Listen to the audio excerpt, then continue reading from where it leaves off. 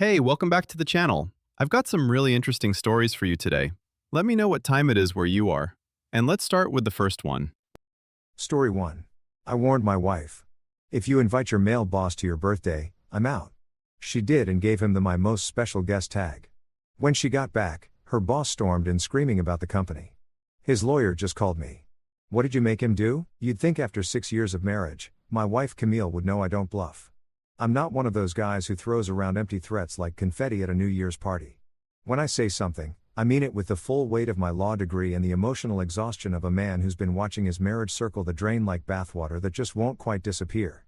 So, when I looked her dead in the eyes over our overpriced artisanal coffee one Tuesday morning and said, "If you invite your boss to your birthday party, I'm out." It wasn't a cute line delivered for dramatic effect. It wasn't me being jealous or insecure or whatever pop psychology term she'd probably Google later to justify ignoring me. It was a survival warning, the kind you give someone before they step on a landmine disguised as a LinkedIn connection.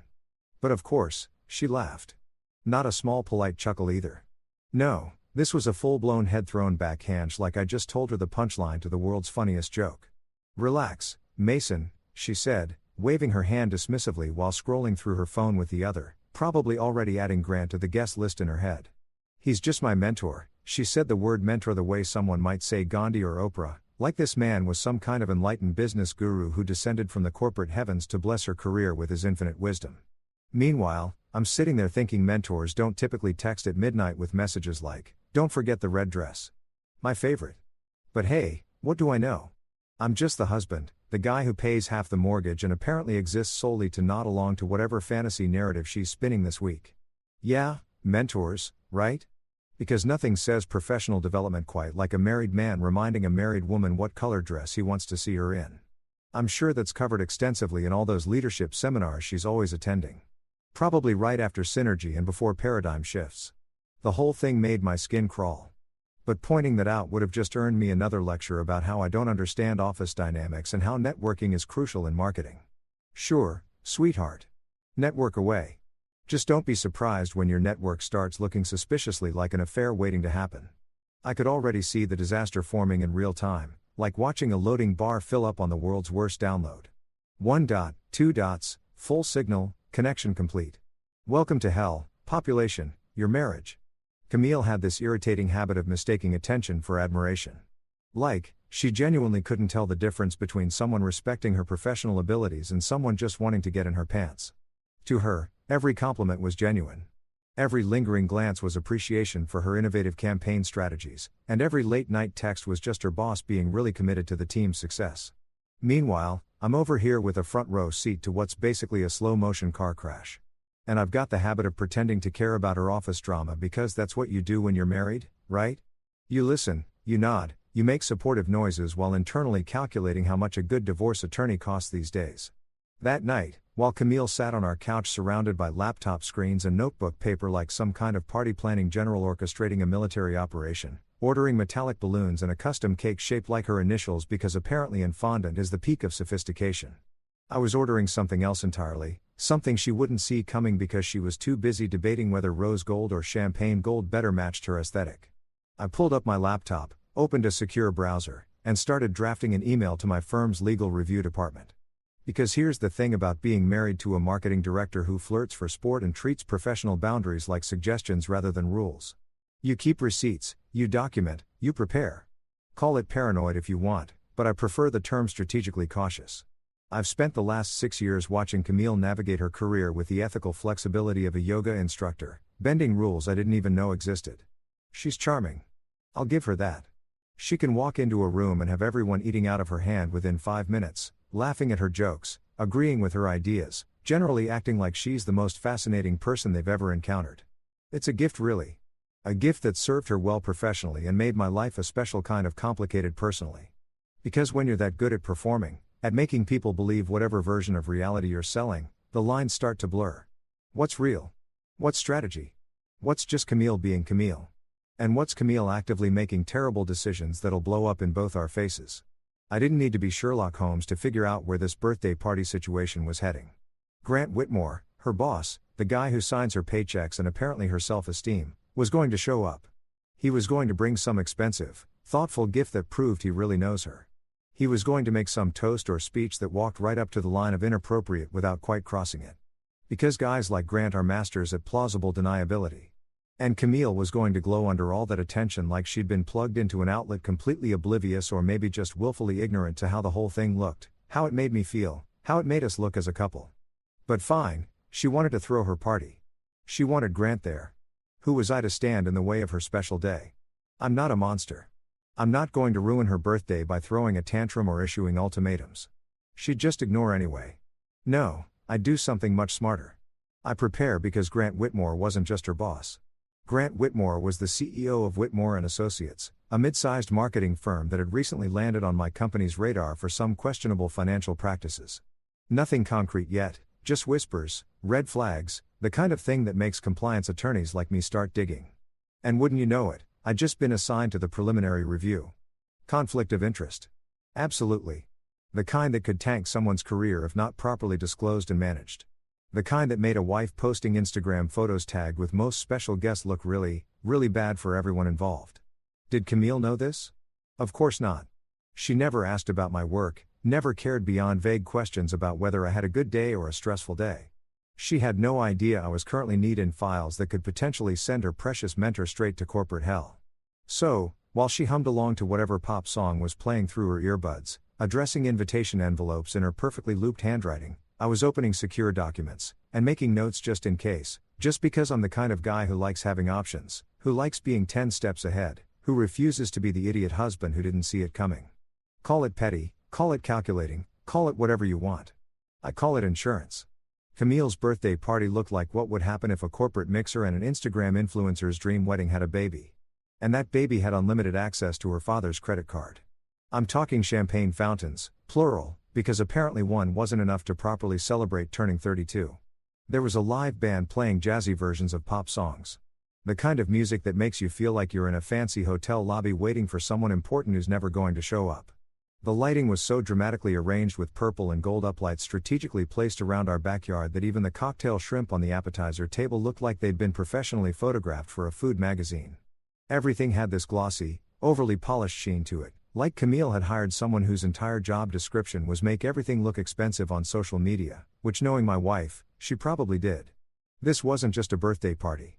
This was content. This was her chance to prove to everyone following her perfectly curated Instagram account that she was living her best life, that she was successful and admired and surrounded by people who absolutely definitely weren't just there for the free premium alcohol. I stood near the bar because if I was going to watch this train wreck unfold, I was going to need something stronger than the cucumber water the catering staff kept trying to push on everyone and observe the guest list with the detached interest of an anthropologist studying a particularly bizarre tribe. There were her coworkers all dressed like they were attending a charity gala instead of a backyard barbecue that had gotten seriously out of hand. There were the neighbors looking uncomfortable and overdressed, probably wondering why they'd been invited to what was clearly not a neighborhood-friendly event. And there were the influencer friends, the ones who'd shown up with ring lights and phone tripods, already filming everything for their stories. I nursed my whiskey and watched Camille work the crowd like a politician on election night, touching arms, throwing her head back in exaggerated laughter, making everyone feel like they were the most important person she'd talked to all evening. It was impressive, really in a deeply exhausting sort of way. She was wearing the red dress. Of course, she was wearing the red dress. The one Grant had texted about. The one that probably cost more than our monthly utility bill. The one that hugged every curve and made sure nobody at this party could possibly forget whose birthday it was. Her hair was done in those perfectly imperfect waves that take 2 hours and a professional to achieve.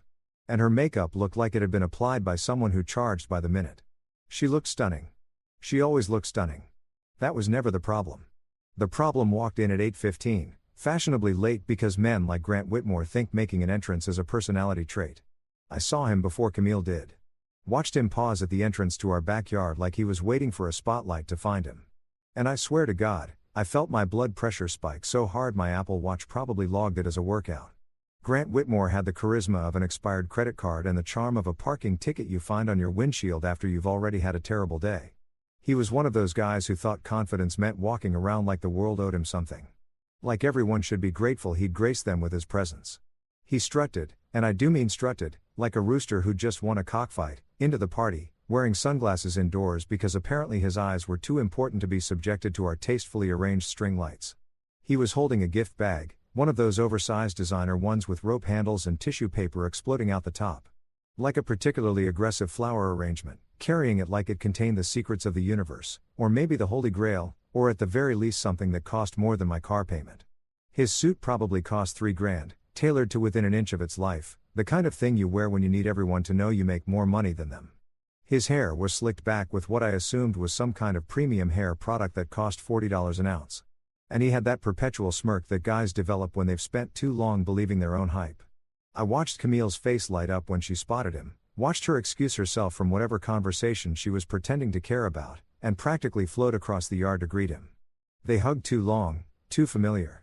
The kind of hug that makes everyone watching feel like they're intruding on something private. He said something in her ear that made her laugh. That real laugh she used to say for me back when we still had things to laugh about together. Then he handed her the gift bag with this theatrical flourish like he was presenting her with an Oscar, and I had to grip my whiskey glass a little tighter to keep from throwing it. The party continued around me like I was a rock in a stream. People flowing past, music playing, conversations happening in that loud talking way people do when they've had 2 drinks and think they're more interesting than they actually are. Camille's friend Monica came up to me at one point, already tipsy, and said something about how lucky Camille is to have such a supportive husband, and I smiled and nodded and wanted to ask her if she'd recently suffered a head injury. Supportive, right? Because standing here watching my wife's boss treat our home like his personal networking event was exactly the kind of support I'd always dreamed of providing. Then came the moment I'd been dreading. The one I'd known was coming since the moment Grant walked in with his stupid sunglasses and his stupid gift bag. Camille climbed onto a chair, actually climbed onto a chair like she was running for office, and clinkied her champagne glass with one of those little forks they provide at fancy events for this exact purpose. The crowd quieted down, faces turning toward her with varying degrees of interest and inebriation. She was glowing, absolutely radiant with attention and champagne, and the thrill of being the center of everyone's universe for one night. And then she opened her mouth and said the words that would later play on repeat in my head during every sleepless night that followed. "I just want to thank everyone for coming tonight to celebrate with me," she began, her voice carrying across the yard with the practiced ease of someone who gives presentations for a living. "But there's someone special I need to recognize. Someone who's been such an incredible mentor, supporter, and friend." My stomach dropped.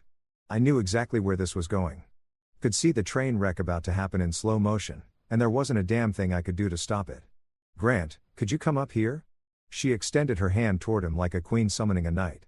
And he obliged. Of course, he obliged. Moving through the crowd with that insufferable confidence while people clapped politely, probably confused about who he was and why he was getting special recognition at someone's birthday party. Camille raised her glass higher, smiled bright enough to power a small city, and delivered the final blow. "To my most special guest, Grant. Thank you for everything you do, for believing in me, for pushing me to be better. I wouldn't be where I am without you." The crowd cheered and raised their glasses, completely oblivious to what had just happened, to what those words meant, to how they sounded coming out of a married woman's mouth in front of her husband. But I heard it. I felt it. You could have heard my dignity pack its things. Call an Uber and leave the premises entirely. It was the sound of something breaking. Not dramatically or loudly, but with that quiet finality of a door closing for the last time. I didn't make a scene. That's not my style. And besides, what would it accomplish? Screaming at my wife in front of 50 people while Grant stood there smirking. No, thanks. I had a better plan. One that required patience and precision rather than emotional outbursts. So, I smiled. The kind of smile that doesn't reach your eyes. The kind that feels like it might crack your face in half. I finished my whiskey in one long swallow, set the glass down on the nearest table with deliberate care, and walked over to where Camille was still standing on that chair. Still basking in her moment. I leaned in close enough that only she could hear me over the music and conversation that had resumed, and whispered 2 words, "Happy birthday." Then I walked out.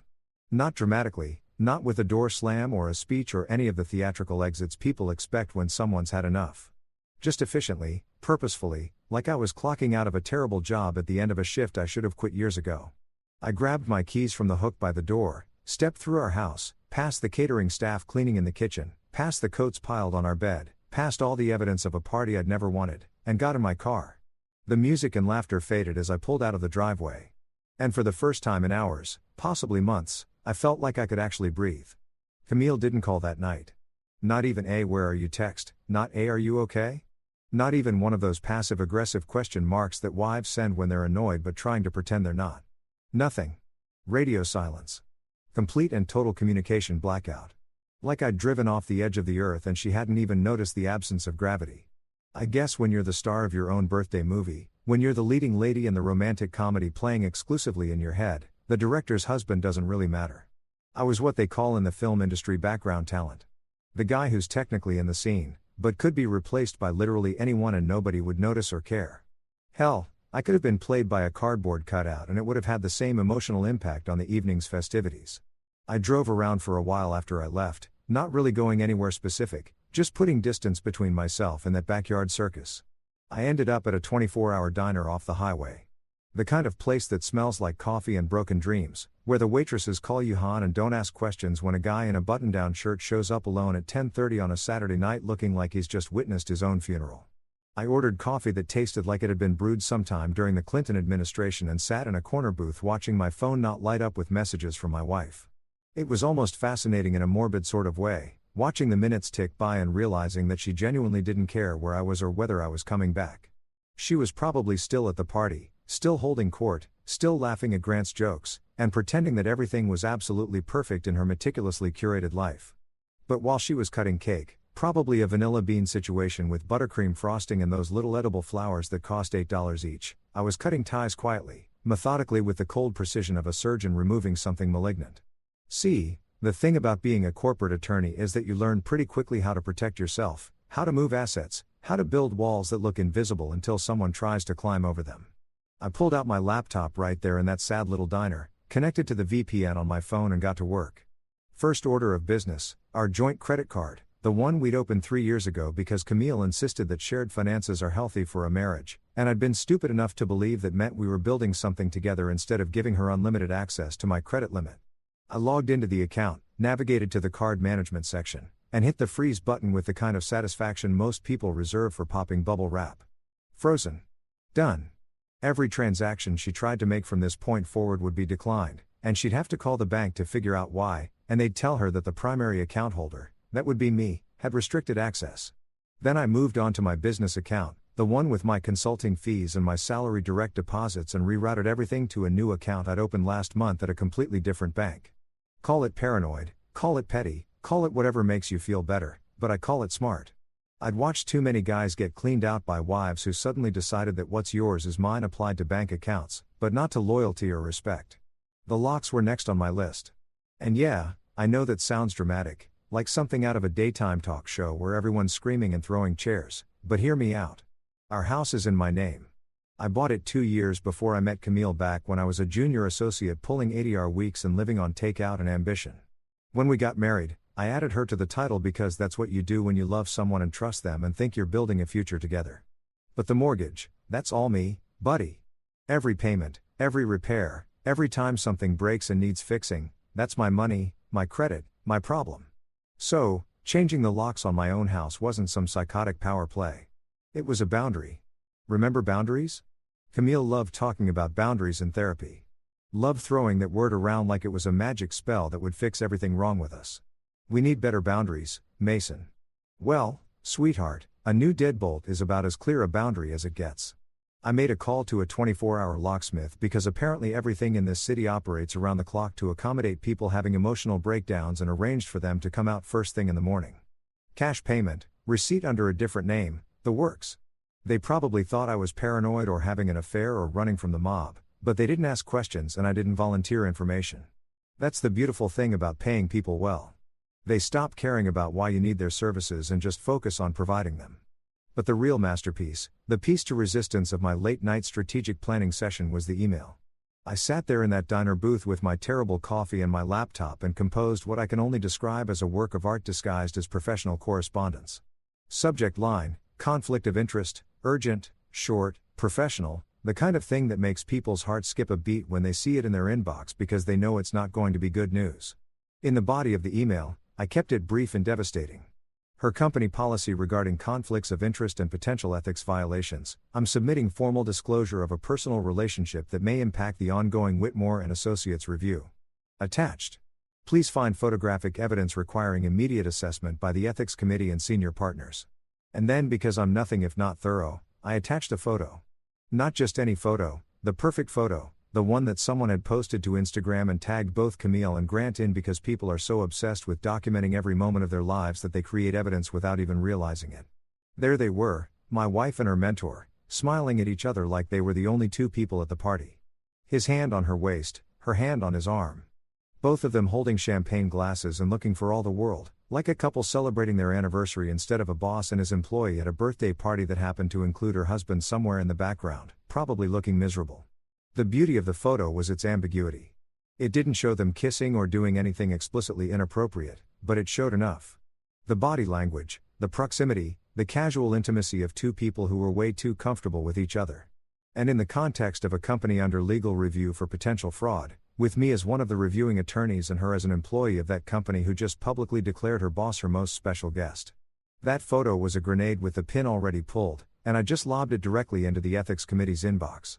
I addressed the email to 3 people, my direct supervisor, the head of our legal review department, and the company's ethics officer.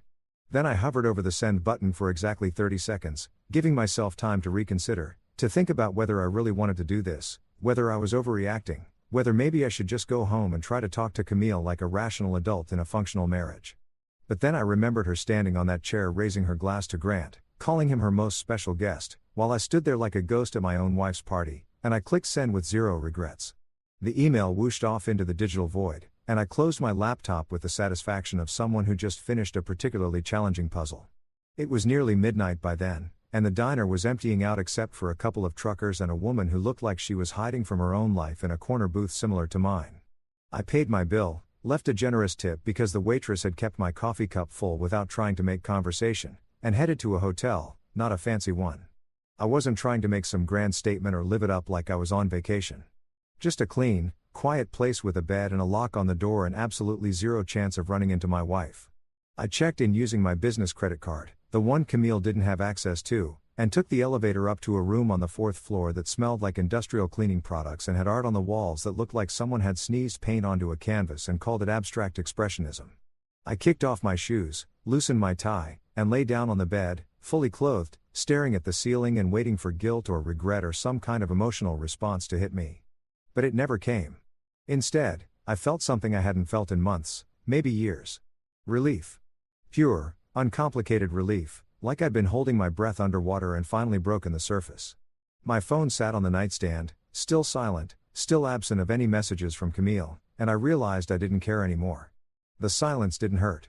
It was just confirmation of what I'd already known, that I'd stopped matching to her a long time ago, and she'd stopped matching to me somewhere along the way, too. For days. That's how long it took for Camille to notice I hadn't come home.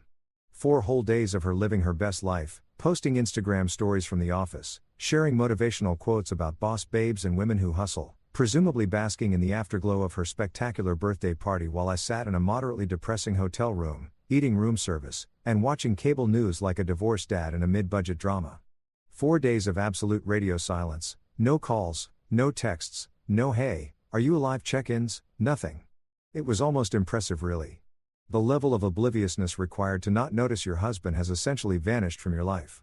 But then again, Camille had always been exceptional at ignoring things that didn't fit into her carefully constructed narrative. So why should my absence be any different? When she finally did show up at the house, our house, my house, the distinction was about to become very important. It was late afternoon on a Thursday. I'd taken the day off work, told my assistant I had some personal matters to handle, which was the understatement of the century. I was sitting in the living room, my living room, with a glass of bourbon that was probably too expensive to be drinking at 3 o'clock in the afternoon, but felt entirely appropriate given the circumstances.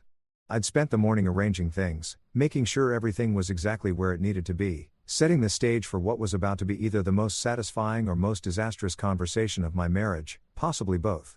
I heard her before I saw her, heard the click-clack of her heels on the front walkway, that confident stride she had, the walk of someone who'd just crushed a presentation or closed a deal, or maybe just received another midnight text from her mentor telling her how special she was. She was humming, actually humming like she'd just won Employee of the Year or gotten a promotion or discovered the secret to eternal happiness in the bottom of a champagne flute. The sound drifted through the door, muffled but unmistakable, and I took another sip of bourbon and waited. The door opened. She still had her old key, the one that was about to become a very expensive souvenir. And she breathed in like she owned the place, which legally speaking, she sort of did, but we'd get to that in a minute. She tossed her designer purse onto the couch, the kind of bag that costs more than some people's monthly rent, and always seemed to be spilling receipts and lipsticks and those little sample perfumes she collected from department stores. Her hair was perfect. Her makeup was flawless. Her outfit screamed, "I'm important and successful and definitely not going through a marital crisis." She looked happy, genuinely, annoyingly, obliviously happy. "Did you miss me?" she asked, her voice dripping with that playful tone she used when she thought she was being charming. Like this was all just a minor misunderstanding. Like, I'd stormed off after a little argument. And now we were going to kiss and make up and pretend everything was fine. Like, the last 4 days hadn't happened. Like her birthday party hadn't been a masterclass in humiliation. Like we were still playing happy marriage instead of whatever twisted game this had become. I looked at her over the rim of my glass, taking my time, letting the silence stretch out until it got uncomfortable.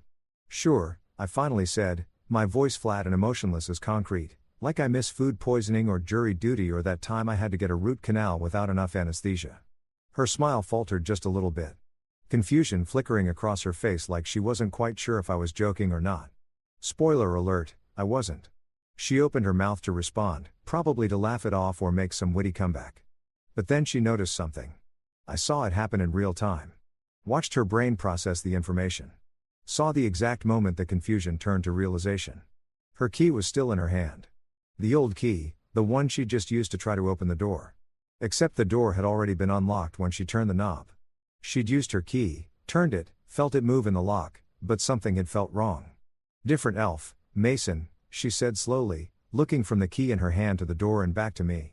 Did you change the locks?" Her voice had lost that playful edge, replaced by something harder, sharper, like she was starting to understand that maybe this wasn't going to be the easy reconciliation she'd apparently been expecting. Her smile twitched at the corners, trying to hold its shape, but starting to crack around the edges. "Boundaries, remember," I said, settling back into the couch like I was explaining basic arithmetic to a particularly slow student. "You said they're healthy. You said we needed better boundaries in our marriage. I think those were your exact words during our last therapy session, which you skipped, by the way. So, I took your advice, and honestly, you were right. Boundaries are incredibly healthy, life-changing, even. I should have listened to you years ago." She just stood there frozen in the entryway with her expensive purse and her designer shoes and her perfectly styled hair, looking like someone had just told her that gravity was optional, and she wasn't sure whether to be excited or terrified. I could practically see the wheels turning in her head. Trying to figure out if this was some kind of elaborate joke, some test she was supposed to pass. Some game with rules she didn't understand. But this wasn't a game. Games have winners and losers. And at this point, we'd both already lost. I was just making sure the final score was accurately recorded. "I don't understand," she said. And for the first time and maybe ever, she sounded genuinely uncertain. Camille was never uncertain. She was confident, assured, always ready with an answer or an excuse or a perfectly crafted explanation for whatever situation she found herself in. But right now, standing in the doorway of a house she could no longer access without my permission, she looked lost. "Let me help you with that," I said, gesturing to the coffee table where a thick brown envelope sat, her name written across the front in my handwriting. It had been sitting there for an hour, positioned perfectly so she couldn't miss it, couldn't pretend she hadn't seen it, couldn't make excuses later about how she didn't know or didn't understand. "There's some reading material for you. Consider it a belated birthday gift since I apparently didn't get you anything memorable at your party. Well, except for the gift of my absence, but that doesn't really come with a card." She moved toward the table like she was approaching a bomb that might detonate if she breathed wrong. Picked up the envelope with hands that I noticed were shaking slightly. "Good. She should be nervous." She opened it carefully, pulled out the papers inside, and I watched her eyes scan the first page, then the second, then back to the first. Like maybe she'd misread something. Like maybe this was all some terrible mistake that would clear itself up if she just looked at it from a different angle. This is our prenup," she said, her voice barely above a whisper. "But it's different. These terms." She looked up at me, her face gone pale under her foundation, all that confidence and swagger evaporating like water on hot pavement. "Mason, what is this?" "That's the updated version," I explained, taking another leisurely sip of my bourbon. "The one we signed a year ago when we refinanced the house. Remember you were so busy with that big campaign launch and I told you we needed to sign some paperwork for the ROFI and you said, and I quote, 'I trust you with anything babe, just tell me where to sign.' So I did. I told you where to sign and you signed right there at the bottom of page 6 and again on page 12 and once more on page 18. Your signature's all over this thing, very official, very legal, very much enforceable in any court in the state. She flipped through the pages frantically now, not really reading anymore, just looking for something that would make this make sense. Some loophole or escape hatch or evidence that this was all some elaborate misunderstanding. But this says, Mason, this says I'm not entitled to anything. The house, your retirement accounts, your business assets, everything's protected. This isn't what we agreed to when we got married. This isn't. You're absolutely right. I interrupted, standing up and walking over to where she stood, close enough to see the panic starting to bloom in her eyes. This isn't what we agreed to when we got married. When we got married, we agreed to be faithful. We agreed to be partners. We agreed to respect each other and prioritize our relationship over our careers and not invite our bosses to birthday parties and call them our most special guests while our husbands stand in the corner like decorative plants. But then things changed, didn't they? Circumstances evolved. Situations developed and I adapted accordingly. You tricked me, she whispered, clutching the papers like they might transform into something else if she held them tight enough. You lied to me. You told me this was for the refinance. I told you we needed to sign paperwork for the refinance. I corrected, which was true. We didn't need to sign refinance paperwork. We also needed to sign an updated prenup, which I mentioned was included in the documents. You just didn't bother to read what you were signing because you were too busy, too distracted, too confident that I'd never do anything that wasn't completely in your best interest. You said you trusted me with anything, Camille. So, I trusted that you wouldn't read the fine print. Turns out we were both right. Camille tried pretending nothing happened for approximately 18 hours, which was actually longer than I'd expected given her usual inability to confront reality when it didn't align with her preferred narrative. She spent that night in the guest room, which was generous of me to allow, considering she technically had no legal right to be in my house anymore, but I'm not a complete monster, and emerged the next morning acting like we just had a minor disagreement about where to go for dinner rather than a nuclear detonation of our marriage. She made coffee, did her makeup, got dressed in one of those power suits she wore when she needed to feel in control, and headed off to work like everything was absolutely fine, and we definitely weren't 2 signatures away from divorce proceedings. I, meanwhile, worked from home that day because I had a feeling things were about to get interesting and I wanted a front row seat to the implosion. I set myself up in the home office with my laptop, a fresh pot of coffee, and the kind of anticipation you get right before a really good plot twist in a movie you've been waiting months to see. I'd sent that email 4 days ago, for days for it to circulate through the proper channels, for the ethics committee to convene, for people way above my pay grade to start asking uncomfortable questions about conflicts of interest and professional boundaries, and why exactly one of their reviewing attorneys had a wife who was publicly celebrating her boss while said boss was under investigation for financial misconduct. These things take time, bureaucracy being what it is, but I knew the clock was ticking. It was just a matter of when, not if. The call came at 10:47 in the morning. I know the exact time because I was watching the clock like a kid on Christmas Eve, except instead of waiting for Santa, I was waiting for karma to show up with receipts and a really bad attitude. I heard Camille's phone ring from where I sat in my office. Heard her answer it in that professional voice she used for work calls, all crisp and efficient and ready to solve whatever problem had come up. Camille Harper speaking, she said like she was auditioning for the role of successful marketing executive in a corporate training video. Then I heard the screaming, not her screaming, Grant screaming. I couldn't make out the exact words from where I sat, but I didn't need to. The tone was unmistakable. That specific pitch of panic mixed with rage that people hit when their entire world is crumbling and they need someone to blame. It was beautiful. Honestly, like listening to a symphony composed entirely of consequences.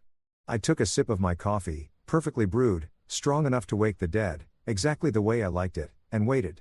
What? Grant, slow down. I can't. Camille's voice cut through the house, confusion turning to alarm. What do you mean the company? What lawyer? Grant, you're not making any sense. More screaming from his end, loud enough that I could hear it even though I wasn't on the call. Could hear him absolutely losing his mind in real time. What did you do? The company, his lawyer, just called me. Perfect timing. Absolutely perfect. I couldn't have choreographed it better if I tried. I imagine Grant in his corner office probably pacing back and forth in his $3,000 suit. His hair no longer perfectly slicked back, his composure completely shattered as he realized that his company was under serious legal scrutiny. And it was all connected to a stupid birthday party where he'd gotten too comfortable, too cocky, too careless about boundaries and optics and the basic professional standards that exist for exactly this reason. See, here's what had happened. While Camille was busy pretending everything was fine and Grant was probably busy sending inappropriate midnight texts to other employees, my email had made its way through the proper channels. The Ethics Committee had reviewed the photo, cross-referenced it with the ongoing investigation into Whitmore and Associates and realized they had a major problem. One of their attorneys, me, was married to an employee of a company under review. And that employee had publicly and enthusiastically demonstrated a personal relationship with the CEO of said company. That's not just a conflict of interest. That's an ethics violation so obvious you could see it from space. So, they'd done what any responsible legal department would do. They'd escalate. They'd notified senior partners who'd notified the company's general counsel, who'd immediately started damage control procedures, which meant pulling me off the Whitmore and Associates review, not as punishment, just as standard conflict protocol, and assigning new attorneys to the case. Fresh eyes, no personal connections, no reason to show favoritism or bias in either direction. And those new attorneys, unencumbered by any loyalty or personal relationship to anyone involved, had apparently found some very interesting things in Whitmore and Associates' financial records. Things that Grant had probably been hoping would stay buried under a mountain of paperwork and creative accounting.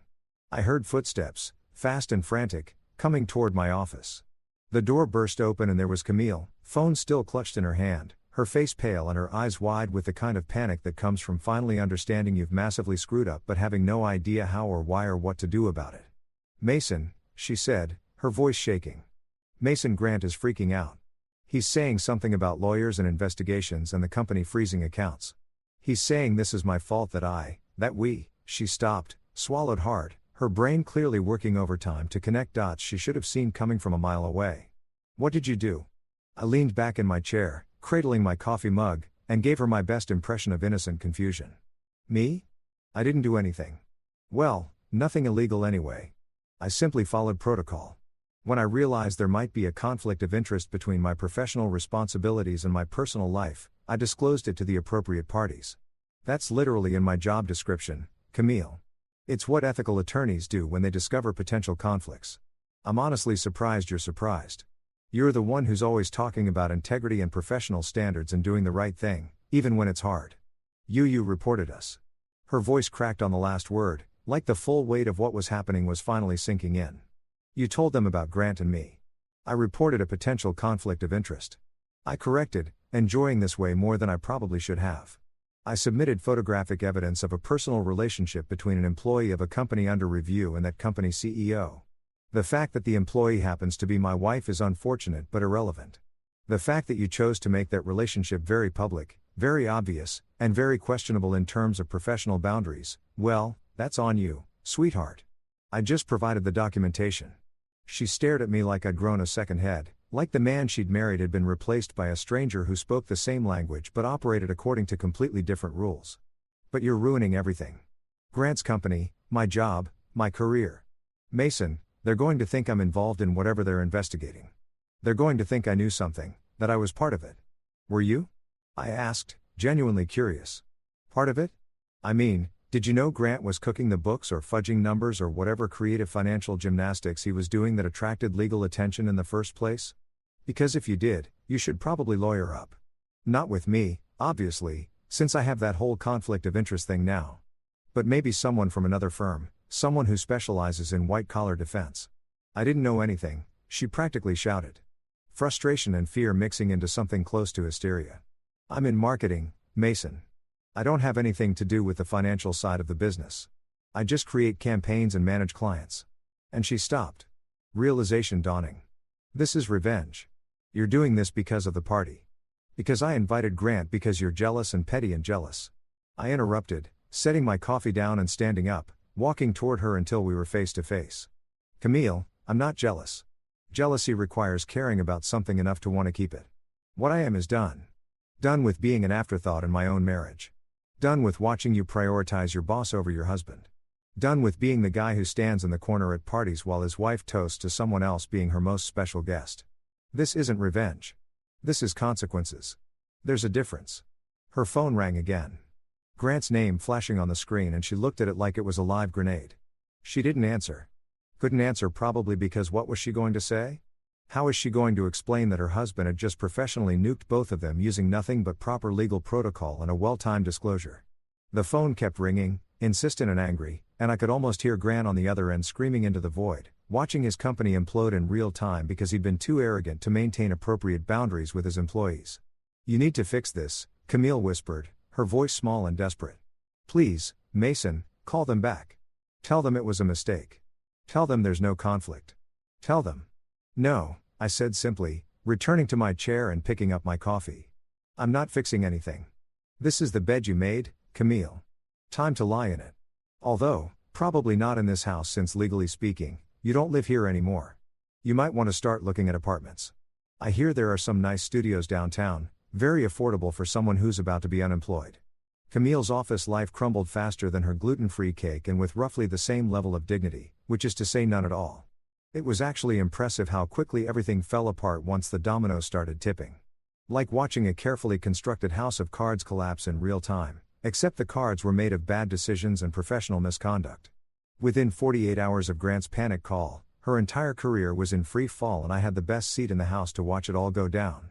Not because I was actively involved.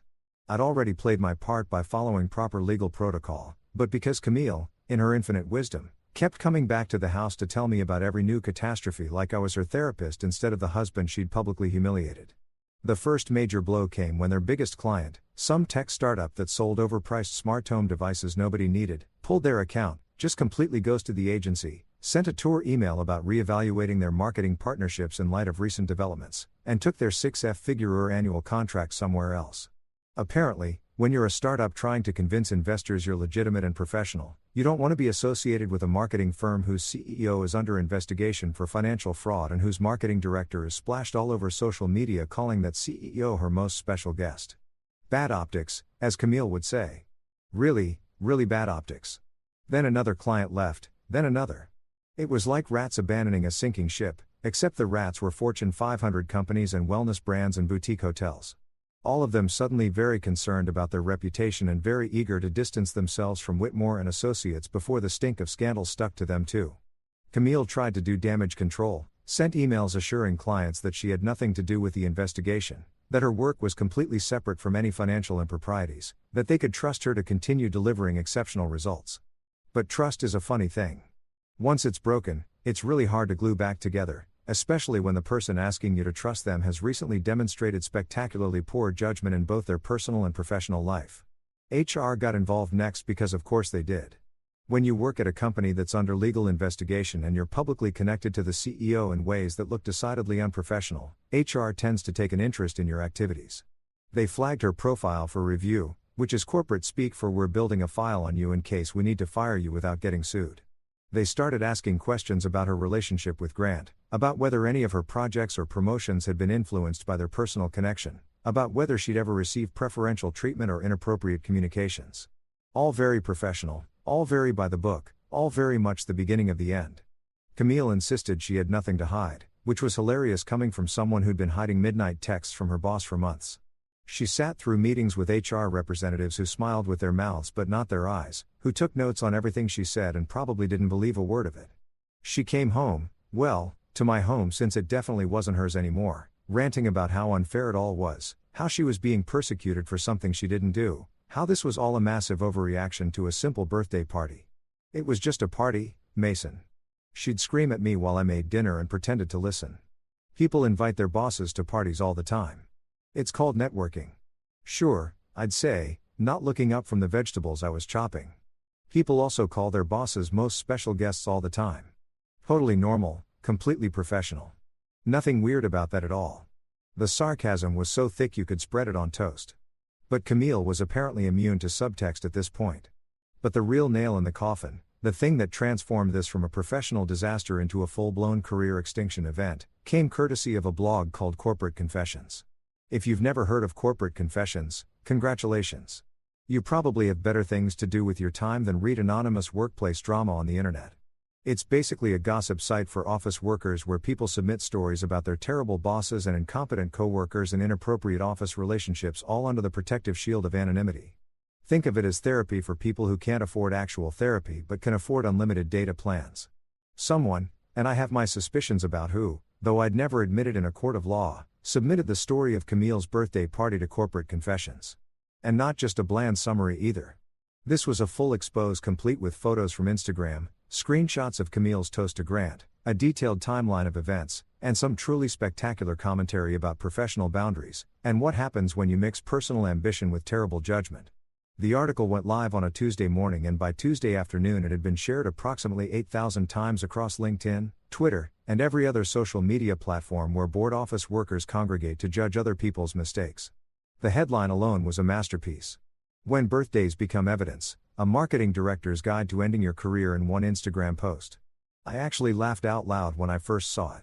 Sitting in my office with my morning coffee, scrolling through my phone, and discovering that my wife had become internet famous for all the wrong reasons. The article itself was even better, written with the kind of savage professionalism that only comes from someone who really understands corporate culture and knows exactly where to stick the knife for maximum damage. In what can only be described as a masterclass in career self-destruction, the article began, marketing director Camille Harper threw herself a birthday party that will likely be studied in business school ethics classes for years to come. The event, which featured champagne fountains and enough Instagram content to fill a small database, might have been just another excessive millennial celebration if not for one tiny detail.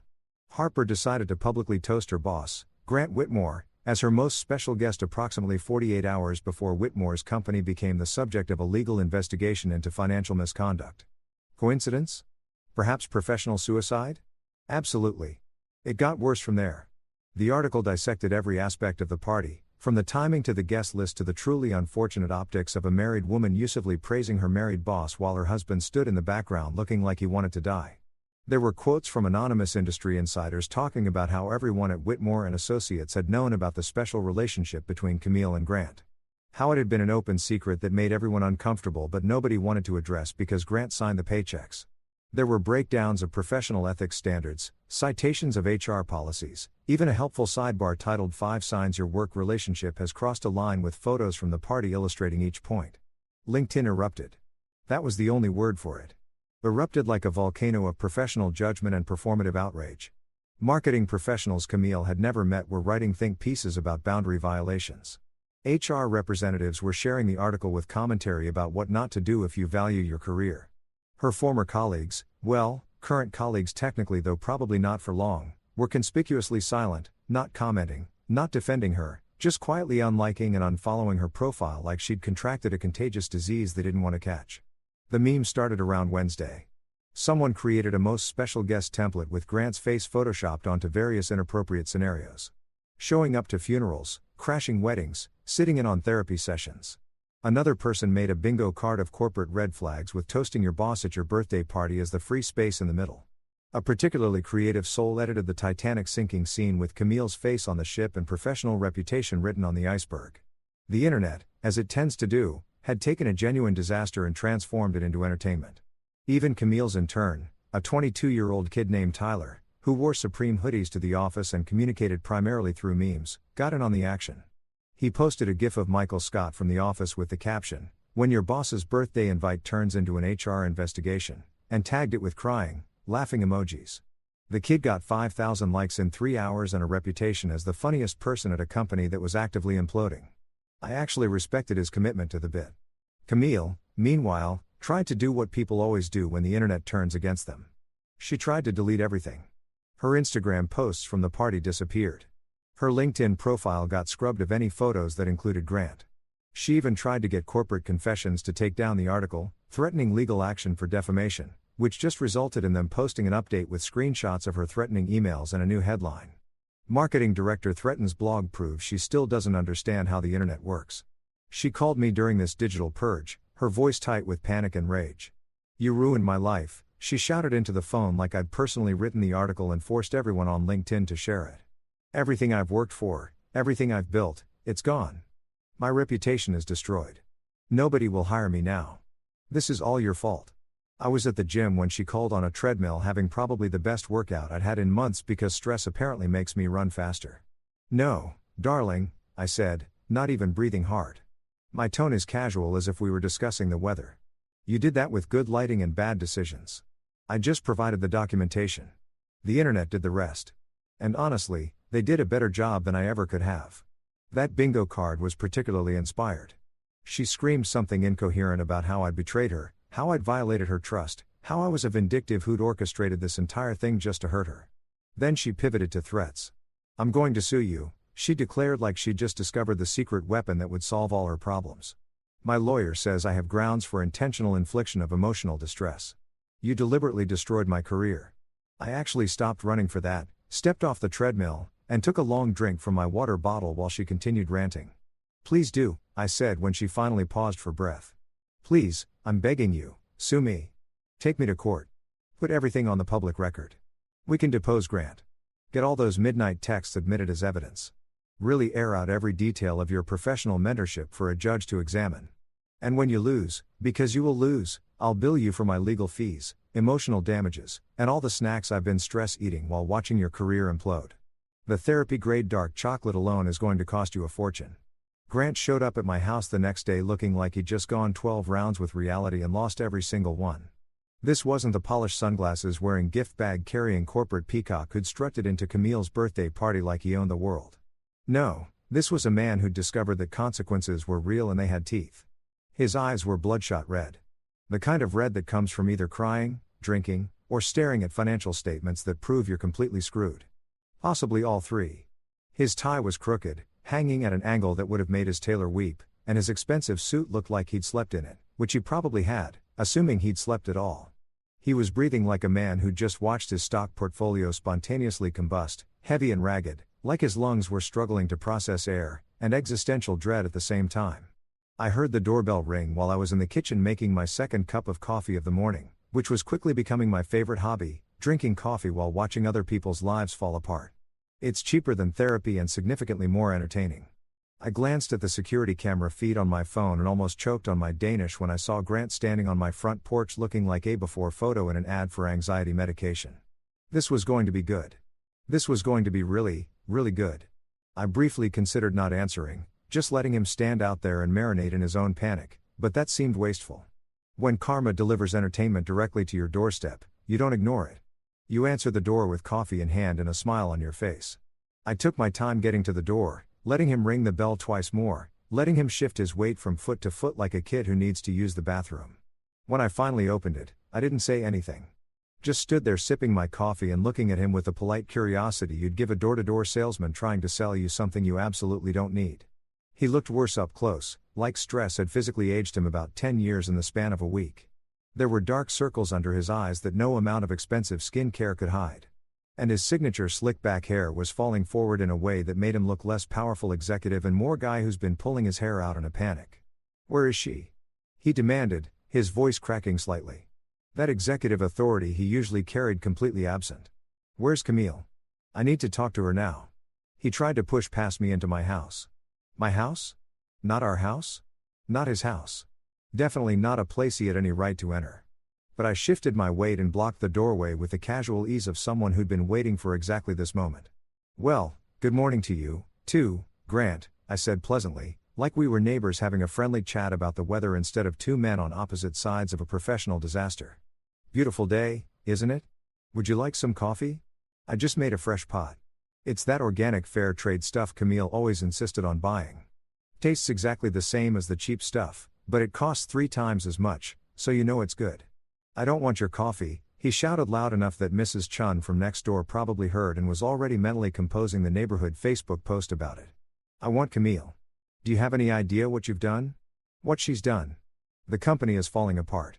We're hemorrhaging clients. The board is calling emergency meetings. Lawyers are crawling through every document we've produced in the last 5 years." He stopped breathing hard, his face flushed red with rage and panic and whatever other emotions were fighting for dominance. "This is your fault. You did this." "Did I?" I asked, genuinely curious about his logic. "Because from where I'm standing, I just followed proper legal protocol and disclosed a conflict of interest. Everything that happened after that was just people doing their jobs. Lawyers investigating, clients making business decisions, the internet being the internet. I'm just one guy, Grant. I don't have the power to destroy a company. But you know what does have that power? Fraud. Financial misconduct. Cooking the books while your marketing director publicly celebrates you as her most special guest and creates a paper trail that any first-year law student could follow. That'll do it every time." Camille appeared then, emerging from somewhere inside the house where she'd apparently been hiding or gathering courage or maybe just applying more makeup because she looked camera ready despite the fact that her entire life was imploding. She was wearing one of those athleisure outfits that cost more than most people's monthly grocery budget. Like she decided that if she looked put together enough, maybe reality would get confused and leave her alone. "Grant," she said, her voice small and uncertain. "What are you doing here?" He whirled on her like she just admitted to burning down his office building. "What am I doing here? What am I doing here?" His voice went up about 3 octaves, hitting notes I didn't think the human male voice was capable of reaching. "What did you make him do?" "The company's freezing accounts because the legal review found discrepancies, major discrepancies, and now they're saying it's connected to your husband's disclosure. HR's in complete meltdown. Half the staff quit yesterday. Our biggest investor pulled out this morning. The trade publications are writing obituaries for us while we're still technically alive." I leaned against the doorframe, sipping my coffee, watching this unfold with the detached appreciation of someone watching a really good movie. This was better than Netflix.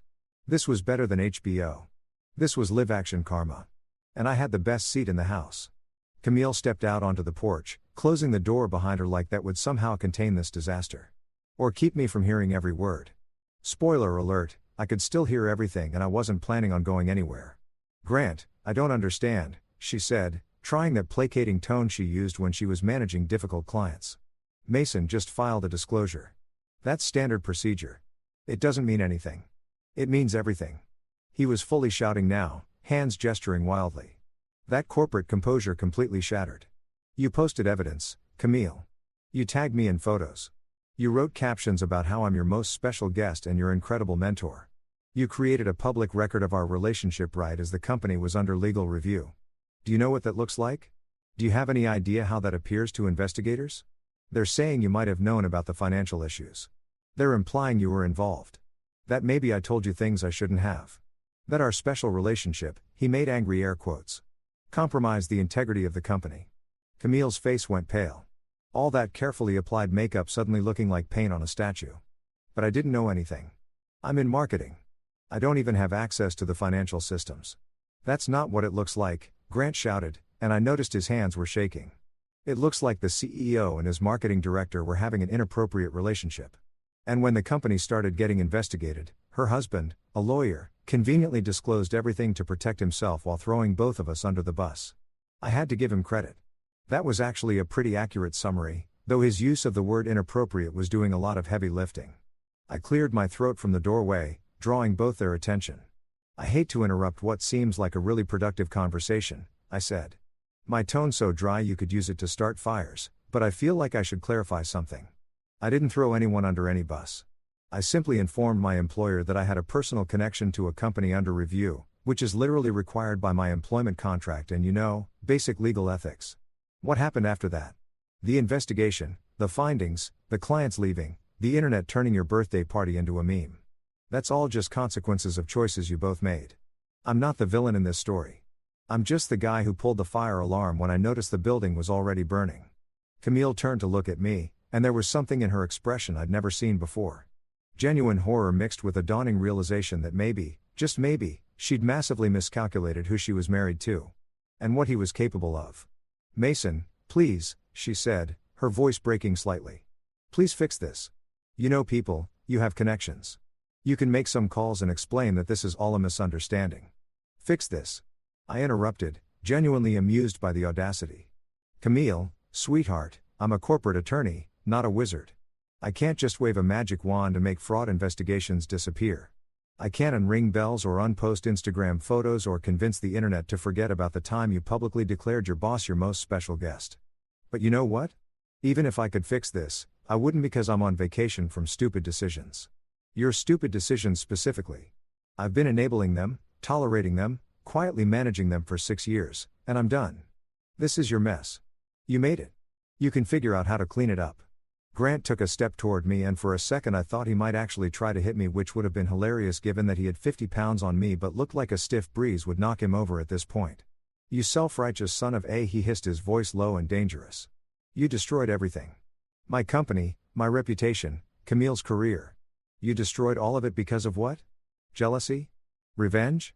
Because your wife paid attention to someone else. I sat down my coffee cup carefully on the little table by the door and looked him dead in the eyes. No, Grant, you destroyed everything because you couldn't keep your books clean or your hands professional. I just documented it. There's a difference. I smiled then.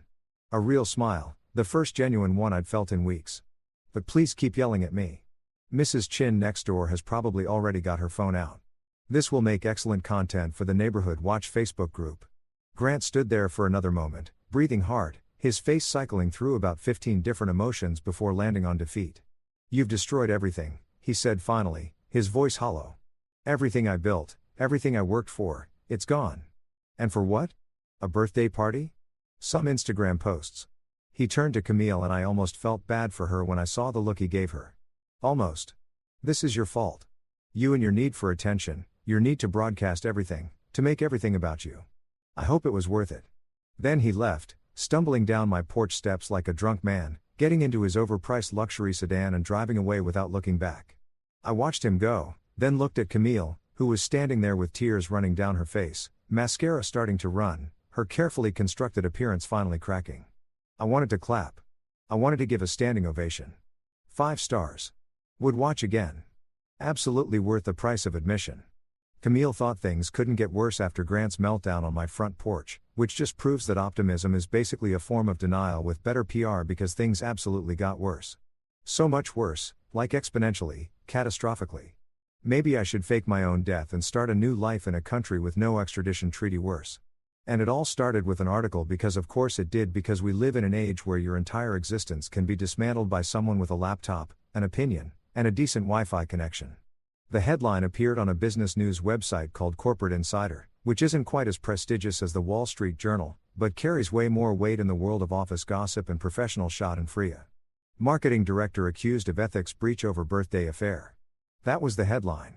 And let me tell you, it was a masterpiece of strategic word choice. Not involved in or connected to. No, they went with accused of, which carries just enough legal weight to sound serious without being actionable.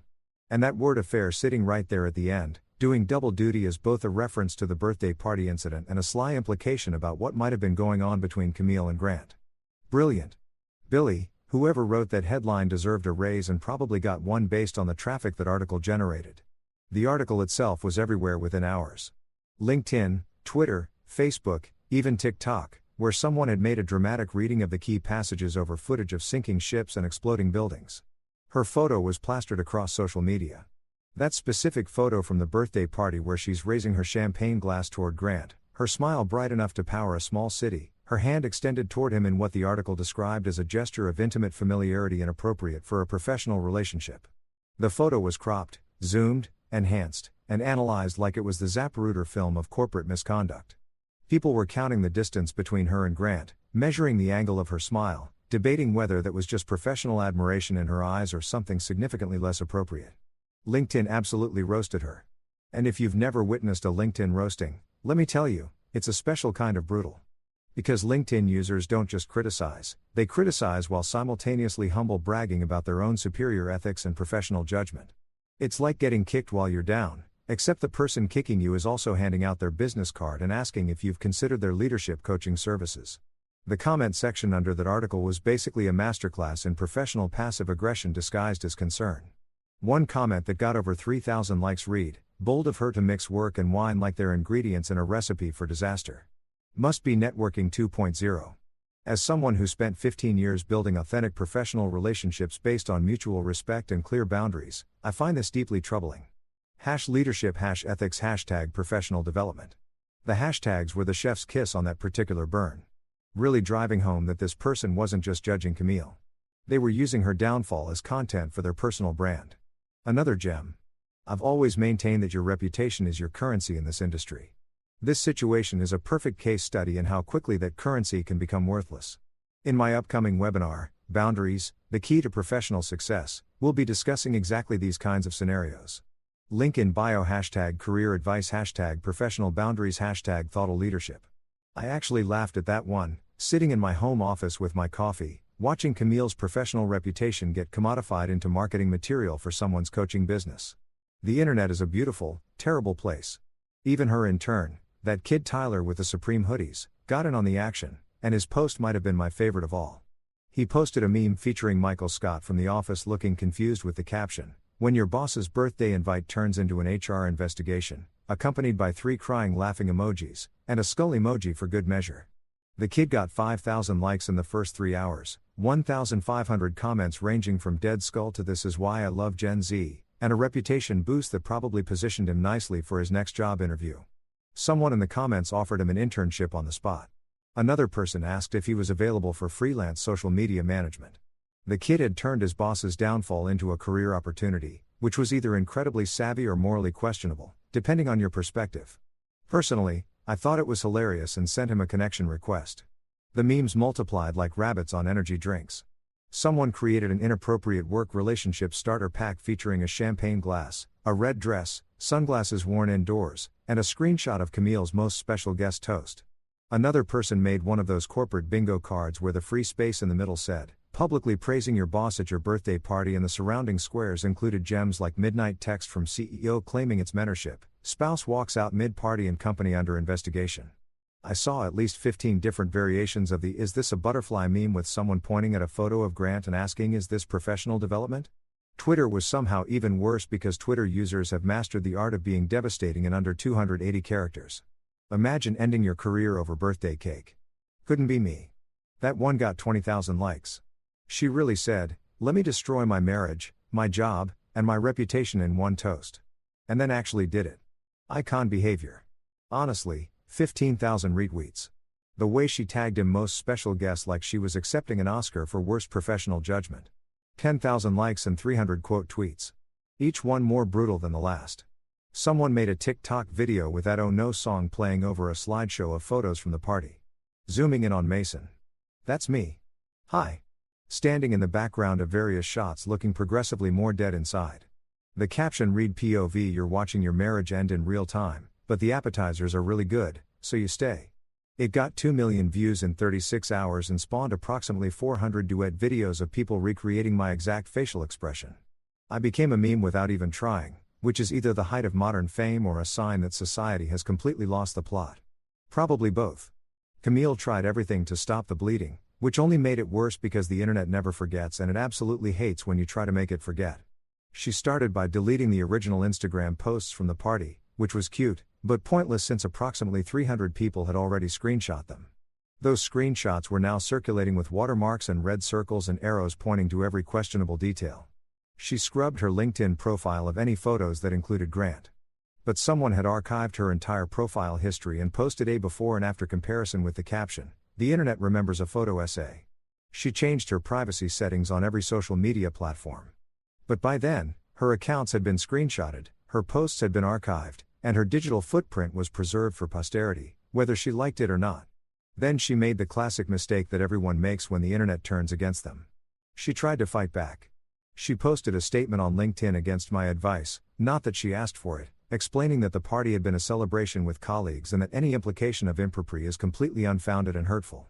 The post was professional, measured, carefully worded to avoid admitting anything while also attempting to sound reasonable and victimized.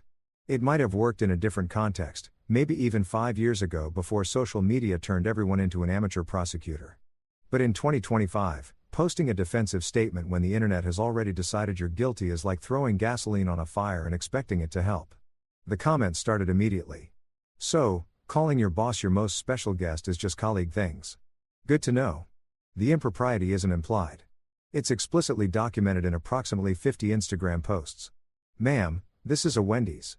That last one didn't even make sense in context, but got 800 likes anyway because internet humor operates on its own logic. Her former colleagues maintained radio silence, which spoke volumes in that specifically corporate way where not saying anything says everything. Nobody defended her. Nobody vouched for her character. Nobody posted supportive comments or tried to contextualize the situation.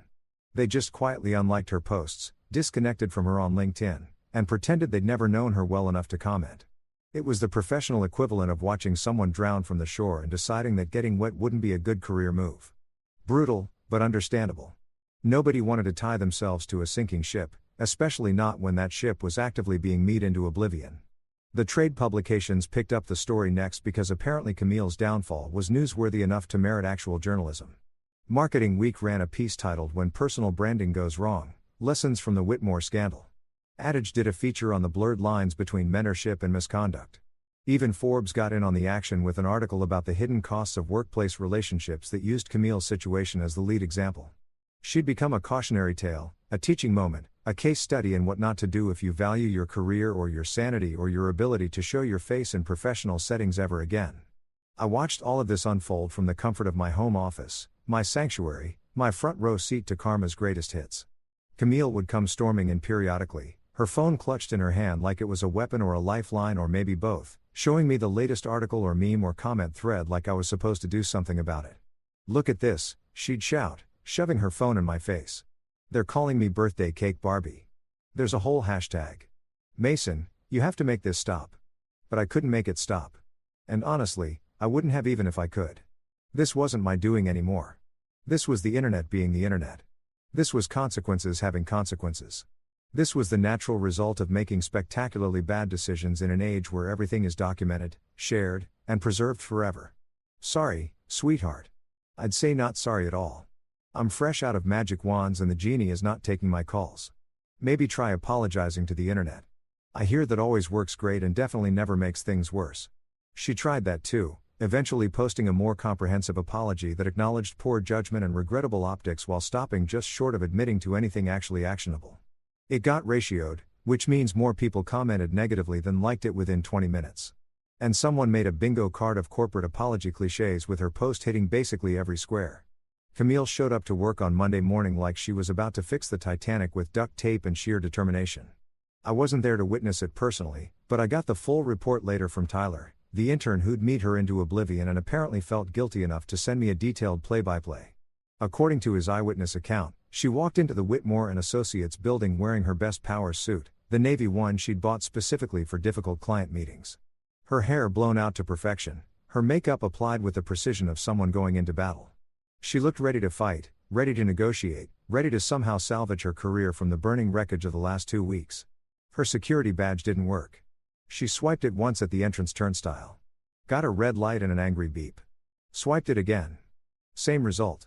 The security guard, a guy named Marcus, who'd seen her come and go for 3 years, wouldn't make eye contact, just handed her a sealed manila envelope with her name printed across the front in that impersonal corporate font that screams, "Your life is about to get worse." She apparently stood there for a solid 30 seconds, staring at that envelope like it might spontaneously combust if she looked at it hard enough before finally opening it with shaking hands. Inside was a single sheet of paper, not multiple pages of explanation or justification or carefully worded corporate doublespeak. Just one clean, brutal sentence. Termination of employment effective immediately. And there at the bottom, right above the company seal and the HR director's signature, was another name. A name that made her face go pale, made her knees literally buckle, according to Tyler's dramatic retelling. Authorized by General Counsel Mason R. Hale. She looked up from the paper, blinking like the letters might rearrange themselves into something different, something less devastating, something that didn't confirm her worst suspicion. "You," she whispered, though I wasn't there to hear it. "You did this," Tyler said. The security guard offered her a tissue box. Marcus, the real MVP of this story, apparently kept emergency tissues at his desk specifically for moments like this. Camille didn't take one. She just stood there staring at my signature, probably realizing that her husband, soon-to-be ex-husband, had just fired her using nothing but proper legal channels and perfectly executed revenge. I offered her silence. It was the kindest thing I could give.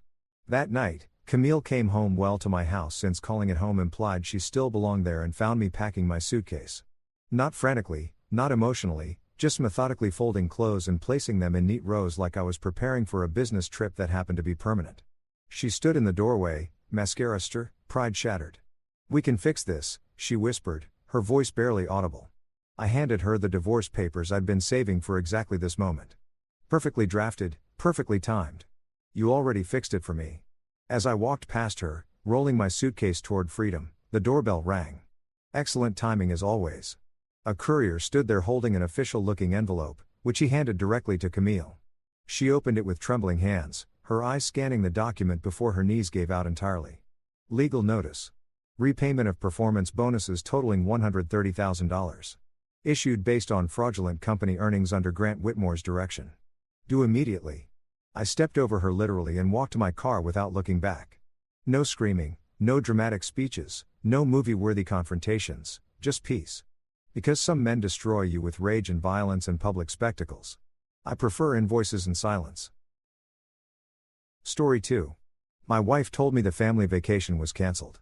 Too tight this year, just staying in. So, I spent the day working. That afternoon, my wife's sister posted a video, a full house, turkey carving, family-only invitations. Everyone was there except me. I stayed silent until wife texted, "Venmo me $3,000. It's urgent." I replied, "Ask the family you chose." Then I cut off every payment and watched the fallout. Look, I'm not the kind of guy who throws tantrums when things don't go my way. I'm an engineer, for crying out loud. We solve problems with logic, spreadsheets, and the occasional stress-induced energy drink binge at 2 a.m. So, when my wife Laura sat me down at the kitchen table with that serious face she reserves for bad news and discount shoe sales, I figured we were about to have a real adult conversation about our finances. You know, the kind where two mature people acknowledge that life's expensive and sometimes you've got to make sacrifices. Real heartwarming stuff, honey, she said, doing that thing where she touches my hand like I'm a golden retriever about to hear, "He can't go to the park. The family vacation's off this year. Money's just too tight right now." She gave me these puppy dog eyes that could have won an Oscar, and honestly, I bought it. Hook, line, and sinker like an absolute chump. I nodded like the responsible, understanding husband I apparently was back then. "Sure, babe," I said, probably sounding like I just agreed to donate a kidney. Times are tough. It's 2025. Everyone's broke unless they're selling crypto or feet pics on the internet. I even threw in a supportive shoulder squeeze because I'm nothing if not a team player. We're in this together, right? For better or worse, in sickness and health, in poverty and whatever the opposite of poverty is that we clearly weren't experiencing. So, I did what any beautiful spouse would do. I canceled my vacation leave at work, which, let me tell you, was about as fun as canceling Christmas. My boss actually looked concerned when I told him I wasn't taking time off. "You sure, man? You've been here 3 years and haven't used half your PTO. That's not healthy." But no, I insisted. Got to stay home. Got to save money. Got to be the rock of financial responsibility while the economy does whatever nightmare thing it's doing this week. I even, and this is where I really deserve a medal for husband of the century, offered to pick up extra shifts at the engineering firm, more billable hours, more overtime, more money for the family fund because that's what we do when times are tough, right? We buckle down, we sacrifice, we adult so hard it hurts. That morning started like any other day in my newly vacation-free existence. I was parked at my home desk, drowning in project reports that read like they've been written by robots having existential crisis. CAD files, stress calculations, client emails asking why things cost money. The usual engineering glamour. My coffee was getting cold. My neck was developing that special kind of ache that screams you need a better chair and also a vacation. And I was generally living my best budget-conscious life. Then I saw it, the notification that would fundamentally alter my understanding of marriage, trust, and what constitutes acceptable behavior in a committed relationship. Laura had posted a photo on social media because of course she had, because this is 2025 and if you didn't post it, did it even happen?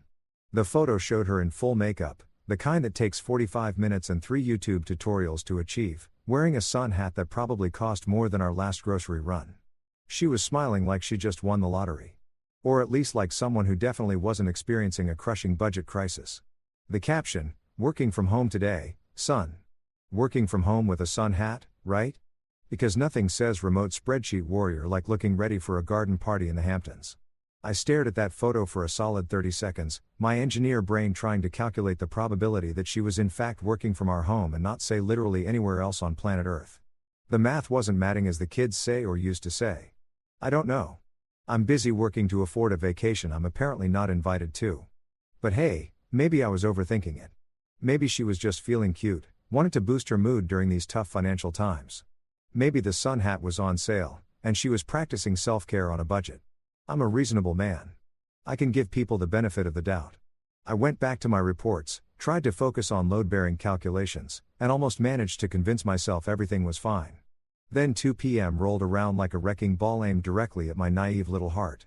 My phone buzzed with a notification from Instagram, her sister Becky's account, which I followed purely out of family obligation and not because I actually wanted to see 40 photos of her overpriced lattes and inspirational quotes about living your truth. But this wasn't a latte. This wasn't a quote.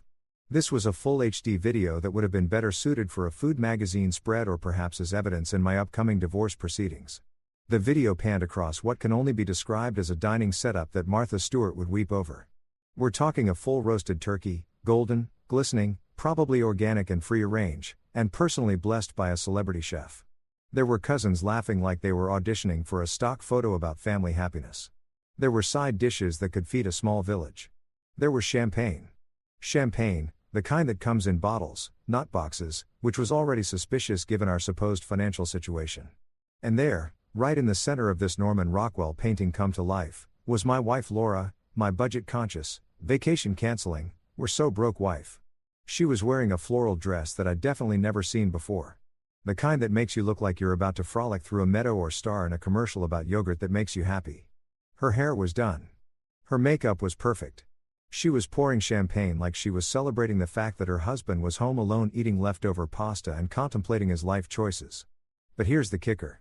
The caption that really twisted the knife and then set it on fire for good measure. Family only vacation. Nothing beats tradition. Turkey red heart sparkles. Family only. Family only. I read it 3 times to make sure I wasn't having a stroke. I checked my marriage certificate. Yep, still valid. I checked the calendar. Yep, still married. I checked my bank account. Yep, still funding this whole operation. But apparently somewhere in the fine print of our wedding vows, there was a clause that said family was a flexible term that could exclude the person legally bound to you when it was convenient for turkey dinners and Instagram content. I sat there at my desk, project reports forgotten, cold coffee mocking me, staring at this video of my wife living her best life at what was clearly not a budget-friendly gathering. The turkey alone probably cost more than my weekly grocery budget. The wine, forget about it. The matching floral arrangements on the table, someone had money to burn, and apparently that someone had been getting monthly deposits from yours truly, right? Guess I was just the +1 who expired. The family member with an asterisk. The husband except when there's a vacation involved. I replayed that video one more time just to make absolutely sure I wasn't hallucinating from too much engineering work and not enough vacation. Nope. Still there, still smiling. Still very much on a family vacation that I had been explicitly told we couldn't afford. And that's when I realized I wasn't having a budget crisis.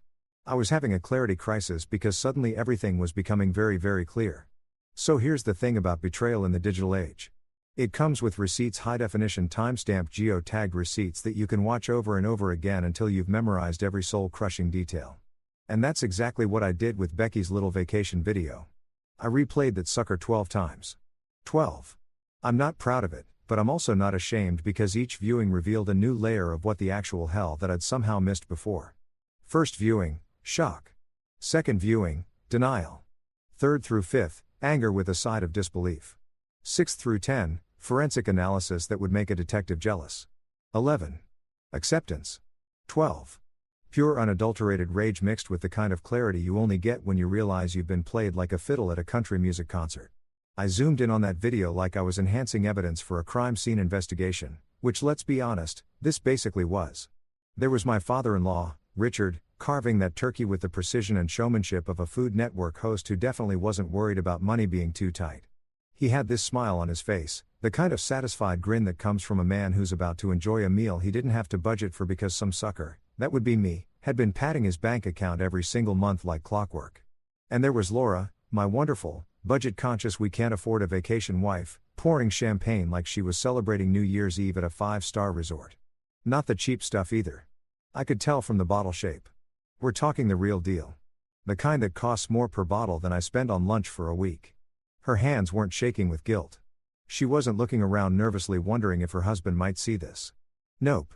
She was living in the moment, fully committed to this family and the experience, completely unbothered by the fact that she'd lied straight to my face 72 hours earlier. But the real kicker, the table, that glorious, abundant, absolutely not budget-friendly table. I zoomed in on the spread and started doing a mental inventory because that's what engineers do when we're spiraling. We quantify things. There was the turkey, obviously, which had to be at least 20 pounds of organic free range, probably named it before the cooked poultry. There were side dishes that stretched from one end of the table to the other. Mashed potatoes that looked like they'd been whipped by angels. Green bean casserole. Sweet potato something or other with marshmallows on top. Cranberry sauce that was definitely homemade and not from a can like normal broke people use. And then I spotted the seafood. We're talking shrimp cocktail, crab legs, what looked like lobster tails just casually chilling there like they hadn't cost someone's entire paycheck. This table had more seafood than an ocean buffet at a Las Vegas casino. This was not the table of a family in financial crisis. This was the table of people who had money to burn and apparently no shame about burning it while telling me we needed to tighten our belts. Me? I was nowhere in that video. Not in the background, not at the table, not even mentioned in the caption. It was like I'd been photoshopped out of the family, except they didn't even need Photoshop because they just straight up not invited me. I didn't exist in their little vacation bubble. I was Schrodinger's husband, simultaneously married to Laura, and also completely irrelevant to family events. That's when I decided to do some investigating of my own because clearly I couldn't trust anyone to tell me the truth. I opened my banking app with the kind of dread you feel when you're about to confirm your worst suspicions. My hands were shaking a little, which annoyed me because I'm a grown man and I shouldn't be getting the stress tremors over a bank app, but here we were. I navigated to our joint account first, the one Laura and I supposedly shared for household expenses and mutual financial goals. Everything looked normal there. Mortgage payment, utilities, groceries, the usual stuff that keeps life running. But then I clicked over to my personal checking account, the one linked to my paycheck, and that's where things got interesting in the way that interesting actually means absolutely infuriating. There they were, lined up like little soldiers of financial deception. Recurring transfers. Every single month, like clockwork, $3,000 vanishing from my account. The category, family expenses. I scrolled back through the history. 6 months, 12 months, 2 years, $3,000, month after month after month, going to Laura's family. Not our family, not the mortgage or our future or our retirement or literally anything that benefited both of us, her family. I did the math because that's what you do when your entire reality is crumbling and you need something concrete to hold on to. 12 months time $3,000 equals $36,000 a year. 2 years, $72,000. That's a new car. That's a down payment on a second property. That's a retirement fund that could actually retire. That's 72,000 reasons why we supposedly couldn't afford a vacation while her family was out here living like they had won the lottery. They said money's too tight. But that table had more food on it than most people see at Thanksgiving. They said we needed to budget, but they were popping champagne bottles like they were celebrating something. They said family vacation was canceled, but what they meant was my inclusion in the family vacation was canceled while my bank account was still expected to show up and participate. I sat there staring at those transactions, feeling like the world's biggest idiot. How had I not noticed this before? How had I just blindly approved these transfers month after month without asking questions? Oh, right. Because I trusted my wife. Because I believed her when she said her parents needed help. Because I'm apparently the kind of person who gets taken advantage of and says, "Thank you. May I have another?" But not anymore. Oh, no. Not anymore. I was done being the ATM with a wedding ring. I was done funding vacations I wasn't invited to. I was done being the invisible family member whose only value was his direct deposit. So, I did what any calm, rational, definitely not having a breakdown husband would do. I clicked on every single one of those recurring transfers and hit cancel with the kind of satisfaction usually reserved for popping bubble wrap or watching your enemy trip in public. Cancel. Cancel. Cancel. $3,000 a month. Terminated effective immediately. Then, because I'm petty and I was running on pure spite at this point, I renamed the transfer folder. Used to be labeled family support or something equally noble sounding. Now, for people who actually like me, I even added a little emoji, the shrug guy. If I was going to burn bridges, I might as well make them pretty. I leaned back in my chair, staring at my handiwork, and felt something I hadn't felt in a long time. Powerful in control, like I'd just taken back a piece of myself that had been slowly bleeding out through monthly bank transfers and lies disguised as budget concerns. My phone buzzed with a notification, probably another Instagram update from the family-only vacation. I didn't even look at it. I didn't need to. I'd seen everything I needed to see.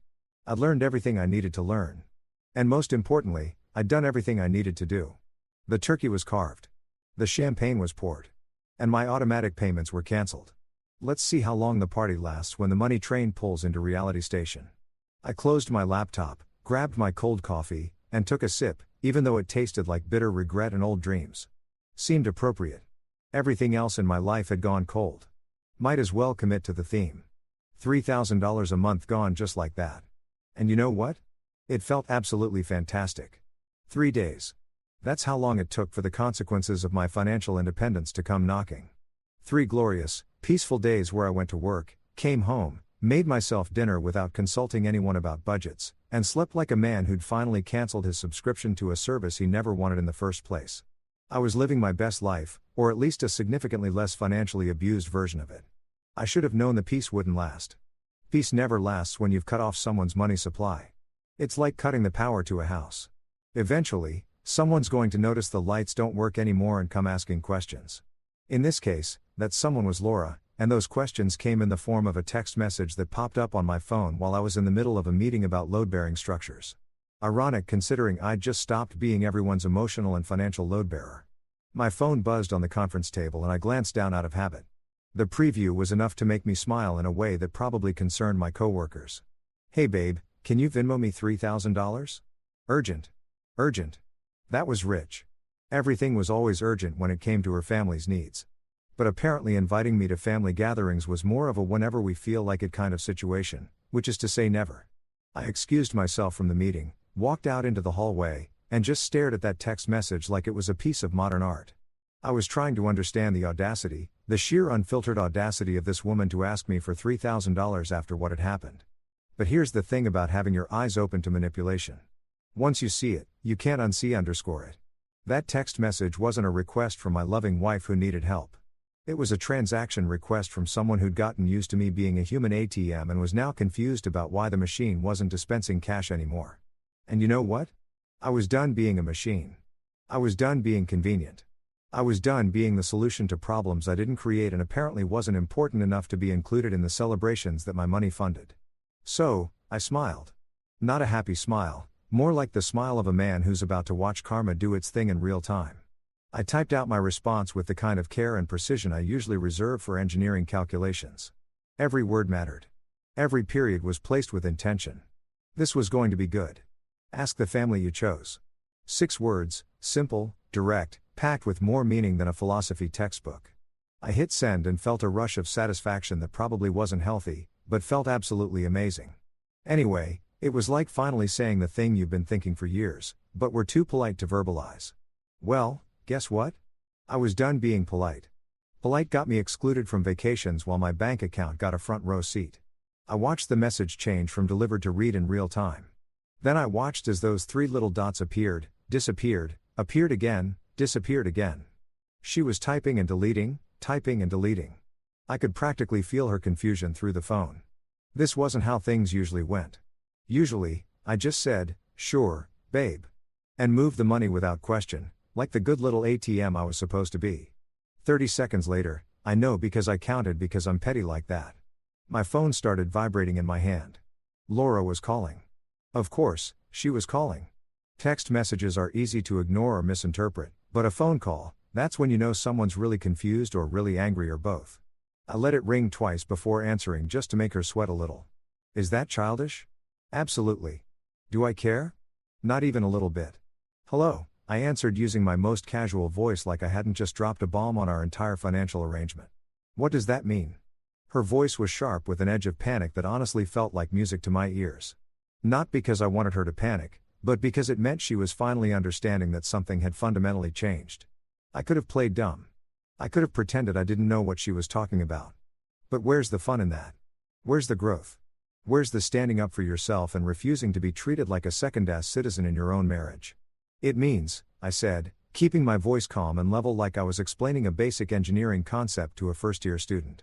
"I finally took your budgeting advice. I'm tightening things up, too.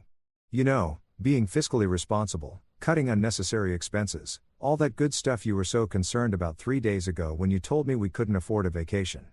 The silence on the other end of the line was beautiful. And I mean beautiful in the way that silence can be when it's filled with the sound of someone's entire worldview crashing down around them. It was the silence of realization, of consequences meeting actions, of the chickens coming home to roost and finding out the coop had been foreclosed. You can't be serious," she finally said, and I could hear her trying to figure out if I was joking. Spoiler alert, I wasn't joking. I'd never been more serious about anything in my entire life, including my wedding vows, which apparently meant more to me than they did to her. "Oh, I'm absolutely serious," I replied. And I was still smiling even though she couldn't see it. Maybe she could hear it in my voice, though. That edge of satisfaction that comes from finally standing up for yourself after being stepped on for way too long. "See, I did some thinking after you canceled our vacation due to budget concerns. I thought, you know what? She's right. We should be more careful with money. We should really examine where our dollars are going and whether those expenses are actually benefiting us. Both of us together as a married couple. I could hear her breathing on the other end. Quick and shallow.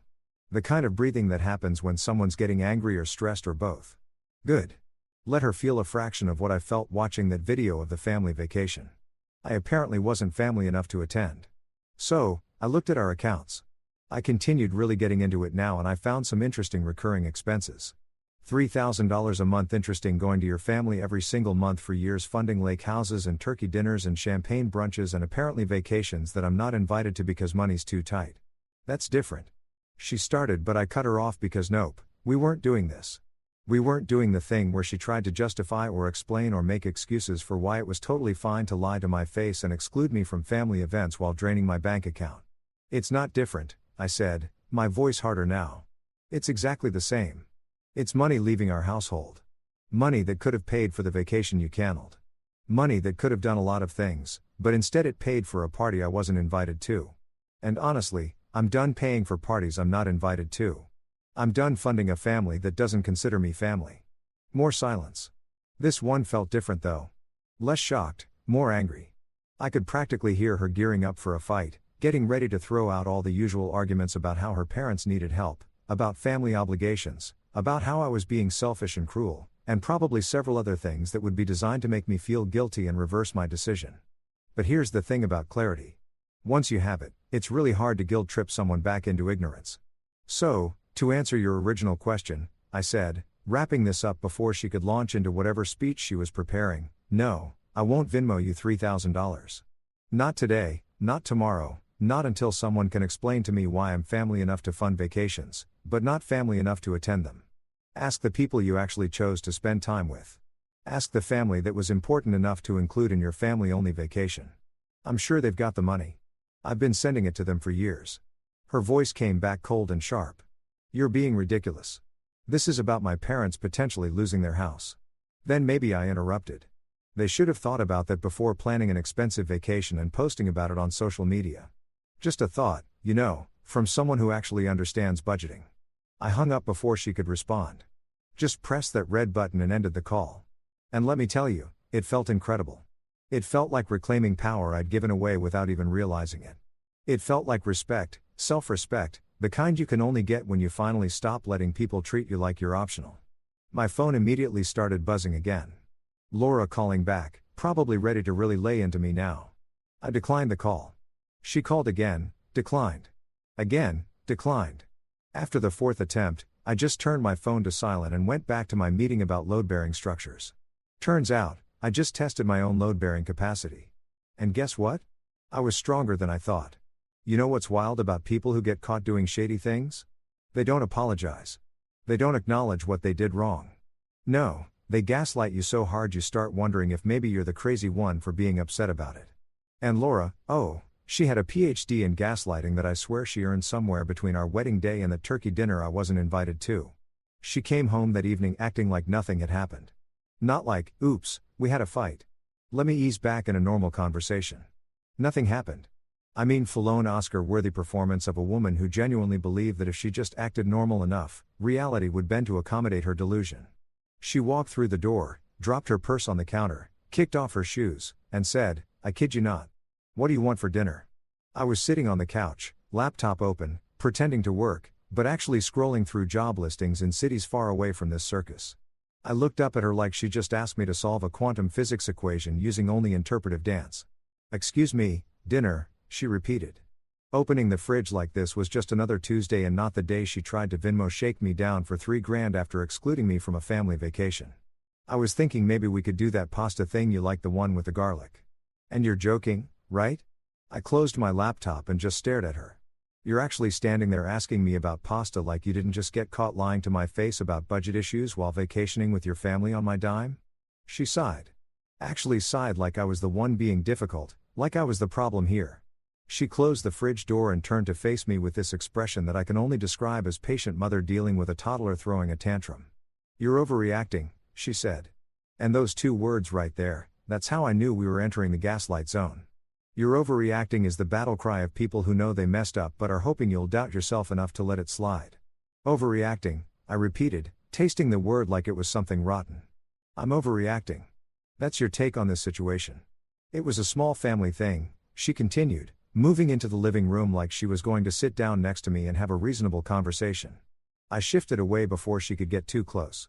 I wasn't falling for the physical proximity trick, the one where she sits next to me and touches my arm. And suddenly, I'm supposed to forget that I have a functioning brain. You hate crowded places anyway. I thought I was doing you a favor. A favor? She thought excluding me from a family vacation I'd been funding for 2 years was a favor. This woman really said that out loud with her whole chest and expected me to nod along like it made sense. Oh, right, I said, my voice dripping with enough sarcasm to corrode metal. I must have missed the survey where you asked if I wanted to be excluded. You know, the one where you consulted me about whether I'd prefer to stay home working while you all lived it up on my monthly $3,000 donations. That survey. Refresh my memory. When did I fill that out? She rolled her eyes. She actually rolled her eyes at me like I was being absurd. Don't be dramatic. You were working. You told me you picked up extra shifts. I didn't want to disturb you with family stuff when you were so busy being responsible. There it was. The twist, the spin. Suddenly, my decision to work extra, a decision I made because she told me we couldn't afford a vacation, was being used as justification for why they didn't invite me to the vacation we supposedly couldn't afford. It was beautiful in a horrifying kind of way, like watching someone build a house of cards during an earthquake and insisting it's structurally sound. You disturb me anyway, I said, leaning forward digitally on Becky's Instagram. You know the post with the caption family only vacation? That one disturbed me quite a bit. Actually really interrupted my workflow when I saw my wife pouring champagne at a feast that could feed a small nation while I was eating leftover pizza because we're supposedly broke. She had the audacity to look annoyed. Not guilty. Not apologetic. Annoyed. So this is what this is about. Social media. You're punishing my entire family because of an Instagram caption. No, I said, standing up because I needed the height advantage for this conversation. I'm stopping financial support to people who don't consider me family. There's a difference, a pretty significant one, actually. One involves punishment. The other involves basic self-respect and financial boundaries. That's when she switched tactics.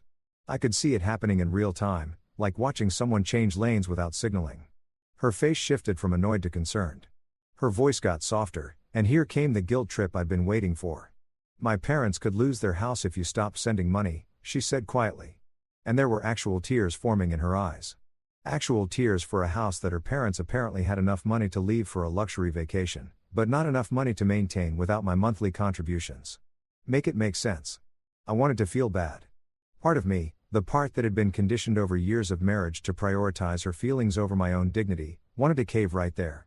Wanted to say, okay, you're right. I'll turn the transfers back on. But then I remembered the turkey, the champagne, the lobster tails, the caption, the lies. Oh, no, I said, and I made sure my voice was loaded with the most theatrical concern I could muster. I even put my hand over my heart for dramatic effect. Maybe they can Airbnb that dining room they used for my funeral.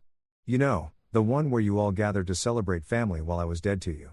That dining room, I bet it's nice. Probably has good natural lighting for Instagram photos.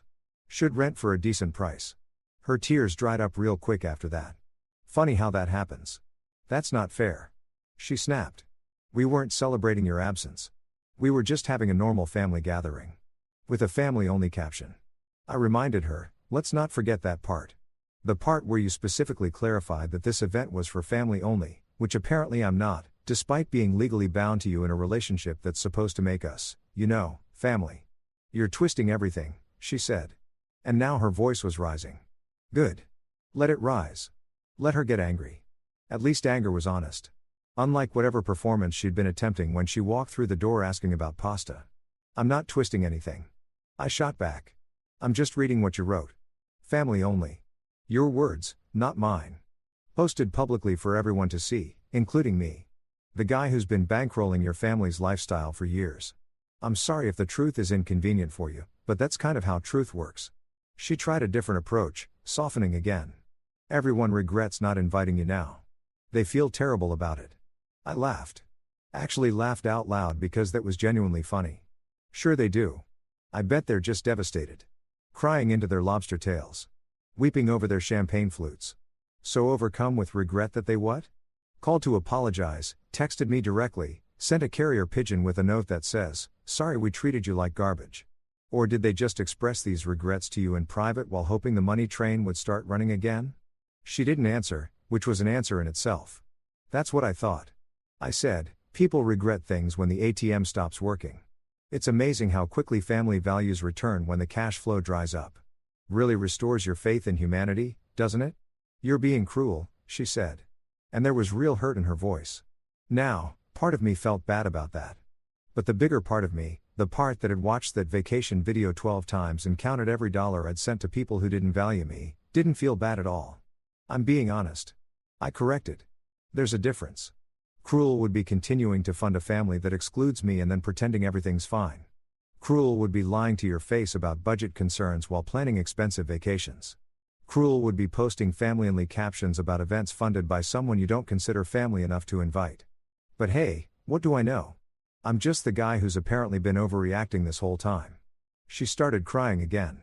Real tears this time, not the tactical ones from earlier. She sank onto the couch and put her face in her hands and her shoulders shook with genuine sobs. And I almost felt bad enough to take it all back. Almost wanted to sit next to her and say, "Okay, let's talk about this rationally." Then I remembered the video caption one more time. Family only. 2 words that had fundamentally redefined my understanding of my place in this marriage. Apparently, my marriage license didn't count as family credentials. Apparently, years of financial support and emotional investment didn't earn me a seat at the table. Apparently, I was family when it came to bills and responsibilities, but not when it came to belonging and celebration. "I'm going to bed," I said quietly. "In the guest room, you can have the master bedroom to yourself tonight. Consider it practice for what life looks like when you choose everyone else over your spouse." I walked away while she was still crying, and I didn't look back. Not because I didn't care, but because I cared too much about myself to keep accepting less than I deserved. The Gaslight Gala was over. The performance had ended and I for once was leaving the theater before the encore. You ever notice how when someone messes up, they don't just apologize themselves? No. They activate their entire social network like they're launching a military campaign. They deploy the troops. They call in reinforcements. They turn damage control into a group project. And Laura's family. They had apparently decided that Operation Get the Money Back required a full-scale coordinated effort involving every single person who'd enjoyed the turkey dinner at my expense. It started the next morning. I was barely awake, coffee still brewing, when my phone started buzzing like it had developed a nervous disorder. First text, Becky. Second text, her husband, Ronnie. Third call, Laura's mom, Janice. It was like they'd had a conference call the night before and divided up the manipulation duties. "Okay, Becky, you take the casual approach. Ronnie, you go for the bro angle. Mom, you bring out the heavy guilt. Ready? Break." I let the first few calls go to voicemail because I'm not a masochist, and I was genuinely curious what kind of messages they'd leave. Becky's was first, and it was a masterpiece of fake casual concern. "Hey, just wanted to check in.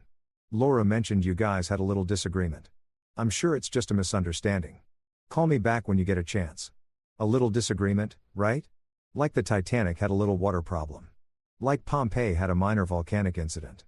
Minimizing my completely justified anger into a little disagreement was so perfectly on brand for this family that I almost had to admire the audacity. But I didn't call back.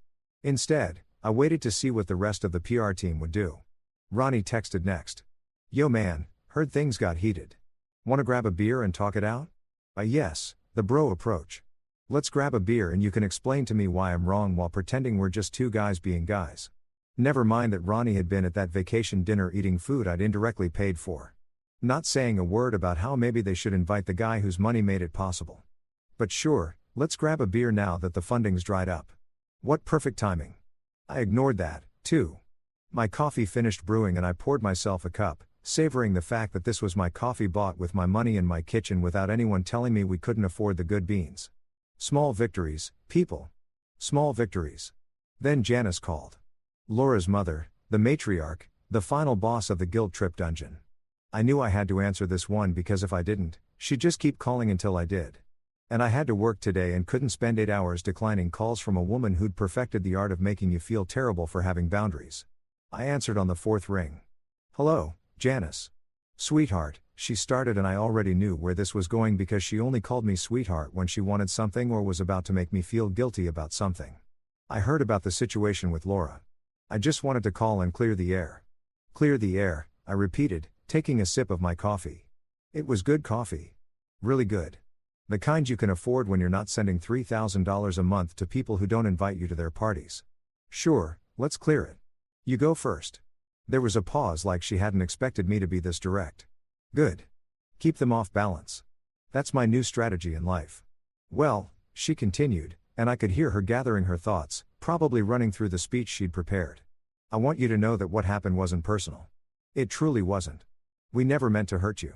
You never meant to hurt me, I said slowly. But you did exclude me from a family vacation while telling me that we couldn't afford said vacation. All while I've been sending you $3,000 a month for 2 years. So, while it may not have been personal, it was definitely intentional. There's a difference. We just thought, she started, but I cut her off because no, we weren't doing the we just thought excuse. That's the cousin of we meant well and the sibling of you're overreacting. You thought wrong. I said flatly. You thought I'd be fine with it. You thought I wouldn't notice. You thought I'd keep sending money regardless of how you treated me. And you know what? That's on me. I'll let you think that. I'll let you all think I was fine being the invisible checkbook. But that's changing now. Families make mistakes, Janice said, deploying the heavy artillery. The family card. The oldest trick in the manipulation handbook. We all make mistakes. What's important is that we move forward together. I had to laugh at that one. Actually laugh out loud. Right there in my kitchen, holding my excellent coffee that I'd bought with money that used to go to these people. Families make mistakes. I repeated. You're absolutely right, Janice. Mistake is forgetting to buy milk. Mistake is double booking a dinner reservation. Mistake is accidentally sending an email to the wrong person. You know what's not a mistake? Planning an entire vacation, filming it, posting it on social media with a family-only caption, and then asking the person you excluded for $3,000 3 days later. That's not a mistake. That's a pattern of behavior. Silence on the other end. I was on a roll now, and honestly, it felt incredible. All these years of biting my tongue, of being the good son-in-law, of not making waves, it was all coming out now like water through a broken dam. And you want to talk about moving forward together? I continued, where was that energy when you were planning the vacation? Where was the together when you were carving turkey and popping champagne? Where was the family unity when Laura was telling me we couldn't afford to take time off while you all were literally on vacation? It's funny how together only matters when you need something from me. You're being unfair, Janice said, and her voice had an edge now. The sweetness was wearing off, revealing the manipulation underneath like cheap paint peeling off a wall. Richard and I could lose everything if you stop helping us. Then maybe, I said, and I made sure my voice was crystal clear so she couldn't misunderstand a single word. You should have thought about that before planning an expensive vacation and posting about it on Instagram for everyone to see, including me. Just a thought, you know, from someone who actually understands what financial responsibility looks like. We're family, she said, playing the card again like it was a magic spell that would make me forget everything that had happened. No, I corrected her. You're Laura's family. I'm apparently just the guy who pays for stuff, and I'm done with that role. I'm done being the ATM with a wedding ring. I'm done financing a family that doesn't consider me family enough to include in their celebrations. I'm done pretending that my feelings don't matter as long as my direct deposit shows up on time. So what? Janice's voice turned cold now. You're just going to abandon us after everything we've done for you. And there it was, the final form, the ultimate guilt trip, the after everything we've done for you card, which is particularly hilarious when you consider that the main thing they'd done for me was accept my money every month without question. What exactly have you done for me, Janice? I asked, genuinely curious. Please enlighten me.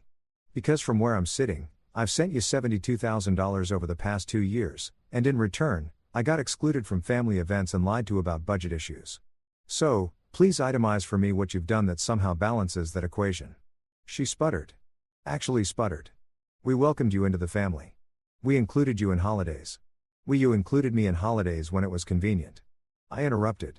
You welcomed me into the family as long as I was useful. And the second you had a vacation you actually wanted to enjoy. Suddenly I wasn't family enough to invite.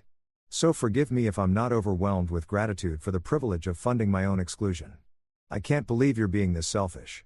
She said. Wow, the projection was strong with this one. I was being selfish. Me, the guy who'd been hemorrhaging money to support people who didn't value him. That was rich. I'm not being selfish. I said calmly. I'm being rational. I'm allocating my resources to people and things that actually value me. That's not selfishness. That's basic self-respect. Something I should have developed years ago, but better late than never, right? Don't come crying to us when you need family support, Janice said. And I could tell she meant it as a threat. But honestly, it sounded like a promise of peace. I won't, I assured her. Don't worry, I'll remember exactly who considered me family and who didn't when I needed support. Thanks for making that distinction so clear. I hung up before she could respond. Didn't even say goodbye. Just pressed that red button and ended the call. And it felt like closing a chapter in a book I never wanted to read in the first place. The phone immediately rang again. Becky, I declined. Ronnie declined. Laura calling from work. Declined. It was like playing whack-a-mole with people who suddenly cared about my feelings now that the money had stopped flowing. I silenced my phone, finished my coffee, and got ready for work. As I was leaving, I saw a group text had started in the family chat, the one I was still somehow included in despite not being family-only vacation material. I opened it against my better judgment. Messages from everyone. Becky, can't believe he's doing this. Ronnie, so ungrateful. Janice, we gave him everything. Richard, Laura's dad, finally chiming in. He'll come around. He always does. I typed out one message to the group. I can see all of these, by the way. And for the record, you didn't give me everything. I gave you everything. $72,000 to be exact. You gave me a family-only vacation caption and a masterclass in conditional acceptance. Not exactly a fair trade. Then I left the group chat entirely. Deleted. Gone. Bye. As I drove to work, my phone kept buzzing with individual messages, but I didn't look. I had work to do, a life to rebuild, and exactly zero interest in being the family PR team's rehabilitation project. They wanted me back. They could start by actually treating me like family. Until then, they could figure out their own budget crisis without my help. Funny how that worked out. A week passed. 7 glorious days of silence from the family PR team. 7 days of me actually enjoying my paycheck. 7 days of sleeping in the guest room because Laura and I were in this weird limbo where we lived in the same house but existed in completely different realities. She kept trying to act like everything was fine while simultaneously giving me the cold shoulder, which is a special kind of cognitive dissonance that probably deserves its own psychology term. Then on day 8, Laura tried again, and this time she came armed with what I can only describe as full rom-com mode. I came home from work to find candles lit in the living room. The expensive ones that smell like bergamot and regret or whatever. And dinner was already made, not takeout. Actual homemade dinner, the kind she used to make when we were dating. And she was trying to convince me she was wife material. She was wearing the dress. You know the one. Every guy knows the one. The dress that's supposed to make you forget every argument you've ever had and turn your brain into smooth mush that just agrees with everything. She'd done her hair, put on makeup, and was smiling at me like we were about to have a romantic evening, and not like we were in the middle of the worst marital crisis of our relationship. Hey, babe, she said, all sweet and soft. I made your favorite. Thought we could have a nice dinner together and talk. I stood in the doorway, briefcase still in hand, looking at this whole setup like it was a crime scene I was trying to piece together. The candles, the dress, the food, the smile. It was all evidence of a woman who thought she could seduce me back into financial submission. And the sad part, a month ago, it probably would have worked. We can talk without the candles, I said, setting my briefcase down. And I'm not really hungry. Her smile faltered, but she recovered quickly. Props for resilience, I guess. Come on, just sit with me, please. I really want to make things right. Against my better judgment, and probably because some part of me still loved this woman despite everything, I sat down at the table. She served me a plate of chicken parmesan, which was indeed my favorite, and poured me a glass of wine that probably cost more than it should have given our supposed budget constraints. Babe, she started, and I could tell she'd rehearsed this. Her voice had that carefully modulated quality of someone who'd practiced in front of a mirror. We just wanted one peaceful trip without stress. That's all it was. It wasn't about you. I took a sip of wine. It was good wine. Of course it was. So I'm stressed now, I asked, keeping my voice even. Is that what I am to your family? The stressful element that needed to be removed for everyone to have a good time. No, that's not what I meant, she backtracked quickly. But I wasn't letting this go. Should I start charging rent for the emotional space I take up? I continued, putting down my wine glass. You know, since I'm apparently such a burden on everyone's good time, Maybe I can Venmo you monthly payments for the stress I caused by existing in your family orbit. She reached across the table to take my hand, but I pulled away. Not aggressively, just enough to make it clear that physical contact wasn't going to fix this. Her face fell, and I almost felt bad. Everyone regrets not inviting you, she said. And there was real emotion in her voice now. Not the rehearsed kind, but actual feeling. My mom feels terrible. Becky's been crying. Even my dad said he wishes things had gone differently. Sure they do, I said, picking up my fork, but not actually eating anything. People regret things when the ATM stops working.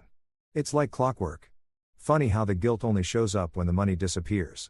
Really makes you think about what people actually value, doesn't it? That's not fair, Laura said. And her eyes were getting watery now.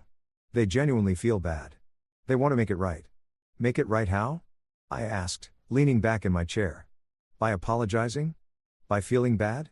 By lighting some candles and making chicken parmesan and hoping I'll forget that my wife looked me in the eye and said we couldn't afford a vacation while planning to go on one without me. What exactly makes this right, Laura? She started crying.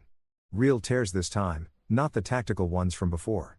They rolled down her cheeks and dripped onto her untouched dinner plate, and I watched it happen with a weird detachment, like I was observing a scientific experiment instead of my marriage falling apart. I'm sorry, she sobbed. I'm so sorry. I was wrong. We were all wrong. I should have invited you. I should have told the truth. I should have valued you more than I valued keeping the peace with my family. And you know what? I almost believed her. Almost let those tears soften me up. Almost reached across the table and said it was okay. We could work through this. Almost fell back into the pattern of prioritizing her feelings over my own self-respect. Then I remembered the video caption. Family only. 2 words that were permanently burned into my brain like a brand. You're sorry because I cut off the money, I said quietly. Not because you hurt me. Not because you lied. Not because you excluded me. You're sorry because there are consequences now and consequences are uncomfortable.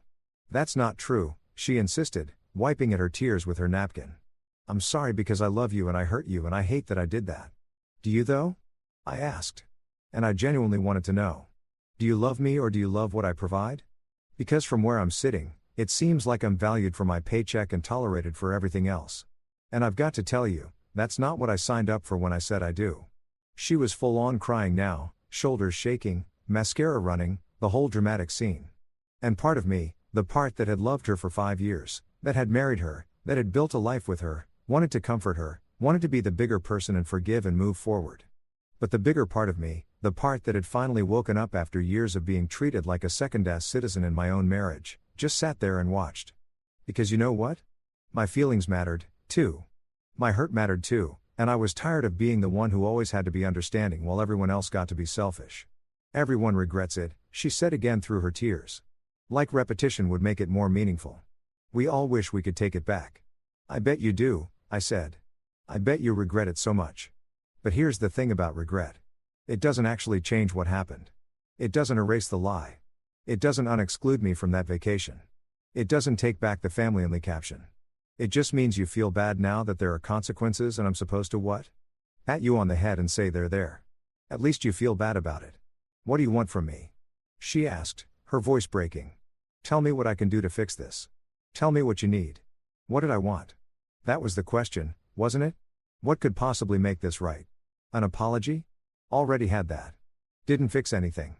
Money back. I didn't want money back. I wanted respect. Time travel not possible, unfortunately. I want you to understand, I said finally, that you can't treat someone like they're optional and then act surprised when they stop showing up. I want you to understand that love isn't just words and candles and chicken parmesan. It's actions. It's choices. It's choosing to include your partner even when it's inconvenient. It's being honest even when the truth is uncomfortable. It's treating them like they matter. Not just when you need something, but all the time. She nodded, still crying, probably agreeing with everything I said because that's what you do when you're desperate to fix something you broke. And I want you to understand, I continued, that I'm not a bank. I'm not an ATM. I'm not a financial resource to be managed and manipulated. I'm a person with feelings and boundaries and self-respect that I'm just now starting to find again after years of letting your family treat me like garbage while I smiled and sent them money. I know, she whispered. I know all of that now. I see it. I'm sorry I didn't see it before. I stood up from the table, my dinner completely untouched. The candles were still burning, making the whole scene feel like a funeral for our marriage instead of a romantic dinner. The thing about learning lessons, I said, is that they're a lot more expensive when you learn them late. You could have learned this lesson years ago if you just treated me like I mattered. But you didn't. You learned it now because I finally stood up for myself. And I'm not sure that's the same thing as genuine growth. Where are you going? She asked as I grabbed my briefcase. Guest room, I said. Same place I've been sleeping all week. Because apparently marriage vows don't count as family credentials in this house. I left her there with her candles and her tears and her chicken parmesan. And I didn't look back. Not because I didn't care, but because caring about myself had to come first for once. In the guest room, I lay on the bed and stared at the ceiling. And for the first time since this whole thing started, I didn't feel angry. I just felt tired. Tired of fighting. Tired of explaining. Tired of being the one who had to justify why I deserved basic respect and inclusion. My phone buzzed. A text from Laura. I really am sorry. I love you. I looked at it for a long time before responding. Love without respect isn't love. It's just manipulation in a prettier package. She didn't text back after that. And honestly, the silence was kind of nice because peace, I was learning, wasn't about candles and apologies. It was about finally valuing yourself enough to walk away from people who didn't. Turns out $3,000 a month is a lot of money. I know, shocking revelation, right? But apparently Laura's family hadn't quite grasped this concept until the checks stopped clearing and reality came knocking at their door like a very aggressive bill collector. And let me tell you, watching the dominoes fall from my position of newly discovered financial independence was more entertaining than anything Netflix had to offer. It started small little things I noticed through the social media grapevine that I was still technically connected to, even though I'd muted most of them. Becky posted something about tightening the belt and getting back to basics, which was hilarious, coming from a woman who'd posted 17 different brunch photos in the last month alone. Her husband, Ronnie, the guy who'd wanted to grab a beer and talk it out, suddenly had his golf clubs listed on Facebook Marketplace. The same golf clubs he'd bragged about buying just 3 months ago. Premium set, barely used, priced to sell fast. Real fast. Then came the bigger stuff. Laura's parents, Richard and Janice, the king and queen of We Might Lose Everything, listed their lake cabin, the lake cabin they bought 2 years ago, the one they'd used for weekend getaways and family gatherings, and apparently the vacation I wasn't invited to. The listing went up on a Tuesday, and by Friday, Laura was having what can only be described as a complete meltdown in our kitchen. They're selling the cabin, she said like she was announcing someone had died. The cabin where we spent every summer, where we made memories. Where I sent $3,000 a month to help maintain. I finished for her, not looking up from my laptop, where I was researching vacation destinations for one, that cabin. She glared at me like I just kicked a puppy. You're enjoying this. I'm not enjoying anything, I said, which was partially true. I wasn't enjoying her pain. But was I feeling a deep sense of satisfaction watching natural consequences play out for people who treated me like garbage? Absolutely. I'm just observing. There's a difference. They're losing everything because of you, she said, and the accusation in her voice was thick enough to cut with a knife. I closed my laptop and gave her my full attention because this needed to be said clearly. No, they're losing things because they made financial decisions based on income they didn't earn. They built a lifestyle on someone else's money, mine specifically, and didn't plan for what would happen if that money stopped. That's not on me. That's on them. That's called poor financial planning. And ironically, it's exactly what you accused us of having when you canceled our vacation. She opened her mouth to argue, but I wasn't done. And let's be real here, I continued. They're not losing everything. They're selling a vacation cabin, a luxury property, a second home that they bought with money I was sending them while telling me we couldn't afford a vacation. Do you hear yourself right now? Do you hear how absolutely ridiculous this sounds?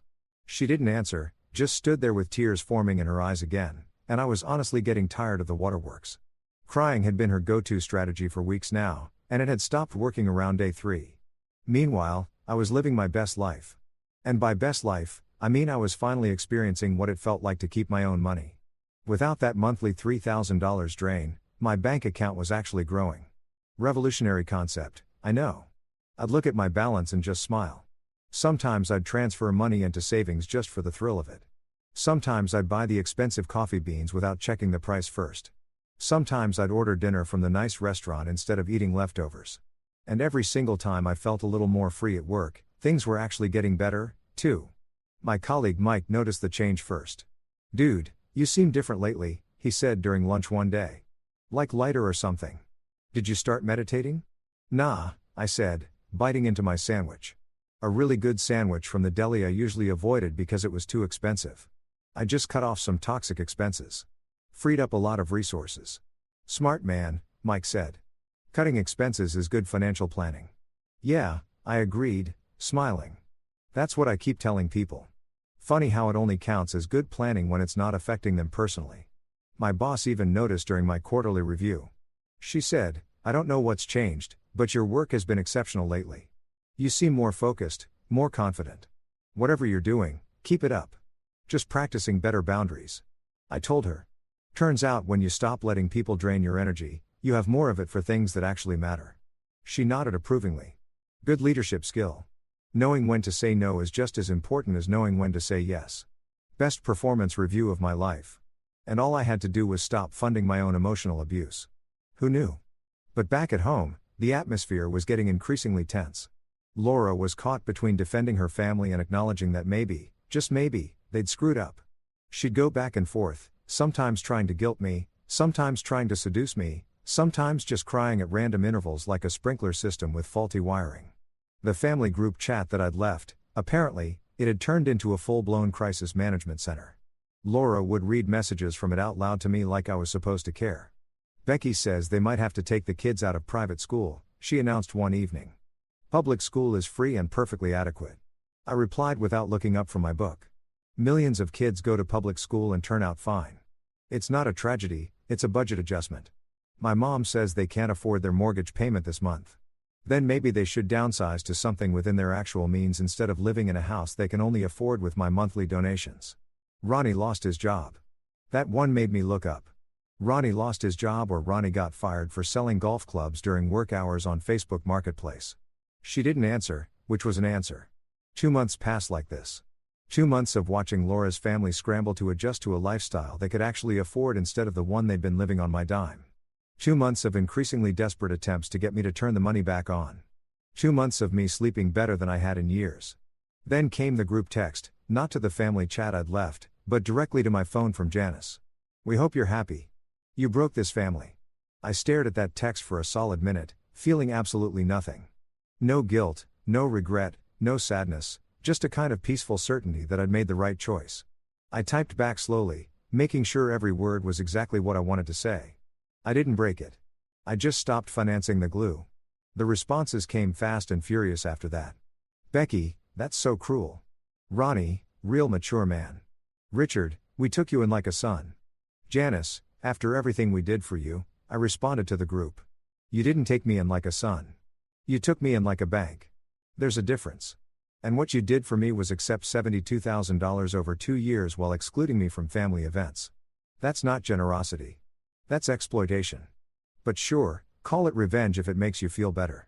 I call it budgeting. Then I muted all of them. Every single one. Didn't block them, just muted because I wanted them to be able to see that their messages were being delivered but ignored. Small petty. Absolutely satisfying. You have no idea. At work, they'd started calling me Mr. Financial Freedom. It started as a joke when I showed up with expensive coffee one morning and Mike said, "Whoa, look at Mr. Moneybags over here." But then I explained the whole situation, the family, the vacation, the exclusion, the $3,000 a month, and suddenly everyone was on my side.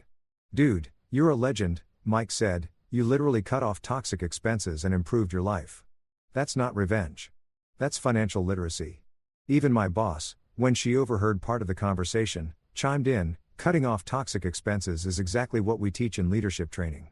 Doesn't matter if it's a bad vendor or a bad relationship. If something's draining resources without providing value, you eliminate it. See, I said to Mike, it's not petty, it's business, it's both, Mike laughed. But mostly, it's awesome. I'd never felt more validated in my life. At work, I was getting praised for the same decision that Laura's family was calling cruel and vengeful. Funny how perspective works, isn't it? When you're the one losing free money, it's a tragedy. When you're the one finally keeping your own money, it's called self-respect.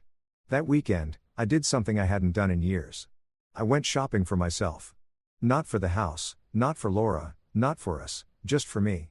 I bought new clothes that actually fit instead of wearing the same stuff from 5 years ago. I bought a new watch that I'd been eyeing for months, but always talked myself out of because money was tight. I bought a gaming console that I'd wanted since college, but never justified because there were always family expenses that took priority. I came home with bags of stuff, and Laura looked at me like I'd committed a crime. "You went shopping?" she asked, staring at the bags like they contained evidence of my moral failure. "Yep," I said cheerfully. "Turns out I have disposable income now." Wild, right? It's almost like when you stop giving away $3,000 a month, you can actually afford things. "That money could have helped my family," she said quietly. "That money is helping someone who actually values me." I corrected me. I value me. Revolutionary concept, I know, but I'm really enjoying it. She didn't say anything else. Just watched as I unpacked my purchases. Each item a small declaration of independence from a family that had taken me for granted for years.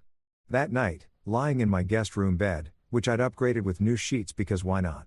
I calculated my savings. In 2 months, I'd saved over $12,000. $12,000 that would have vanished into the black hole of Laura's family expenses. $12,000 that was now mine to do with as I pleased. And you know what I pleased to do with it? Plan a vacation. A real one just for me. Because if I was going to be excluded from family vacations anyway, I might as well make my own. 2 months turned into 3, and 3 turned into 4, and with each passing week, the family's group chat apparently descended into what can only be described as a blamefest of epic proportions. I knew this because Laura kept accidentally leaving her phone open to it or reading messages out loud with this pointed tone like I was supposed to feel guilty and immediately reverse course. Spoiler alert. I did not. The messages were honestly impressive in their creativity. They'd moved past simple guilt trips and entered the realm of full-blown victimhood narratives. According to the gospel of the family group chat, I was single-handedly responsible for everything from their financial troubles to global warming. Okay, maybe not global warming, but give them time. I'm sure they'd find a way to blame me for that, too. It was a Tuesday evening when the group chat really resurrected like a zombie that refused to stay dead. I was making myself a steak dinner. A nice ribeye that I'd bought without checking the price tag first because that's the kind of baller move you can make when you're not sending $3,000 a month to people who don't like you. When Laura's phone started buzzing like it was having a seizure. "Oh God," she muttered looking at her screen. "They're at it again." "At what?" I asked flipping my steak. It was going to be perfect. Medium rare, just the way I liked it. Cooked in a cast iron skillet I'd bought for myself last week. "The group chat," she said like that explained everything. "They're talking about you." "Fun," I said genuinely unbothered. "What am I being blamed for today?" "Economic recession, the fall of Rome, the extinction of the dinosaurs." She didn't laugh. She never laughed anymore. "They're saying you broke the family." I plated my steak, added some roasted vegetables that I'd also bought without budget anxiety, and sat down at the kitchen table. "Read it to me," I said. "I want to hear this." Laura hesitated, but I could tell she wanted to. She wanted me to hear how much I'd supposedly hurt everyone, how much damage I'd supposedly caused, how I was supposedly the villain in this story. So, she opened her phone and started reading. "Mom wrote, 'We hope you're happy. You broke this family.'" She paused, looking at me expectantly, waiting for the guilt to wash over me and drown me in remorse. I took a bite of steak. It was delicious, perfectly cooked, worth every penny I didn't send to her family. "Okay," I said. "What else?"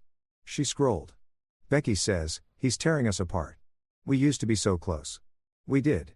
I asked genuinely. "Were we close when you were planning a vacation without me? Was that the closeness everyone's mourning? Because I must have missed that memo." Laura ignored me and kept reading. "Dad says a real man would help his family in times of need." That one made me laugh. Actually, laugh out loud.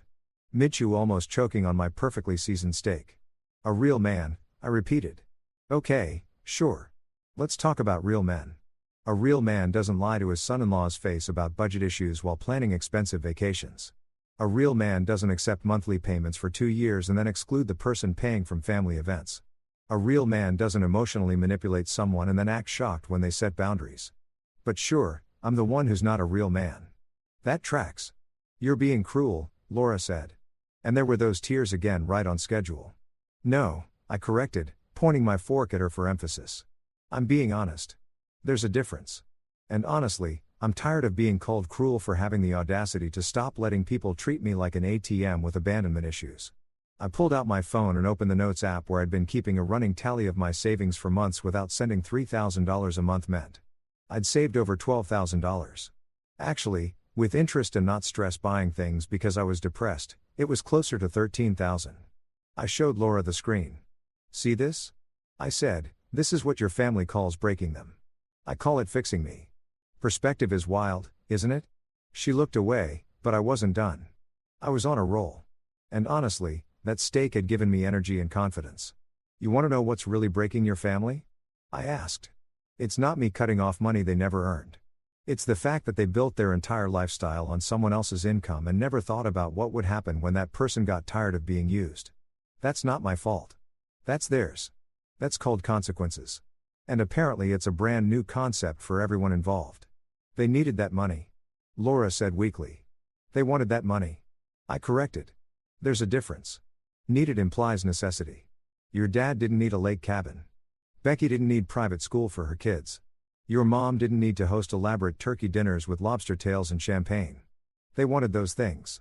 And I made those things possible. And they thanked me by treating me like I was invisible. So, forgive me if I don't feel terrible about the natural consequences of their choices. My phone buzzed. I looked down and saw that somehow, despite having left the group chat months ago, I'd been added back in, probably by Janice, who had admin privileges and apparently no sense of boundaries. The latest message was from her, and it was directed at me, even though she clearly didn't think I could see it. He's destroyed everything we built. Years of family bonds gone because he couldn't handle one mistake. I stared at that message, feeling something shift inside me. Not guilt, not sadness, just a kind of crystalline clarity that comes when you realize someone is so fundamentally wrong that it's almost beautiful in its completeness. I typed a response. My fingers flew across the keyboard with the precision of a man who had finally completely run out of patience for other people's nonsense. I can see all of these, by the way. And for the record, you didn't give me everything. I gave you everything. $72,000 over 2 years to be exact. You gave me a family-only vacation caption and a masterclass in conditional acceptance. Not exactly a fair trade. You didn't make one mistake. You made a series of calculated decisions to exclude me while benefiting from my money. That's not a mistake. That's a pattern. And I'm not destroying anything. I'm just refusing to fund my own exclusion anymore. Big difference.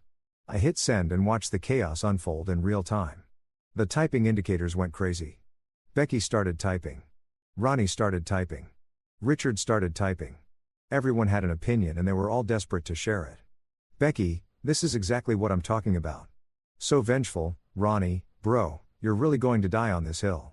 Richard, we raised you better than this. That last one made me laugh so hard I nearly spit out my wine. Raised me? I typed back, you didn't raise me. You tolerated me as long as I was useful. And FYI, Richard, I'm pretty sure my own parents raised me and they raised me to have self-respect and boundaries. Thanks for your concern, though. Janice jumped in. This is what's wrong with your generation. No sense of family values, no loyalty. I took a deep breath, finished my bite of steak, and composed what would be my final message to this group chat.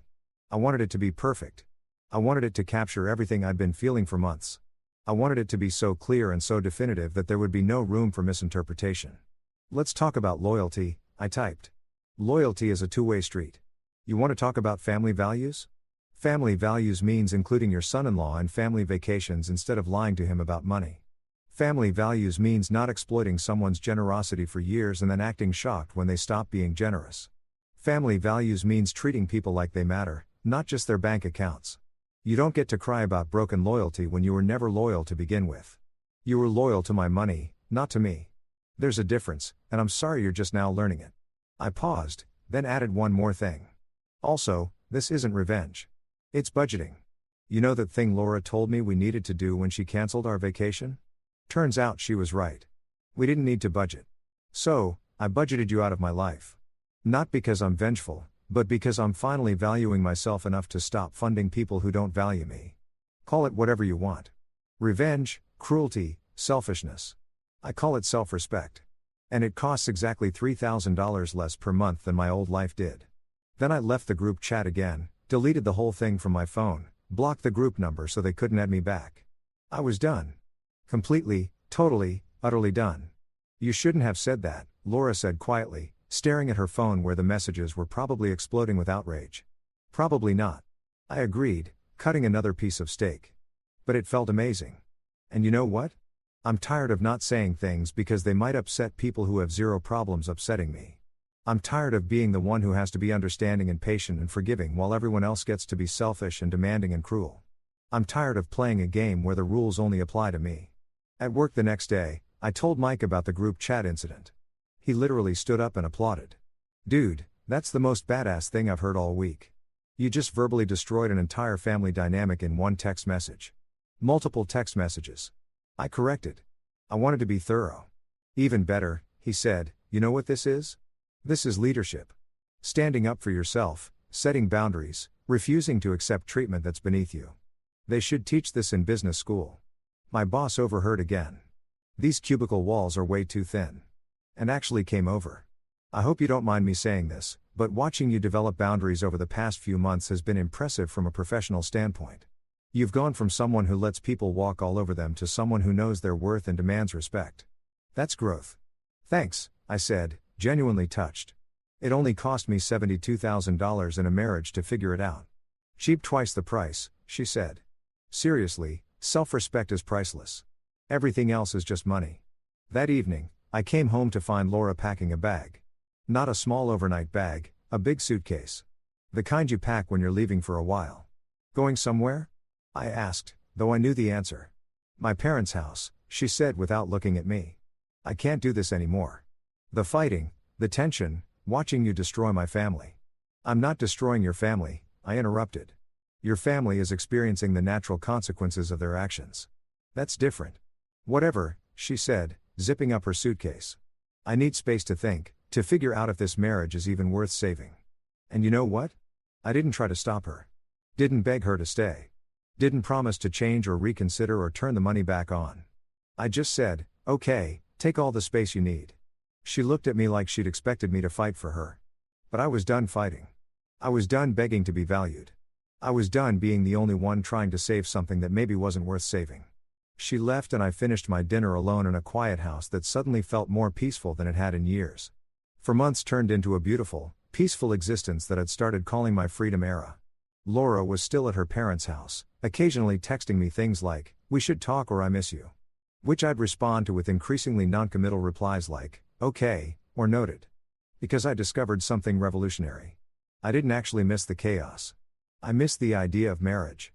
Sure, the companionship, the partnership, all that wholesome stuff, but the actual reality of being married to someone who valued her family's comfort over my basic human dignity. Yeah, I wasn't missing that at all. And my bank account, my bank account was absolutely thriving. It was like watching a plant grow after you finally remember to water it and give it sunlight and stop letting toxic people drain all its nutrients. I'd open my banking app just to look at the numbers sometimes, which I know sounds ridiculous, but you have to understand, for years, watching money vanish into the void of family expenses had become so normal that seeing it actually accumulate felt like witnessing a miracle. For months of saving $3,000 a month, plus the money I wasn't spending on trying to make Laura happy, plus a decent bonus from work for that killer project I completed, meant I'd saved over $12,000. Actually, with everything factored in, it was closer to 14 grand. $14,000 that was mine, all mine, sitting in my account like a middle finger to everyone who told me I was being selfish. So, I did what any rational person would do with their newfound wealth and freedom. I booked myself a vacation, a real one. Natata, maybe we can afford this if we cut back on everything else vacation. A proper no-expense spared first-class flight and oceanfront resort kind of vacation to Cabo San Lucas, Mexico, because I'd always wanted to go and Laura had always said it was too expensive while simultaneously funding her family's lake cabin adventures. The irony was not lost on me. In fact, I was drowning in irony. Swimming in it, building a house out of irony bricks, and living their rentrée. I spent an entire Saturday planning this trip. And let me tell you, it was the most fun I'd had in years. I wasn't checking prices compulsively. I wasn't calculating whether I could afford it. I wasn't asking anyone's permission. I was just choosing things I wanted. A beachfront suite with a private balcony. Sure. All-inclusive meal plan at the resort's 5-star restaurants. Absolutely. Scuba diving excursion? Why not? Deep sea fishing trip? Hell yes. Spa package? You know what? I deserve it. By the time I was done booking, the total came to just under $8,000 for a week-long trip. $8,000. The old me would have had a panic attack. The old me would have cancelled it immediately and put the money toward family expenses. The old me would have felt guilty for even looking at the prices. The new me? The new me hit confirm booking with the biggest smile on my face and zero regrets. I didn't tell Laura about the trip right away. Why would I? We were separated. She was at her parents' house probably being told daily about what a terrible person I was. And honestly, I didn't owe her an explanation for how I spent my own money. But word travels fast in the age of social media. And apparently my excitement was visible enough that Mike noticed at work. "You're in a good mood lately," he said during lunch one day. "Like suspiciously good. Did you win the lottery or something?" "Better," I said, pulling up the resort photos on my phone. "I'm going to Cabo solo for a week. Leaving in 3 weeks," Mike whistled, looking at the pictures of pristine beaches and infinity pools. "Damn, that's fancy. Good for you, man. You deserve it after all the crap you've been through." "Thanks," I said, and I meant it. It felt good to have someone actually support my happiness instead of making me feel guilty for it. "How much did this run you?" he asked, then immediately backtracked. "Sorry, that's rude. You don't have to." $8,000, I said, not caring about the money talk. $8,000 for 7 days of paradise. You know what the best part is? That's less than 3 months of the money I was sending to Laura's family. 3 months of funding people who didn't value me or 1 week of experiencing pure uninterrupted joy. Seems like a pretty easy choice. Mike raised his coffee cup to financial independence and self-respect. "I'll drink to that," I said, clinking my cup against his. That evening, I made the mistake of posting about my upcoming trip on Instagram. Just a simple post with one of the resort photos and a caption that said, "Solo vacation countdown begins." Sometimes you have to choose yourself. Basic stuff, the kind of thing people post every day without drama. Except, of course, nothing in my life could be dramery. Within an hour, my phone started blowing up. Laura called, declined. Her mom called, declined. Becky texted a paragraph about how inappropriate it was for me to flaunt my wealth while her family was struggling. I replied with a screenshot of my Instagram post and wrote, "I'm posting about a vacation I saved for with my own money. You know, the money I used to give you. Yeah, it turns out when you keep your own paycheck, you can afford nice things. Wild concept." She didn't respond to that, but the best or worst, depending on your perspective, came from Richard, Laura's dad. He sent me a long text message that I had to read 3 times to believe was real. "I can't believe you're spending thousands on a vacation while my daughter is suffering while our family is struggling to make ends meet. You used to be a good man. I don't know what happened to you, but this isn't the person we welcomed into our family. You should be ashamed of yourself." I stared at that message for a solid 5 minutes, watching my blood pressure rise in real time. Then I took a deep breath, cracked my knuckles like I was about to type the great American novel, and composed my response. "Richard, let me break this down for you in terms you might understand. I'm spending $8,000 on one vacation for myself. Over 2 years, I sent you $36,000. $36,000 in family support. That's 4.5 Kobo trips worth of money that I gave to your family. Money that helped fund your lake cabin, your lifestyle, your family vacations that I wasn't invited to. You didn't think I should be ashamed when I was sending you money every month. You didn't think I was a bad person when I was working extra shifts to support your family. I was a good man when I was useful. Now that I'm spending my money on myself, suddenly I'm terrible. The math isn't mate, Richard. And Laura isn't suffering because of me.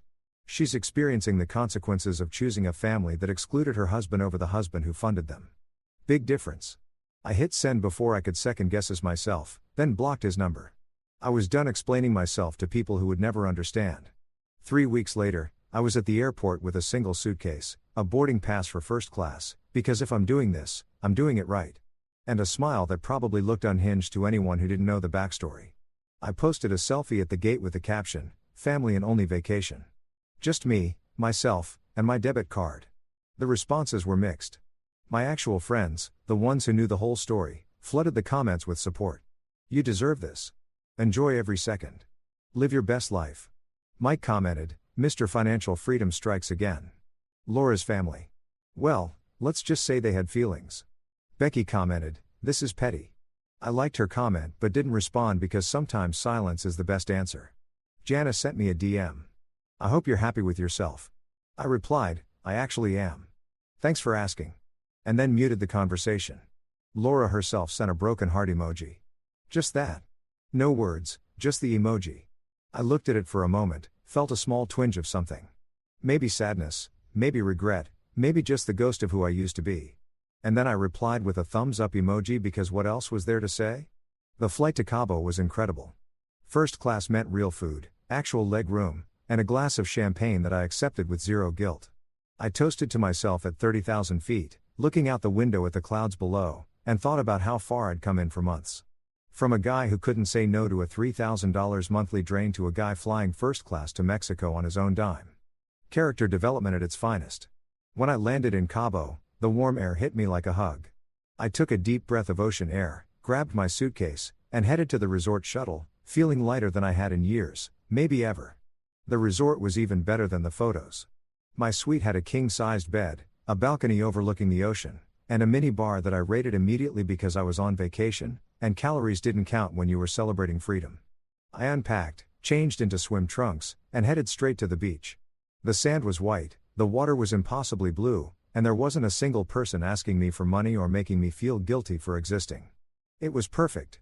I sat up in a beach chair, ordered a drink with an umbrella in it because when in Cabo and pulled out my phone to take a photo, the ocean stretched out in front of me. Endless and peaceful. I snapped a picture and posted it with the caption. Turns out when you stop funding other people's dreams, you can afford your own. My phone buzzed immediately with notifications, but I turned it on airplane mode without looking. Whatever drama was brewing back home could wait. I had a week of absolute peace ahead of me, and I was going to enjoy every single second of it. I took a sip of my drink, some tropical thing with rum and pineapple that tasted like liquid happiness, and smiled at the ocean. For months ago, I'd been sitting in my home office looking at a video of a family vacation I wasn't invited to, feeling worthless and used. Now I was in Cabo drinking an overpriced cocktail on a beach that I'd paid for with money I'd earned, and I didn't owe anyone an explanation or an apology. That evening, I had dinner at the resort's fancy restaurant. Lobster because why not? Expensive wine because I deserved it. Chocolate lava cake for dessert because life is short and cake is delicious. The waiter asked if I was celebrating anything special. Yeah, I said, raising my wine glass. Independence Day Personal Edition. He didn't get the joke, but that was okay. I got it and that was enough. Later, back in my suite, I stood on the balcony watching the moon reflect off the ocean, and I felt something I hadn't felt in years. Complete peace. No guilt, no anxiety, no wondering if I was doing enough for people who didn't appreciate it. Just peace. Just me. Just freedom. And it had only cost me everything I thought I wanted to get everything I actually needed. 6 months, half a year since I'd canceled those automatic transfers and accidentally discovered what self-respect felt like. Half a year since the family-only vacation that had changed everything. And in all that time, not a single member of Laura's family had actually apologized.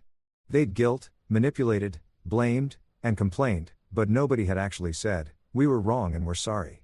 Until Richard called. I was at my desk at work finishing up a project proposal when my phone rang with a number I'd unblocked a few weeks ago in a moment of weakness or maybe strength. I still wasn't sure which. "Hello," I answered cautious. "Hey," Richard's voice came through and he sounded different, tired, older somehow. "I know you probably don't want to hear from me, but could we meet for coffee? Just you and me. I want to talk." Every instinct I'd developed over the past 6 months told me to say no. To protect my peace, to maintain my boundaries. But there was something in his voice, not manipulation, not guilt-tripping, just genuine exhaustion that made me pause. When I asked, "Tomorrow? That place downtown you like?" "My treat. I'll pay for my own coffee," I said firmly. "But yeah, tomorrow at 2. The next day, I walked into the coffee shop 7 minutes late because I refused to be the one sitting there waiting, looking eager. Richard was already there, and when I saw him, I almost felt bad, almost. He looked like he'd aged a decade in 6 months. His hair was grayer, his face more lined, and he was hunched over his coffee cup like it was the only thing holding him together. "Thanks for coming," he said as I sat down across from him. I ordered my coffee, the expensive one, because I could afford it now, and waited. This was his meeting. He could start. "I owe you an apology," he said finally, not meeting my eyes. "A real one, not the kind where I apologize, but then explain why you're also wrong. Just an apology." I took a sip of my coffee and said nothing. Let him work for it. "We made a mistake," he continued, and his voice cracked slightly. "A big one. We assumed you'd understand. We assumed you'd be fine with it. We assumed a lot of things about you because you never complained, never pushed back, never said no. And that's on us, not you. We took advantage of your generosity and we justified it by telling ourselves we were family and family helps each other. But we weren't helping you. We were just taking." I kept my face neutral, but inside something loosened. Not forgiveness exactly, but acknowledgement that he was finally seeing it. Laura's been miserable, he said quietly. Living back home, crying every night, realizing what she lost. The whole family's been different. Without the lake cabin, without the easy money, everyone's had to actually look at their lives and figure out what they can actually afford. And it's been hard. Really hard. Good, I said, and my voice was flat. It should be hard. That's called reality. That's what most people live in while you all were living in a fantasy funded by my paycheck. You're right. Richard nodded and he looked me in the eye for the first time. You're absolutely right. And I know saying sorry doesn't fix it. I know it doesn't undo the hurt or give you back the $72,000 or the years of being treated like you didn't matter, but I am sorry. Genuinely, deeply sorry you needed that wake-up call, I said, leaning back in my chair. You all did because you weren't going to stop. You would have kept taking and taking until either I had nothing left or I had a breakdown. And you know what the sad part is? If you just invited me to that vacation, we probably wouldn't be here.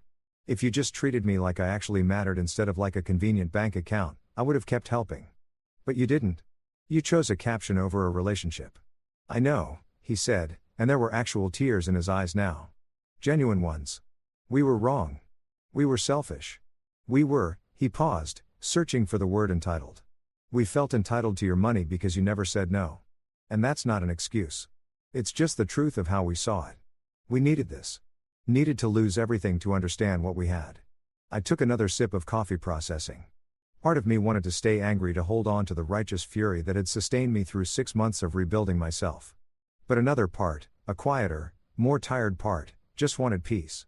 No hard feelings, I said. Finally. I mean it. I'm not holding a grudge. I just reallocated funds from family drama to self-respect. Better return on investment. Richard laughed. A short sad sound. Always the engineer. Everything's an equation. Some equations are simple. I said respect equals respect. Value equals value. If the equation doesn't balance, you solve for the missing variable. In this case, the missing variable was my self-worth. And Laura, he asked carefully, have you talked to her? She texts. I admit it a lot. Says she misses me. Says she's learned her lesson. Says she wants to work on things. Do you believe her? I thought about it. Really thought about it. I don't know. I said honestly. Maybe she has learned. Maybe she hasn't. But either way, I learned something, too. I learned what I'm worth. And I'm not going back to being someone's optional extra who only matters when it's convenient. That's fair, Richard said, nodding slowly. More than fair, actually. We sat in silence for a moment, the coffee shop noise filling the space between us. Finally, Richard stood up, extending his hand. Thank you, he said. For meeting me, for listening, for being honest, and for teaching us all a lesson we desperately needed, even if we hated learning it. I shook his hand. You're welcome. And Richard, good luck. I mean it. I hope you all figure it out. As I left the cafe, my phone buzzed. Laura, right on cue, miss you. I looked at the message for a long moment, thinking about everything that had happened.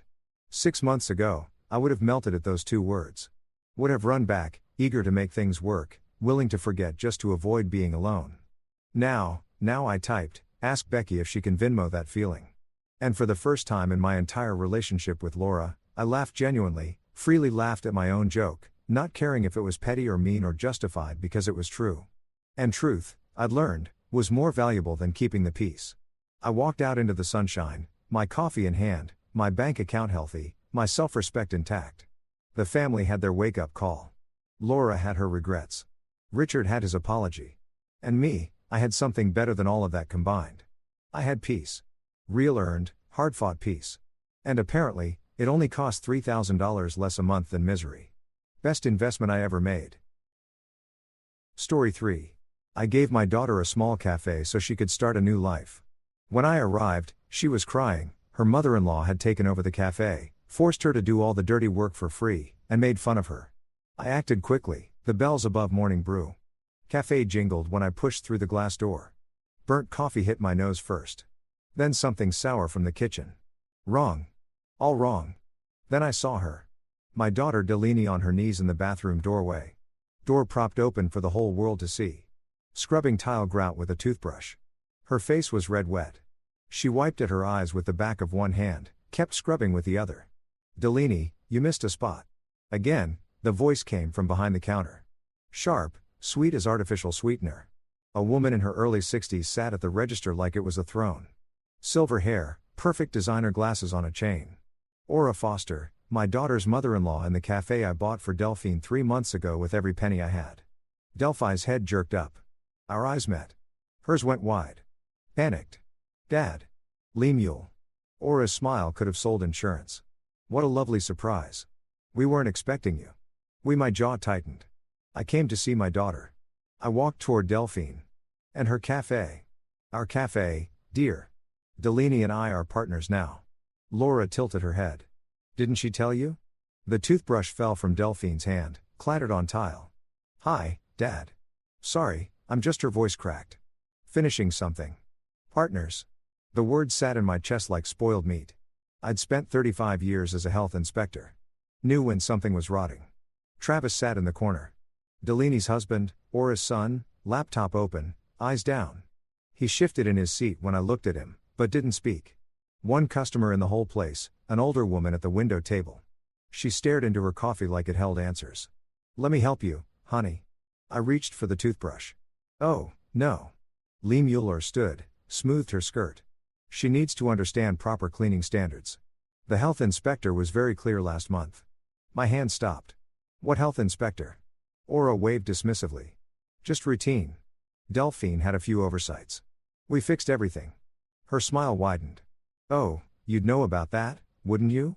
Your old profession. The coffee machine hissed behind the counter. Steam rose. I counted to 5. Travis.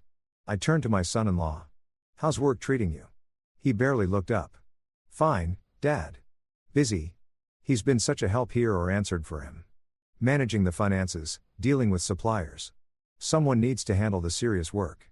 I can handle, Delaney started. Sweetheart, we've discussed this. Stick to what you're good at. Aura's voice dripped honey. The baking. Deli's hands curled into fists. She stood, grabbed a rag, moved to the nearest table, started wiping in circles. Fast circles. I ordered coffee from Aura. Not from my daughter. Had to. She poured it with theatrical precision. Tell me what you think of our blend. I've made some improvements to the sourcing. Our improvements. Every word. A tiny knife. The coffee was weak. Bitter. Wrong temperature. I'd shut down restaurants for less. Delicious, I said. My hand shook when I raised the cup. Coffee sloshed, spilled on the counter. Aura's eyes tracked the movement. Something flickered in her expression. Satisfaction, maybe. She pulled a towel from under the counter, wiped the spill with exaggerated care. No worries, Lemuel. Accidents happen. I wanted to grab that towel. Wanted to deep breath. Count to 10 this time. The woman at the window table stood, left without finishing her coffee. The bell jangled behind her. I'd love to see the partnership papers. I said, voice steady, casual. Business documents so boring. Aura laughed. Travis handles all that legal stuff. Isn't that right, honey? Travis nodded, said nothing. 35 years I'd inspected restaurants, watched owners lie, watched them squirm, watched them try every trick in the book. I knew guilt. I knew deception. I knew when I was looking at both. Well, I set down my cup. I should let you ladies get back to work. Oh, we're always working, Aura beamed. Running a successful business takes constant attention. Constant. But that's what family does, right? We support each other. I looked at Delaney. She stood at the far table, rag in hand, staring at nothing. Right? I said. The bells jangled when I left. Gentler this time. Or maybe my ears were ringing too loud to tell. I drove home. 20 minutes through Portland traffic, mind racing, hands tight on the wheel. Around 7, my doorbell rang. Delaney stood in my apartment hallway, eyes read. She walked in without speaking, sat on my couch, pulled her knees to her chest. I told her I was picking up supplies. She whispered. I sat beside her. Waited. The dam broke. Dad, I'm so sorry. Tears streamed down her face. I didn't want to tell you. I was ashamed. Ashamed of what? She said she'd help with startup costs. Said it was a family investment. Made it sound so generous. Her words tumbled out fast. Desperate. Then the papers. There was so much legal language. Travis said it was normal. He promised it was just to protect everyone. My chest tightened. Let me see them.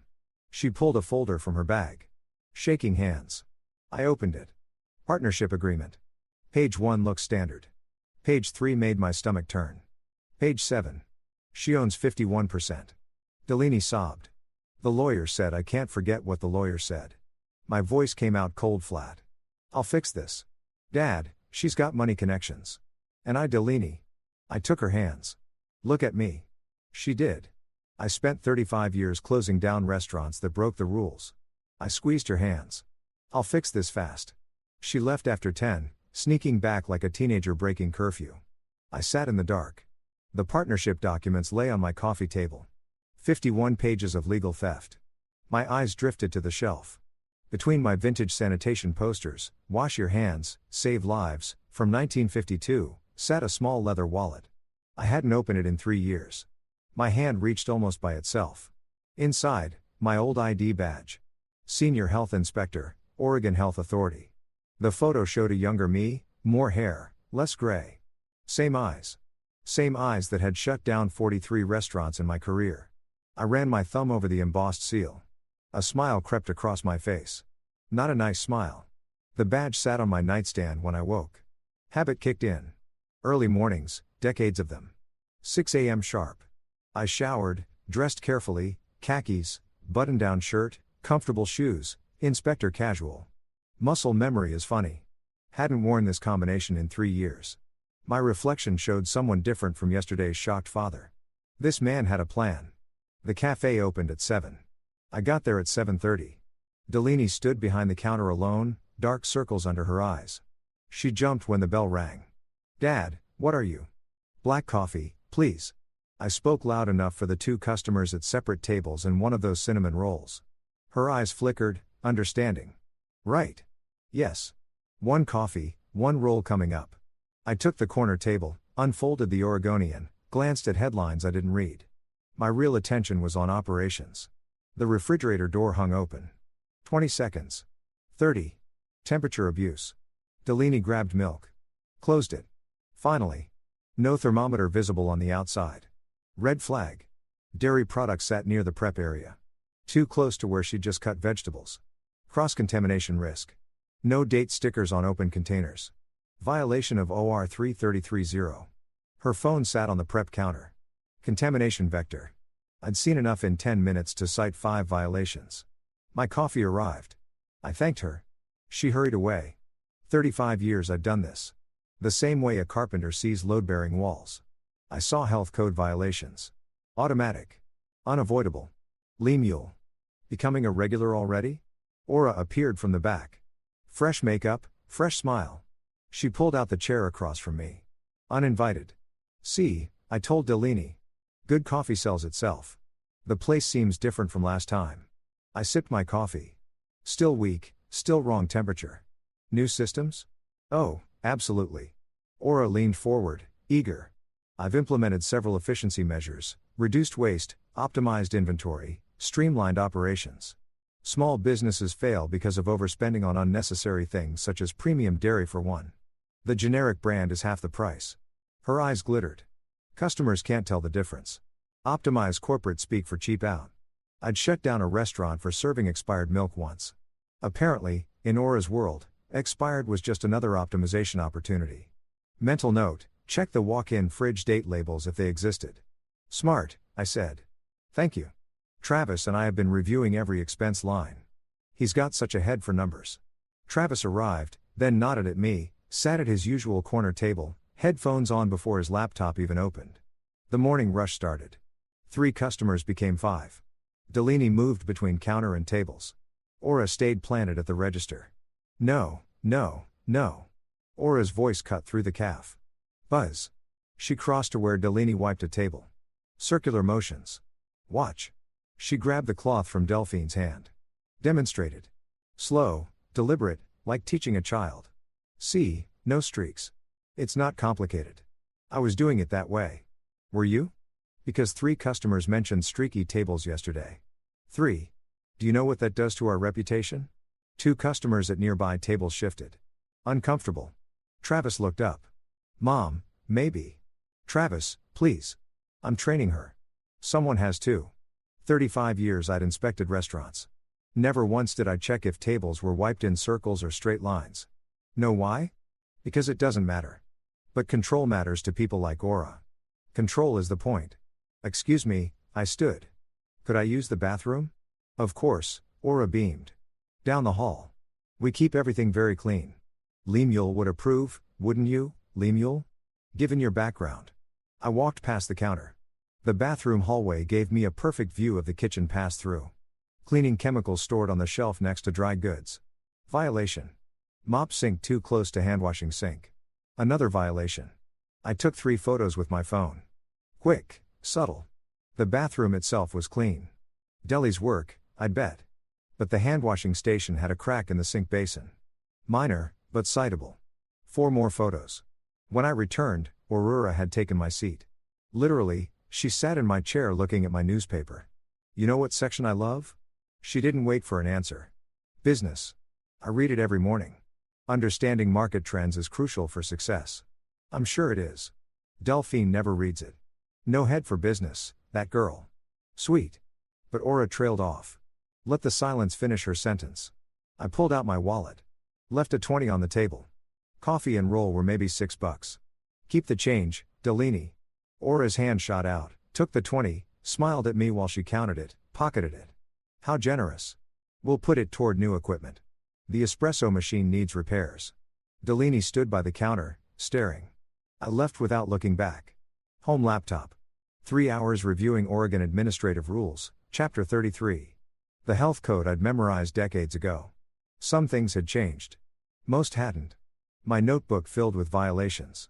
I'd observed temperature control failure, cross-contamination risks, improper date labeling, chemical storage violations, equipment maintenance issues, all minor individually. Together, different story.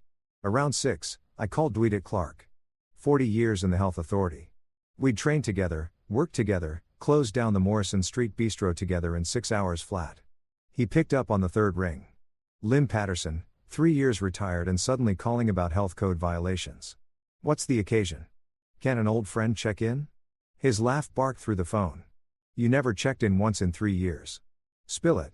Who screwed up? Hypothetically. I leaned back in my chair. Small calf. New ownership. Several or 333 violations. Temperature control. Date labeling. Cross-contamination risks. Hypothetically, his tone shifted. Professional. That's 3 citable offenses. How bad? Bad enough, but the owner's confident. Thinks rules don't apply. Those are always my favorite. Dwee's smile came through the phone. The confident ones. We talked for an hour about nothing, about everything, about the old days. You know what, LM? I miss working with you. The department's different now. Younger guys, all about computers and risk assessments. Nobody's got that instinct anymore, that feel for when something's wrong. I pulled open my old filing cabinet, the one I'd kept from my office. 43 years of contacts, inspectors, supervisors, department heads, people who owed me favors, people I'd trained, people who remembered when Senior Inspector Patterson shut down that bistro in 6 hours flat for flagrant violations. Martinez Chen O'Donnell. My finger traced down the pages. Do we? I said, voice soft. Someone's about to get a refresher course on Oregon Administrative Rules, Chapter 333. Time to see if Aurora Foster really understands what business optimization means. I hung up. In the silence of my apartment, I whispered 5 words to the empty room. Welcome to my world, Aura. 2 days after I'd whispered the threat into my empty apartment, I sat at my kitchen table surrounded by paper. Not just any paper. 35 years of accumulated knowledge, Oregon Administrative Rules, printouts, health code violation checklists, complaint form templates. My coffee had gone cold. Hadn't noticed. The filing cabinet in the corner stood open. Contact lists, inspection protocols, enforcement procedures. Everything I'd promised myself I'd forget in retirement. Funny how it all comes rushing back when you need it. I pulled up the Oregon Health Authority's website, official complaint form, right there in the public portal. Simple, clean, bureaucratic. But I didn't just fill it out. I crafted it. Every word chosen to trigger red flags. Multiple violations observed. Cross-contamination risks. Temperature abuse of potentially hazardous foods. Repeated concerns from vulnerable populations. Magic phrases, the kind that bump a complaint from routine follow-up to immediate inspection. I'd written 3,000 inspection reports in my career. This one felt different, better, more personal. My yellow legal pad sat next to the laptop. 4 stages outlined in my cramped handwriting. Stage 1, health inspection. Stage 2, social reputation damage. Stage 3, legal action. Stage 4, financial consequences. Stage 1 was almost ready, just needed the final pieces. My burner phone app downloaded the night before. Paid account, untraceable to my main number, sat open on my phone. I dialed Delaney. She answered on the first ring. "Hello, honey. You alone?" Silence. Then Travis is at his mother's. "Dad, what's going on?" "Listen carefully." I kept my voice level. "Tomorrow when you close, I need you to forget a few things. The date labels on the dairy. Don't replace them. That temperature log by the walk-in. Maybe you're too tired to fill it in." Long pause. "You're setting her up." I'm letting the truth show itself. I gripped the phone tighter. "Will you help me?" Her voice dropped to a whisper. "What time should I expect?" "Truth. Day after tomorrow. Mid-morning. You'll know when." After we hung up, I stared at my laptop screen. The complaint form was complete. Perfect. Devastating. My finger hovered over the submit button. This was it. Once I clicked this, I'd be using 35 years of professional knowledge to target my own daughter's business. Sure, Aurora had created the violations. Aurora had cut corners, endangered customers, but Delaney's name was on the license. Her calf, her dream, the one I'd bought with every penny I had. I remembered her face on her knees, scrubbing grout with a toothbrush, crying. Click submit. The coffee shop Wi-Fi made the upload smooth. I'd driven to a Starbucks blocks away at 3 o'clock in the morning. Paranoid maybe, but complaints were logged with timestamps and IP addresses. Back home, I opened my email. Confirmation from OA. Your complaint has been received and assigned reference number 2025 PDX 11847 stage 1 in motion.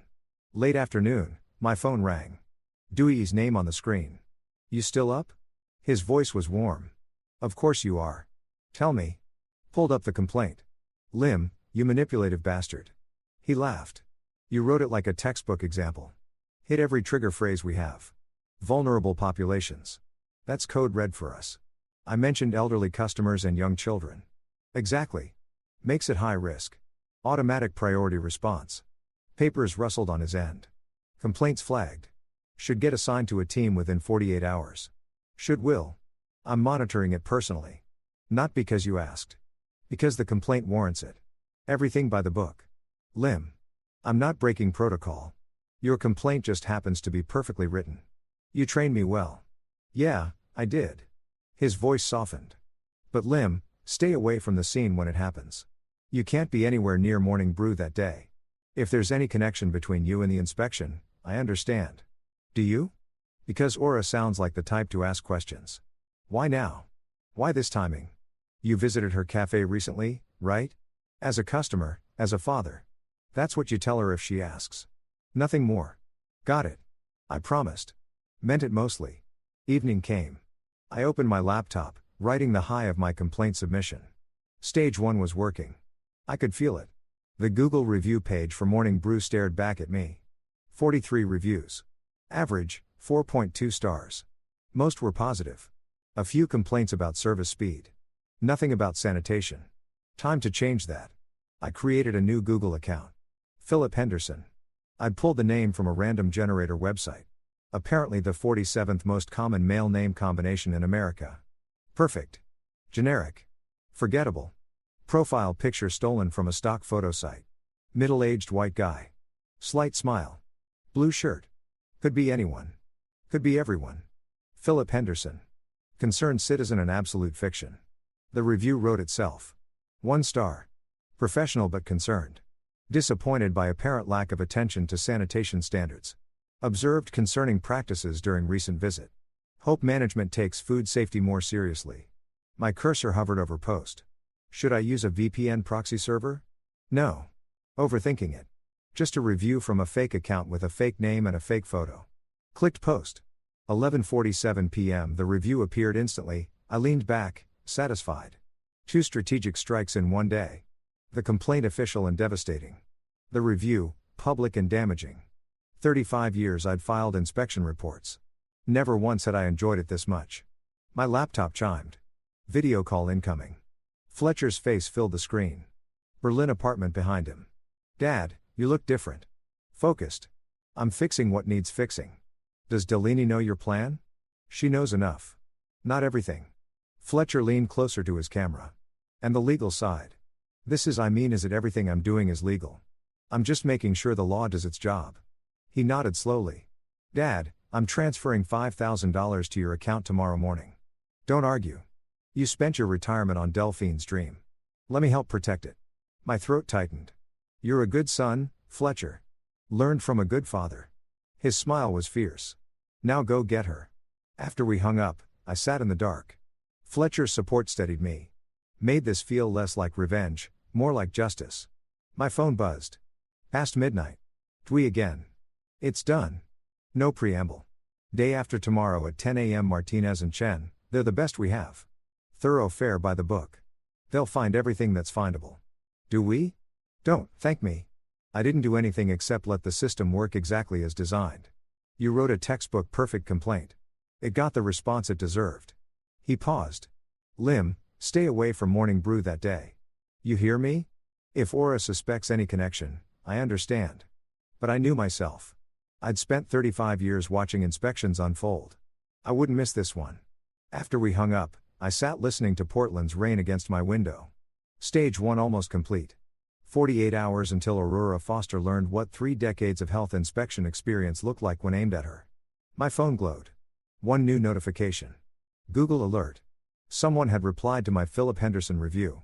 I opened it expecting nothing. Aura, her verified business account. The reply was public, visible to everyone. We take all customer concerns seriously and would appreciate the opportunity to discuss your experience. Please contact us directly at your earliest convenience. We pride ourselves on exceeding all health and safety standards. Professional, appropriate, and underneath a threat. I'm watching. I see you. I will find you. Should have felt worried. Instead, I smiled. Let her watch. Let her waste energy chasing Philip Henderson's ghost. I had bigger problems lined up for her. Problems with badges and clipboards and the full force of Oregon administrative rules. Chapter 333. 2 days crawled by like wounded animals. I cleaned my apartment twice, reorganized my vintage sanitation poster collection, called Fletcher to discuss Berlin weather of all things. Anything to burn time. The morning of the inspection, I woke at 5. Couldn't help it. Decades of early morning inspections had programmed my internal clock. By 9:30, I'd violated Dwee's instructions. Been there, small calf, across Morrison Street for Morning Brew. Perfect sightline through both establishments' windows. I ordered cappuccino, made myself comfortable at the corner table. What temperature do you keep your milk? I asked the barista. She laughed. That's a weird question. 40 degrees. Manager's obsessed with the thermometer. Checks it like 5 times a day. Good manager. The cappuccino arrived. Perfect microphone. Heated to exactly 150 degrees if I'd bet money. The irony of drinking properly prepared coffee while waiting to watch Morning Brew gets cited for temperature violations. Sometimes life has a sense of humor. Usually a dark one. 10 a.m. sharp. White Oregon Health Authority sedan pulled up. 2 inspectors emerged. Woman with clipboard. Martinez. I recognized her from training sessions years ago. Man with digital thermometer visible on his belt. Chen, younger, methodical, all business, no social niceties. Through Morning Brew's large front window, I watched Aura's expression shift. Welcoming smile, then confusion, then concern. Martinez showed her badge. I couldn't hear the words, but I'd said them 1,000 times. Oregon Health Authority routine inspection. Aura's smile got bigger. Welcoming. She thought this was formality. Martinez didn't smile back. Professionals never do. Chen moved toward the kitchen. Aura's hand fluttered up, trying to redirect him. Her gesture said, "Let me show you around." Chen ignored her. Also professional. Never let the owner control the inspection route. I took another sip of excellent cappuccino. This was what justice tasted like. Turned out it tasted like properly steamed milk and other people's panic. Martinez spread out at the front counter, checking temperatures, opening containers. Chen disappeared into the kitchen. Delaney stood frozen by the espresso machine. Travis sat in the corner, laptop open, headphones on, deliberately oblivious. 40 minutes later, the inspectors emerged from the kitchen. Even from across the street, I could see Ara's face had gone pale. She was talking fast, gesturing, pointing at Delaney, at the kitchen, at the inspection report in Martinez's hand. The universal language of, "This isn't my fault, It's her fault. Martinez's face stayed flat as concrete. I trained her well. Never react to the show, just write up the violations. Through being there's window, I watched Aura's performance like it was Netflix. Better than Netflix. This had real consequences. Her face went from concerned business owner to I need to speak to the manager to full Karen nuclear option in about 6 minutes. Martinez handed her papers, official forms, yellow copies. Aura snatched them, started reading, her expression transformed. Rage, pure rage. She wheeled on Delaney. Even through closed windows, I could tell she was screaming. 2 customers grabbed their coats, left hurriedly. Travis pulled off his headphones, looked up, did nothing. Cowardice personified. The inspectors left professional, unmoved. They'd seen the show before. I finished my cappuccino, left cash on the table, walked to my car 3 blocks away. Home. 20 minutes through traffic. My hands shook on the wheel. Stage 1 complete. Late afternoon, my burner app rang. Delaney. Dad, I can't talk. She's Aurora's voice in the background. Who are you calling? Nobody. Just call disconnected. I stared at my phone, texted instead. You did perfect. Stay strong. This isn't over. Response came an hour later. She's blaming me for everything. Says I ruined the business. Travis won't defend me. Dad, I'm scared. I poured whiskey. Neat. 2 fingers. Drank it. Fletcher called around 6. How did it go? $2,500 fine. Written warning. 30-day follow-up inspection scheduled. That's huge. Dad, you did it. Stage 1 complete. Yeah, it worked. Maybe too well. What do you mean? Or is smart? She's going to ask questions. Why now? Why this timing? But you filed anonymously. There's no connection. I hope you're right. 5 minutes later, my phone rang. Unknown number. I answered. Aura's voice. Ice cold. Lemuel. Not Lem. Formal. Cold. We need to talk. My stomach dropped. Aura, what can I do for you? Don't play innocent. It's insulting to both of us. I don't know what. The inspection, the Google review, the timing. You think I'm stupid? My heart pounded. Played dumb anyway. The cafe got inspected. That's unfortunate, but these things. Philip Henderson. Ring a bell? Her voice was sharp. No, because Philip Henderson doesn't exist, but his IP address does. Want to guess what address that is? Silence. My mouth went dry. We need to talk face to face. Tonight or I go to the police with harassment evidence tomorrow morning. Your choice. My apartment. 1 hour. See you then, Lemuel. She hung up. I sat on my couch. Phone still warm in my hand. Felt something I hadn't felt in 40 years of restaurant inspections. Fear. Not abstract fear. Real concrete fear. Aura had evidence, a lawyer, resources. She could frame this as harassment, stalking, interference with business. The Google review, my own stupid Google review, was proof I'd targeted her establishment. What if I had miscalculated? What if protecting Delphine meant destroying myself? I was 70 years old, no savings left, living on Social Security and a modest pension. One lawsuit could wipe me out. My apartment, my dignity, everything. My hand shook as I poured another whiskey. Then my phone buzzed. Text from Delphine. Dad, she knows you helped me somehow. She's coming for you. I'm so sorry. This is my fault. I read it 3 times. My fault, she said. No. I drank the whiskey. Put the glass down hard enough to crack it. This was Aurora's fault. She'd stolen from my daughter. Humiliated her. Turned her dream into a nightmare. I didn't start this war. I just wasn't going to lose it. 20 minutes until Aura arrived. I paced between kitchen and living room, wearing a path in my cheap carpet. I pulled out the partnership documents. 51 pages. 51 pages of legal theft. My phone buzzed. Text from unknown number. I'm parking. Bring coffee. This will take a while. Oh, the audacity. I didn't make coffee. The knock came exactly 1 hour after her call.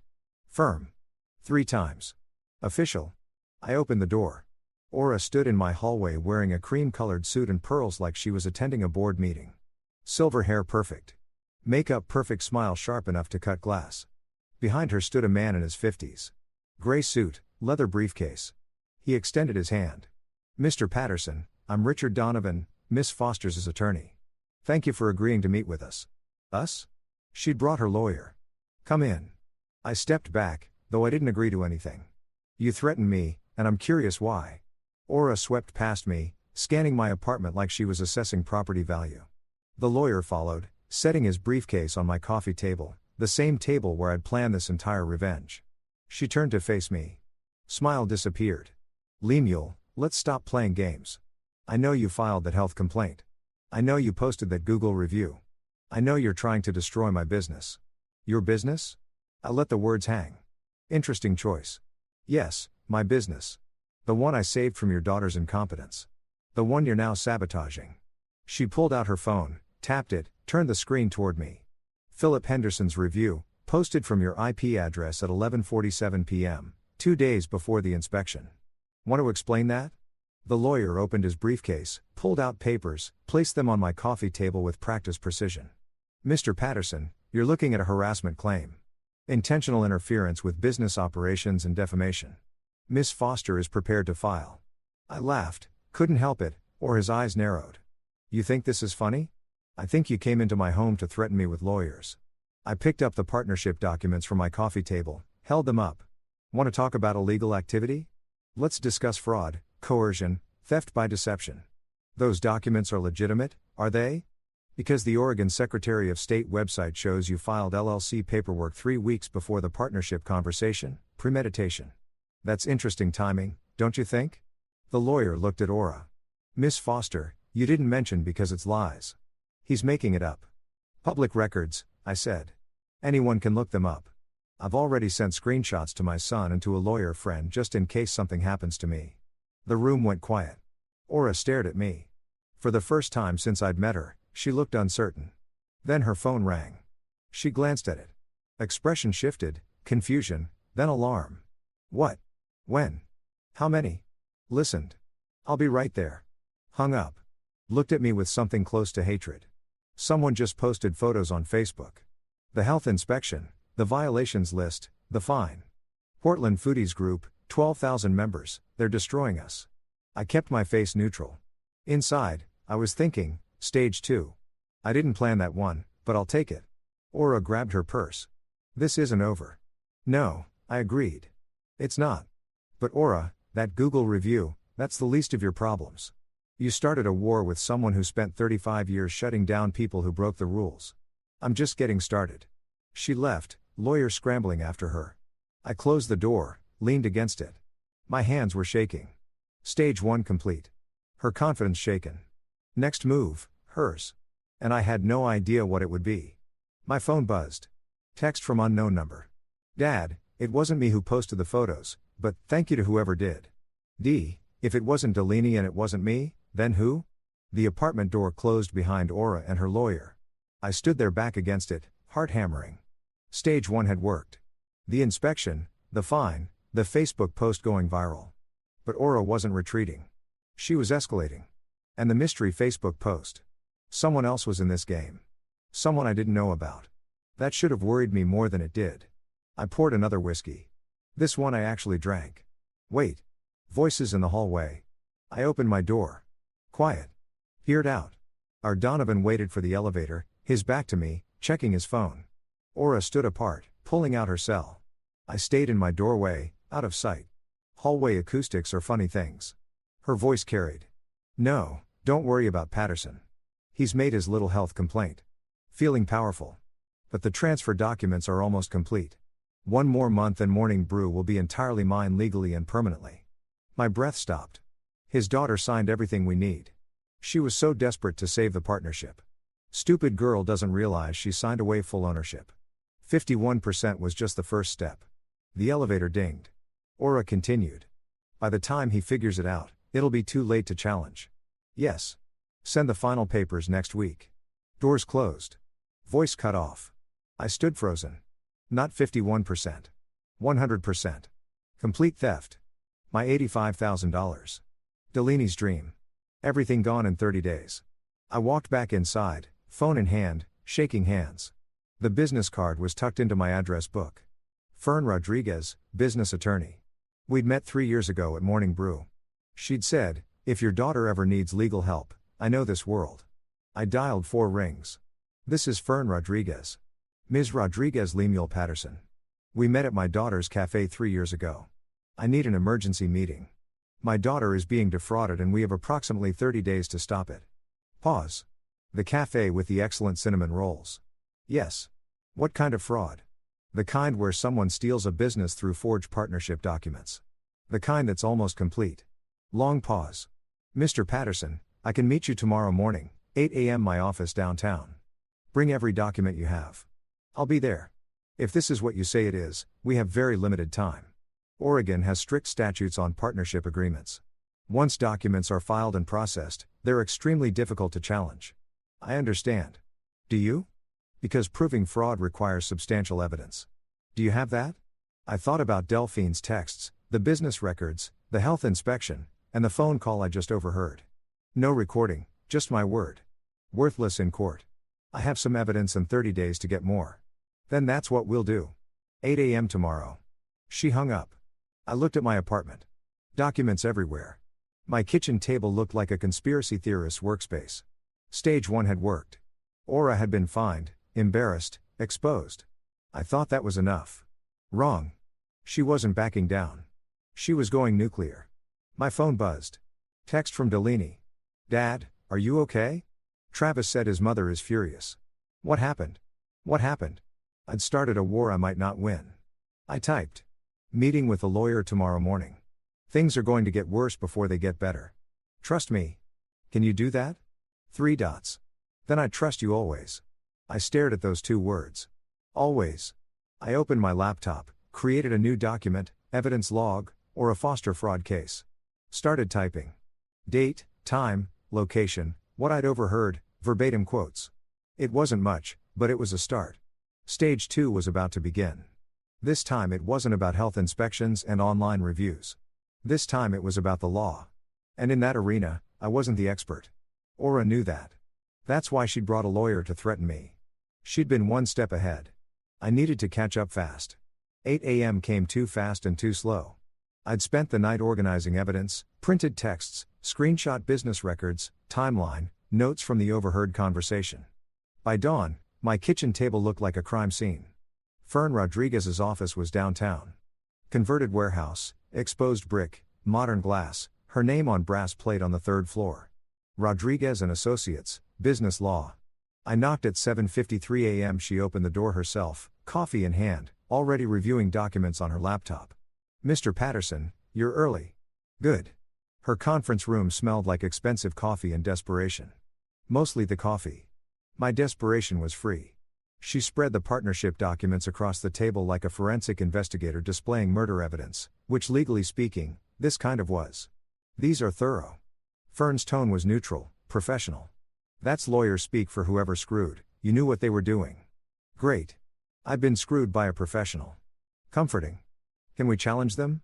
Legally, they're valid. Deli signed, notarized. Filed properly. She looked up. But if she signed under duress, if she didn't understand the terms, if Aura misrepresented what she was signing, that's actionable. We need evidence. I heard her on the phone. She admitted the whole plan. Your testimony of an overheard conversation. Fern shook her head. Hearsay inadmissible. We need her words recorded. Undeniable. Oregon's a one-party consent state. Fern's eyebrows rose. You've been researching 35 years as a health inspector. I know recording laws. If Delphi records conversations, she's part of its legal evidence. Exactly. Fern smiled. So, we need Delphi to provoke Aura into admitting the fraud on record. She'll do it. Are you sure? Because if Aura discovers the recording, my daughter spent months being humiliated by this woman. She'll do it. I called Dwi. I need tech help. Someone who knows recording devices discreet legal today. Pause. My nephew Oliver, IT security. 3 hours later, I met Oliver Clark at a coffee shop. Dewey's nephew, 24, IT security specialist. Hoodie, laptop, bag, energy drink instead of coffee. Uncle Dewey said, you need recording equipment. He pulled out a small device. Sony ICD-PX 470. Looks like a calf. Order tracker, right? Clips to an apron. 44 hours recording time, voice activated. I took it and it's legal. Oregon's a one-party consent state. If she's participating, she can record it. Totally legal. What if Aura finds it? Oliver grinned, generic looking. Worst case, your daughter says it's for tracking orders. Young people are so easy to please. Give them a chance to explain gadgets, and they'll help you commit legal adjacent surveillance for free. That afternoon, I opened my laptop. Proton Mail account, anonymous, encrypted. Subject, disturbing story about exploitation in family business. Morning brew calf. I wrote carefully. Ms. Pierce. I'm writing anonymously because I fear retaliation. Morning Brew Cafe on Morrison Street. You may remember it for excellent cinnamon rolls. The owner, Delaney Patterson Foster, is being systematically exploited by her mother-in-law, Aurora Foster. Aura pressured Delphine into signing away majority control, now treats her like unpaid labor, takes all profits, publicly humiliates her. Recent health inspection revealed violations are created. Someone needs to tell this story. Hit send before I could second guess. 3 days crawled by. Delaney wore the recorder clip to her apron. Captured hours of Aura's demeaning commands, cutting remarks, constant criticism, pattern of abuse evidence. Day 4, mid-afternoon, slow period. Travis had just left for a meeting. Aura counted the register. Delaney approached. Recorder active. And can I ask you something? What? Aura didn't look up. I've been thinking about the partnership, about the calf. Will it ever really be mine again? The way Dad intended. Aura paused, looked up, amused.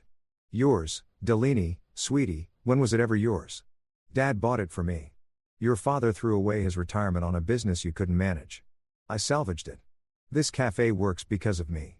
But legally, I still own part of it, right? Aura laughed cold. Legally, stupid girl, this cafe is already mine. The papers you signed, they transfer full ownership. Your father just doesn't know it yet. Another month and it's final. You'll be an employee if I'm generous enough to keep you.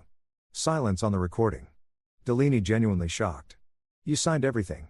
Travis made sure of that. You trusted him. Trusted me. And that was your mistake. Then silence. 10 seconds of nothing. When it resumed. And there's nothing your father can do about it. His little health inspection tantrum cost me $2,500. I'll make that back in a week. That evening, we listened in Fern's office. Me, Delaney, Fern, Oliver. When the gap hit, Fern's face fell. Wait, it cut out. Oliver examined the device. Power interruption. The clip must have loosened. I'm sorry. Of course it did. I laughed, slightly hysterical. Of course, because nothing in this plan could go smoothly. Fern cleared her throat. It's still usable. But with that gap, a defense attorney could argue context is missing. So, we need more. We need more. 2 nights later, Delaney called late evening, voice shaking. Dad, I heard Travis on the phone with his mother. He said he chose her over me. Come over now. The guest room is yours. She arrived 30 minutes later. 1 suitcase, red eyes. Tell me. He was on the phone with Aura. I wasn't supposed to hear. She was yelling about someone asking questions. Some food blogger. Travis kept saying he'd handle it. Then Aura must have accused him of being weak because he said, her voice cracked. I chose you over her. I'm with you. I've always been with you. What did you say? I told him to leave. Told him we were done. He tried to explain, but there's nothing to explain. He chose his mother over his wife. Simple as that. My phone pinged. Email address I didn't recognize. Foodscheme247gmail.com. Subject, REM morning brew situation. I opened it. Mr. Patterson, I'm guessing. I received your message. I'm Octavia Pierce. I remember Delaney. I remember her cinnamon rolls and her smile. I did some digging. Talked to regulars. Something's very wrong at Morning Brew. I'd like to hear Delaney's side. My article publishes in 3 days. Octavia. 3 days. I hadn't expected her to move this fast. I responded, thank you. I can arrange a meeting. Delphine is ready, but we need discretion. The people exploiting her have resources. Her response came within minutes. I can and will. This story matters. Portland supports its own. Tell Delphine I've got her back. I closed the laptop, looked at Delphine on my couch, suitcase at her feet. Marriage ended. There's a food blogger who wants to hear your story. Article publishes in 3 days. Will it help? It'll make the health inspection look like a parking ticket. She almost smiled. Good. I pulled up the evidence log. Added entries. Recorded admission from Aurora Foster. Partial confession. 10-second gap, but substantial incriminating statements.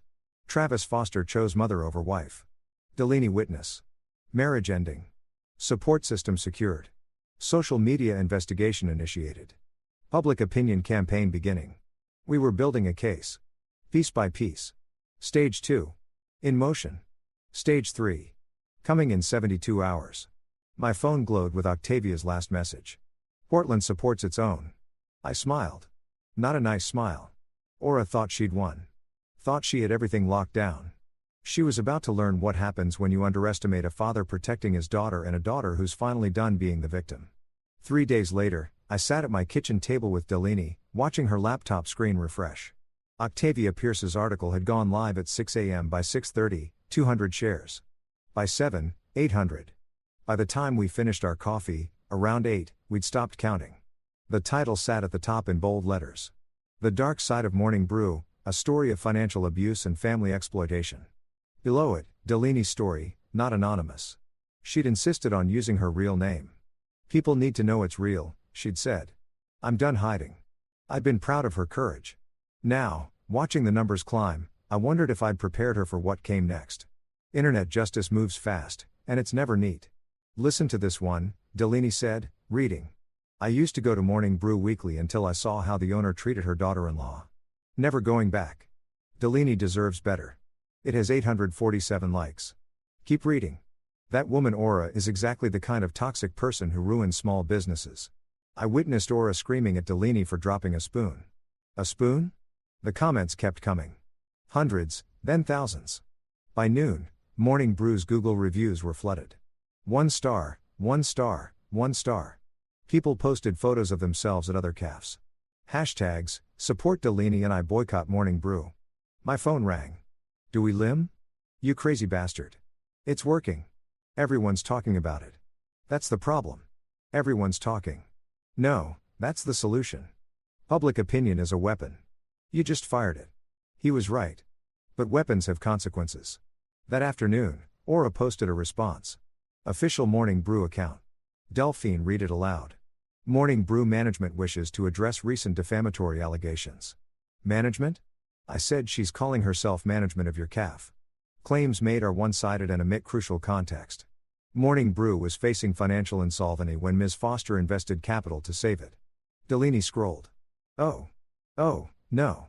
The comments. What are they saying? Top comment has 400 likes. Found Aura's burner account. Next one. This is exactly the gaslighting described in the article. She was making it worse for herself. Good. Let her dig deeper. Around 4 o'clock, my phone buzzed. Text from Delaney. Dad, turn on TikTok. Search Morning Brew. The video had 120,000 views. Aura red-faced screaming at Delaney in the cafe while customers recorded, "You leaked this. You told that blogger lies about me." Delphine stood quietly, calm, while Aura unraveled. The comments were brutal, creative, hilarious. She's giving strong "I want to speak to the manager" energy, except she is the manager, and the manager's screaming at the owner. I screenshot that one for posterity. That evening, my email pinged. Unknown sender. Subject, your past. I opened it. Mr. Patterson, I've learned interesting information about your employment history. Specifically, your termination from County Health Inspection in 1999 for conflict of interest and ethical violations. My stomach dropped. 25 years. I'd kept that buried for 25 years. $20,000 cash. Instructions will follow. Or Portland Sentinel receives a full dossier on your fraudulent career. You have 48 hours. Delaney looked up from her laptop. Dad, you okay? Fine. I closed the email, opened it again, read it twice. She crossed to me. What is it? I showed her. Her face went pale, then hard. What happened in 1999? I'd known this question would come eventually. Hoped it wouldn't. I was a county inspector. Saw another inspector cite a small family restaurant, Mexican place, elderly immigrant couple for violations that were technically accurate, but applied with unusual strictness, the kind of strictness white-owned restaurants didn't face. Delphine listened. I filed a complaint about discriminatory enforcement. My supervisor disagreed. I went over his head to the county commissioner. The restaurant's citations got reduced and I got fired for standing up for fairness for insubordination and conflict of interest. I had eaten at their restaurant twice. Technically violated impartiality protocols. I paused. So technically they were right to fire me. But you were standing up against discrimination. Yes. And I lost my job for it.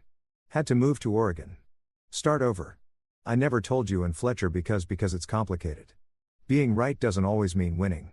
25 years. I'd spent 35 years rebuilding that career in Oregon. One email could destroy it.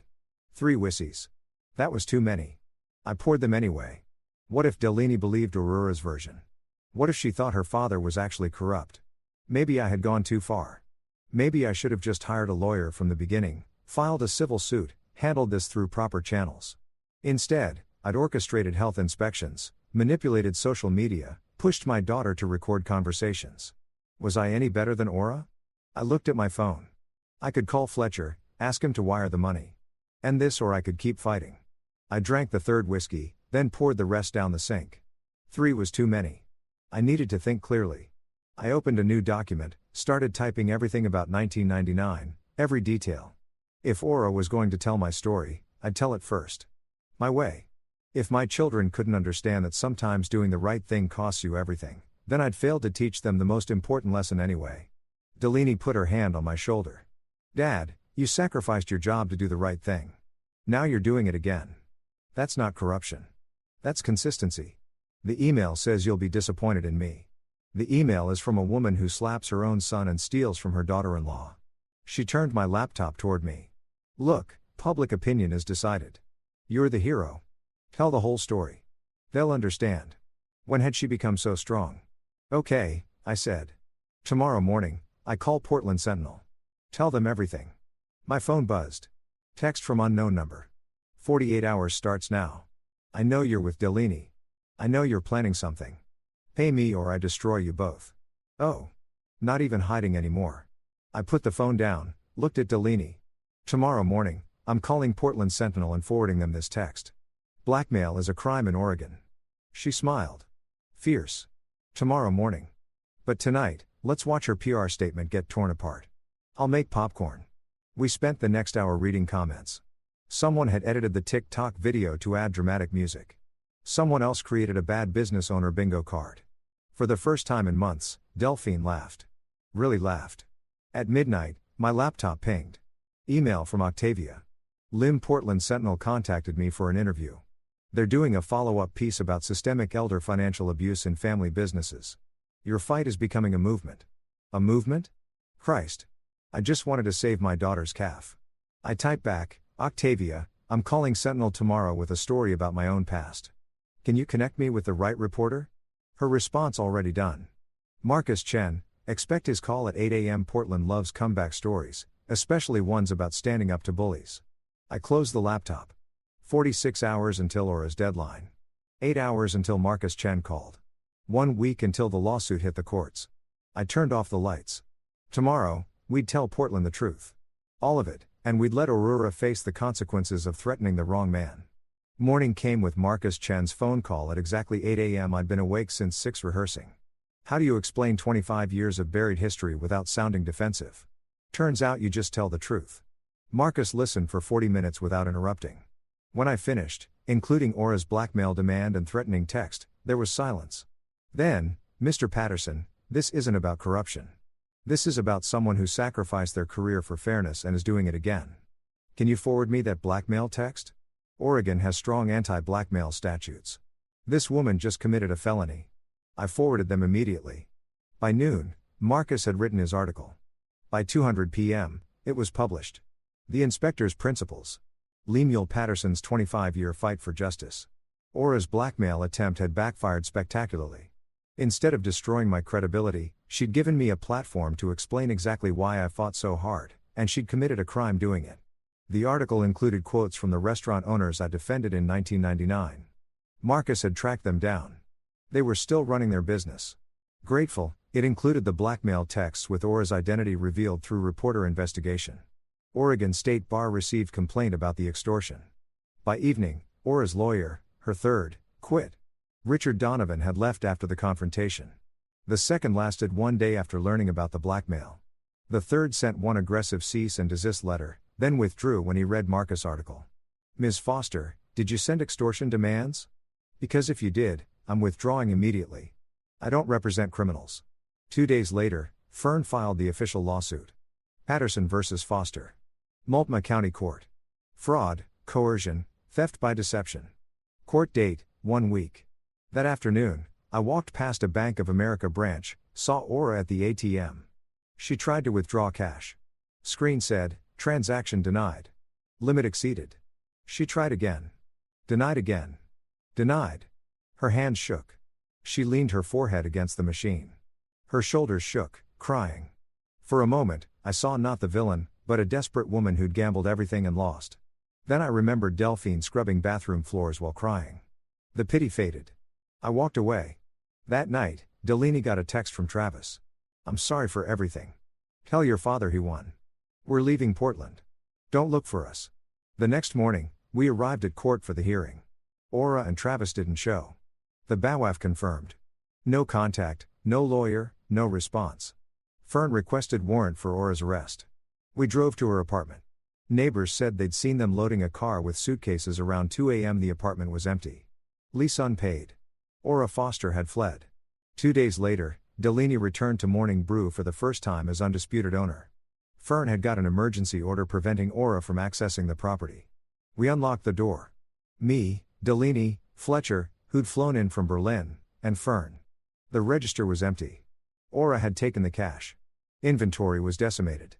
Bills piled on the counter. Utilities, suppliers, rent, a note taped to the espresso machine in Aurora's handwriting.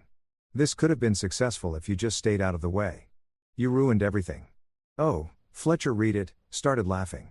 She stole your business, embezzled money, committed fraud and blackmail, and we ruined everything. Delphi took the note, folded it carefully, put it in her pocket. I'm framing this. The last words of Aurora Foster, still managing to be the victim while fleeing the state. Fern spread documents across a table with the default judgment, which we'll get since they fled. Delaney owns the calf. Free and clear, but she inherits all the debts Aura created. How much? Delphine asked. Total liabilities approximately $70,000. Assets maybe $30,000. Net position $40,000 in debt. Fletcher cleared his throat. I have $40,000 in savings. It's yours. Fletcher? No. Not negotiable. Dad gave you $85,000 to start this place. I'm giving you $40,000 to save it. We're family. The bell above the door jingled. A woman in her 60s walked in. I heard on the news. Is this place open? Are you Delaney? We're not officially open yet, Delaney said. But I'm making coffee. I would love some. The woman pulled out a folded check. This is from my book club. We want to help. She handed Delphine a check for $800. More people started arriving.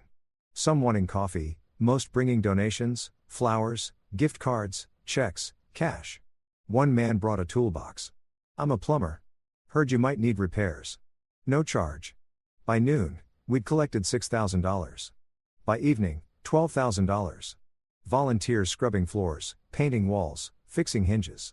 Fletcher posted photos to Instagram. Morning Brew is rising from the ashes. Community support is incredible. 2,000 likes. That night, back at my apartment, I poured one whiskey. Celebratory. Delaney was asleep on my couch, exhausted, but smiling. Fletcher was on the phone with his partner, laughing. My phone buzzed. Email from Fern. Court date rescheduled for next month. Filing for default judgment. Should be straightforward. However, there's one complication about the property deed. Call me in the morning. A complication, of course, because nothing in this nightmare had been simple. But I'd learned something. Complications can be overcome. Villains can be defeated. Justice sometimes actually wins. And family, real family, is worth any price. I closed the laptop, drank the whiskey, turned off the lights. 1 month until the court date. 1 month until this nightmare was officially over. Unless Fern's complication turned out to be another battle. I'd find out tomorrow.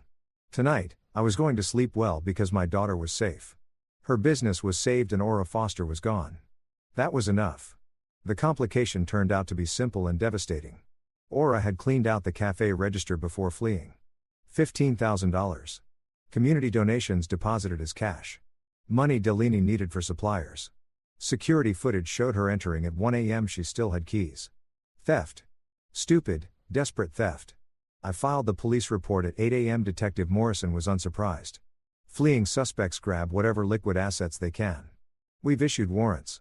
Warrants don't pay suppliers. By noon, I had a lead. Dwee called. You sitting down? My buddy at PDX Airport Security ran the names. Ora Foster bought a one-way ticket to Las Vegas yesterday morning. Southwest departed 6 p.m. Travis was on the same flight. Las Vegas, of course, the city where desperate people gamble their last dollars, hoping for miracles. We flew out the next day. Me, Fletcher, Delaney. Detective Morrison provided Aurora's credit card trail, Motel 6, East Tropicana Avenue, 2 miles from the Strip, not the glamorous casino hotels, the kind of place where people hide when they've run out of everything. We arrived mid-afternoon. Nevada heat hit like a wall. 105 degrees merciless. The motel was sunbleached pink stucco. Cracked asphalt. Aura's rental car sat in spot 47. Room 128. Ground floor. Curtains drawn. I knocked. Silence. Knocked again. Aura. It's Lemuel Patterson. We need to talk. Long pause. The curtain shifted. Someone looking out. Finally, the door cracked. Chain still on. Travis's face appeared, unshaven dark circles, looking 10 years older than 3 days ago. She doesn't want to talk to you. I don't care. Open the door or I call Las Vegas police. Your choice. The door closed. Chain rattled. Opened fully. The room smelled like stale cigarettes. 2 unmade beds. Empty wine bottles. Fast food wrappers scattered. Aura sat on the far bed back against the headboard. Yesterday's clothes. Her silver hair unwashed, tangled, no makeup. She looked small, defeated, nothing like the woman who'd swept into my apartment with her lawyer. She didn't look up when we entered. You stole $15,000 from my daughter's cafe before you ran, I said. Money community members donated. That's a new low. Silence. Why Las Vegas? I continued. Did you really think you could gamble your way out? Aura's voice came flat.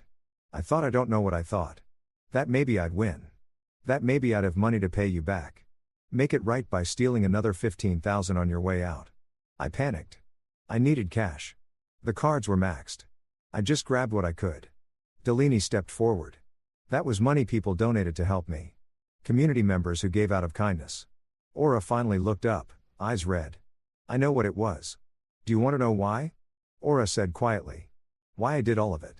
Greed, I said. She shook her head. When my boutique went bankrupt 10 years ago, I lost everything. Not just money, my friends, my reputation, my place in the world. I was someone. Then, nothing. Just a broke old woman with failed dreams. She looked at Delaney. When you got that calf, I saw an opportunity. Not just to make money, to be someone again, to matter. I started with genuine help, but then I realized I could have this. I could own it. The cafe became my last chance to prove I was still worth something.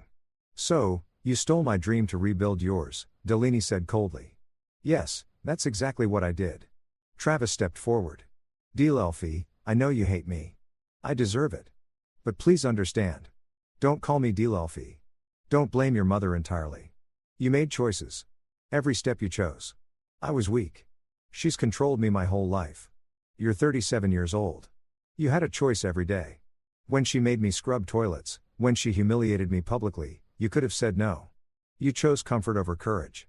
You chose her approval over my dignity. Travis started crying. I love you. I still love you. I don't care. I'm filing for divorce. I want you out of my life completely. Delaney, please. We're done forever. You don't get redemption. You don't get forgiveness. You get to live with what you did. A knock on the door. Las Vegas PD. I'd called them before we entered. Aura Foster. Aura stood slowly. That's me. You're under arrest on warrants from Portland, Oregon. Felony theft, fraud, and embezzlement. She extended her wrists, got handcuffed, looked at me one last time. Did you really need to chase me to Las Vegas? Couldn't you just let me disappear? You stole $15,000 from community donations meant to help my daughter. No, she was let out. You know what the funny part is? I almost respect you. You're as ruthless as I am. You just have better PR. The difference is I fight for my family. You fight for yourself. We stood in the parking lot afterward watching the police cruiser pull onto Tropicana Avenue. Travis remained by the motel room, not arrested. No proof he knew about the theft, but destroyed anyway. He looked at Delphine, mouth opening. She turned away, walked to our rental car without looking back. That was the moment of defeat, not the handcuffs. The turn back. Fletcher put his hand on my shoulder. Come on, Dad. Let's take Delphine home. We flew back that night, Landed in Portland at 11 p.m., drove through dark streets to Morning Brew. The cafe sat empty, temporarily closed sign in the window. "I need to see inside," Delaney said. We unlocked the door. The interior smelled stale. Most inventory gone. Aura had taken it when she cleaned the register. Delaney picked up envelopes from the counter. Bills, unpaid suppliers, final notices, started opening them. Her expression never changed, but I watched the light dim with each envelope. "Dad." Her voice was small. "It's worse than I thought." "How bad?" She spread bills across the counter. "With the stolen money, unpaid suppliers, legal fees, back rent, we owe $23,000 before we can even think about reopening." Fletcher spoke up. "I have the $40,000 I offered. You already loan money. I can't take more. And $40,000 barely gets us operational. It doesn't cover inventory, staff, insurance." She looked up at me, eyes filling with tears. "Dad, I won legally, but I lost everything anyway. Morning Brew is dead." I opened my mouth. Nothing came out. She was right. We defeated Aura. Gotten justice, but justice doesn't pay bills. "Let's go home," I said finally. "We'll figure something out tomorrow." Driving away, watching Morning Brew disappear in the rearview mirror. I wondered what was there to figure out. We'd saved the cafe legally, but destroyed it financially. Maybe Aura had won after all. Back at my apartment at 1 a.m., Delaney went to bed exhausted. Fletcher made tea. Neither of us drank. "Dad," he said after long silence. "What do we do now?" I didn't have an answer. For the first time in this entire nightmare, I genuinely didn't know. The next morning came too early. My phone buzzed. Missed calls, text messages, emails, numbers I didn't recognize. First text, saw the news about Morning Brew. "We want to help Susan our second, read about Delaney. Attaching donation coffees on us. Portland Foodies Group." More texts, more offers. By the time Delphine woke, my phone had 73 messages. Fletcher's had 42. News of Aurora's arrest had made the Portland Mercury, the Sentinel, every food blog, and Portland had decided to do what Portland does best, take care of its own. Octavia Pierce posted at 6 a.m. Morning Brew needs our help. Delaney fought and won legally, but faces $23,000 debt from Aurora's destruction. I'm starting a GoFundMe. Who's with me? Within 2 hours, $8,000. Delaney read messages crying, "Dad, listen. We're a commercial kitchen. We'll donate 20 pounds of flour and 10 pounds of butter monthly for 6 months. And this, I'm a licensed electrician. I'll update the wiring free." "That's Portland," I said. "We take care of our own." Fletcher looked up from his phone. "There's a Facebook group. Save Morning Brew. 4,000 members organizing supply drives. Volunteer shifts. By end of first week, $31,000. 8,000 more than needed. 6 weeks of renovation followed. Fresh paint from volunteers. New tables donated. Equipment repairs at cost. Delaney's 8-year-old daughter, Faye, helped paint a mural. Stick figure woman holding a coffee cup like a shield. Mom the superhero. Reopening day. Line around the block. Local news coverage. Octavia documenting everything. Delaney's apple cinnamon pie sold out in 20 minutes. 6 weeks after that. Aura's sentencing. Moulton County Courthouse. Orange jumpsuit. Hair pulled back. No pearls. Judge Martinez. 18 months county jail plus $15,000 restitution. Before being led away, Aura asked permission to speak. "Delaney, Mr. Patterson, I destroyed your family. I stole from you. Everything they said about me is true. I am exactly the villain everyone says I am." Her voice cracked. "What I told you in Vegas was true. I wanted to matter again, and I destroyed your lives to get it. That's unforgivable. I'm not asking forgiveness. I'm just acknowledging what I did. For the first time, I'm telling the complete truth. I'm sorry." She looked at Delaney. "Your cafe is beautiful. I saw photos online. You did that, not me. Everything good about Morning Brew was always you." Delaney stood, walked out without a word. Aura watched her go, nodded slowly. "I understand." 1 month later, a letter arrived from Travis from jail. Unpaid child support from his first marriage. Delphine read it aloud. "I'm not asking forgiveness. I'm writing to tell you I understand now. I wasn't just weak. I was complicit. I chose comfort over courage. I watched my mother hurt you and did nothing. That's cowardice. You deserve better. I signed the divorce papers. No contest. I hope Morning Brew succeeds. I won't contact you again. Travis." She folded it. Put it in a drawer. Didn't respond. 2 weeks later, an envelope arrived. No return address. Eugene postmark. $5,000 check. Note from Travis. Everything I could gather. She deserves this tea. I stared at it a long time. Then forwarded it to Delphine without comment. She deposited it without comment. 6 months after reopening, Morning Brew thrived. Not wildly successful, but stable. I sat at my usual corner table most mornings. Newspaper, black coffee. Delaney behind the counter chatting with customers. Faye doing homework at a table. Fletcher video called weekly from Berlin. His photo hung on the cafe family wall next to my vintage sanitation poster. Octavia came in twice weekly writing a book about Portland's food community. Morning Brew featured prominently. Travis sent child support payments on time, never with notes, just checks. Delphine deposited them without comment. Aura still had 8 months left. Delaney never visited, didn't plan to. Aura wrote letters occasionally. Delphine didn't open them. Kept them in a drawer, not for closure, just because throwing them away felt like caring enough to make the effort. The cafe was Delian's, fully hers. No one could take that away. It wasn't the life she'd imagined when I first gave her the keys. It was harder, more complicated, built on rubble and community goodwill, but it was hers. One Saturday morning, someone asked me, was it worth it all that fighting? I looked at my daughter, smiled slightly. Ask me in 10 years, because that's the truth. Victory isn't a moment, it's what you build after. Fletcher appeared on video call at the bar. Dad, you know what's funny? Aura thought an old inspector would be easy. She forgot. I spent 35 years shutting down establishments that thought they were smarter than the rules. He laughed. That's the most you've ever sounded like a movie hero. Heroes don't exist, Fletcher. Just stubborn old men who refuse to let bullies win. Dad, Delaney called from the counter. Order up. Your cinnamon roll is ready. I walked over. She watched nervously. I bit into it. Chewed. Swallowed. Well, perfect. Just like everything else you do. She smiled. Really smiled. The kind that's been missing for months. That right there, that's the victory. Not the legal judgments, not Aura in prison. Not the money raised. Just my daughter smiling while making cinnamon rolls in her own calf. I'm 70 years old. My retirement savings are gone. My daughter's a divorced single mother running a calf. That almost destroyed her. But she's free. She's strong. She survived what tried to break her. The mountain air through the cafe door felt clean. I breathed it in, all of it. Story 4. My wife threw me out of the companies after believing her new intern's lies. 3 weeks later, she asked if I'd reflected. Instead, I handed her divorce and resignation papers.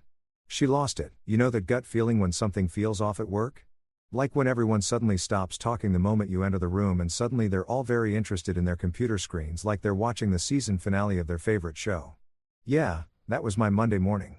And let me tell you, it wasn't because someone finally figured out who kept stealing lunches from the breakroom fridge. I walked into the office at exactly 8:15, same as I had for the past 6 years, carrying my usual overpriced coffee that I pretended was worth $7, and the entire floor went silent. Not the comfortable kind of silent where people are focused on work, but that awkward suffocating silence you get at a funeral when someone's phone goes off playing. Who let the dogs out? Sandra from accounting literally minimized her screen so fast I'm pretty sure she broke a finger.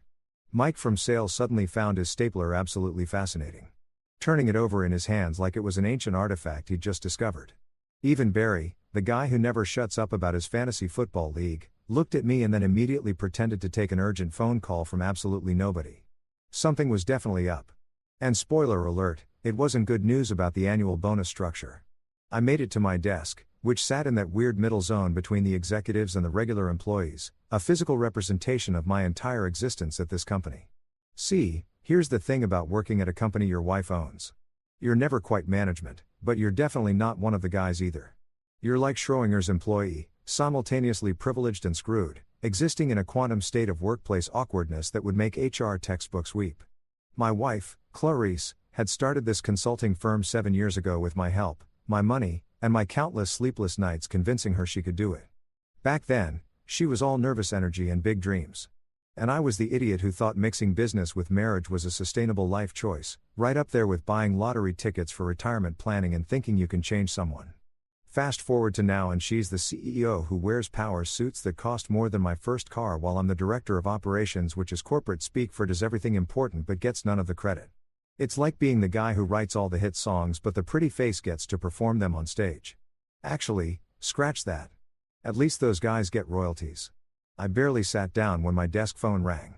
Internal line extension 0001. That was Clarice's office. And when your wife, who's also your boss, calls you at 8:17 in the morning, you're either getting promoted or about to have the worst day of your professional life. Given the vibe in the office, I wasn't exactly expecting a raise. Logan conference room. Now, her voice had that CEO tone, the one she used with vendors who missed deadlines and employees she was about to fire. The fact that she was using it on me, her husband of 8 years, should have been my first clue to just walk out right then and start my new life as a surf instructor in Costa Rica. But no, I'm a glutton for punishment.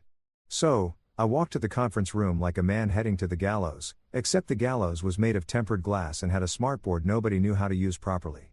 I opened the door and there they were, the entire HR team looking like they were auditioning for a courtroom drama on basic cable. Janet from HR had her "I'm so sorry this is happening" face on, which is basically her resting face, but with more sympathy eyebrows. Marcus, her supervisor, was doing that thing where he shuffles papers to look busy and important. And sitting at the head of the table like she was about to launch a hostile takeover of my dignity was Clarice, my wife, looking at me with the warmth of a tax audit. But the real kicker, sitting right beside her, looking like he'd just won Employee of the Month at the Gap, was Jasper, the intern. The 22-year-old kid who'd been with us for exactly 6 weeks and still asked where the bathroom was twice a day. The guy who thought Synergy was the name of a wellness supplement and probably believed Excel was an energy drink you bought at gas stations. That Jasper Logan, Clarice said, folding her hands on the table in that way that meant business. Bad business. We've received serious allegations regarding your conduct. I blinked. Conduct? The most scandalous thing I'd done lately was microwave fish in the break room. And even then, I'd apologized profusely and opened all the windows. What conduct could they possibly be talking about? Jasper cleared his throat, and I swear to God, he had the audacity to look wounded like a puppy that had been kicked. If that puppy was a manipulative little weasel who couldn't write a proper email to save his life. Mr. Harrison, Janet began using my last name like we hadn't shared 7 Christmas parties together. Jasper has reported that you've been deliberately sabotaging his projects and undermining his work because you feel threatened by his talent and fresh perspectives. I'm sorry. What? Threatened by Jasper? The kid who asked me last week if PDFs were like a Microsoft thing and once scheduled a meeting for 30 a.m. because he didn't understand military time. That Jasper. I'd spent the last 6 weeks fixing his mistakes, teaching him basic professional skills, and preventing him from accidentally insulting clients with his overly casual emails that read like text messages to his frat brothers. I laughed. I couldn't help it. The absurdity of the situation hit me like a freight train made of irony and stupidity, and I just laughed. A genuine belly laugh that echoed through the conference room. Bad move. Terrible move, actually. Career-ending move, as it turned out. Clarice's eyes went glacial, colder than the Ice Queen in every Disney movie combined. Her jaw tightened, and I could see the executive decision being made in real time behind those eyes I used to find beautiful. This is exactly the dismissive attitude Jasper described, she said, her voice sharp enough to cut through steel. Pack your things. You're terminated. Effective immediately. The room went silent. Janet looked uncomfortable. Marcus pretended to write something important. Jasper had the decency to look down at his phone, probably already drafting his promotion announcement. You're firing me? I asked, the laugh dying in my throat. Clarice, I co-built this company. I've been here since day one. Before day one, actually, I was here on day 30 when we were designing business cards in our apartment.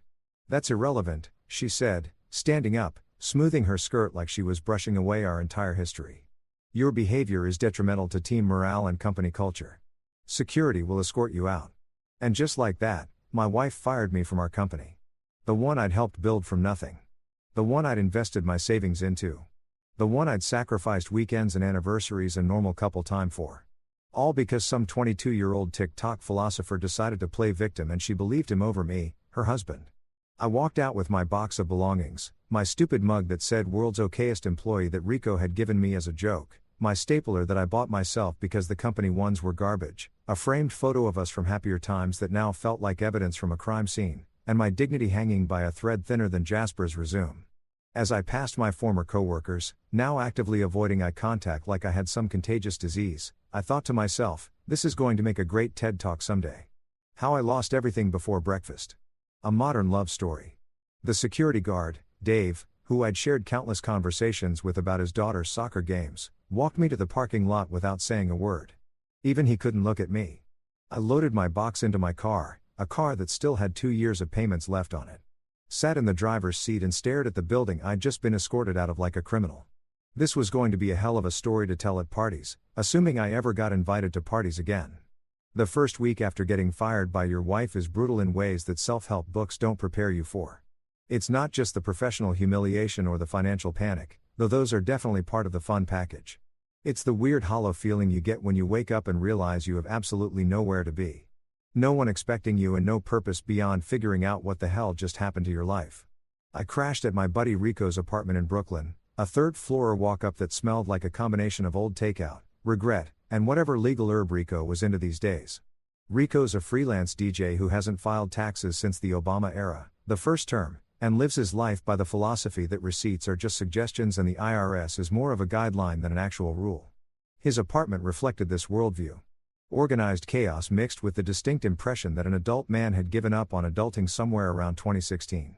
The couch I was sleeping on was one of those leather numbers that looked expensive in the store, but had been beaten into submission by years of abuse, late-night gaming sessions, and what I'm pretty sure were stains from every food group known to mankind. It smelled like regret and old pizza. Specifically that pizza you order at 2 a.m. when you're drunk and think extra garlic knots are a good life choice. But hey, beggars can't be choosers when it comes to upholstery. And I was definitely in beggar territory. Rico was cool about the whole situation, which is to say he didn't ask too many questions and kept his liquor cabinet well stocked. Mikasa s sukasa, bro. He'd said when I showed up at his door at 9 p.m. on a Monday with my pathetic box of office supplies and a face that screamed, "My life is a dumpster fire." He'd taken one look at me, grabbed the box, and pointed to the couch. The remote's somewhere under the cushions. There's beer in the fridge that's probably still good. And we don't talk about feelings until at least Wednesday. House rules. Every night that first week, I replayed the boardroom scene in my head like some kind of masochistic film critic watching the worst movie of my life on repeat. Clarice's cold eyes, Jasper's fake wounded expression, Janet from HR, and her sympathy eyebrows. The way Clarice had said effective immediately, like she was ordering lunch instead of ending my career and our marriage in one efficient corporate power move. The betrayal wasn't just professional, though. Getting fired sucked in its own special way. It was personal. Deeply personal. The kind of personal that makes you question every decision you've made since puberty. I'd helped build Claricia's empire from nothing. Those late nights when she was freaking out about losing our first client, and I talked her off the ledge with cheap wine and cheaper words of encouragement. The endless budget meetings where I crunched numbers until my eyes bled because she wasn't a numbers person. The emotional pep talks when she doubted herself, when she wanted to quit, when she thought maybe she wasn't cut out for running a business. I'd been her biggest cheerleader, her unpaid therapist, her business partner, and her husband. And one clueless intern with delusions of competence had taken it all away with a few well-placed lies. Meanwhile, Jasper was probably updating his LinkedIn profile right that very second. Successfully restructured upper management and improved workplace culture through effective communication and leadership. The kid was 22 and had the self-awareness of a golden retriever at a tennis ball factory. But sure, he was a leadership expert now. I bet he even added conflict resolution to his skills section right next to proficient in Microsoft Word and can use a stapler. By Wednesday, I'd made the mistake of scrolling through social media, which is universally recognized as a terrible idea when you're already feeling like garbage. But I did it anyway because apparently I hate myself. Instagram was a nightmare parade of my former life. There was Clarice at some charity gala wearing a dress that cost more than Rico's monthly rent, smiling that winning smile she reserved for clients and cameras. And right there beside her, looking like he'd just won prom king, was Jasper in a suit that probably came from his dad's closet. The caption read, "Great talent deserves recognition. So proud of our team's innovation and fresh perspectives. #leadership #innovation #futurofiness. Great talent, fresh perspectives." I wanted to throw my phone across Rico's apartment, but it was the only thing I own that still worked, so I restrained myself. Sure, Clarice recognition. I hoped his talent came with a warranty and a 30-day return policy because that kid was going to crash and burn harder than the Hindenburg, and I was petty enough to want a front row seat. The comments were even worse. Colleagues I'd worked with for years, people I'd helped, People who owed their jobs to projects I'd managed, all leaving heart emojis and congratulatory messages like Jasper had just discovered fire. So inspiring. Love this energy. The future is bright. I wondered if any of them remembered who'd actually built the foundation they were all standing on, or if I'd just been erased from company history like some Soviet-era photograph. Rico found me that night spiraling into an Instagram-induced depression hole eating ramen straight from the pot because I couldn't be bothered to find a bowl. "Dude," he said, taking the pot from my hands. "You got to stop this. She fired you. She's a jerk. He's a bigger jerk. Life goes on. Also, this is my good pot and you're getting MSG all over my couch." "Sorry," I muttered, wiping my mouth with my sleeve like the classy guy I'd become.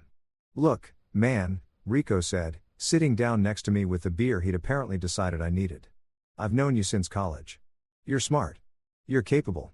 And you built that company as much as she did, maybe more. So, she believes some kid over you. That's her loss, her mistake, her karma coming back to bite her in the designer ass. You're going to be fine."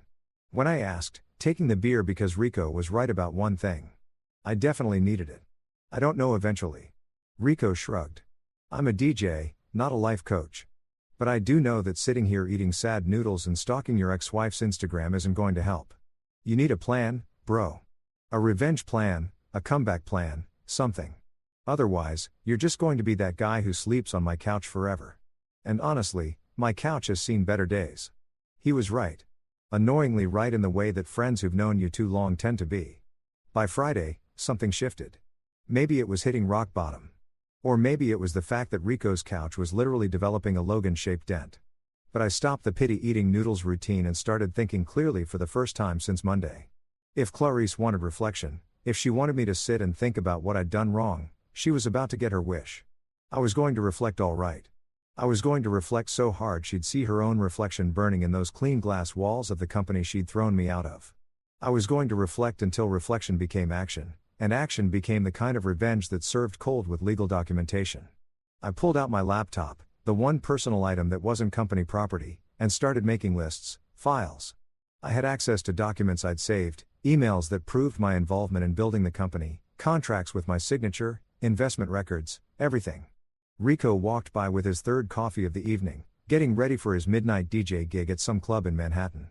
"That's more like it," he said, seeing me actually doing something besides wallowing. "Welcome back to the land of the living, buddy.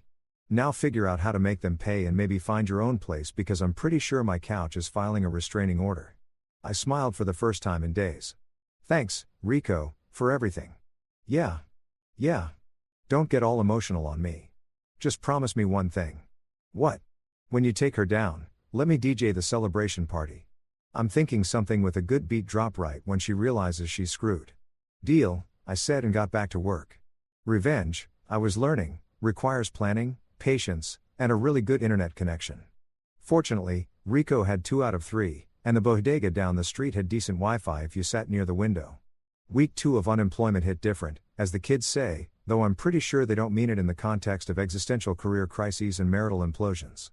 The self-pity phase had officially ended somewhere around day 9 when I realized that feeling sorry for myself wasn't paying Rico's Wi-Fi bill or getting me any closer to making Clarice regret every decision she'd made since hiring Jasper the Wonder.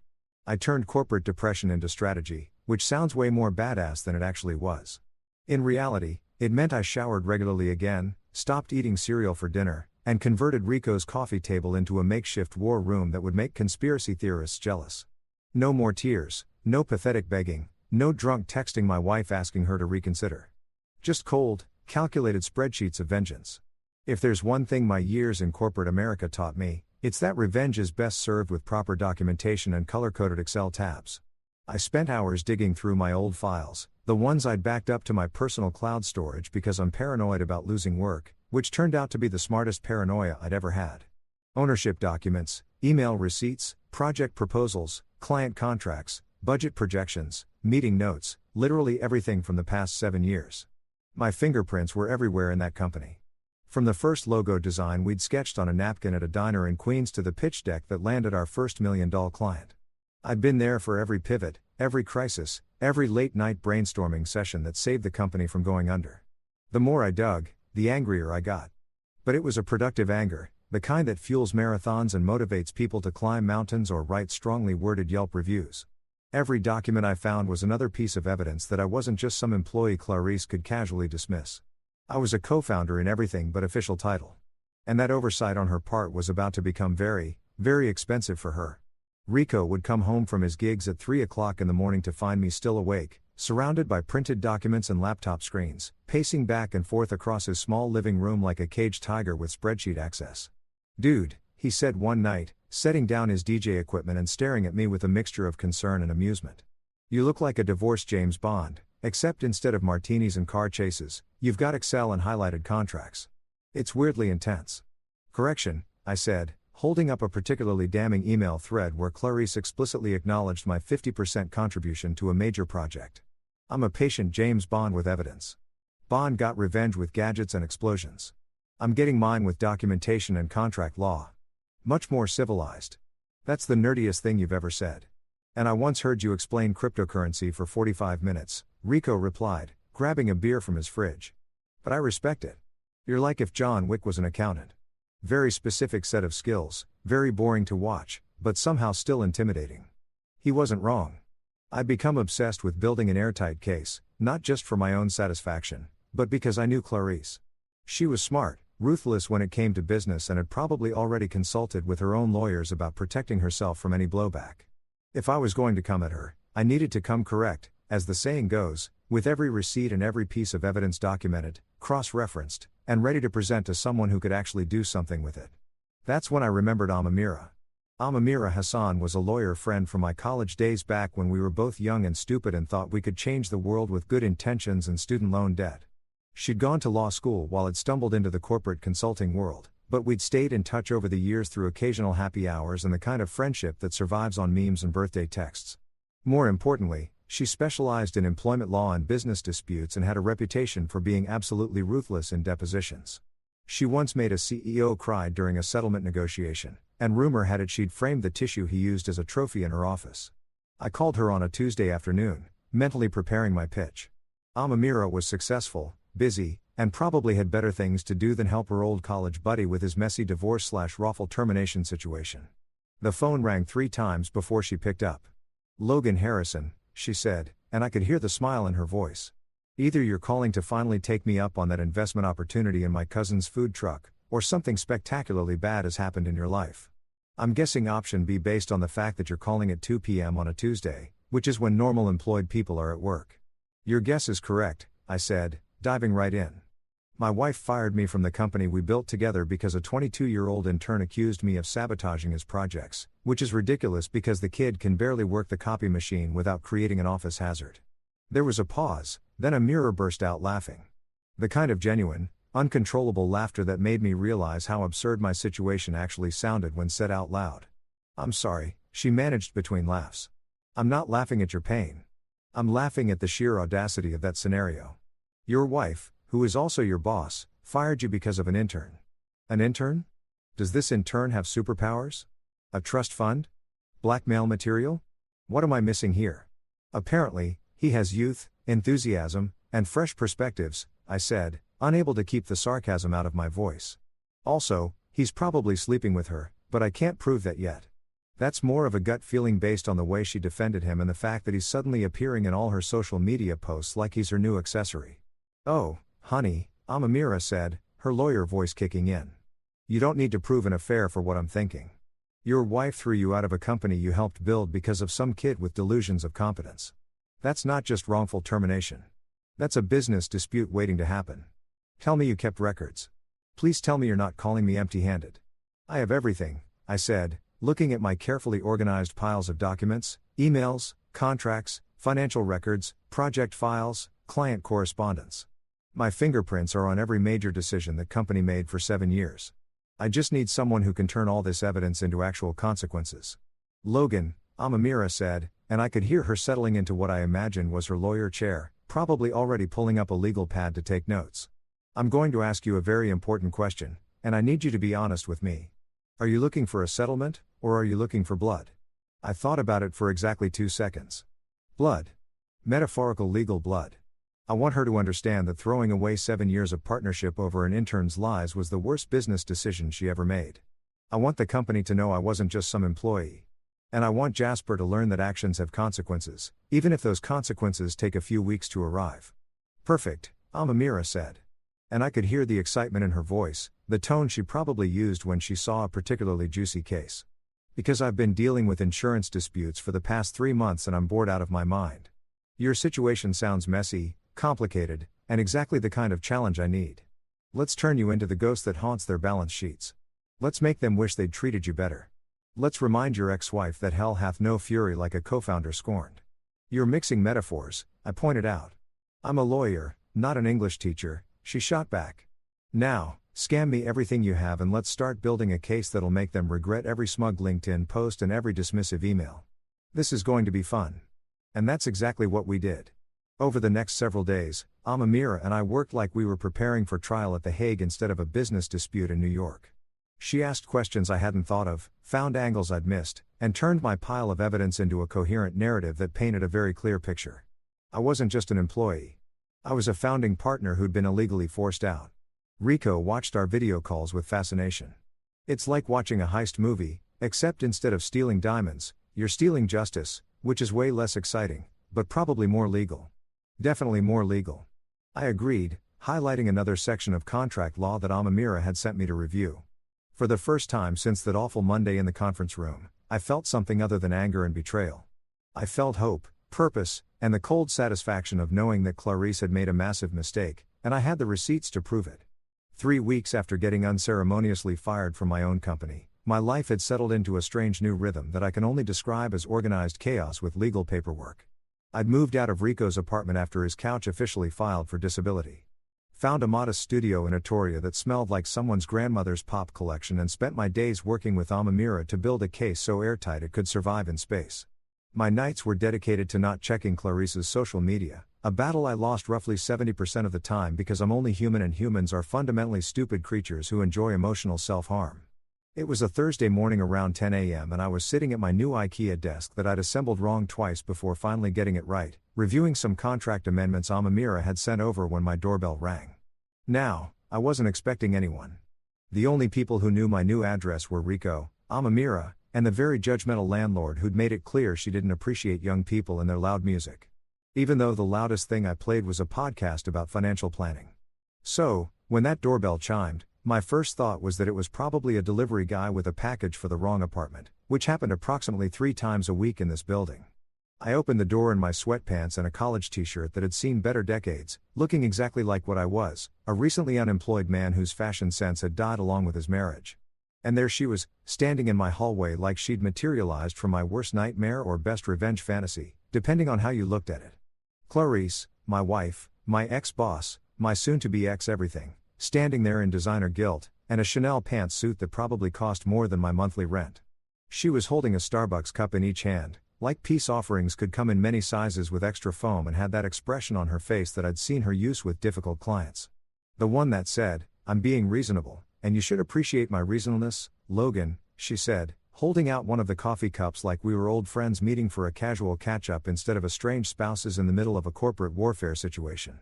"I brought your usual caramel macchiato, extra shot, no whip. Can we talk?" I stared at her, then at the coffee, then back at her. The audacity of this woman showing up at my door with a $7 beverage after ruining my life was almost impressive in its sheer nerve. It was like she'd taken a master class in how to insult someone while pretending to be nice and graduated with honors. "How did you find my address?" I asked. Not taking the coffee because I wasn't about to be bribed with overpriced caffeine, no matter how accurately she'd remembered my order. "I have my ways," she said with a small smile that probably worked on clients, but made me want to shut the door in her face. "Can I come in? We should talk. You've had time to reflect on everything. And I think maybe we both overreacted. Adults should be able to discuss things rationally." Reflect. There was that word again. Like I'd been sent to my room to think about what I'd done wrong when the only thing I'd done wrong was marry someone who valued an intern's lies over her husband's integrity. I'd reflected all right. I'd reflected so hard I could start a meditation retreat for other wrongfully terminated spouses. I'd reflected myself right into a lawyer's office and a case strategy that would make her regret every decision she'd made since Jasper walked into our lives. But instead of saying all that, I smiled, a genuine smile that probably looked slightly unhinged given my current mental state, and said, "You know what? You're absolutely right. I have had time to reflect. Come in."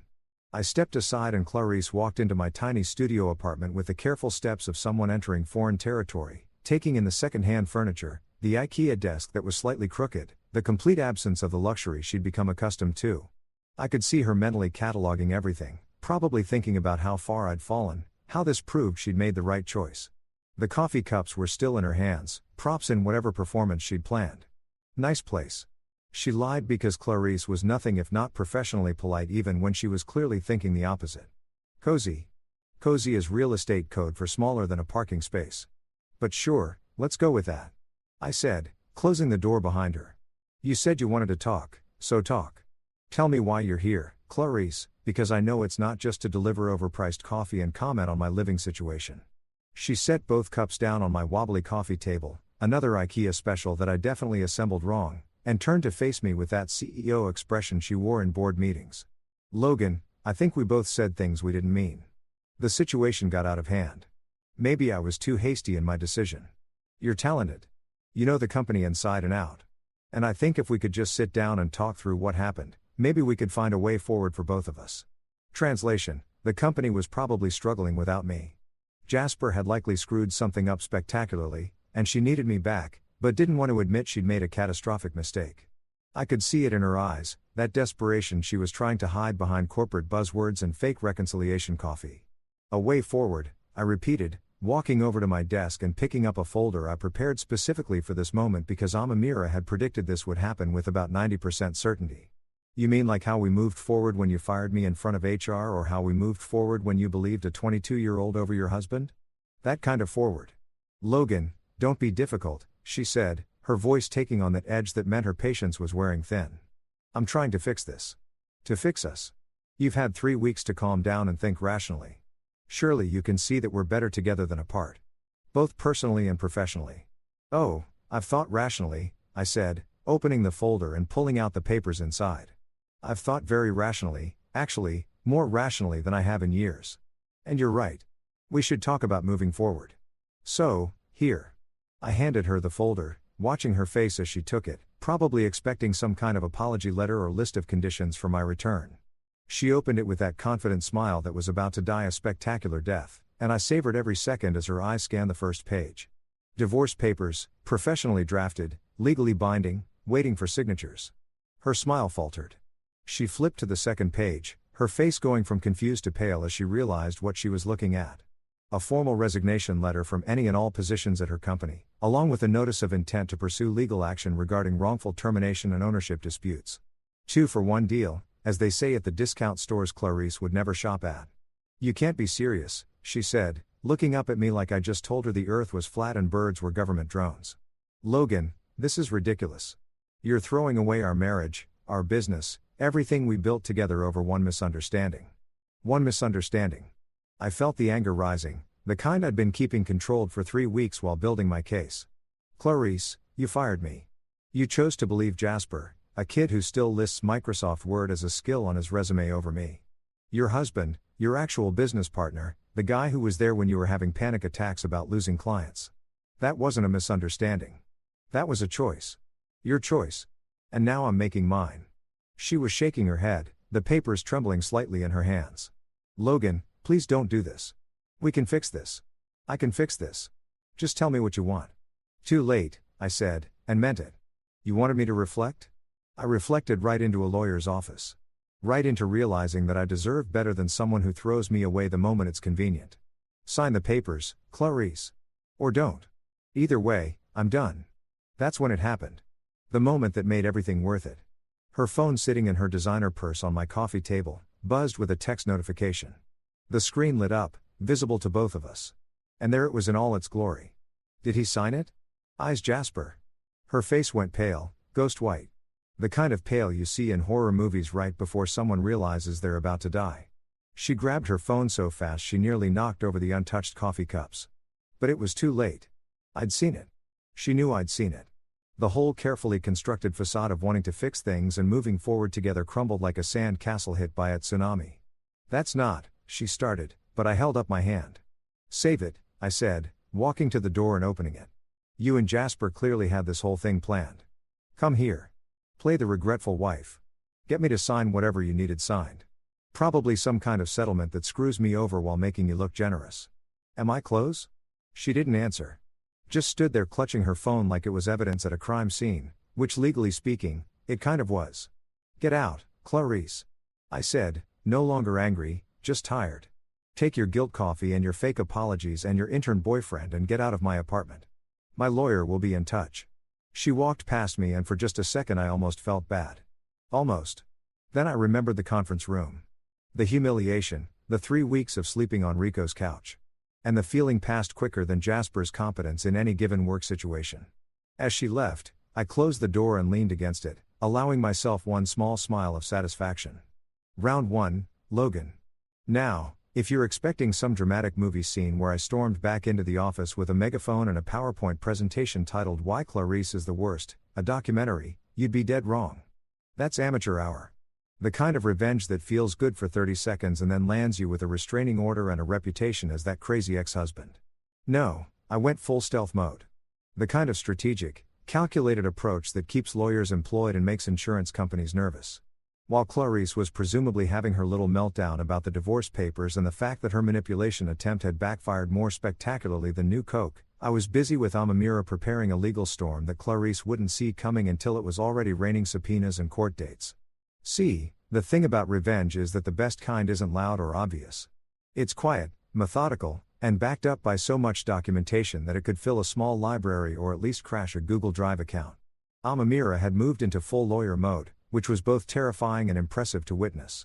She'd transformed from my college buddy who once did karaoke to Britney Spears while drunk into a legal assassin who probably had a vision board somewhere labeled, "People I'm going to destroy in court this quarter." We met at her office in Midtown, a sleek space that screamed success and had coffee that was actually good, not the burnt disaster most offices try to pass off as beverages. Okay, Amamira said, spreading out documents across her massive glass desk like a general planning a military campaign. Here's what we've got. Your ex-wife, in her infinite wisdom and complete lack of legal foresight, quietly restructured the company about 8 months ago to make herself the sole decision maker and primary owner. Very subtle, very sneaky, very much the kind of thing people do when they're planning to screw someone over eventually. 8 months ago, I interrupted doing the math in my head. That was right around when Jasper started his internship. She was planning this.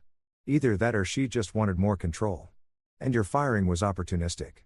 Amamira shrugged, tapping her pen against a particularly damning contract.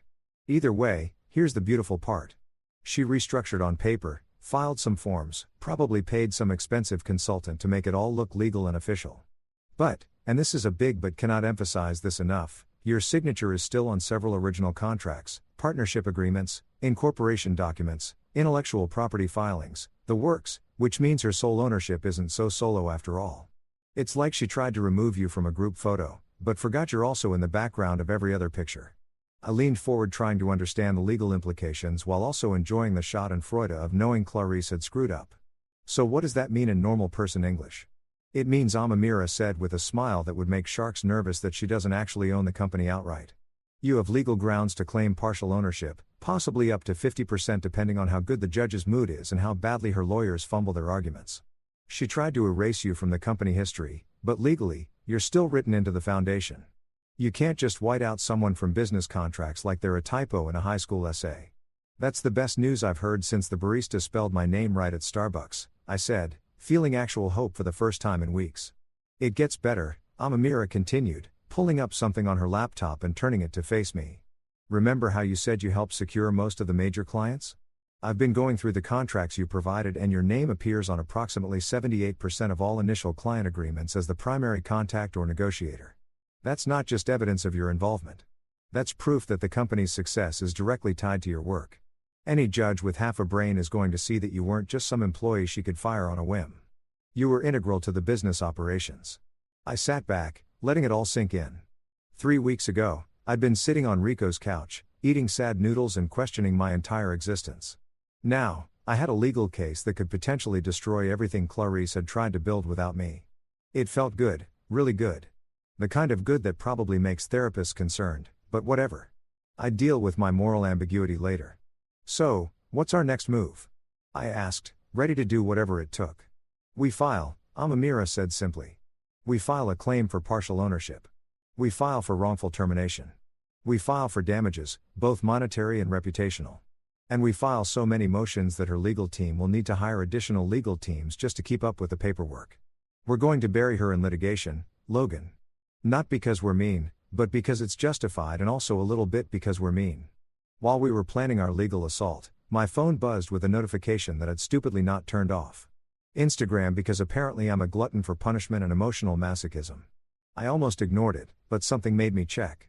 Probably the same instinct that makes people slow down to look at car accidents. It was Jasper. Of course, it was Jasper, because the universe has a sick sense of humor and enjoys my suffering.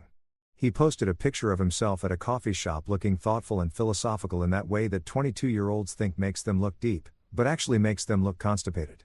The caption read, "Some men can't handle strong women. Growth means leaving toxic people behind. #BossLife #no IU worth #moving forward." I stared at my phone, reading the caption 3 times to make sure I wasn't hallucinating from stress and too much legal coffee. This kid, this absolute muppet of a human being who probably still had his mom doing his laundry, was posting inspirational quotes about strong women and toxic people like he was Oprah instead of an intern who'd been employed for 6 weeks and had the professional skills of a potato. "You okay?" Amira asked, noticing my expression, which had probably gone from neutral to homicidal in about 3 seconds. "Jasper just posted on Instagram," I said, turning my phone to show her. "Apparently, I'm the toxic one who can't handle strong women. Me, the guy who spent 7 years building a business with his wife. I'm toxic. Not the intern who lied to get me fired, but me." Amira read the caption and I watched her jaw clench in that way. That meant she was adding this to her mental list of grievances to use in court. You know what? I'm adding defamation to the list of potential claims.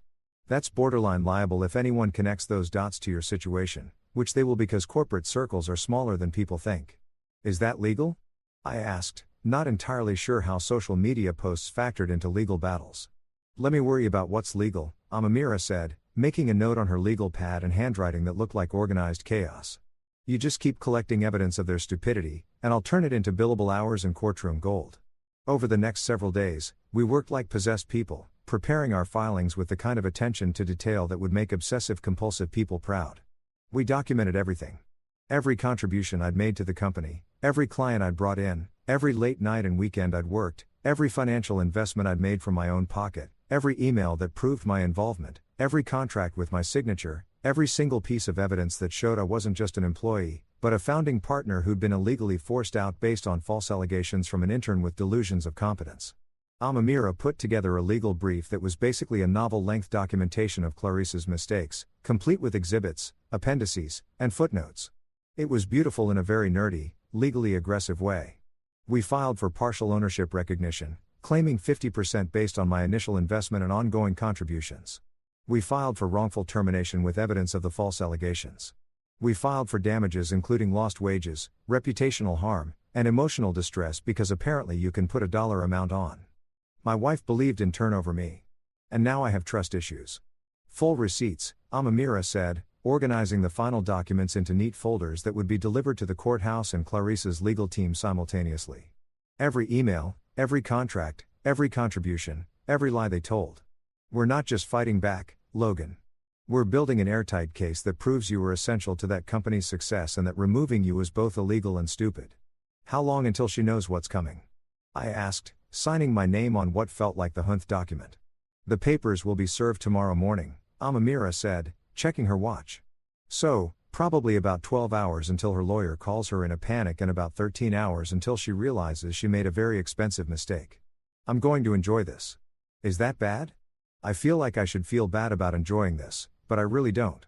"That makes 2 of us," I said, signing the last page with a flourish that felt unnecessarily dramatic but satisfying. We weren't just preparing a legal case. We were preparing a reckoning, the kind that comes with court dates and legal fees, and the slow, dawning realization that actions have consequences, even when you're a CEO with designer suits and an inflated sense of your own infallibility. Clarice wanted me to reflect. Well, she was about to see her own reflection in every legal document we were about to file, and it wasn't going to be pretty. The day I walked back into that company exactly 4 weeks and 2 days after being escorted out like a common criminal who'd been caught stealing printer paper, the atmosphere was so thick with tension, you could have cut it with a knife, or at least with one of those fancy letter openers executives keep on their desks to look important. People stopped mid-stride in the hallways.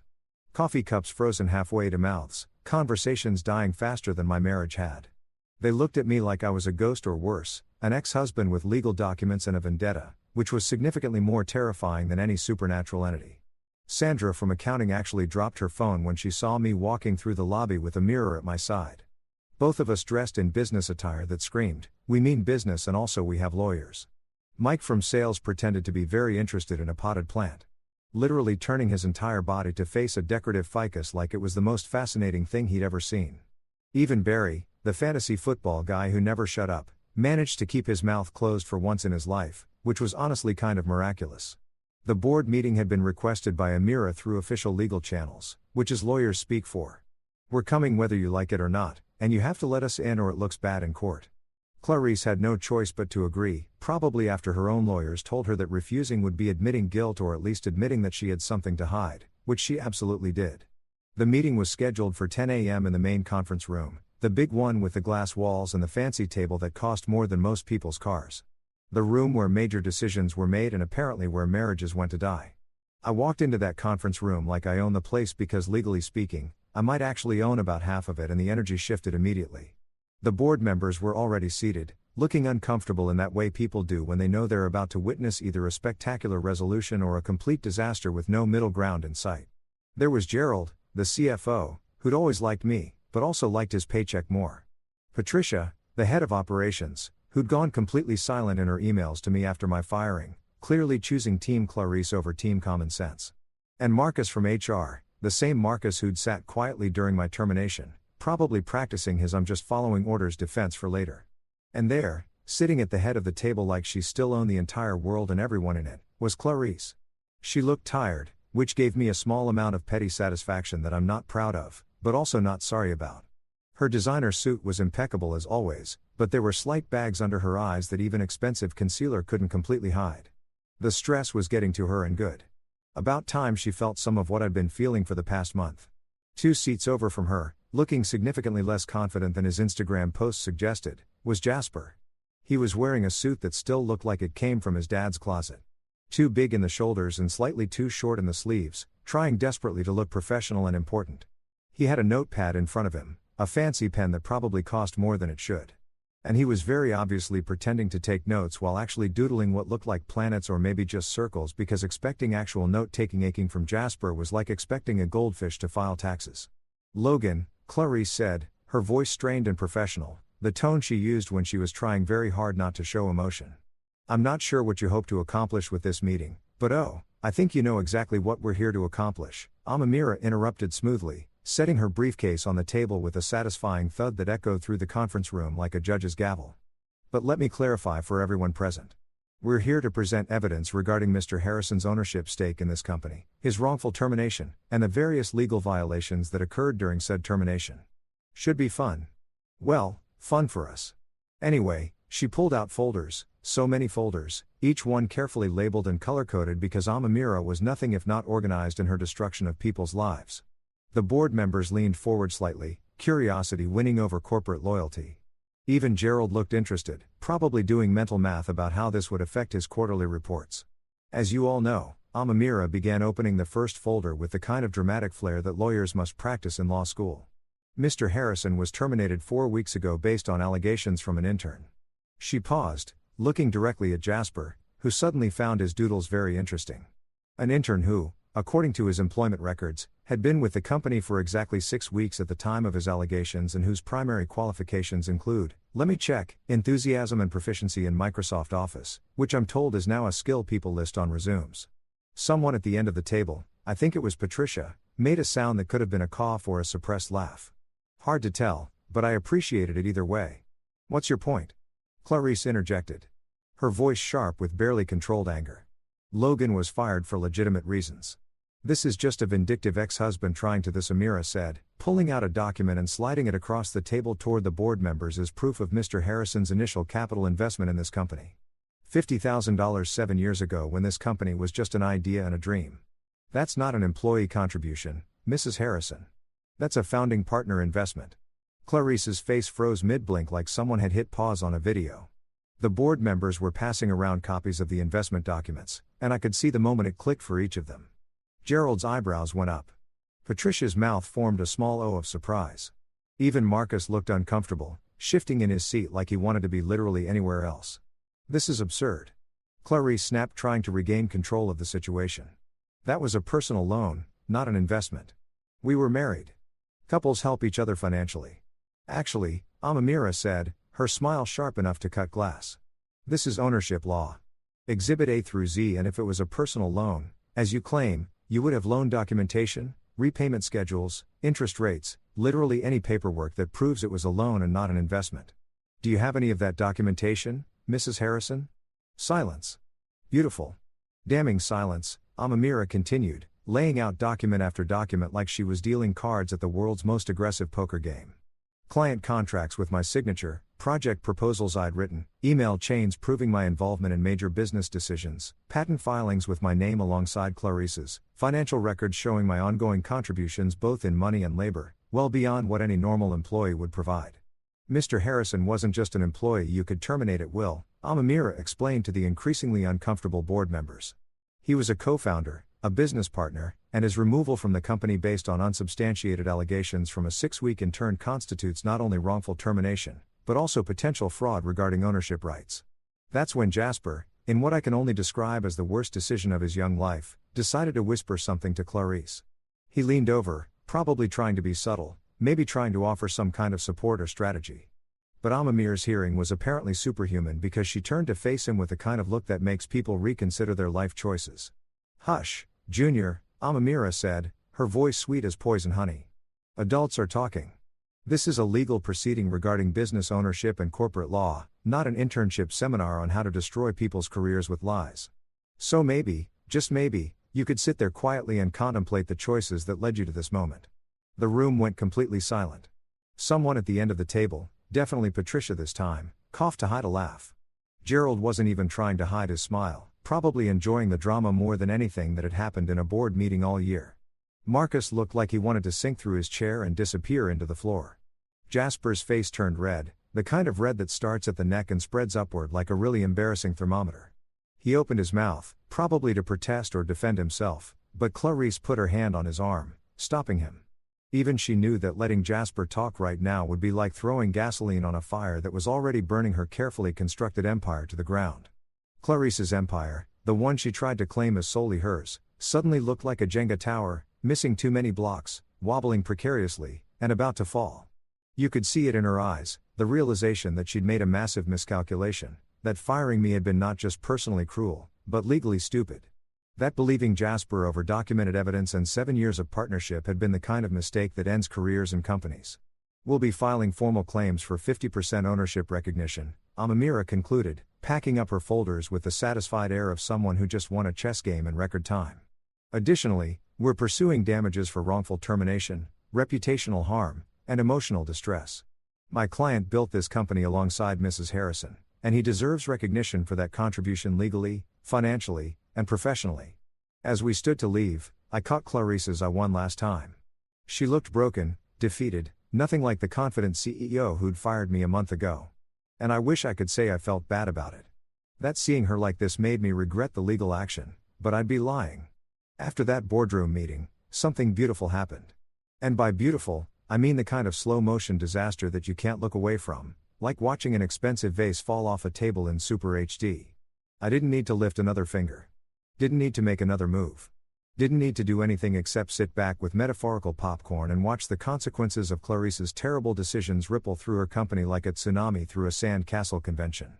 Whispers spread fast in corporate environments, faster than actual news, faster than emails, faster than those rumors about who hooked up at the Christmas party. By the afternoon of our boardroom presentation, everyone in that building knew something major had gone down.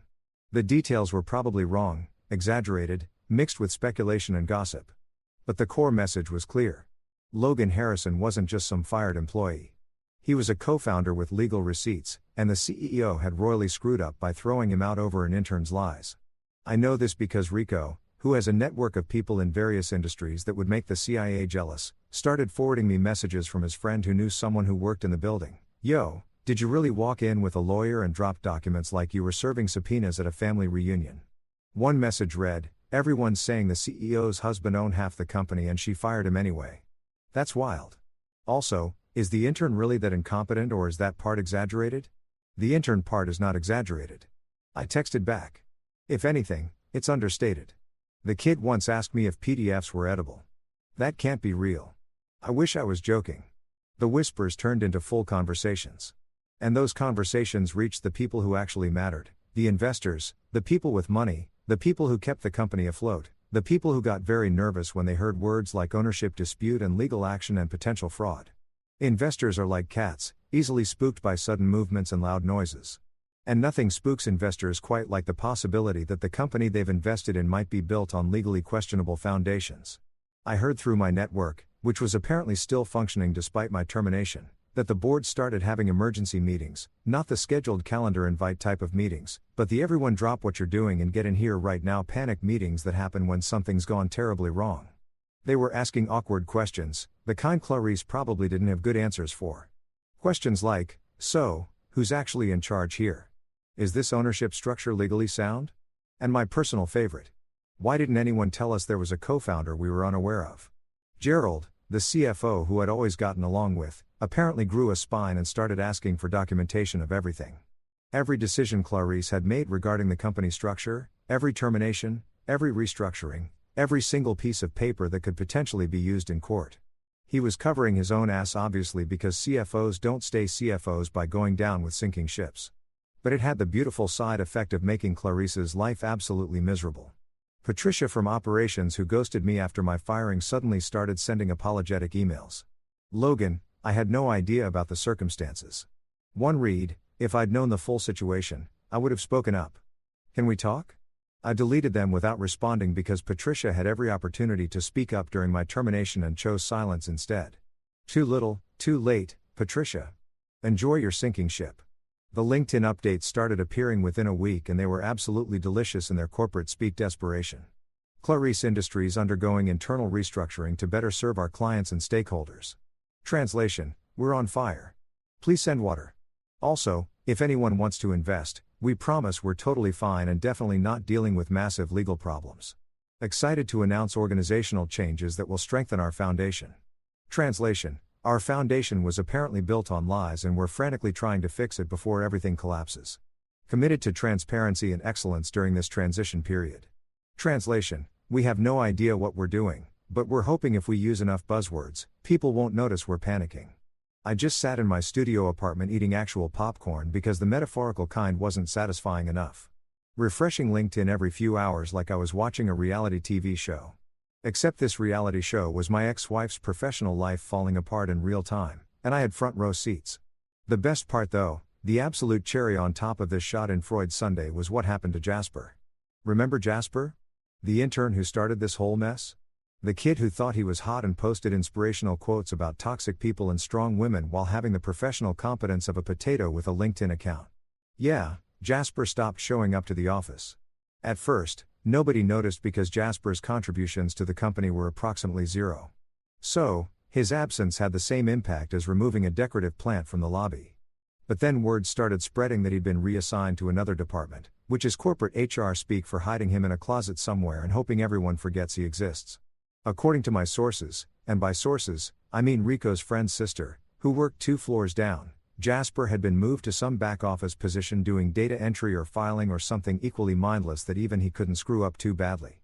They couldn't fire him outright without it looking like they were admitting he'd lied about me, which would strengthen my legal case. But they also couldn't keep him in his previous position because everyone now knew he was either a liar or incompetent or both. So Jasper got the corporate equivalent of being sent to his room. Still technically employed, still getting a paycheck, but completely removed from anything important or visible. His Instagram went quiet, too. No more inspirational posts about boss life or knowing your worth.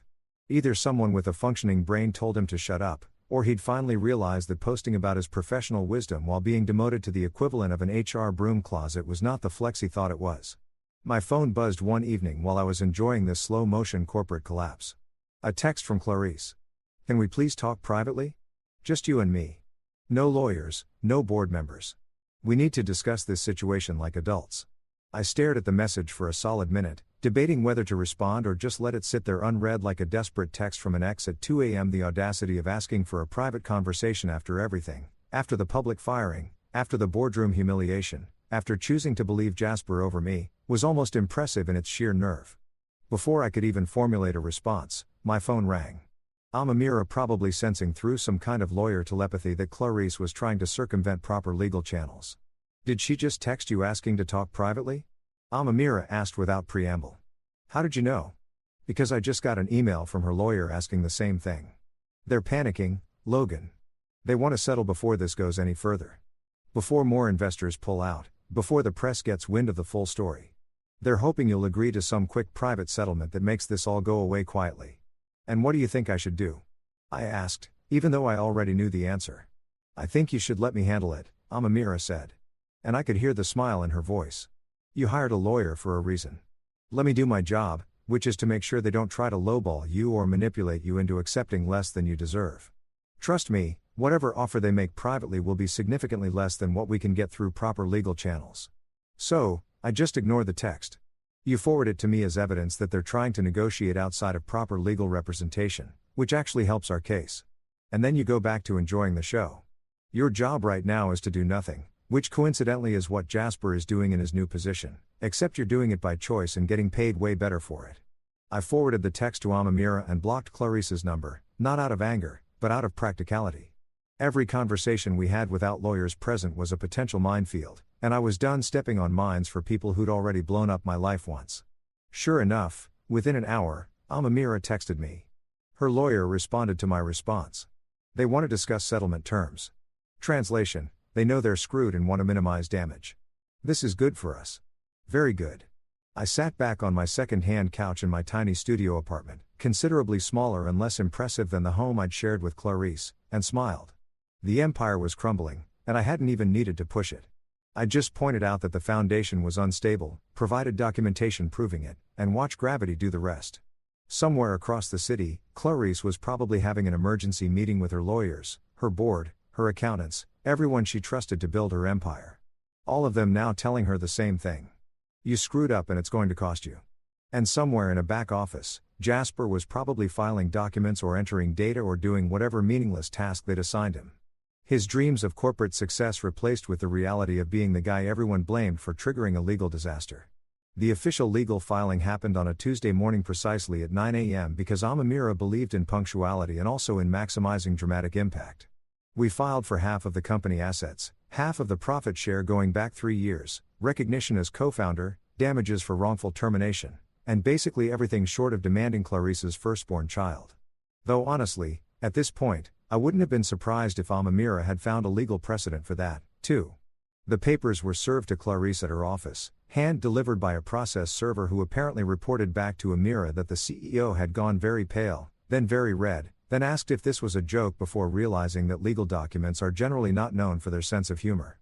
I wasn't there for that initial moment, but I wish I had been just to see the exact second when Clarice understood the full scope of what was coming her way. That moment when it clicks that you're not just dealing with an angry ex-husband, but an angry ex-husband with documentation, legal representation, and a legitimate case that could potentially cut her empire in half like a divorce settlement from hell. The preliminary hearing was scheduled for 2 weeks later, which in legal time is basically immediate, like the court equivalent of Amazon Prime delivery. Amamira explained that given the nature of the ownership dispute and the potential impact on the company's operations, the judge had fast-tracked our case, which was either a sign that we had a strong position or that the judge just wanted to get this mess sorted out before it turned into an even bigger mess. Either way worked for me. I showed up to the courthouse in a suit I'd borrowed from Rico, who apparently owned exactly one suit for funerals, court dates, and fancy DJ gigs, where they require not looking like a slob. It fit reasonably well, which is to say it fit better than Jasper's oversized disaster. And I looked like a functioning adult who had his life together, which was about 60% accurate on a good day. Amamira met me outside the courtroom, looking like she'd been born in a pantsuit and raised on legal briefs. "Ready?" she asked, adjusting her briefcase like a warrior, checking her weapon before battle. "As ready as I'll ever be to potentially bankrupt my ex-wife in front of a judge and several witnesses," I said, straightening my borrowed tie that Rico had tied for me because apparently I'd forgotten how ties worked since losing my job. "That's the spirit." Amamira grinned. "Remember, let me do the talking. Your job is to sit there, look wronged, but dignified, and try not to smile too much when things go our way. Judges don't like it when people look too happy about litigation." We walked into the courtroom, which was smaller than I expected, More like a conference room that someone had decorated with wood paneling and a judge's bench to make it look official. There were a handful of people already seated, the court reporter, a bailiff who looked bored enough to be thinking about his lunch plans, and some administrative staff who were probably wondering why they'd chosen careers in the legal system when they could have been literally anywhere else. And then there was Clarice's side of the room. She sat with her legal team, 2 lawyers in expensive suits that probably cost more than my monthly rent. Both of them looking like they specialized in making problems go away for wealthy clients and were currently realizing that this particular problem wasn't going away easily. Clarice herself looked like she hadn't slept in days, which gave me a small petty satisfaction that I've stopped apologizing for. Her hair was still perfect, her suit still designer, but there was something in her eyes that screamed, "I'm barely holding it together." And also deeply regretting my life choices. Jasper was not present. Thank God, because having that kid in a courtroom would have been like bringing a toddler to an opera, disruptive and pointless. Apparently, even Clarice's lawyers had enough sense to keep him away from legal proceedings where his presence would only remind everyone that this entire disaster started because she believed in turnover documented evidence. The judge entered a woman in her 50s who had the look of someone who'd seen every type of corporate drama imaginable and was thoroughly unimpressed by all of it. We stood, sat, went through the preliminary formalities, and then Amamira launched into our case with the efficiency of a lawyer who'd been preparing for this moment like it was the Super Bowl of business litigation. She laid out the evidence systematically.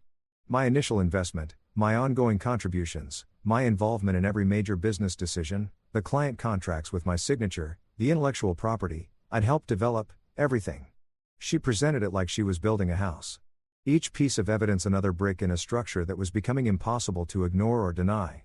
Clarice's lawyers tried to counter, arguing that I'd been an employee, that my contributions were part of my job duties, that the initial investment was a personal loan between spouses.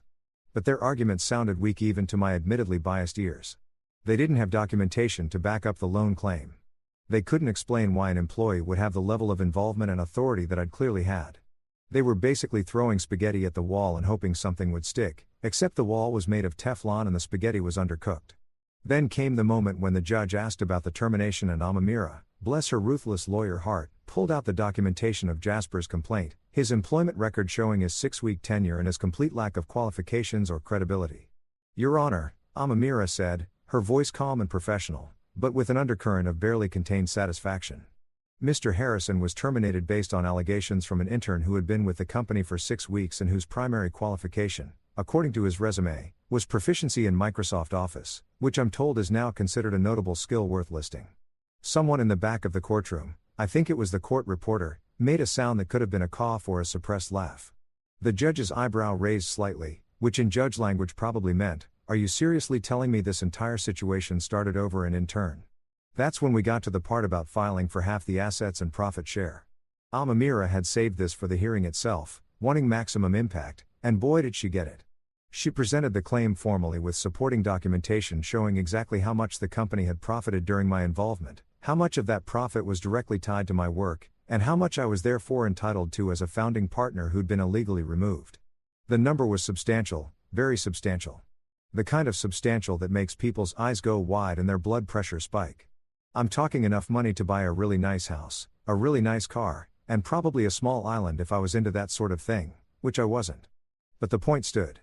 Clarice, who had been sitting quietly through most of the proceeding with her lawyers, probably instructing her to stay calm and professional, completely lost it. And I don't mean she got a little upset or raised her voice slightly. I mean, she full-on lost her composure in front of a judge, court staff, and multiple witnesses, which is generally considered a bad move in legal situations and also in life. "You can't do this to me," she screamed, standing up so fast her chair scraped loudly against the floor. Her lawyers immediately tried to pull her back down, whispering urgently, but she wasn't having it. "You can't just walk in here and demand half of everything I built. This is my company, mine." The judge banged her gavel, looking less amused and more annoyed that her Tuesday morning hearing had turned into a drama production. "Mrs. Harrison, control yourself or I'll hold you in contempt." "Technically," I said, and I probably should have stayed quiet, but the moment was too perfect. "I can do this. I helped build it. You just made it weird by firing me over and in turn." Clarice's face went from red to purple, a color I didn't know human faces could achieve outside of cartoon characters having meltdowns. Her lawyers were frantically trying to salvage the situation, but it was like trying to unring a bell or put toothpaste back in the tube. Impossible and messy. Amamira standing beside me with the composure of someone who'd seen this coming and had probably rehearsed her response, added calmly, "Your Honor, to clarify the situation, Mrs. Harrison fired her co-founder and husband based on a rumor started by a 6W intern with questionable competence. Congratulations, Mrs. Harrison. That's exhibit dumb in our filing under catastrophically bad business decisions." Even the baif, the guy who looked bored since we walked in, tried not to laugh.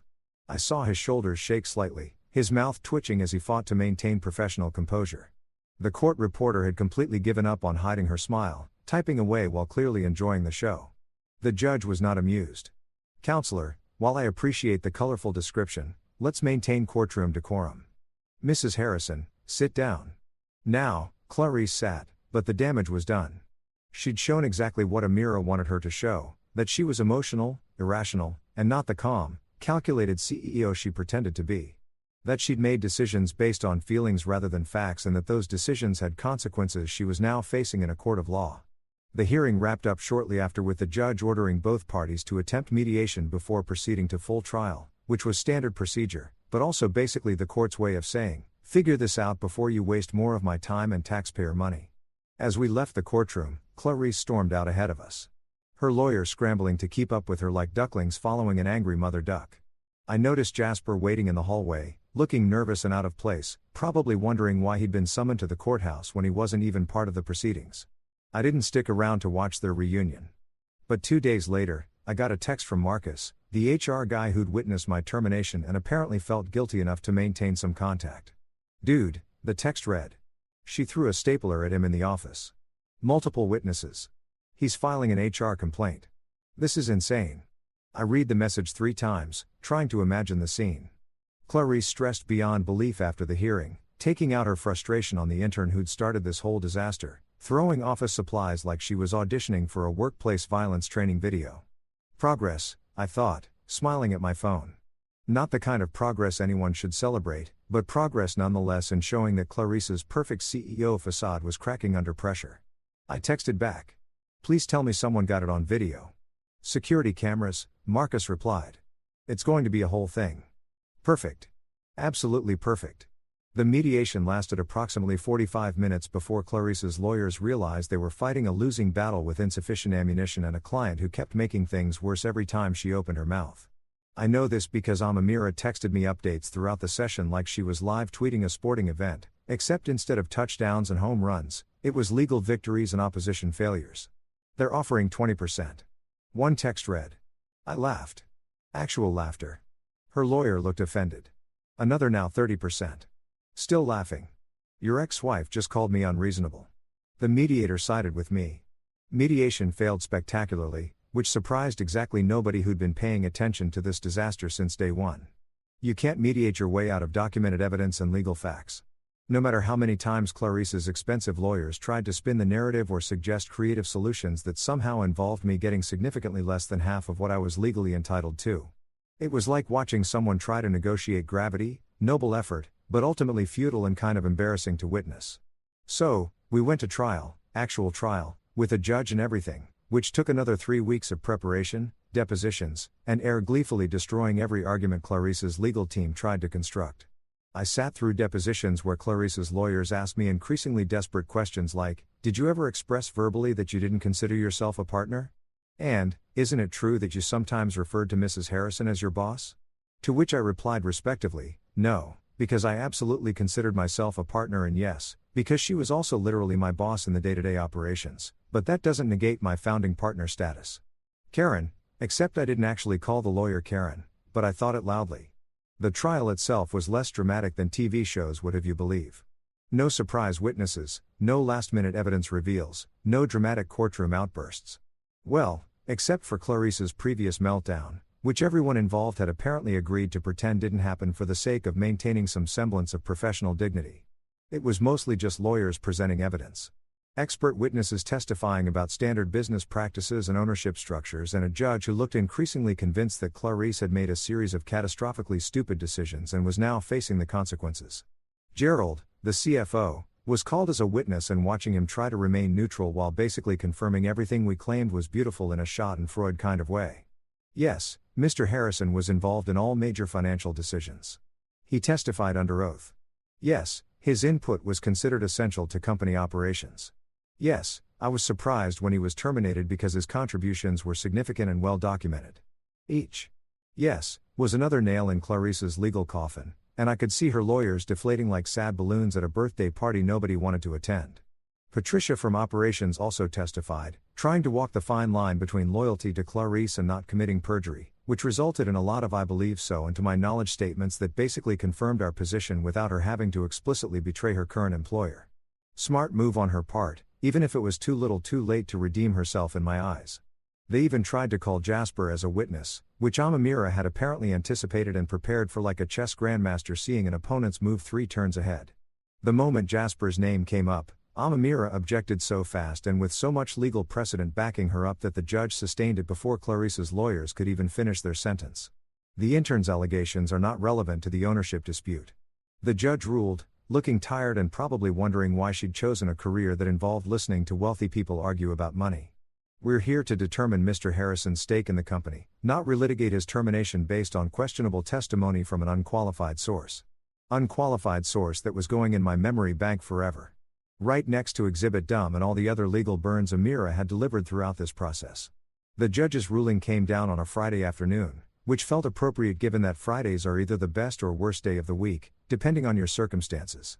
For me, it was about to be the best. For Clarice, well, she was about to have the kind of Friday that makes people drink entire bottles of wine and question their life choices. After reviewing the evidence presented, the judge began reading from her decision in that formal judicial voice that somehow makes everything sound more official and final. This court finds that Mr. Logan Harrison provided substantial capital investment, ongoing contributions, and essential business development that constitute founding partner status. The court recognizes Mr. Harrison's claim to 50% ownership of Clarice Industries, retroactive to the date of incorporation. I felt Amamira squeeze my hand under the table, her professional composure firmly in place, but her grip betraying her excitement. We'd won, not partially won, not technically won, but with conditions, but actually fully completely won. The judge continued outlining the specifics.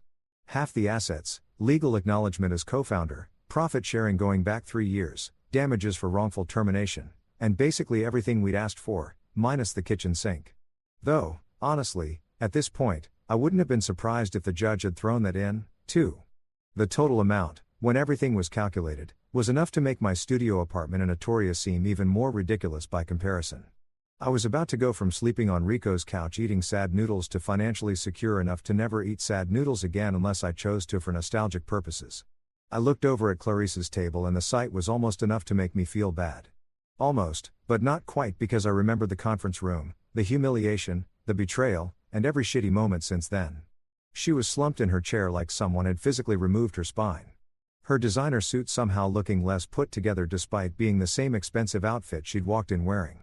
Her mascara was streaking slightly, just enough to be noticeable, like she'd been crying or trying very hard not to cry and failing at the second part. Her lawyers looked defeated, resigned to the outcome they'd probably seen coming for weeks, but had been paid too much to admit out loud.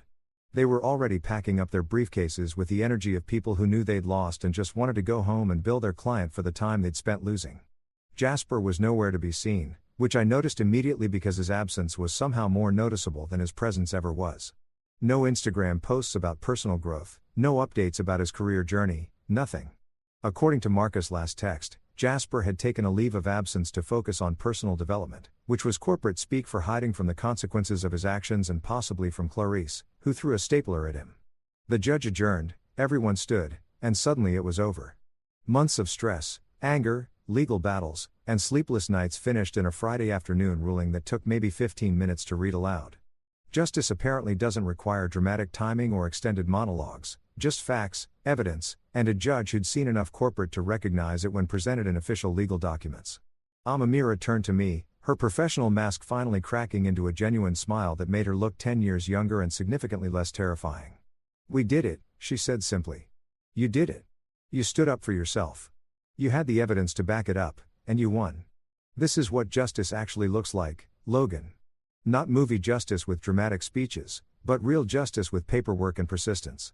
"Thank you," I said, and meant it with every fiber of my being. "Seriously, Amamira, I couldn't have done this without you. You turned my pile of angry documents into an actual case. You made them pay attention. You made them acknowledge what I contributed. That's what friends are for, she said, squeezing my shoulder. Well, friends who went to law school and enjoy destroying people's lives legally, but mostly the friends part. We were gathering our things, preparing to leave the courtroom and celebrate with overpriced drinks and probably some gloating when Clarice approached us. Her lawyers had already left, probably eager to distance themselves from the loss and start drafting bills for their unsuccessful services. She walked over slowly, like each step required effort she barely had. And when she finally spoke, her voice cracked in a way I'd never heard before. "Logan," she said, my name coming out broken and small, nothing like the confident CEO voice she'd used to fire me.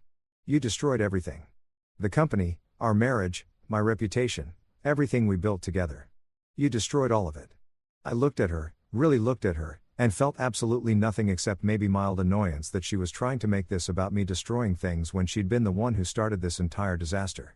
"No, Clarice," I said, keeping my voice calm and even. "The way you'd explain something obvious to someone who's being deliberately obtuse.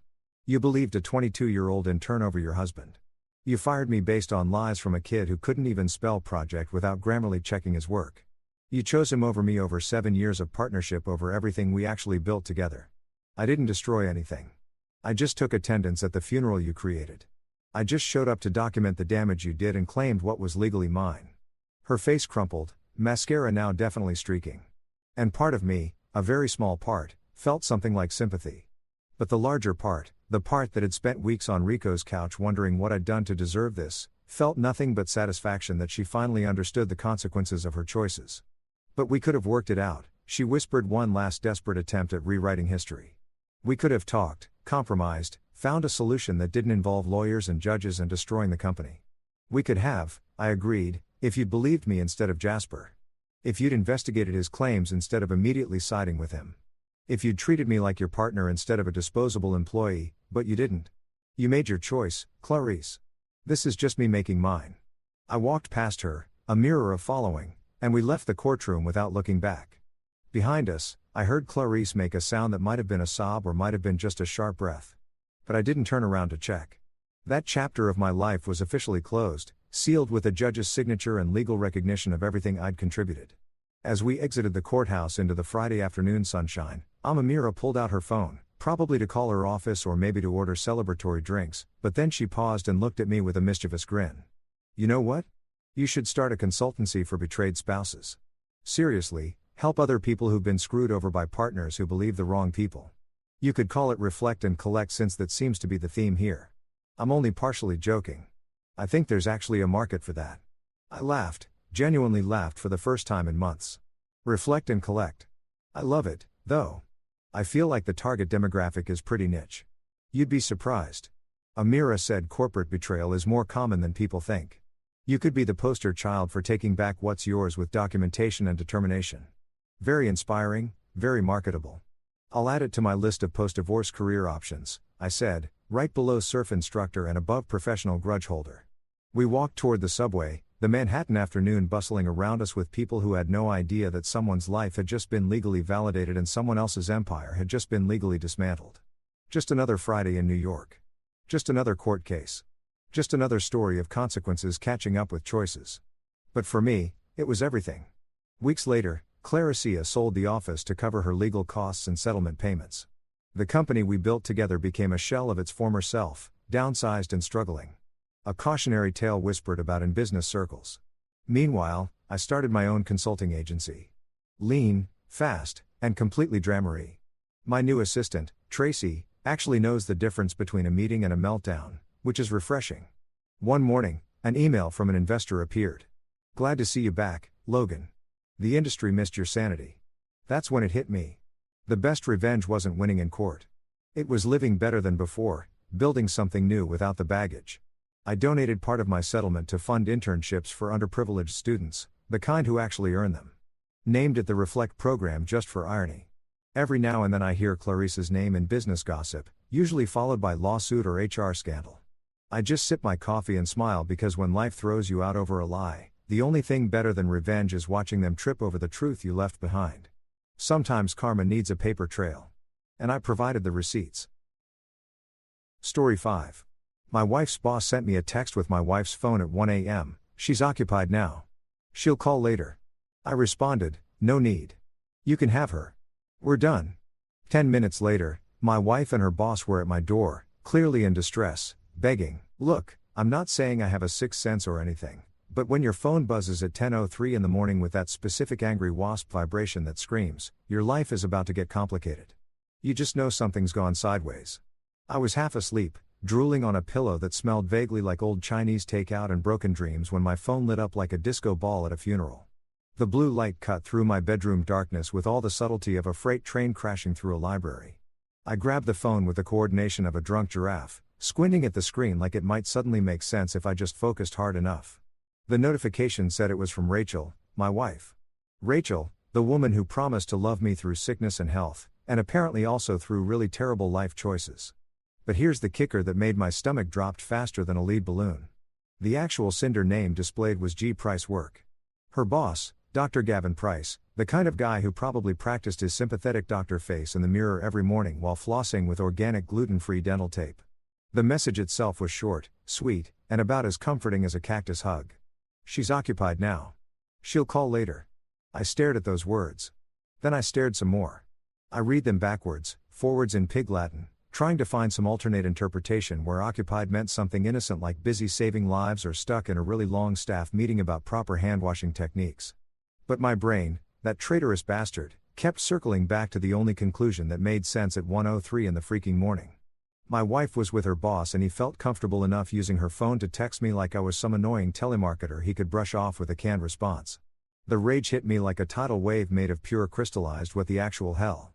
But I'm a locksmith by trade, former cop by history, and a dramatic son of a gun by nature. So I channeled all that fury into crafting the perfect response. My thumbs flew across the keyboard with the precision of a surgeon and the pettiness of a reality TV villain. I typed, "No need. You can have her. We're done." Then I added a period at the end because nothing says, "I'm dead serious," and you just nuke your own life quite like proper punctuation. Grammar is the ultimate power move when you're ending a marriage via text at 1 o'clock in the morning. I hit send with the same satisfaction I imagine people feel when they drop the mic after a killer speech. Then I set my phone face down on the nightstand, rolled over, and tried to convince myself I could actually fall back asleep after essentially detonating a nuclear bomb in the middle of my marriage. Spoiler alert, I could not. My brain was doing the mental equivalent of running laps while screaming and occasionally stopping to replay every moment of the last few months, looking for signs I'd missed, red flags I'd ignored, and excuses I'd swallowed like bad medicine. 10 minutes passed. 10 minutes that felt like 10 years, during which I alternated between righteous indignation and the kind of soul-crushing sadness that makes you want to ugly cry into your pillow while eating ice cream straight from the container. I was right in the middle of composing a mental list titled "Things I Should Have Noticed, You Idiot." When I heard it, the frantic pounding on my front door that sounded like someone was trying to beat their way through solid wood using nothing but pure panic and poor decision-making skills. Then came the voices. Oh, the voices. Rachel's voice pitched high with that particular frequency of distress that women use when they realize they've been caught red-handed and need to engage emergency damage control protocols. And underneath hers, a deeper male voice that had to belong to Dr. Gavin. I text other men's wives from their phones, Price himself. They were both talking over each other, a cacophony of pleading and explaining, and what sounded suspiciously like the verbal equivalent of throwing spaghetti at a wall to see what sticks. I hauled myself out of bed with all the enthusiasm of a man walking to his own execution, threw on the same jeans I discarded on the floor 6 hours earlier, and shuffled to the front door like a zombie who'd just been denied his morning coffee. Through the peephole, I got my first good look at the disaster unfolding on my doorstep. And let me tell you, it was better than any reality TV show I'd ever hate-watched. Rachel was still in her scrubs, those blue hospital pajamas that apparently double as I'm having an affair camouflage, and her mascara was running down her face in thick black rivers that made her look like a raccoon who'd just been through a particularly emotional therapy session. Her hair was a mess. That specific kind of mess that happens when you've been horizontal for reasons that have nothing to do with sleeping. And she was clutching her phone like it was a life preserver and she was drowning in an ocean of her own stupid choices. Next to her stood Dr. Gavin Price himself. And oh boy, he was exactly what I'd pictured, blurry-eyed, wearing one of those white coats that doctors use to broadcast their authority and superiority to us mere mortals who can't tell a spleen from a pancreas. He had that look on his face, the one that screams, I make important life or death decisions every day, and also terrible personal decisions after hours. His hair was rumpled, his clothes were wrinkled, and he had the general appearance of a man who just realized he'd walked face first into a trap of his own making. They both looked frantic, like actors who'd forgotten their lines mid-peep performance and were desperately improvising their way through the worst play ever written. Rachel was saying something about "it's not what you think and please just let me explain," while Gavin was attempting to back her up with phrases like medical emergency and complete misunderstanding that landed with all the credibility of a $3 bill. I reached for the deadbolt with deliberate slowness, drawing out the moment like a conductor preparing for the dramatic finale of a symphony click. I turned it exactly half an inch. Not enough to open, just enough to let them hear it. Then, because I'm nothing if not committed to the bid, I did the whole chain lock flourish with the kind of theatrical flair that would make a Broadway actor proud. The metal chain slid into place with a satisfying clink that said, "Oh, you're not getting in here, and I'm going to enjoy every second of making you squirm." I let them beg through that chain. I stood there in my rumpled jeans and t-shirt that said, "I lock it like it's hot." A gift from Frank that I thought was hilarious right up until this moment. Listening to them spew excuses and explanations through the 4-inch gap that might as well have been the Grand Canyon. Rachel was crying. Real tears, not the manipulative kind, which somehow made it worse. Gavin was doing his best impression of a reasonable human being, which was about as convincing as a snake trying to sell you life insurance. I narrated the whole scene in my head with enough sarcasm to power a small city. Because if I didn't laugh at the absurdity of my wife and her boss showing up at my door at 1:15 in the morning looking like they'd just fled the scene of a crime, I was definitely going to cry. And I'd be damned if I was going to give them the satisfaction of seeing me break down. So I stood there, arms crossed, watching them perform their desperate duet of denial through my chain-locked door, and I thought, this is it. This is rock bottom. A locksmith who can't even keep his own marriage locked down. Getting a front row seat to the worst show on earth. Performed by the two people who were supposed to be on his side. Irony, I decided, really is a locksmith's middle name. Morning arrived with all the grace and subtlety of a hangover wearing steel-toed boots, kicking me directly in the cerebral cortex. I woke up on my couch because apparently I'd passed out there after the midnight doorstep drama festival with a sick in my neck that felt like someone had replaced my spine with a rusty pipe and the kind of headache that makes you question every life choice that led to this exact moment. The living room looked like a crime scene if the crime was man gives up on life. Empty beer bottles lined the coffee table like sad little soldiers. The TV was frozen on some infomercial for a vegetable chopper that promised to change my life. And my phone was blowing up with notifications that I absolutely did not want to read. But the universe wasn't done kicking me while I was down because at precisely 7:47 a.m. my mother called. Of course, she did. Mothers have this supernatural ability to sense when their children's lives are imploding from up to 300 meters away. And mine had the tracking skills of a bloodhound crossed with an NSA surveillance satellite. I let it ring twice before accepting that ignoring Linda Martinez was about as effective as trying to stop a tsunami with a pool noodle. Michael Anthony Martinez, she started using my full government name like I was 12 years old and had just been caught stealing cookies before dinner. I need you to tell me why Rachel's car has been parked outside the hospital staff housing for the last 3 nights. Because Dolores from church saw it and she told Patricia, who told me during our morning walk, and now half the town thinks your wife is having an affair with that doctor. I pressed the heel of my hand against my forehead and contemplated whether it was too early to start drinking again. Ma, it's not even 8 o'clock in the morning. Can we schedule this crisis for a more reasonable hour? Like never. Don't you get smart with me, Mojo. Is it true? Because if it's true, I'm going to march down to that hospital. Man, it's true. Ma, I cut her off because there was no point in pretending anymore. Small towns are like living inside a fishbowl filled with piranhas who gossip. I found out last night. Well, technically this morning at 1 a.m., which is apparently when all good marriages go to die. The silence on the other end lasted exactly 3 seconds before my mother launched into a rapid-fire combination of Spanish and English that would have made a drill sergeant weep with admiration. I held the phone away from my ear and let her get it out of her system, occasionally interjecting with, "Yes, Ma," and "I know, Ma," at what I hoped were appropriate intervals. After I finally extracted myself from the maternal inquisition with promises to come over for dinner later, because apparently nothing says your life is falling apart quite like your mom's enchiladas. I surveyed my kingdom of sadness. The apartment we'd shared for 3 years looked different in the harsh morning light. Wedding photos on the mantel that now felt like evidence of a crime. My police academy graduation photo hanging next to Rachel's nursing school diploma. Both of us looking so damn young and optimistic, it made me want to punch something. A ring of faded coffee cup stains on the side table that mapped out every morning we'd sat together, scrolling through our phones and pretending we were still connected. The rain started around 9 o'clock because of course it did. This was turning into a full-blown country song, and I half expected my dog to die, and my truck to break down, except I didn't have a dog, and my truck was running fine, which somehow made everything worse. Rachel showed up at 10:23 a.m. I know the exact time because I was staring at the clock, willing the day to end when I heard her key in the lock. She still had a key. I'd need to change those locks. Professional hazard of being a locksmith is knowing exactly how vulnerable your own security is. She walked in looking like she'd been through a war zone, still wearing those damn scrubs. And I wondered if that was intentional, like wearing a uniform would somehow legitimize whatever explanation she was about to serve up. "Mike, please just listen to me," she started, and I held up one hand like a traffic cop at the world's most depressing intersection. "Let me guess," I said, leaning back against the kitchen counter with my arms crossed. "It was an emergency. A medical emergency that required Dr. McDreamy to personally tend to you at 1 o'clock in the morning using your phone to text me because his fingers were too busy saving lives or whatever excuse you two workshopped on the drive over here." She flinched like I'd slapped her, but pushed forward with the kind of determination that comes from rehearsing a story until you almost believe it yourself. "There was a problem with a patient's foreline. Gavin was helping me troubleshoot it and I was so exhausted from the double shift that I fell asleep in his office. That's it. That's all that happened." I laughed. A short bitter bark that didn't contain an ounce of actual humor. "You fell asleep in his office, right? And he just happened to use your phone to text me like he owned it. Tell me, in this heartwarming episode of Grey's Anatomy Goes to Hell, why exactly was Dr. Price comfortable enough to send me a message from your phone? Do you two share phones regularly? Is that a new hospital policy I'm not aware of?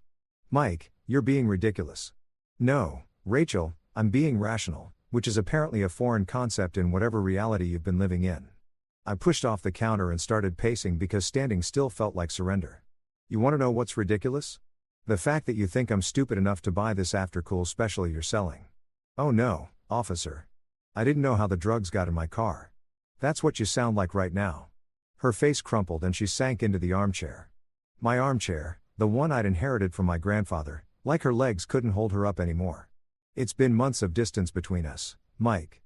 Months of you working late on locksmith calls, months of me pulling double shifts, months of us passing each other like roommates instead of partners. I felt alone. I felt invisible. So, you chose a late-night drama with your boss instead of I don't know, suggesting couples counseling instead of having one single honest conversation with your husband." I stopped pacing and looked at her dead on. "You felt alone, so you made sure I'd feel alone, too. That's some real partnership right there." She was crying now, full-on sobbing into her hands. And part of me, the part that had loved her since we met at that ridiculous hospital charity auction 6 years ago, wanted to comfort her. But the bigger part, the part that had spent the last 9 hours replaying every suspicious moment from the past few months, was too busy being angry to care about her tears. "If this was really an emergency," I said, letting the sarcasm drip from every word like acid. "Why didn't Dr. Price wear scrubs to my doorstep? Why did he show up in a white coat like he was making a house call at 1 o'clock in the morning? Did he stop to change? Was there a wardrobe consultation? Because I'm just trying to understand the logistics of this medical emergency that required both of you to show up at my door looking like you just fled a telenovela set." She didn't have an answer for that. She just sat there crying into her hands while the rain beat against the windows and turned the whole scene into exactly what it was, a tragedy that nobody asked for, but everyone saw coming. I gave Rachel exactly 45 minutes to cry in my apartment before I told her she needed to leave. Not because I'm heartless, though at that particular moment I was doing a pretty solid impression of a man whose heart had been put through a wood chipper, but because if I had to watch her sob into her hands for one more second, I was either going to start screaming or start crying myself. And neither option seemed particularly productive. She left with all the dramatic flair of a soap opera actress exiting stage left, taking her keys with her because I hadn't had the energy yet to tell her I'd be changing the locks by tomorrow morning at the latest. The second her car pulled out of the driveway, I grabbed my phone and scrolled through my contacts until I found the name I was looking for. Frank Sullivan, listed in my phone as Frank the Tank, Bad Ideas Department. Frank was my old partner back when I was still wearing a badge and pretending I had my life together before I'd hung up my gun and decided that picking locks was somehow less stressful than picking up the pieces of other people's disasters. Turns out I was wrong about that, but that's a different therapy session. Frank had left the force about 2 years before I did, deciding that working for the city paid in good intentions and benefits, whereas running his own private investigation firm paid in actual money and came with the added bonus of choosing which idiots to work for. He'd set up shop in a small office above a Chinese restaurant downtown, and the whole place perpetually smelled like sweet and sour pork and disappointment. It was perfect for him. I hit the call button and listened to it ring twice before Frank's voice came through. Girly and suspicious, like a bouncer interrogating someone with a fake ID. This better be important, Martinez. I'm elbow deep in a cheating spouse case, and the photos I'm looking at are making me lose my faith in humanity. Frank, my wife sleeping with her boss. I found out via text message at 1 o'clock in the morning, and I need someone to either talk me down from a ledge or help me dig up enough dirt to bury him. Your choice. I delivered this information with the emotional inflection of someone reading a grocery list, because at this point I'd moved past hysterical and landed firmly in the neighborhood of numb. There was a pause on the other end. The kind of pause that meant Frank was processing this information and calculating exactly how deep into the mess he was about to get. Jesus Christ. Mike. Rachel. You're Rachel. The nurse who makes those little jokes about proper hand hygiene and bakes cookies for hospital fundraisers. That's the one. Turns out she's been doing a lot more than baking cookies, if you catch my drift. I sank back onto the couch and stared at the ceiling, counting the cracks in the plaster like they might spell out some kind of answer. The guy's name is Dr. Gavin Price. He's her boss at County General, drives a BMW that probably costs more than my entire year's salary, and has the kind of face that makes you want to punch it on principle. Hold that thought. I'm coming over. Don't do anything stupid in the next 20 minutes. Frank hung up before I could argue, which was probably for the best, because I absolutely would have argued that everything I was thinking about doing qualified as stupid, and I was going to do it anyway. True to his word, Frank showed up 19 minutes later looking exactly like Frank always looked, built like a bouncer who'd eaten a smaller bouncer for breakfast, wearing jeans and a flannel shirt that had seen better decades, and carrying 2 enormous cups of coffee that smelled like they could resurrect the dead. He handed me one without a word and settled into the armchair that Rachel had vacated, his weight making the old furniture creak in protest. Talk, he commanded, sipping his coffee like it was a life support system, and he'd die without it. Frank drank coffee the way other people breathed, constantly, compulsively, and with the kind of dedication usually reserved for religious zealots or people training for ultramarathons. So, I talked. I told him everything, starting with the 103 a.m. text and ending with Rachel's pathetic explanation about falling asleep in Gavin's office after a stressful situation. I told him about the look on Gavin's face when he showed up at my door, about my mother's phone call, and the fact that apparently half the town had been watching my marriage disintegrate in real time while I'd been blissfully ignorant. I told him about the coffee cup rings on my table and the wedding photos that now felt like crime scene evidence. Frank listened without interrupting, which was one of his best qualities. He just sat there drinking his coffee and occasionally nodding, letting me purge all the poison that had been building up in my system since the early morning hours.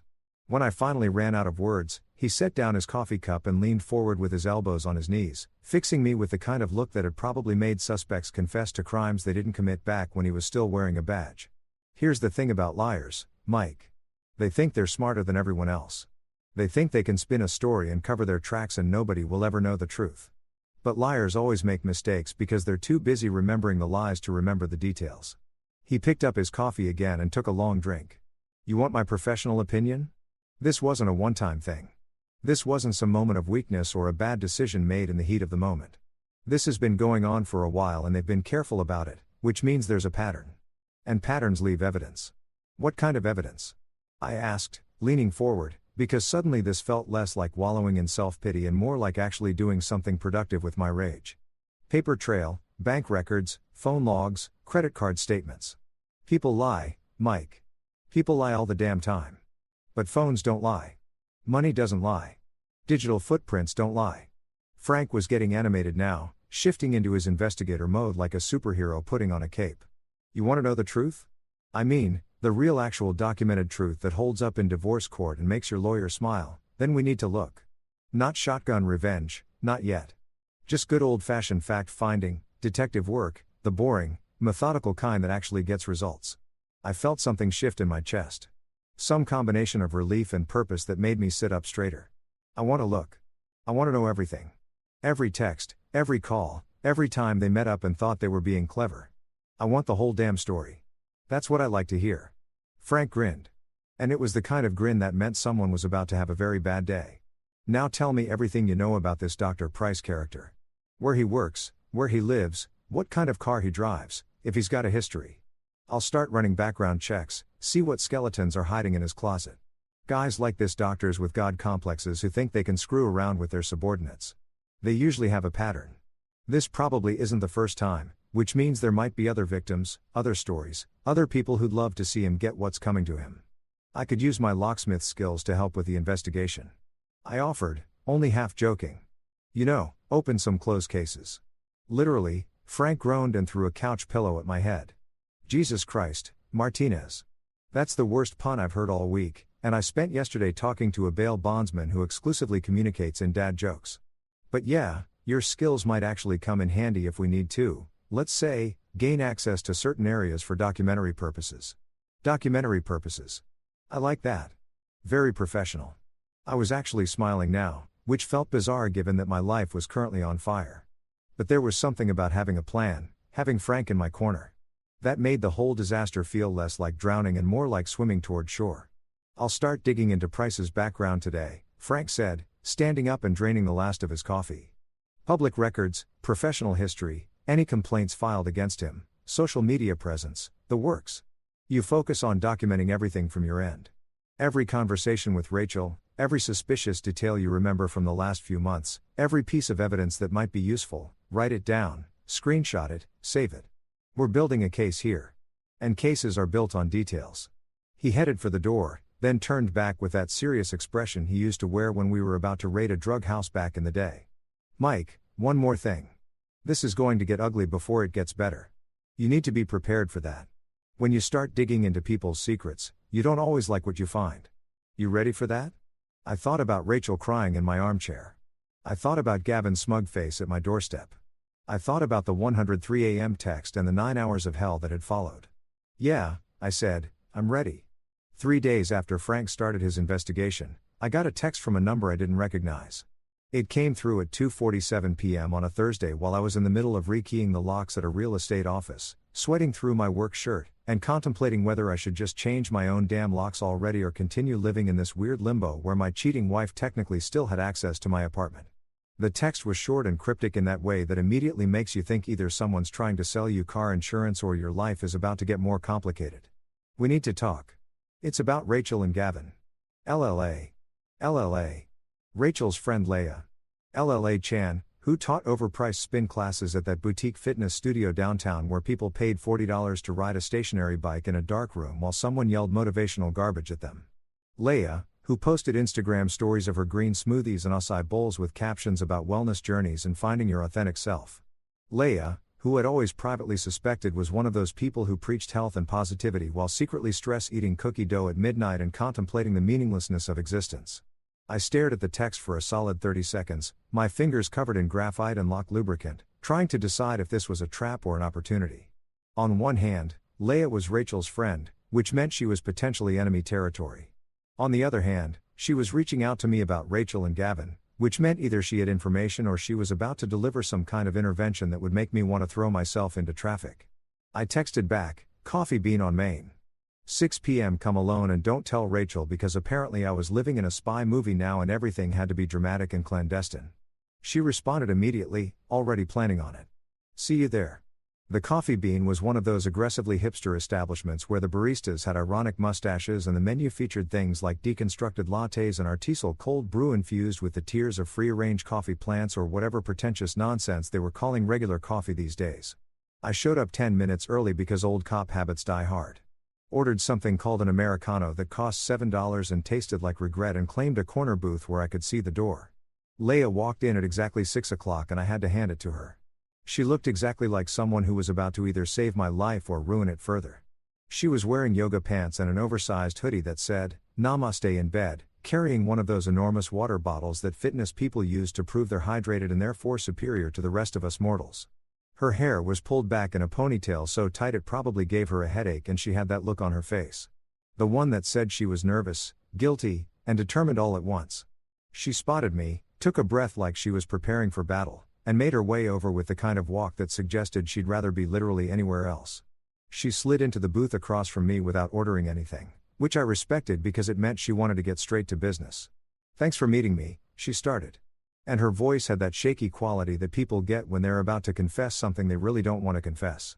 I've been going back and forth on whether to reach out for the last 3 days, and I couldn't keep this to myself anymore. It's eating me alive. Well, that makes 2 of us, I said, wrapping my hands around my overpriced coffee. So, what's this about? And please don't tell me you're here to defend Rachel or explain how I misunderstood the situation because I've already had my fill of gaslighting this week and it's only Thursday. Yila shook her head so hard her ponytail whipped back and forth like a pendulum of denial. No. God, no. I'm not here to defend anyone. I'm here because she stopped, pulled out her phone, and set it on the table between us like it was a live grenade. I'm here because I have proof. Proof that this is so much worse than you think. And I need you to know that I didn't realize what was happening until it was too late. And I feel like absolute garbage about it. My heart rate kicked up a notch. That old familiar feeling from my cop days when a witness was about to crack and give you the key to the whole case. What kind of proof? She unlocked her phone with trembling fingers and pulled up her screenshots folder. There's a group chat. It's called the On-Call Club. It's Jesus Mike. It's disgusting. It's a bunch of doctors and nurses, mostly men, and they use it to brag about their conquests, like it's some kind of game, like the people they're sleeping with are just points on a scoreboard. She turned the phone toward me, and I felt my stomach drop as I scrolled through the screenshots. The chat was exactly what she described, crude, mean, filled with the kind of locker room talk that made you lose faith in humanity. There were names, dates, inside jokes that made my skin crawl. Emoji reactions that ranged from fire symbols to eggplants to thumbs ups. Like these people were congratulating each other on ruining marriages and betraying trust. And there, right in the middle of it all, was Gavin Price's name. Not just participating, leading. He was the ringleader of this disgusting little club, posting updates like he was some kind of conquest coordinator. Late shift scored me another point. Martinez's wife is easier than I thought. Husband's a locksmith. Ironic since he can't lock down his own marriage. Faced with tears of joy, I stared at those words until they burned into my retinas. The casual cruelty of it. The way he'd reduced Rachel to a point, a joke, a punchline in his twisted game. The way he'd thrown in that dig about me, about my profession, like it was all just hilarious entertainment for him and his band of medical professionals who'd apparently skipped the do no harm part of their training. There's more, Leia said quietly. And she scrolled down to show me additional messages. Rachel's name appeared multiple times. Details about their encounters that made me want to throw my $7 coffee against the wall. Comments from other members of the chat congratulating Gavin, making jokes, treating the whole thing like it was fantasy football, but with real people's lives. How long has this been going on? I asked, my voice coming out rougher than I intended. The chat's been active for at least 2 years from what I can tell. Rachel's name started appearing about 4 months ago. Hila pulled her phone back and hugged it to her chest like it contained classified information. Mike, I need you to understand. I didn't know. I swear to God, I didn't know it was this bad. Rachel told me she was interested in someone at work, that there was chemistry, and her voice cracked. I helped her cover. I lied for her. I told you she was with me on nights when she wasn't. I thought it was just flirting, maybe some harmless emotional affair that would fizzle out. I didn't know there was a whole hunting club treating women like trophies. I wanted to be angry at her. Part of me was angry at her. But the bigger part recognized that she was here now with evidence looking like she wanted to crawl into a hole and die from guilt. That counted for something. Why are you showing me this now? I asked, what changed? I saw the messages from the night you found out. After you texted Gavin, the chat went crazy. They were laughing about it, Mike. Laughing about you finding out, making jokes about how you'd react, taking bets on whether Rachel would go back to you or stick with Gavin. She looked like she might cry, and I noticed for the first time that she probably hadn't slept much in the last few days. And that's when I realized this wasn't some romantic affair or forbidden love story. This was predatory. This was cruel. These are people with power using that power to manipulate others and then bragging about it like they're collecting baseball cards. I laughed. A dark, throat-clearing sort of laugh that contained zero actual humor and 100% bitter recognition of how absurd my life had become. Let me get this straight. My wife's having an affair with her boss who's part of some kind of medical professional sex club where they share notes on their conquests like they're comparing their fantasy football lineups. And you helped cover for her because you thought it was romantic. Does that about sum it up? When you say it like that, it sounds even worse, Leia whispered. That's because it is worse. It's cartoonishly bad. It's so bad it loops back around to being almost funny. Except on the punchline, so it's actually just soul-destroying. I rubbed my face with both hands. Can you send me those screenshots? Already done. I airdropped them to your phone while you were reading. She finally reached for her water bottle and took a long drink like she needed to hydrate after purging all these secrets. There's something else you should know. I'm not the only one who helped cover. There are other people, friends, co-workers, who knew things were happening and either didn't care or actively participated in keeping secrets. This whole thing is bigger than just Rachel and Gavin. Of course it is, I muttered. Because why would my personal disaster be contained and manageable when it could be a full-blown conspiracy involving multiple accomplices? Leia stood up, gathering her things with the energy of someone who just completed a mission and desperately needed to escape. I'm sorry, Mike. I'm so sorry I was part of this. I'm going to have to live with that guilt for a long time. But I thought you deserved to know the truth. All of it. I looked at her, really looked at her, and saw someone who probably did drink kale smoothies while hiding whiskey in her water bottle. Someone who preached wellness while drowning in her own mess. Someone who was trying to do the right thing, even though it was way too late. Thanks for this, I said, gesturing to my phone where the screenshots now lived. I mean that. This is proof. Proof is a delicious cold thing. Yila, you just gave me ammunition. She nodded and left without another word, leaving me alone in my corner booth with my cold coffee and my smoking gun. I pulled up the screenshots again and scrolled through them slowly, methodically, memorizing every crude joke and casual cruelty. They thought they were untouchable. They thought they could keep their little club secret, laugh at their victims, and never face consequences. They forgot that every lock has a key, and I was very, very good at finding them. Frank showed up at my apartment 4 days after my coffee shop confession session with Leia, carrying a folder that was thicker than my old police vest, and had that particular weight that comes from containing someone's entire history of being a garbage human being. He didn't knock, just used the spare key I'd given him back when we were partners. And I still believed in things like trust and friendship, and walked in to find me sitting at my kitchen table, surrounded by printouts of the On-Call Club screenshots, a legal pad covered in notes that probably made me look like a conspiracy theorist, and enough empty coffee cups to qualify as a health hazard. You look like hell, Frank said by way of greeting, setting the folder down on the table with a thud that sent some of my papers flying. When's the last time you slept or showered or consumed anything that wasn't liquid caffeine? Bold words coming from a man who considers coffee a food group? I shot back, but I couldn't really argue with his assessment. I'd been living in the same pair of sweatpants for 2 days. My hair was doing something that could charitably be called abstract art. And I'm pretty sure I smelled like a combination of lock lubricant, desperation, and poor life choices. Please tell me that folder contains something that will make me feel better about the fact that my wife joined a sex cult and I was too stupid to notice. It's not a sex cult. It's just a group of entitled with medical degrees and no moral compass. Frank corrected, dropping into the chair across from me. But yeah, this folder is going to make your whole week, maybe your whole month, possibly your whole year, depending on how much you enjoy watching people get what they deserve. He flipped open the folder with the dramatic flair of a magician revealing his best trick. And I found myself staring at a collection of documents that looked like they'd been compiled by someone with an axe to grind and a really good filing system. Complaint forms, HR reports, legal documents with official-looking letterheads, personnel files that probably weren't supposed to be accessible to civilians, but Frank had ways of obtaining things that I'd learned long ago not to ask too many questions about. Meet Dr. Gavin Price's Greatest Hits collection, Frank announced, tapping the top document with one finger. Turns out your wife's boyfriend has a history longer than a CVS receipt and about as pleasant to look at. I'm talking complaints going back 7 years, 3 different hospitals, and a pattern of behavior that would make a behavioral psychologist salivate with how textbook it is. I pulled the first document closer, squinting at the dense legal language that seemed specifically designed to obscure the actual content while still technically documenting it.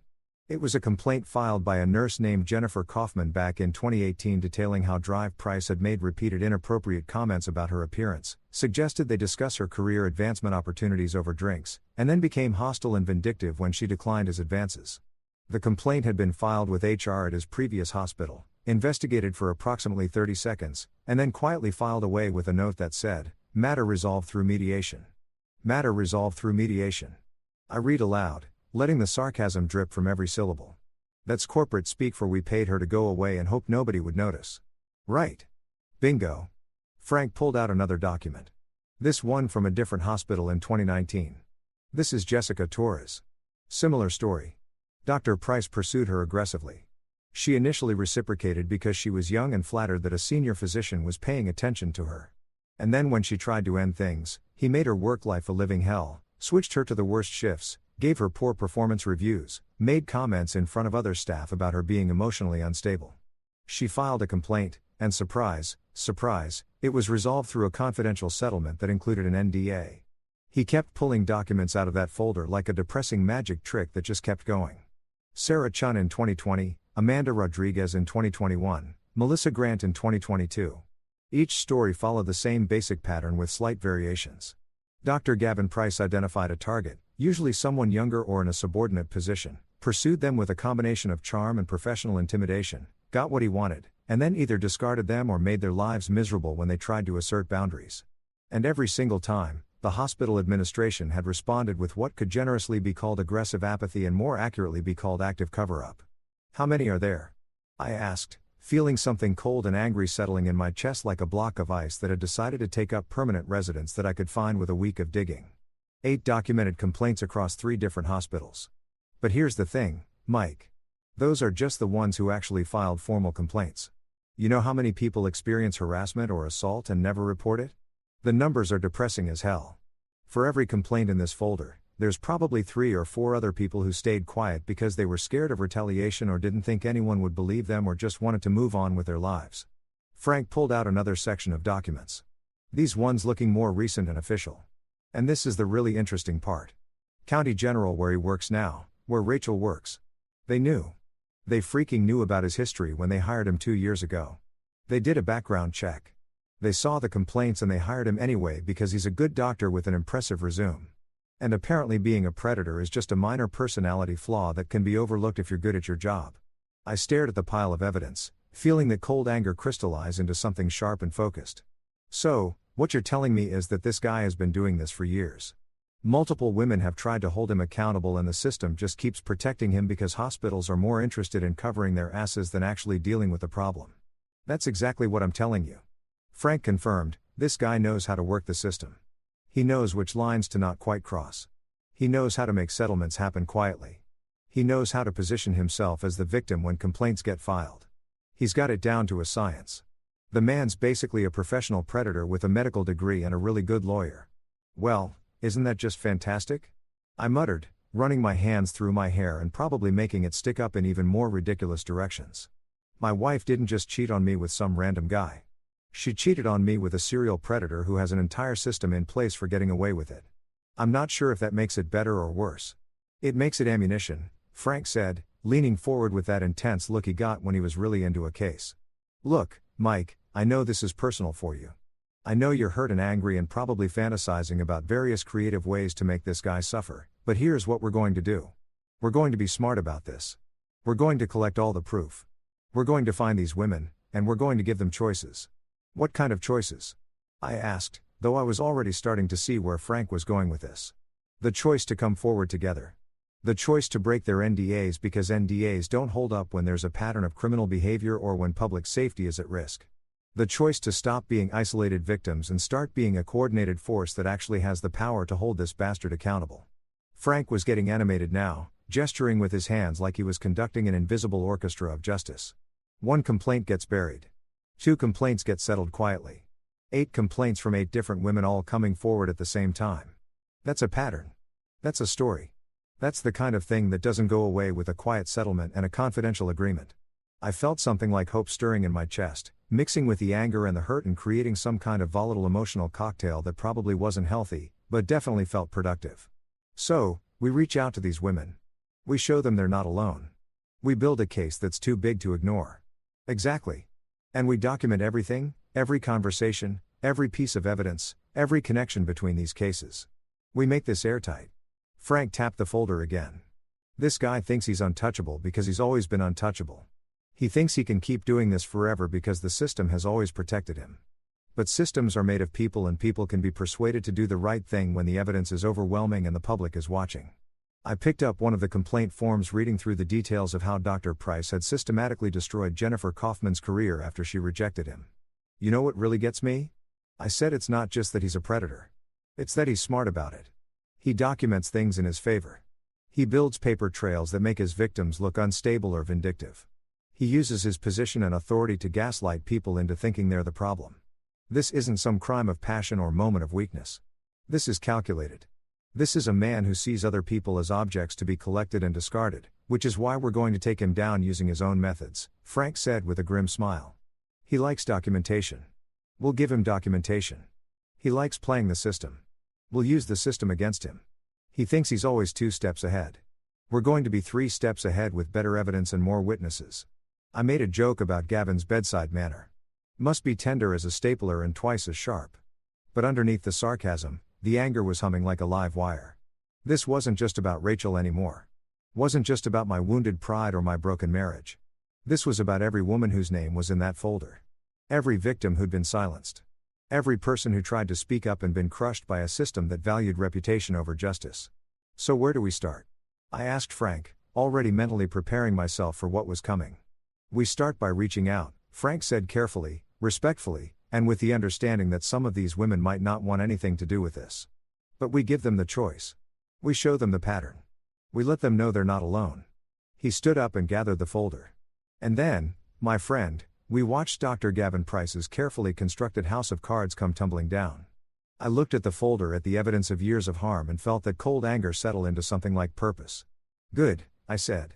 Let's get to work.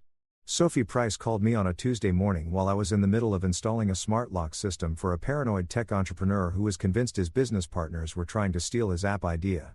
The name on my phone screen just said unknown caller. And normally I'd let that go to voicemail because unknown callers are usually either telemarketers trying to sell me extended car warranties or robots informing me that my social security number has been compromised and I need to send gift cards immediately to fix it. But something made me answer. Maybe intuition, or maybe just the fact that my life had become so weird that unknown callers could literally be anything from long-lost relatives to hitmen to aliens trying to make first contact. Is this Michael Martinez? The voice was female, composed, and had that particular edge that comes from someone who's done crying about their problems and moved into the strategic planning phase of revenge. Depends on who's asking and whether you're about to serve me papers, I said. Because at this point, I wouldn't have been surprised if Rachel had decided to sue me for emotional distress or some equally insane legal maneuver. This is Sophie Price, Gavin's ex-wife. She let that sink in for exactly 3 seconds before continuing. I heard through the hospital grapevine that you're collecting information about my ex-husband's extracurricular activities, and I think we should talk. I have things you'll want to see. I nearly dropped my drill. Gavin's ex-wife, the woman who'd been married to this predator before he'd moved on to terrorizing the nurses at County General. I'd known he was divorced. Frank had mentioned it in his background research. But I hadn't considered that his ex might be a potential ally in this whole mess. That was stupid of me, actually, because ex-wives are basically walking databases of dirt on their former spouses, especially when those former spouses are serial cheaters with God complexes. I'm listening, I said, stepping away from my paranoid client who was busy explaining his 17-step authentication system that would definitely keep out intruders and definitely drive him insane within 6 months. Not over the phone, lunch today. There's a diner called Rosie's on the east side. You know it. Her tone suggested this wasn't really a question so much as a statement of how things were going to be. I know it. 12:30 work for you. See you there. And Mr. Martinez, come alone. This isn't the kind of conversation that needs an audience. She hung up before I could respond, which seemed to be a theme in my life lately. People dropping bombshells and then disappearing before I could process the information properly. I finished up the smart lock installation in a daze. Took my payment from the paranoid tech guy and spent the drive to Rosie's diner trying to figure out what exactly Gavin's ex-wife wanted from me and whether this was going to be helpful or just add another layer of complexity to my already absurdly complicated situation. Rosie's diner was one of those classic American establishments that had probably been serving coffee and disappointment since the 1950s with red vinyl booths that were held together more by duct tape and hope than actual structural integrity and a menu that featured things like meatloaf surprise where the surprise was probably food poisoning. I spotted Sophie the second I walked in, sitting in a corner booth with her back to the wall, like she was either paranoid or used to being in situations where knowing all the exits was important. She looked exactly like someone who'd been married to Gavin Price and lived to tell the tale. Mid-30s, professionally dressed in a way that screamed, I have a real job and real responsibilities. With dark hair pulled back in a severe bun and the kind of sharp, intelligent eyes that suggested she'd stopped being naive around the same time she'd stopped being married. She wasn't traditionally beautiful. She was better than that. She was the kind of woman who looked like she could calculate your net worth, your moral failings, and the exact amount of you were trying to sell her all in the time it took you to say hello. I slid into the booth across from her and we did that awkward thing where two people who are connected only by the fact that their respective spouse and ex-spouse are terrible human beings try to figure out how to start a conversation. You look better than I expected, Sophie said, which was possibly the strangest opening line I'd ever received. I was picturing someone more, I don't know, destroyed. Gavin has a way of destroying people. Give it time. I'm a slow-motion car crash, I replied, flagging down a waitress who looked like she'd been working at Rosie's since the actual 1950s. Coffee, black, strong enough to strip paint. Sophie ordered the same, which immediately elevated her in my estimation because people who drink black coffee are either serious or dead inside. And in this context, both were acceptable. We sat in silence while the waitress shuffled off. And I used the time to study the woman across from me, trying to figure out what her angle was and whether I could trust her or if this was some elaborate setup orchestrated by Gavin to throw me off track. "I'm going to cut to the chase," Sophie said once our coffees arrived. And she slid a small flash drive across the scarred Formica table like we were in a spy movie and she was passing state secrets. I kept everything. Photos, audio recordings, text messages, emails, video clips that Gavin saved on his personal computer because he's the kind of narcissist who documents his own crimes. It's all on here. I stared at the flash drive like it might explode. Why? Why keep all this? And why give it to me now?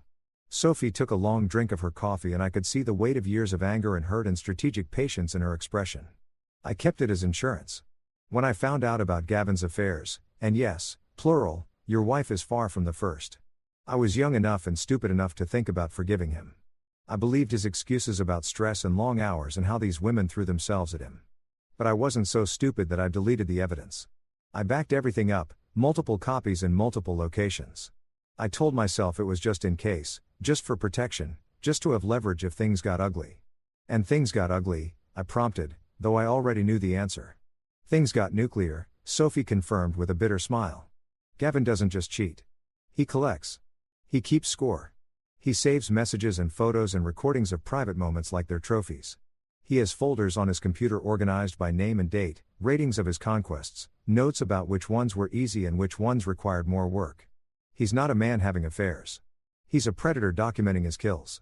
My stomach turned over and I had to set down my coffee cup before I threw it against the wall. Jesus Christ, he's actually keeping records. Like, this is some kind of sick game. It's exactly a sick game to him. And the worst part, he's smart about it. He never keeps anything that could be traced back to him professionally. No hospital emails, no work phones. Everything's on his personal devices, encrypted and password protected. He thinks he's untouchable. Sophie leaned forward and her eyes had that gleam that comes from someone who's been waiting years for the right moment to strike. But I had access to everything when we were married. I copied files before the divorce. I saved passwords. I documented patterns. And I've been sitting on this information for 3 years, waiting for the right time to use it. Why now? I asked. Why not use this during your divorce? Why not go to the police or the medical board or literally anyone with authority? Because I was scared, Sophie admitted, and there was no shame in her voice. Just cold pragmatism. Gavin has money, connections, lawyers who could bury me in legal fees until I was bankrupt. During the divorce, I used the threat of exposing him to get a better settlement, but I never actually followed through because I didn't have the resources to fight him in court and in public opinion. But you, she pointed at me with one finger. You have nothing to lose. Your marriage is already over. He's already destroyed your life.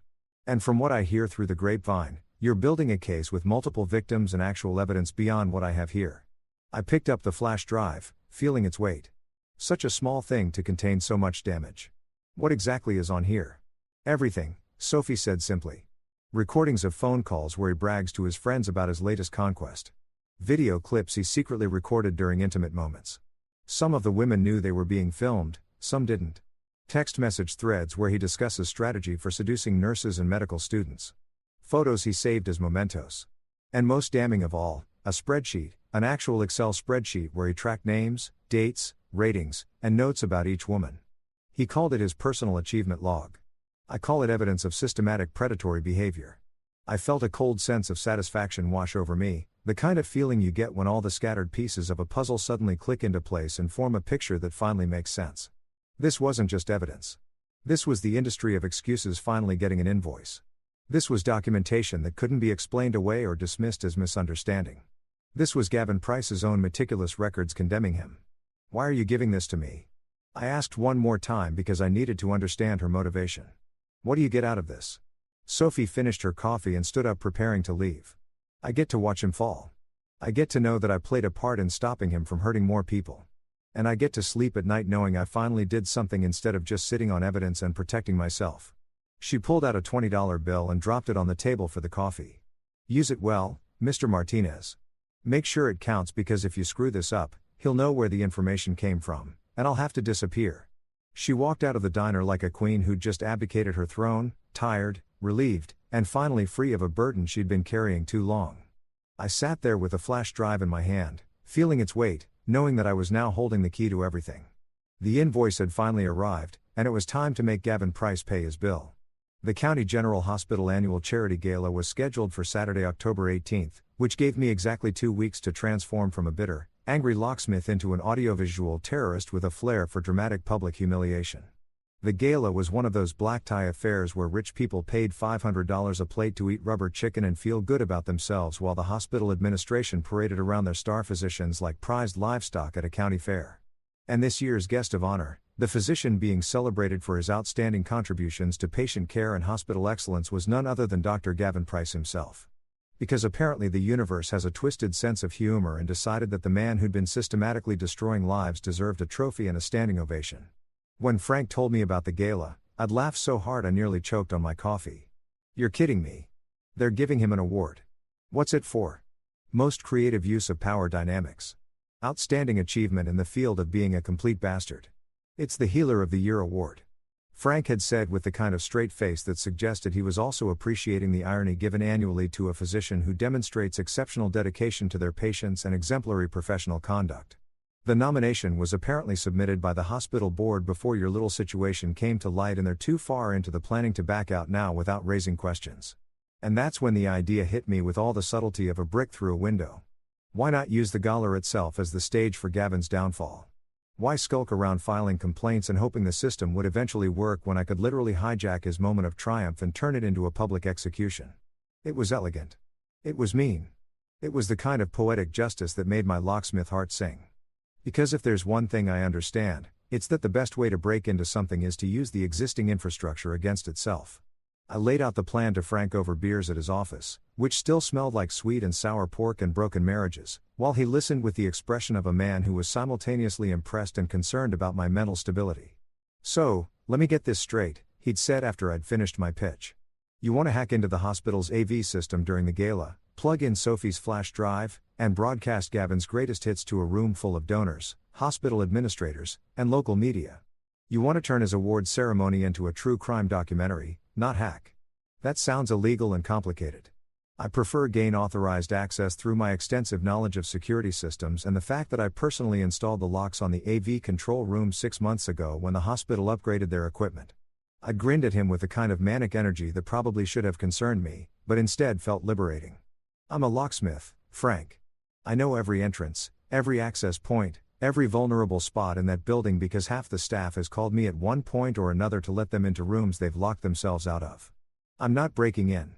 I'm just opening doors that are already there." Frank had stared at me for a long moment before breaking into a grin that matched mine. "You magnificent, vengeful son of a, this is either the best idea you've ever had or the worst. And I genuinely can't tell which. Why not both?" I'd replied, already mentally mapping out the logistics.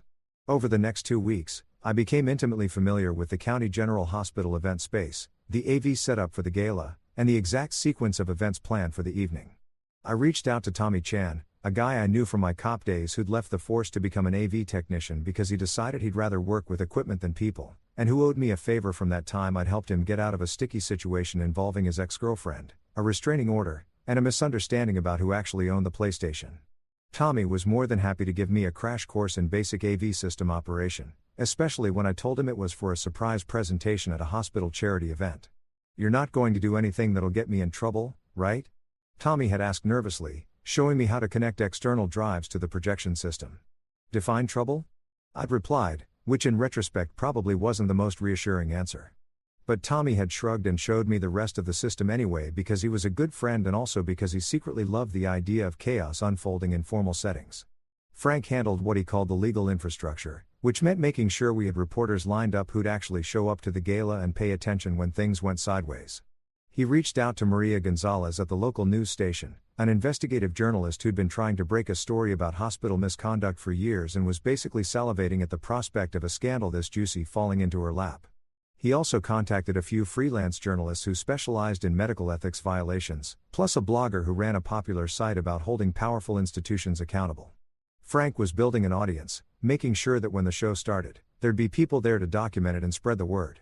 "We're not just exposing Gavin," Frank explained over one of our planning sessions. We're creating a moment that can't be ignored or swept under the rug. We're making sure there are enough witnesses and enough media coverage that the hospital has no choice but to respond publicly instead of handling this quietly behind closed doors like they've done with every other complaint against him. Leah became our inside coordinator, the person who kept nervous nurses calm and made sure that the women who'd agreed to come forward knew what was happening and when. She'd reached out to several of Gavin's victims carefully, respectfully, explaining that there was going to be a public reckoning and asking if they wanted to be present for it or if they preferred to stay away and let their evidence speak for itself. Some chose to attend the gala, wanting to watch Gavin's face when his world collapsed. Others decided to stay home, but gave AITA permission to represent their stories. A few wanted nothing to do with any of it and asked to be left alone, which we respected because this was about giving people choices, not forcing them into another situation where they had no control. Leah was perfect for this role because she had that combination of fitness instructor peppiness and genuine empathy that made people trust her even when she was basically recruiting them for an ambush. She'd text me updates throughout the week. Got 3 more confirmed attendees. Jessica Torres wants to be there. Sarah Chun is flying in from Colorado because she says she wouldn't miss this for anything. And each message felt like another piece clicking into place. Sophie was the quiet fire in the background. The quality control specialist making sure that every file on the flash drive was authentic, admissible, and devastating. She went through the recordings and photos with the kind of meticulous attention to detail that suggested she'd been preparing for this moment for years, organizing everything chronologically, creating a presentation that told a clear story from beginning to end. She put together a highlight reel that was only 12 minutes long, but contained enough evidence to bury Gavin 6 feet under, complete with audio clips of him bragging about his conquests, screenshots of the on-call club chat, and excerpts from his infamous spreadsheet with names redacted to protect the victims, but numbers clearly visible. 12 minutes, Sophie had told me when she handed over the finalized flash drive. That's all you need. 12 minutes of his own words, his own documentation, his own systematic predation laid out in a way that even the most willfully ignorant administrator can't dismiss. I've timed it to sync with the planned award presentation. Right after they announce his name and he takes the stage, you start the video. Maximum impact, maximum humiliation. We rehearsed the plan until I could execute it in my sleep. Frank would be positioned near the exits with his journalist contacts, ready to intercept anyone who tried to shut down the presentation or flee the scene. Leah would be scattered throughout the audience with the victims who chose to attend, providing moral support and making sure everyone felt safe. Sophie would be in the back of the room watching from the shadows like the ghost of Gavin's past coming back to haunt him. And I would be in the AV control room, which I had keys to naturally because I'd installed the locks, ready to plug in the flash drive at exactly the right moment and turn the hospital celebration into a public trial. It was elegant in its simplicity. We weren't relying on the system to deliver justice. We were creating our own system using the tools available to us, fitting the key into the last lock of a house built entirely on lies and professional courtesy. The hospital wanted to celebrate Dr. Gavin Price's contributions. Fine. We'd show them exactly what he'd been contributing to. The night before the gala, I sat in my apartment with the flash drive in my hand, thinking about how I'd gone from a locksmith with a failing marriage to a man orchestrating what was essentially a coordinated public execution using PowerPoint and a sound system. It was absurd. It was probably illegal in ways I hadn't fully considered. It was definitely going to blow up my life even more than it was already blown up. But it was also necessary because men like Gavin Price don't stop on their own. They don't develop consciences or suddenly decide to change their behavior. They keep going until someone stops them, until the cost of their actions finally exceeds the benefit, until the locks they've been hiding behind get picked by someone who knows exactly how locks work. I plugged the flash drive into my laptop one more time, watching Sophie's carefully crafted presentation playthrough. 12 minutes of truth, 12 minutes of receipts, 12 minutes of a man condemning himself with his own evidence. If this becomes a soap opera, I expect royalties, I muttered to myself, channeling my nervous energy into sarcasm, because that's what I did best. Tomorrow night, Dr. Gavin Price would walk onto that stage expecting applause and admiration. Instead, he'd get accountability, served cold in public. I couldn't wait. The morning of the gala arrived with the kind of ominous gray sky that suggested even the weather knew something dramatic was about to go down and wanted to set the appropriate mood. I woke up at 6 a.m. without an alarm. Which is what happens when your brain decides that sleep is for people who aren't about to commit social terrorism against their wife's boyfriend in front of 200 of the county's most influential citizens. I lay in bed staring at the ceiling for approximately 45 seconds before giving up on the pretense of rest and hauling myself into the shower, where I stood under scalding water and mentally rehearsed the evening's plan for the 11,000th time. The flash drive was sitting on my kitchen counter next to my coffee maker, plugged into my laptop for one final review. I'd watched Sophie's presentation so many times I could probably recite the whole thing from memory, complete with the audio clips of Gavin bragging about his conquests and the screenshots of his disturbing spreadsheet. 12 minutes of carefully curated evidence that would either change everything or blow up spectacularly in my face. And at this point, I was 50-50 on which outcome was more likely. I made coffee strong enough to wake the dead and possibly power a small vehicle and was in the middle of my second cup when my phone rang. Rachel's name lit up the screen and I stared at it like it was a live grenade that had just materialized in my kitchen. She hadn't called since the morning after our doorstep confrontation 2 weeks ago, communicating only through tour text messages about logistics like who was paying which bills and whether I'd forwarded her mail. The fact that she was calling now on this specific morning meant one of two things. Either she'd somehow found out about the plan or her guilty conscience had finally kicked into overdrive. I let it ring 3 times while I debated whether answering would be cathartic or just painful. Then accepted the call because apparently I was a glutton for punishment and also because part of me, the stupid sentimental part that remembered loving this woman, needed to hear what she had to say. Mike. Her voice came through sounding wrecked like she'd been crying or hadn't slept or possibly both. Mike, please don't hang up. I need to talk to you. Well, you've got me on the phone, so talk, I said, keeping my voice flat and emotionless because if I let any actual feeling through, this conversation was going to go sideways fast. Though, I have to say, your timing is interesting. Got something you need to get off your chest on this fine Saturday morning. I ended things with Gavin. She said it quickly, like ripping off a band-aid, and I could hear the desperation underneath the words. 2 days ago, I told him it was over, that I made a mistake, that I want to try to fix things with you. I know I don't deserve another chance, but Mike, we've been together for 6 years. We have history. We had something real. Please, I'm begging you to consider couples counseling. We can work through this. I laughed and it came out harsh and bitter, like broken glass being ground into salt. You ended things 2 days ago. 2 days ago, after 4 months of sneaking around, after lying to my face, after letting your boss text me from your phone at 1 o'clock in the morning like I was some irrelevant obstacle to be dismissed, and now you want counseling. Now you want to work through this, Rachel. The audacity is actually impressive. Like, if they gave out awards for sheer nerve, you'd be taking home a trophy tonight. I know I screwed up. Screwed up. I cut her off, feeling the anger that I'd been carefully controlling start to leak through. Screwed up is forgetting to take out the trash or accidentally dyeing my white shirts pink in the laundry. What you did was make a conscious choice repeatedly for months to betray me with your boss while I was home thinking we were just going through a rough patch. That's not screwing up, Rachel. That's systematic deception. She was crying now. I could hear it in her breathing. But I couldn't make myself care the way I would have even 3 weeks ago. Something fundamental had broken between us. Some foundation stone that you can't just glue back together with tears and promises of counseling. Mike, please. Her voice cracked. I love you. I never stopped loving you. Gavin was. He was a mistake. A terrible, stupid mistake that I regret more than anything. But it's over now. I've blocked his number. I've put in for a transfer to a different department. I'm doing everything I can to make this right. Let me ask you something, I said, and my voice came out colder than I'd intended, sharp enough to cut. Did Gavin record you? Did he take photos, videos, save your text messages? Did he document your relationship like it was some kind of conquest he wanted to remember? The silence that followed was deafening. It stretched out for 5 seconds, then 10. And in that silence, I heard everything I needed to know.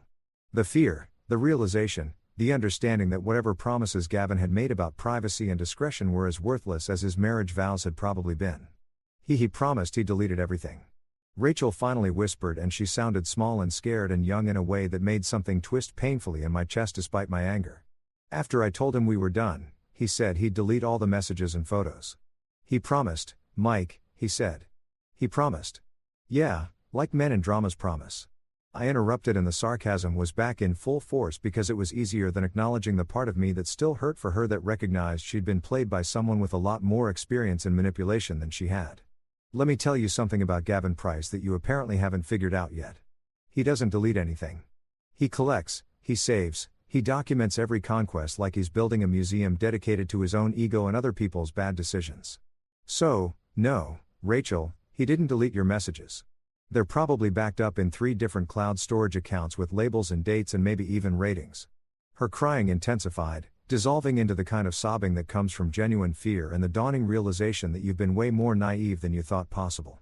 Oh God. Oh God. Mike, you have to help me. If those photos get out, if people see my job, my reputation, my family, now you care about your job and reputation.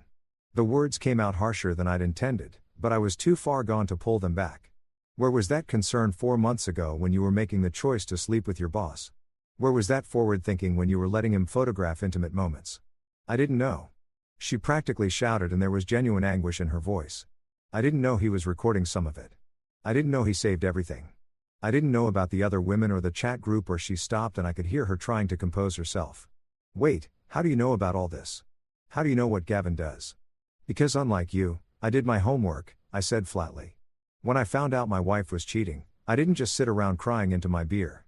I investigated. I talked to people. I found evidence. And let me tell you, Rachel, what I found is so much worse than you cheating with your boss. What I found is a pattern of predatory behavior going back years. Multiple victims, systematic abuse of power, and documentation that would make a prosecutor weep with joy. There was another long pause, and when Rachel spoke again, her voice was shaking. Mike, what are you planning to do? Why are you telling me this? Because tonight is the hospital gala, I said. And I was surprised by how calm I sounded, how collected, like I was explaining the weather instead of my plans to destroy her boyfriend's career. Tonight, Gavin gets his award for being Healer of the Year or whatever title they're giving him. And tonight, everyone at that gala is going to see exactly what kind of healer he really is. No, it came out as a whisper, then stronger. No, Mike, you can't. Please, I'm begging you. Don't do this publicly. Don't make this a spectacle. It'll destroy me, too. Everyone will know. My colleagues, my friends, my parents.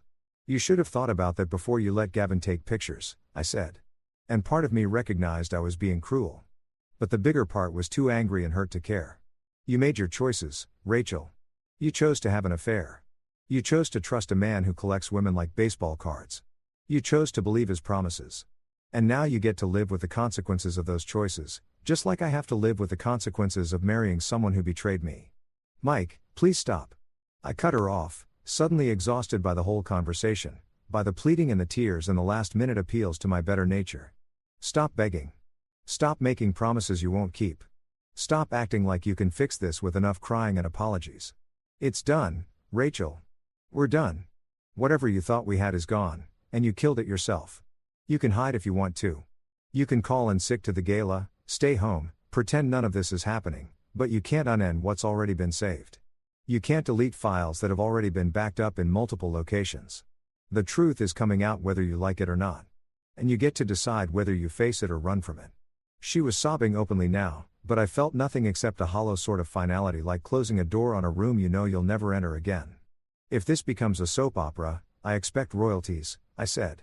And I meant it half seriously. Half as a defense mechanism against the part of me that was hurting along with her despite everything. I hung up before she could respond, before she could beg more or promise more or say anything else that might make me reconsider. I set my phone face down on the counter and finished my coffee, looking at the flash drive sitting next to my laptop. Tonight, the truth came out. Tonight, everyone would see what I'd been seeing for weeks. And if Rachel got caught in the blast radius, well, actions have consequences, and she'd earned hers. The County General Hospital annual charity gala was exactly as pretentious as I'd imagined. Which is to say, it looked like someone had taken a Pinterest board labeled classy medical event and vomited it all over the hospital's conference center with no regard for subtlety or taste. There were ice sculptures shaped like stethoscopes because nothing says we care about healthcare quite like expensive frozen water that'll melt into a puddle by the end of the night. White tablecloths covered every surface. Each table featuring centerpieces of roses and leaves that probably cost more than my monthly rent. And a string quartet was playing softly in the corner like this was a 19th century European ball instead of a fundraiser in a mid-sized American city where half the attendees were just here for the open bar and tax-deductible charitable donations. I'd arrived early, dressed in the only suit I owned, a charcoal gray number I'd worn to my wedding, and then subsequently to about 4 funerals, which felt grimly appropriate given what I was about to do. Frank had secured me a ticket through one of his contacts who worked in hospital administration, a woman named Patricia, who'd been one of Gavin's victims 3 years ago, and was absolutely thrilled to facilitate his public execution. She'd even helped me get access to the AV control room earlier in the day, letting me in with her staff badge while I pretended to be checking the security on the door locks and definitely not installing a backup system that would prevent anyone from shutting down the presentation once it started. The room was filling up fast with exactly the kind of people you'd expect at a $500 plate charity dinner. Wealthy donors in designer gowns and tailored tuxedos. Hospital board members who all looked like they'd stepped out of a catalog for successful people who make important decisions. Local politicians gladdening their way through the crowd like they were campaigning even though nobody was voting on anything tonight. And of course, the medical staff, doctors, and nurses dressed in their formal best, pretending they weren't all secretly hoping the bar would stay open late enough to make the speeches tolerable. I spotted Frank near the east entrance looking uncomfortable in a suit that probably hadn't been worn since his daughter's wedding 2 years ago, standing next to Maria Gonzalez from Channel 7 News and at least 3 other journalists I recognized from Frank's briefings. They were all trying to look casual like they were just here for the chicken and the charitable cause. Definitely not waiting for a scandal to erupt that would give them the story of the year. Leia was scattered throughout the crowd with several women I recognized from Frank's victim folder. Jennifer Kaufman, Jessica Torres, Sarah Chun, who'd flown in from Colorado specifically for this. All of them looking nervous and determined in equal measure, like soldiers waiting for a battle they'd been training for their entire lives. Sophie was in the back of the room, exactly where she'd said she'd be, wearing a black dress that made her look like she was attending a funeral, which was fitting since we were about to bury Gavin's career alive. She caught my eye and gave me the smallest nod, a gesture that said, "It's time and good luck and burn it all down." All in one slight movement. The ceremony started at 7:30 with all the pomp and circumstance of people who take themselves way too seriously. The hospital CEO, a silver-haired man named Richard Beaumont, who had the kind of authoritative voice that made you think he'd never been wrong about anything in his entire life, took the stage, and launched into a speech about County General's commitment to excellence and community service. He thanked the donors, praised the staff, made some jokes that landed with varying degrees of success, and generally did all the things that people do when they're killing time before the main event. Then came the moment I'd been waiting for. Dr. Alvarez, the chief of staff, a stern woman in her 50s who looked like she'd personally performed open-heart surgery on her own sense of humor and removed it entirely, stepped up to the microphone to introduce the evening's honoree. "It is my great privilege," she began reading from note cards like she was announcing the winner of an Oscar, "to present this year's Healer of the Year award to a physician who embodies everything we value at County General Hospital. His dedication to his patients is unmatched. His commitment to excellence in medical care is an inspiration to us all. He represents the very best of what it means to be a healer in our modern healthcare system. Please join me in welcoming to the stage Dr. Gavin Price." The applause started polite at first and then building as Gavin made his way to the stage with the kind of confident stride that comes from someone who genuinely believes they deserve every bit of praise they're about to receive. He looked exactly like he always looked in my mental picture of him. Handsome in that generic television doctor way. Impeccably dressed in a tuxedo that probably cost more than my truck. With that smile that I now recognized as the expression of a predator who'd gotten away with everything and expected to keep getting away with it forever. He shook hands with Dr. Alvarez, accepted the crystal trophy that probably also cost more than my truck, and stepped up to the microphone with the crystal award held high like he just won the Super Bowl of being a terrible human being. The applause continued, and I watched from my position near the AV control room as he basked in it, soaking up the admiration like a plant that had been genetically modified to feed exclusively on ego and false praise. "Thank you," he began, his voice smooth and practiced, the voice of someone who'd given speeches before and knew exactly how to work a crowd. "I am truly humbled by this recognition. When I became a doctor, I made a commitment to serve my patients with compassion, integrity, and that's when I hit the trigger." The lights dimmed slightly. I programmed that into the sequence because if you're going to ruin someone's life, you might as well do it with dramatic lighting. And the massive projection screens on either side of the stage flickered to life. Gavin stopped mid-sentence, confused, turning to look at the screens with that expression people get when technology does something unexpected and they're not sure if it's part of the show or a malfunction. The first slide appeared, a screenshot of the on-call club chat group blown up to 15 feet tall and crystal clear in high definition. The group name was visible at the top along with a list of members. 23 names, including Gavin's right at the top with a little crown emoji next to it that designated him as the group administrator. Below that, message after message of crude jokes, conquest comparisons, and the kind of locker room talk that would make a frat boy blush. The room went silent. Not the comfortable silence of people paying attention, but the shocked silence of people trying to process what they're seeing and coming up short on explanations that make sense. Then came the audio. Gavin's voice recorded from one of Sophie's save files playing through the conference center's surround sound system with perfect clarity. Late shift scored me another point. "Martinez's wife is easier than I thought. Husband's a locksmith. Ironic since he can't lock down his own marriage. Followed by laughter, is laughter the sound of someone who thought this was hilarious instead of sociopathic. I watched the color drain from Gavin's face as he stood there on stage trapped in a spotlight, watching his own words condemn him on screens the size of billboards. He started to move, reaching for Dr. Alvarez, trying to say something, but the presentation just kept rolling with the mechanical efficiency of truth that doesn't care about excuses. More screenshots. The spreadsheet, his personal achievement log with names redacted but numbers clearly visible. 47 entries over 7 years. Ratings from 1 to 10. Notes about difficulty level and whether they'd been worth the effort. Clinical cold documented proof that this wasn't romance or even just garden variety cheating. This was systematic predation treated like a hobby that required meticulous record keeping. The shock in the room was turning into something else now. Horror, disgust, anger. I could see it rippling through the crowd like a wave. Faces contorting, hands covering mouths, people turning to their neighbors with expressions that asked, "Are you seeing this? And is this real?" People were standing up, some moving closer to see better, others backing away like the screens might be contagious. Rachel, because of course she'd shown up despite my warning, was sitting at a table near the front with some of her nursing colleagues, and I watched her collapse forward with her face in her hands, her whole body shaking with sobs that I could see even from across the room. Leah was crying too, though whether from relief or trauma or just the overwhelming emotion of watching justice finally happen, I couldn't tell. The presentation reached its crescendo. A video clip of Gavin at what looked like a bar drunk and bragging to someone off camera about his conquests, referring to the nurses at County General as his personal hunting ground and joking about how easy it was to manipulate women who were exhausted from double shifts and looking for validation from authority figures. His own face, his own voice, his own words recorded and saved and now playing for everyone to see. I stepped out of the shadows, then walking toward the stage with my hands in my pockets and my heart pounding so hard I thought it might crack my ribs. Someone needed to speak to narrate what everyone was seeing to make sure there was no room for misunderstanding or spin. "Good evening," I said, and my voice came out clear and flat through the microphone system because I planned for this too. Had tested the audio earlier to make sure I could be heard. "My name is Michael Martinez. That's my wife that Dr. Price was bragging about. And what you're watching isn't a misunderstanding or a technical glitch or some kind of elaborate prank. This is documentation. This is evidence. This is Dr. Gavin Price in his own words with his own record showing you exactly who he is when he thinks nobody's watching." The crowd was in full chaos now. People shouting, some trying to leave, others pulling out phones to record what was happening because we lived in an age where if it wasn't on social media, it might as well not have happened. Dr. Alvarez was yelling something at the AV staff, trying to get them to shut it down, but my backup system was doing exactly what I designed it to do, playing through to the end regardless of what buttons anyone pushed.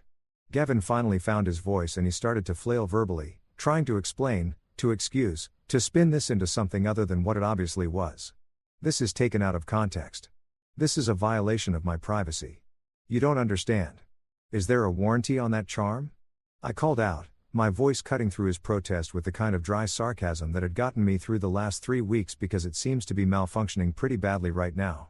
Some people laughed, nervous, shocked laughter, the kind that happens when something is so awful that humor becomes a defense mechanism. Others just stared, and in their faces, I saw the dawning realization that everything they'd thought they knew about Dr. Gavin Price was a carefully constructed lie. Security was moving toward the stage now, not to stop the presentation, but to escort Gavin out as the crowd turned hostile. People were shouting at him, "You broke us, and how could you?" And phrases considerably less polite that I'm not going to repeat because this story is already dark enough without adding creative profanity. The presentation ended exactly 12 minutes after it started. The screens going dark and the lights coming back up to reveal a room full of people who would never look at County General Hospital or Dr. Gavin Price the same way again. Mission accomplished. Morning news, social media, text messages, the whole digital universe exploded overnight. Gavin was on administrative leave, probably getting fired once the lawyers figured out how to phrase it without getting sued. The hospital launched an internal inquiry, which is corporate speak for, "We're going to look really busy while we figure out how to cover our asses." Some nurses came by to say thank you. Others wouldn't make eye contact. Small towns are brutal with gossip. And Rachel's reputation was thoroughly torched. She might keep her job. She might not. Honestly, not my problem anymore. Sophie disappeared like a spy who'd completed her mission. Leah left town to teach spin classes somewhere with fewer whispers. Frank went back to his pie work, cracking fewer jokes about retirement. I went home to a house that felt different. Not empty, just honest. The locksmith finally had his favorite kind of quiet, unlocked. I didn't want to destroy anyone. I just wanted truth. Turns out truth was cleaner than living a lie. They thought they'd locked me out. They forgot who makes the keys. Story 6. At the company's meeting, my wife's father, the CEO, said coldly, "We're letting you go. Performance issues." When I got home, my wife handed me a list of homeless shelter and said, "Now that you're jobless, I don't need you anymore." I left silently. Few days later, she and her father called me 164 times. After realizing who I really was, there's a certain kind of silence in corporate boardrooms that feels like a funeral for your paycheck. That's the sound I walked into that morning, 15 minutes early, because being punctual is apparently the last shred of professionalism I have left. The place looked like it was designed by someone who thought emotionally cold was a color palette. Mahogany table so polished you could perform surgery on it. Chrome chairs that squeak just enough to remind you you're replaceable. An air conditioning set to polar betrayal. I took my usual seat near the middle because I'm a humble man. Humble enough to pretend I wasn't married to the CEO's daughter, and humble enough to keep showing up despite knowing every meeting felt like a trap dressed in a tie. At the head of the table sat Gregory Whitmore, founder, CEO, and self-appointed god of Whitmore Systems. He was the kind of man who made motivational posters obsolete because he sucked the motivation out of everyone in a 10-foot radius. Next to him sat Tracy from HR, whose personality was somewhere between a beige wall and a dial-up tone, and two board members who looked like they'd rather fake their own deaths than attend another one of these.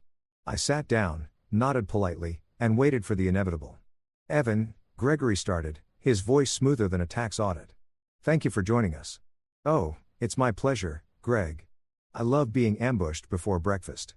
He shuffled some papers dramatically, probably for effect since men like him think rustling paper equals authority, and gave me a smile so forced it might have needed physical therapy afterward. "We've reviewed your department's performance," he continued. "And unfortunately, the results aren't meeting expectations. Now, for context, my department's results were responsible for saving this company from 3 cyber attacks, optimizing their system efficiency by 41% and boosting their annual report credibility enough to keep Gregory's yacht dreams alive. But sure, performance issues." I resisted the urge to laugh because HR was there and Tracy documents joy as a disciplinary concern. "Performance issues." I repeated, keeping my voice calm, though internally I was performing stand-up comedy in my head. "That's interesting considering last quarter's numbers beat projections by what was it? 1.5 miles." Gregory gave me that corporate smirk, the kind rich men practice in the mirror when they know they've already won. "This isn't personal, Evan. It's business." "Ah," the universal line people use right before they stab you with a smile. He slid an envelope toward me like it contained anthrax. "Your termination letter effective immediately."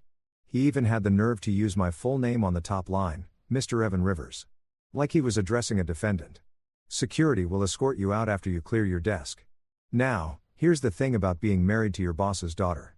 You know when he's bluffing because the man's ego can't resist performing. He expected me to argue, to beg, to maybe gravel a little, maybe pull the "I'm your son-in-law" card. Instead, I smiled. Not the polite kind, the slow, unsettling one that makes people check if their wallets are still there. "No need," I said, standing up. "I remember the way out. It's right past the people I made rich." Tracy blinked. One of the board members coughed into his tie to hide a laugh. Gregory froze for a second, like someone had glitched his software. I took the letter, tucked it neatly into my briefcase like it was an invitation to my own liberation, and buttoned my jacket. As I headed for the door, I caught my reflection in the glass, calm, collected, but with that twitch of disbelief you get when you realize the people you helped climb the ladder are now kicking it away. Gregory said something as I reached for the handle. Something like, "You'll regret this." But it came out muffled, drowned under the weight of his own arrogance. Walking out, the office looked different, like I'd been watching it under a filter, and someone finally turned it off. The interns avoided eye contact. The receptionist gave me that, "I wish I could hug you, but HR has cameras." Look, my ID badge felt heavier than usual. Symbolic maybe, or just irony's way of saying hello. I dropped the badge into the security tray and walked through the revolving door like a man exiting a cult. The cold air hit me like freedom wearing cologne. I half expected someone to run after me, shouting, "Just kidding." But no, silence. Pure uncut silence. The kind that says, "You're finally out, man." On the way to the parking lot, I thought about how surreal it all felt. Fired by my father-in-law for performance issues. This is the same man who once told me I was the future of Whitmore Systems. I guess the future got too smart for comfort. Maybe he thought getting rid of me would tighten his control. News flash, it just loosened my leash. By the time I got into my car, a black 2018 Tesla that Alyssa always said made me look like I was compensating for something. I was oddly calm. No screaming, no cursing, no dramatic soundtrack swelling in the background, just a quiet hum of realization. They thought they'd ended me, but they'd just signed a sequel.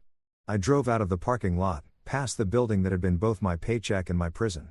And as I waited at the red light, I saw Gregory's reflection in the mirrored lobby window, standing, arms folded, staring after me like a king watching a pawn escape the board. I gave a little wave, the kind that says, "You'll miss me when your servers crash," and pulled away. Traffic was light. The radio played some upbeat song that didn't match my mood. And for the first time in years, I didn't feel like I was on someone else's schedule. My phone buzzed twice. Alyssa. I didn't answer. I wasn't ready to explain to my wife that Daddy Dearest had just fired me. Knowing her, she'd probably asked if it meant she had to cancel her spa appointment. Halfway home, I stopped for coffee at this hole-in-the-wall diner where the waitress called everyone Han. And the coffee tasted like ambition and regret. I sat by the window, took a sip, and finally laughed. Not a bitter laugh, more like the kind that bubbles up when you realize the joke's on them. They thought they'd thrown me out. They'd actually set me free. Still, I replayed the meeting in my head. Every detail, every micro-expression, because I knew Gregory's type, men who confused control with competence. He'd built an empire on fear, on intimidation, on the idea that everyone was replaceable. Everyone except him. And that, my friend, is the Achilles heel of every self-made tyrant. They think they're invincible right up until the moment they trip over their own ego. I finished my coffee, left a tip big enough to make the waitress smile, and walked out with one clear thought. They had no idea who they just fired. They thought they'd taken my job, but they'd forgotten. I built the damn foundation they were standing on. Literally. As I got back into my car, the sun broke through the clouds in that dramatic movie way like the universe was throwing me a bone. I turned the ignition, grinned, and said to myself, "Congratulations, Evan. You just attended your own freedom party. Dress code fired. You expect sympathy. Maybe a shoulder squeeze or at least a 'we'll get through this' speech." What I got was my wife Alyssa sitting at the kitchen island in silk pajamas that probably cost more than my first car. Swirling wine like she was auditioning for a commercial called Divorce the Prequel. She barely looked up from her phone. "You're home early," she said in that tone people use when the pizza arrives before they're ready to tip. "Yeah," I said, setting my briefcase down. The company decided to go in a different direction. Apparently, that direction doesn't include me. Her head snapped up and I swear her eyes lit up like it was Christmas morning and she just unwrapped a new personality disorder. "Wait, you got fired?" she asked, leaning forward, smile creeping across her face like she'd been waiting for this exact headline. If love is patient and kind, whatever this was belonged in a horror movie. She reached into her designer tote, her emotional support purse, and slid a folded piece of paper across the marble countertop. It had that crisp, deliberate fold of something pre-planned. I unfolded it and found a list of homeless shelters. I blinked, looked at her, looked back at the list. Each shelter was neatly highlighted in pink with one circled and a note scribbled beside it. "Free Wi-Fi." She sipped her wine like a Bond villain. "Now that you're jobless," she said, "I don't need you anymore." There's a moment in every man's life when he realizes he's not part of a marriage. He's part of someone's brand. This was mine. I stared at her, trying to process how a woman who once cried because I forgot to buy oat milk now looked like she was about to write an eviction notice on my forehead. "You had this ready?" I said, not really asking. She shrugged. "Greg told me last week that things weren't going well at work. I figured this was coming." Yes, Greg, father of the year, destroyer of careers, and apparently the family grapevine. "So," I said, trying not to laugh. "You had time to make a list. That's considerate. You even picked one with free Wi-Fi. Thoughtful." She didn't even blink. "You're not funny, Evan. You've been dragging me down for years. My friends are moving forward in life, getting sponsorships, launching brands, marrying up, and here you are still playing tech boy." I almost wanted to applaud. The audacity was Olympic level. "Tech boy? You mean the guy who's been paying for your yoga retreats, your car, and the half of this house your brand deals haven't touched?" "Details," she said with a smirk, pouring herself another glass of wine. "You should have aimed higher." I leaned against the counter, crossing my arms. "Funny thing, Alyssa, you said the same thing on our wedding night. That got a glare sharp enough to slice marble." She stood, the robe falling slightly off her shoulder like she practiced dramatic exits for sport. You're not going to beg? She asked, almost disappointed. No, I said. I don't do sequels. I grabbed my bag, just a duffel with some essentials, and started walking toward the door. She followed, laughing. Where are you even going? You don't have a job. You don't have a place. What? You think you're just going to wander off into the sunset like some movie hero? I looked back at her, smiling. No, Alyssa. I'm going to go find peace. You should try it sometime. Her face twisted. You'll come crawling back. Probably not. But hey, I said, patting the counter where her wine glass sat. Cheers to wishful thinking. I left before she could reply. The door clicked shut behind me, and I exhaled like I'd been holding my breath for years. The night air hit different, sharp, honest, almost friendly. I tossed my bag in the trunk and sat there for a moment, staring at the steering wheel. My reflection in the rear-view mirror looked like someone halfway between heartbroken and free. Maybe both. I laughed quietly to myself, fired by my father-in-law, dumped by my wife, and gifted a list of homeless shelters. You couldn't script irony better if you tried. I started the car and drove aimlessly for a while, the radio humming low. My phone buzzed with notifications, emails from Whitmore Systems HR. Exit procedure nonsense. The kind of digital paperwork that officially turns you into a ghost in their system. I ignored it. I was done being their punchline. I pulled into a 24-hour diner somewhere off the highway, the kind of place where the lights flicker like they're haunted and the menu hasn't been updated since Y2K. I ordered a black coffee and a slice of pie. I didn't really want because apparently that's what unemployed guys do when their lives implode. They develop a sudden appreciation for diner desserts. As I stirred the coffee, I thought about Alyssa's face when she handed me that brochure. She wasn't angry or hurt. She was pleased. Like firing me was her glow-up moment. The influencer wife finally free from her boring IT husband. The same woman who couldn't reset her Wi-Fi password without texting me in tears. I almost felt bad for her. Almost. The waitress came by refilling my cup. You okay, huh?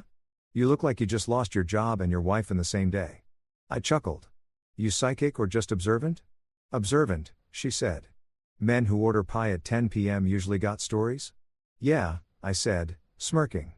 Mine's called I Married My Boss's Daughter.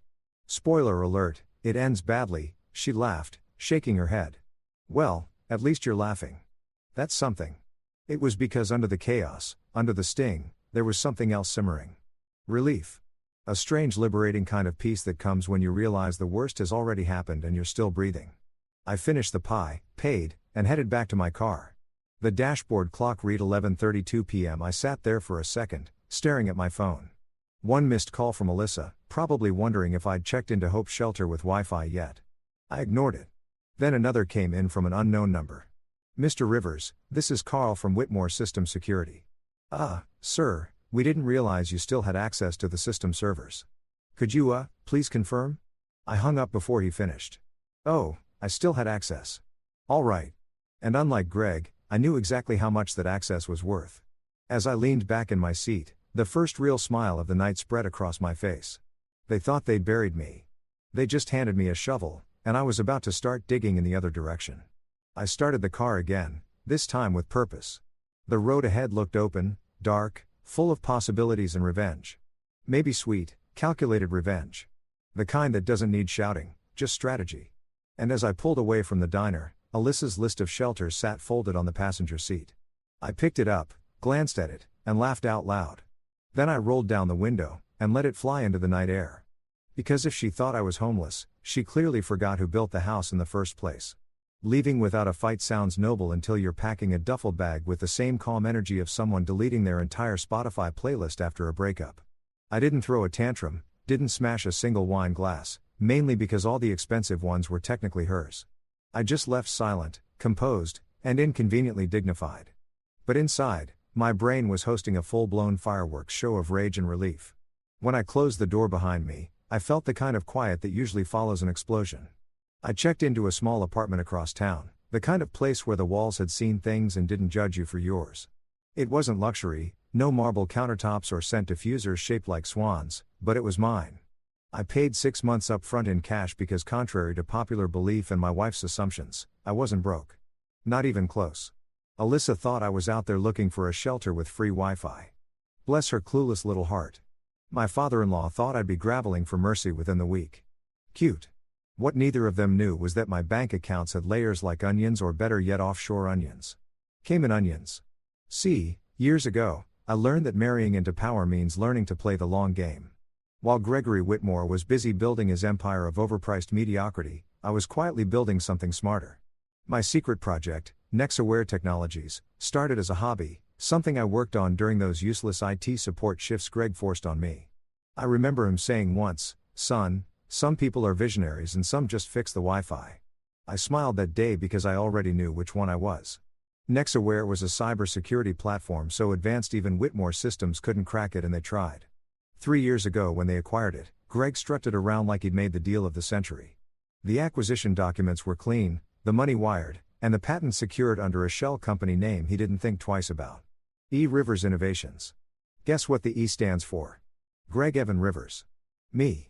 What no one realized was that I never sold the controlling license. I sold them access, temporary renewable access, tied to a separate holding company registered offshore. They thought they bought a product. What they really bought was a subscription with me as the admin. 12% ownership remained mine, hidden, legal, and quiet. It was like owning the land beneath someone's mansion and waiting for the day they forgot to pay rent. So technically, when Gregory fired me, he also fired his biggest silent investor. Poetic, isn't it? The man spent years reminding me that I was lucky to be family. Turns out he was the one living off my coat. I sat on the Warren couch in my new apartment that night, scrolling through the news on my laptop. Whitmore Systems had just posted a glowing press release, Strategic Leadership Realignment to Enhance Operational Efficiency. Translation: they fired the son-in-law and hoped the stock wouldn't notice. I chuckled and poured myself a drink from the mini bar. Cheap whiskey, but somehow it tasted like champagne. Then came the texts. Alyssa predictably first. "You really left?" I stared at the message for a good minute before replying. "Yep. Even packed the air you breathe." Then I muted her thread. Next, a message from an unknown number. "Mr. Rivers, this is Kevin from Accounts. Just a heads up, the Whitmore server renewal date is approaching. Are you handling the license renewal or should we contact NextAware directly?" I smiled. "Oh, Kevin. Sweet." Oblivious Kevin. I typed back, "Leave it with me." Because I already knew exactly what I was going to do. The next morning, I woke up at 5:30, not out of discipline, but habit. Years of early meetings had programmed me like a lab rat. I made coffee, opened my laptop and started running diagnostics on the NextAware backend. Watching those systems hum in real time, knowing every alert, every password, every key file belonged to me was better than therapy. Whitmore Systems' entire security infrastructure ran on my software, their contracts, their client databases, their internal communications, all of it. I ran a test lockdown just for fun. For 20 glorious seconds, Whitmore Systems' firewall went dark. Then I restored it like a god playing peekaboo. That's when it hit me. Silence is louder when it's planned. I decided then and there I wouldn't rant, wouldn't confront, wouldn't seek revenge with fireworks. No, my revenge would sound like a slow tightening valve. The kind that leaves them gasping before they even realize who's holding the handle. By noon, I'd set up a new LLC under another alias. Rivers Consulting Group. The name sounded boring enough to avoid suspicion, but important enough to get taken seriously. I opened new accounts, restructured my remaining assets, and funneled the NextAware ownership into a trust. Not the kind of trust you name your kids in. This one had clauses that would make Wall Street lawyers weep. If anything happened to me, the controlling rights reverted to my mother's foundation. Not Alyssa, not Gregory, not anyone with the last name Whitmore. At 2 p.m. I got a call from Marcus, my oldest friend and the only person who knew half of my plan. "Heard the news," he said. "You alive or plotting a Netflix special?" "Both," I replied, sipping my coffee. Marcus laughed. "So, what's next? You going to torch their servers or meditate your way to forgiveness?" "Neither," I said. "I'm going quiet." "Quiet?" He repeated skeptical. "You don't do quiet." "Exactly," I said. "That's why it'll work." That night, as I walked down the street toward a corner store to grab dinner because apparently revenge planning burns calories, I passed a billboard for Whitmore Systems' new ad campaign. Innovation built on integrity. I laughed so hard a stranger looked concerned. If only they knew the foundation of that slogan was currently sitting in my laptop, sipping whiskey, and reprogramming destiny. I got back to the apartment, microwaved some instant noodles, and watched the city lights flicker outside the window. Somewhere across town, Alyssa was probably live streaming her heartbreak for sympathy points. Gregory was probably polishing his whiskey decanter, believing he'd cut out the weak link. Meanwhile, I was sitting in my tiny apartment, grinning like a man who just realized he owned the chessboard. There's a power in walking away without slamming doors. People mistake your silence for defeat, but really it's you taking notes. Every insult, every dismissal, every smug smirk, they all become data points in a blueprint for payback. And trust me, mine was already in version 2.0. Before going to bed, I checked one last thing, the NextAware renewal contract. Expiration 7 days. 7 days before Whitmore Systems would realize just how much of their kingdom rested on borrowed ground. I closed my laptop, turned off the light, and laid back on the couch, smiling into the darkness. They thought I'd walked away empty-handed. But here's the truth. When you're the architect of the system, even the wreckage belongs to you. 3 years before that boardroom firing squad, before Alyssa perfected her, I married down routine. And before I learned that silence could ruin empires, I was just the tech guy in a corner cubicle of Whitmore Systems. Gregory Whitmore, my beloved father-in-law and part-time Bond villain, had generously offered me a starting position.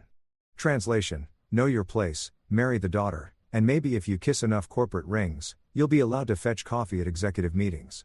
I still remember the first day. He walked me around the office like I was a rescued stray dog. He was proud to domesticate. "Everyone, this is Evan," he said, clapping my back with the kind of enthusiasm that hurts your kidneys. "He's Alyssa's husband and our new IT support specialist." The crowd gave polite smiles, the kind people say for toddlers, showing off finger paintings.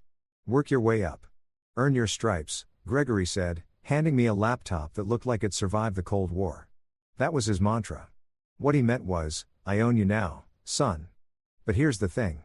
When someone treats me like I'm beneath them, my brain goes into what I call hidden genius mode. It's that mental gear where you pretend to follow orders while secretly rewriting the universe behind their back.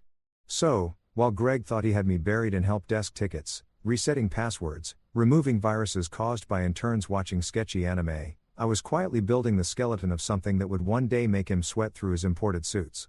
Let's talk about those passwords for a second. The CEO of a multimillion-dollar tech company used Gregory 123. No, I'm not kidding. When the man who lectures others about cybersecurity protects his empire with the enthusiasm of a MySpace user, you know you're in for a ride. Every time he forgot his password, he'd summon me to his office like a tech priest. I'd stand there watching him type the same wrong thing over and over while muttering, "I don't know what's wrong. It worked yesterday." "Yeah, Greg. And so did your metabolism." Anyway, during one of those emergency IT sessions, I realized how much access I actually had. The man gave me full admin privileges across half the company's systems, thinking I'd only use them to fix printers. Bless his arrogance. I started using my downtime to write lines of code, snippets, algorithms, entire frameworks that would one day become NextAware's foundation. I'd run simulations after hours, encrypt everything under my alias E-Rivers, and store the data in a cloud server he didn't even know existed. Meanwhile, Alyssa was too busy curating her online life to notice. Every night, she'd sit on the couch with her laptop, rehearsing her influencer voice. "Hey guys, it's Alyssa here. Remember to subscribe for my self-care secrets." Meanwhile, I was in the home office writing security architecture that would make the NSA blush. Our marriage was basically two people living in parallel universes. Hers made of filters and hashtags. Mine made of firewalls and revenge potential. At board dinners, Greg loved mocking me in front of everyone. He'd say things like, "You know, Evan here is great with computers. He's basically my in-house tech support." Everyone laughed, including Alyssa, who once added, "Yeah, he even fixes my phone when I drop it in my mimosa." Ha ha, hilarious. I smiled, nodded, and mentally filed away each humiliation under future payback material because that's how hidden genius mode works. You collect insults like receipts. What Greg didn't know was that every time he bragged about his company's next security line, he was really talking about my code. I was the one writing the algorithm that detected intrusion patterns and automated risk isolation. The company thought they were testing a prototype designed by their R&D team. Nope, that was me. E-Rivers Innovations, quietly patenting every single improvement under my mother's maiden name. By the time the patents were approved, I legally owned the digital backbone of their system. I even got a congratulatory email from the US Patent Office while I was unclogging Tracy from HR's printer jam. Talk about poetic balance. Now, don't get me wrong, I wasn't out to destroy Greg. Not at first. I just wanted to build something of my own, something that wasn't constantly under his thumb. But every smug smirk, every dismissive, "maybe next time, Evan," Every time he corrected me in meetings just to hear himself sound smarter, it all added up. By the end of my second year, I realized I didn't just want independence. I wanted leverage. And leverage, my friend, is an art form. It's not loud. It's not dramatic. It's hidden in contracts, in code, in fine print. So, while Greg believed he was investing in a tech acquisition to boost his market share, I was quietly positioning myself as the invisible landlord of his empire. The Nexaware deal came up in a board meeting one summer afternoon.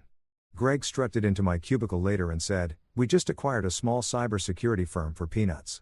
Should make us bulletproof." I nodded, pretending to be impressed. "Wow, great move, sir," he laughed. "Yeah, their founder's anonymous. Some genius who doesn't understand valuation. Idiot probably sold us a gold mine for scrap metal."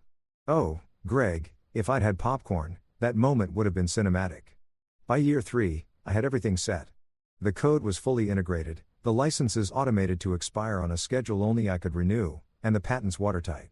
I was a ghost in his system, a line of code he'd never see coming. But I still showed up every day like a model employee. Fixed printers, updated firmware, smiled during meetings while he bragged about his software saving the company millions. I even clapped during his presentations. That's how you hide a revolution. You act like a fan. The final straw came one Friday evening.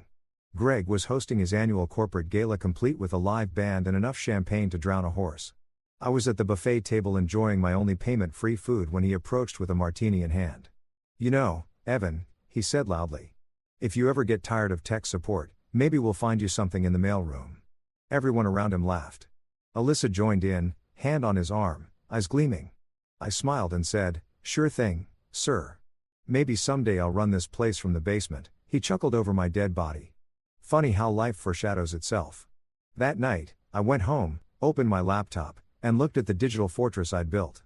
Every line of code, every algorithm, every hidden control, all waiting.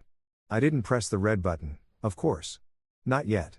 But I saved the file under a new name, insurance policy. From then on, every condescending look Greg threw my way felt lighter. Every dismissive remark from Alyssa rolled right off because deep down I knew something they didn't. They'd built their world on the foundation of my genius. And one day they'd learn that foundations have expiration dates. So yeah, Greg built a company. But me, I built the back door. When you've spent years being underestimated, revenge doesn't arrive like thunder. It arrives like an email notification. Quiet, polite, devastating. The day after my silent relocation, I woke up to sunlight bouncing off my laptop and the sweet aroma of justice brewing in my coffee maker. My plan was simple. Cut the oxygen supply. Not metaphorically, financially, emotionally, digitally.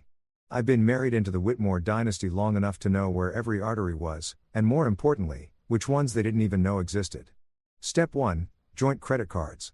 Those lovely little rectangles that funded Alyssa's influencer lifestyle. Frozen one click and her Starbucks points were officially on life support. I imagined her face at some designer boutique card declined, voice quivering as she said, "That's impossible. I'm married to a Whitmore." "No, sweetie. You were married to a Rivers and he's done financing your delusion." Step 2, the private family trust account. Gregory always bragged about how bulletproof his family assets were. Bulletproof, sure, but not event-proof. The trust had a small maintenance clause tied to an old Nexaware subroutine, something no one ever noticed because it sounded like tech gibberish. The clause said that if the company's main server failed to validate the software license, the trust account's automated investment feed would pause. So, I paused it. Not enough to alert the bank, just enough to make Gregory's precious balance sheets twitch. Step 3, the masterpiece. Whitmore Systems Core Security Framework License. My license renewal date today. Their IT team probably thought it was a routine auto-renewal. Wrong. I declined it. Just click no, that's all. One single click and the company's firewall started coughing like a 90-year-old smoker. I leaned back in my chair, sipping my coffee, watching the digital chaos unfold through my private dashboard. Within an hour, I could see the internal pings escalating. System error detected. Client access unavailable. Network performance unstable. Music Gregory's company was glitching harder than a reality show reunion. By day 2, I got a text from Marcus. "Dude, you're on fire. Literally every tech forum is roasting Whitmore Systems." I chuckled and replied, "Oh, must be a sunspot problem." By day 3, Gregory's secretary accidentally called me by mistake. Right. Her tone had that mix of panic and politeness usually reserved for people talking to kidnappers. "Mr. Rivers. Hi. Hi. I think there's been a misunderstanding. Some of our systems are experiencing downtime, and Mr. Whitmore was wondering if you could take a look." "Oh, sure," I said cheerfully. "Just have him submit a support ticket through the employee portal." She hesitated. That portal seems to be down, too." I smiled into the phone. "Well, that's inconvenient." By day 5, I woke up to 164 missed calls, most from numbers I recognized. A few from Gregory's lawyer, one from Alyssa, which I ignored because peace and stupidity don't mix. The news headlines were starting to catch wind of the unexplained disruptions at Whitmore Systems. Stock dropped 7%. I made pancakes. Later that day, I went grocery shopping. I was halfway down the cereal aisle when a familiar voice called out, "Evan." It was Brent, one of the junior developers from Whitmore. The kid looked frazzled, like someone who hadn't slept since dial-up. "Man, it's chaos in there," he said, grabbing his head. "Everything's failing. The backup servers are looping and Greg's in full meltdown mode. Rumor is they're calling in an external consultant." "Oh," I said casually, tossing a box of Frosted Flakes into my basket. "Hope they find someone qualified," he laughed nervously. "You always said they didn't pay attention to infrastructure risks." "Guess you were right." "Guess so," I said, smiling. "Take care, Brent. And hydrate." When I got home, I checked my phone again. Another message from Alyssa. "Dad wants to talk. Just pick up already, please." I didn't reply. Instead, I sent a polite email to Gregory's assistant. "Dear Miss Sanders, I appreciate your outreach regarding the recent system instability. Unfortunately, I'm unavailable for consulting at this time. However, I can refer you to a capable IT firm once I finish my pancake." Then, I signed it with warm regards, Evan Rivers, founder, Nexaware Technologies. By day 7, the full meltdown hit. Gregory himself called me. I almost didn't pick up, but the temptation was too good. "Evan," he said, his voice. "We need to talk." "I thought you fired me, Greg," I said calmly. "Corporate restructure, remember? That was a mistake," he admitted. "Look, the system failures. These aren't normal. We're bleeding contracts. I know you had access. Maybe there's something you can do to help." There it was. The crack in the king's crown. "Sure, I could help," I said, keeping my tone even. "But that would mean revisiting my role and my compensation and my respect, which last I checked was terminated without notice." He exhaled that deep sigh of a man who finally realizes his empire's built on sand. "Evan, name your price." I pretended to think. "I'll get back to you." Then I hung up and laughed so hard I nearly dropped my coffee. It wasn't about the money. Not anymore. It was about making him feel the helplessness he dished out so casually all those years. That night, Marcus came over with beers. "So, you're officially a cyber ghost haunting your ex-boss's servers," he said. "How's that feel?" "Peaceful," I replied, clinking bottles like a digital spa day. We sat on the balcony overlooking the city. He whistled. "You ever going to tell him the full truth that you own the system?" "Eventually," I said. "Right now, I'm enjoying the foreplay." He laughed. "You're insane." "Maybe," I said, "but at least I'm interesting." By midnight, Whitmore Systems' official website had crashed. Their social media page posted an apology so vague it could have been written by a magic 8-ball. I watched it all unfold, not with glee. Exactly. More like satisfaction. Years of swallowing insults, of smiling through disrespect, of fixing problems I didn't cause. It all led to this symphony of digital karma. Somewhere in their glass tower, Gregory was probably pacing, yelling at everyone but himself, wondering how his incompetent son-in-law could have possibly left such a hole. And Alyssa, she was likely posting a cryptic quote on Instagram like, "Sometimes endings are new beginnings. Crescent moon sparkles #healing #self-love. Cute. What they didn't realize was that my silence wasn't weakness. It was preparation. Every smile I gave, every "yes, sir," I uttered. Every late night of uncredited work, it all built the stage for this. Revenge isn't rage, it's patience in a suit. So yeah, the company was spiraling. The Whitmore were sweating. And me, I was in my little apartment making pancakes and planning my next move because phase 1 was over. Phase 2, the return, was about to begin. And trust me, when I walk back into that boardroom, it won't be as an employee. It'll be as the man they never saw coming. There are moments in life that feel cinematic, even without the background music. And walking back into Whitmore Systems was one of them. 3 weeks after Greg's performance issues stunt, I stood outside the same glass doors I'd been escorted through like an unwanted Amazon return. Only this time, I wasn't coming as the IT guy or the obedient son-in-law. I was walking in as the man holding 70% of their digital oxygen supply. The building looked the same, sleek, sterile, humming with self-importance, but it smelled different. Panic has a scent, and this place reeked of it. The receptionist, bless her, froze when she saw me. "Mr. Rivers," she said as if saying my name might trigger an alarm. "Do you have an appointment?" I smiled. "No, but your CEO does." She blinked twice, probably calculating whether letting me in counted as career suicide. "I'll notify Mr. Whitmore." "Do that," I said, "and tell him it's urgent from his biggest investor." That line worked faster than caffeine. Within minutes, Greg's assistant appeared, visibly sweating. "Mr. Rivers, right this way." She tried to sound composed, but her voice had that quiver you hear right before someone's annual review. The elevator ride up was quiet, except for the faint ping of emails flooding her phone. When the doors opened, I was greeted by chaos wrapped in business casual. The boardroom was packed. Gregory pacing like a caged lion. Board members whispering. HR pretending to take notes like anyone cared. Tracy from HR shot me a look that said, "Oh God, he's back." Which only made me smile wider. Gregory turned when he heard the door close. His face went pale, the kind of pale reserved for ghosts and freshly fired CEOs. "Evan," he said, voice tight. "You came?" "I was invited," I said, dropping my briefcase onto the table with a satisfying thud. And honestly, Greg, I missed the ambience. Nothing like corporate despair in the morning. The room went silent except for the air conditioner trying its best to cool the tension. I took the seat at the end of the table, the seat Gregory had always occupied. He frowned. "That's my seat." I leaned back, crossing one leg over the other. "Not today." For a few seconds, no one moved.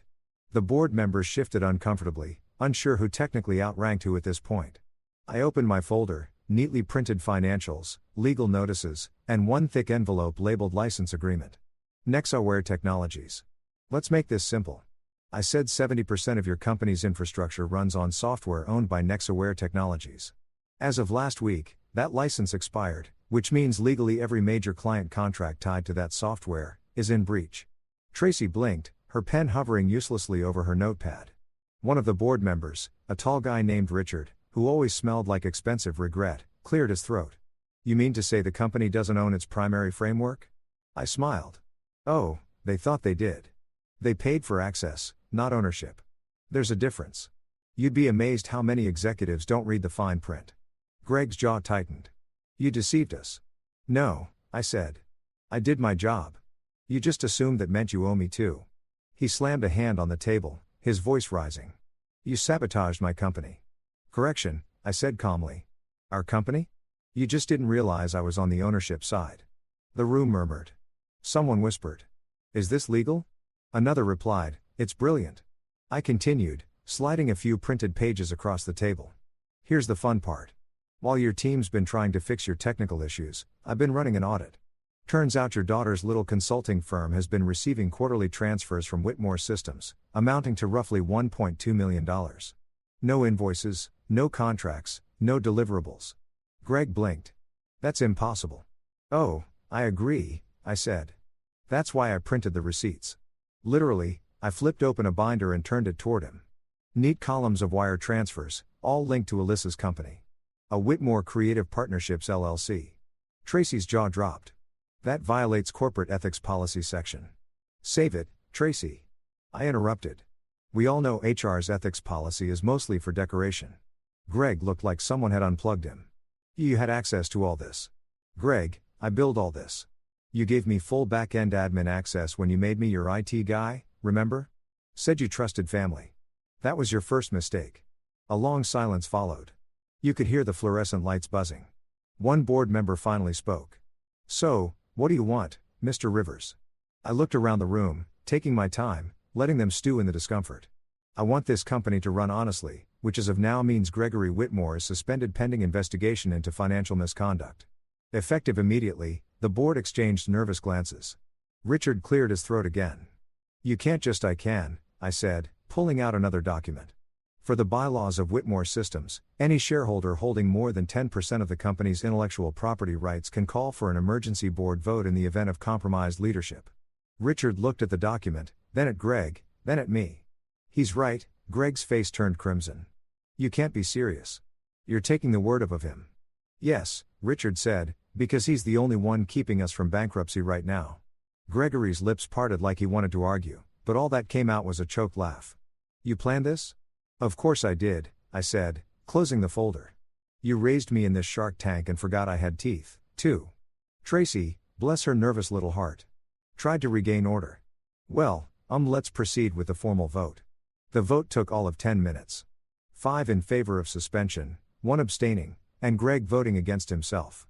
That part was awkward, but deeply satisfying. When it was done, Greg slumped back in his chair, staring at the table like it had personally betrayed him. You think you've won, Evan? He said quietly. You think this makes you powerful? I stood, gathering my documents. No, Greg. It makes me free. As I reached the door, he called after me. If you walk out that door, you'll regret it. I turned, met his glare, and smiled. I already did. That's why I'm not staying. I pushed open the boardroom door, and for a split second, I swear the universe slowed down just to let the poetic weight of it sink in. I'd entered that room years ago as the son-in-law, the lucky hire, the background tech guy. I was leaving as the man who'd quietly outplayed an entire corporation using nothing but patience and code. But before I could leave entirely, Alyssa appeared in the hallway. Of course, she did because irony loves timing. She looked perfect as usual. Hairstyled, phone in hand. The face of someone who just lost the Wi-Fi password to her own life. What did you do? She demanded. Fixed a bug, I said simply. Her eyes narrowed. You ruined my father. I tilted my head. No, Alyssa. Your father ruined himself. I just turned on the lights so everyone could see it. She stepped closer, eyes gleaming with that mix of rage and entitlement I'd once mistaken for passion. You're not getting away with this. I leaned in slightly, lowering my voice. Funny thing, you said the same thing on our wedding day. She flinched just barely. You're a monster. No, I said, adjusting my jacket. I'm efficient. Then I walked away down the hallway, past the framed photos of Whitmore excellence. Past the trembling interns, past every reminder of the empire that once looked untouchable. I took the elevator alone, watching my reflection in the mirrored walls. Calm, composed, slightly smug. By the time I reached the lobby, word had spread. The staff's whispers followed me like a ripple. He took down Greg, the son-in-law. Did you hear? He owns the software. I didn't look back. I didn't need to. Outside, the air was warm and alive. My phone buzzed. An email notification from the board. Offer of CEO position Whitmore Systems. I stared at it for a second, then laughed. The kind of deep honest laugh that comes from somewhere below the ribs. I typed my reply right there on the sidewalk. Appreciate the offer, but I'm allergic to hypocrisy. Try Ben from accounting. He's had management envy since 2019. Send. I slipped my phone into my pocket, loosened my tie, and kept walking. The city hummed around me, the sun breaking through clouds like some cosmic spotlight, saying, well done, kid. Revenge, I realized, doesn't need applause. It doesn't need fire or screaming. Sometimes it's just a quiet walk out of a building you once called hell.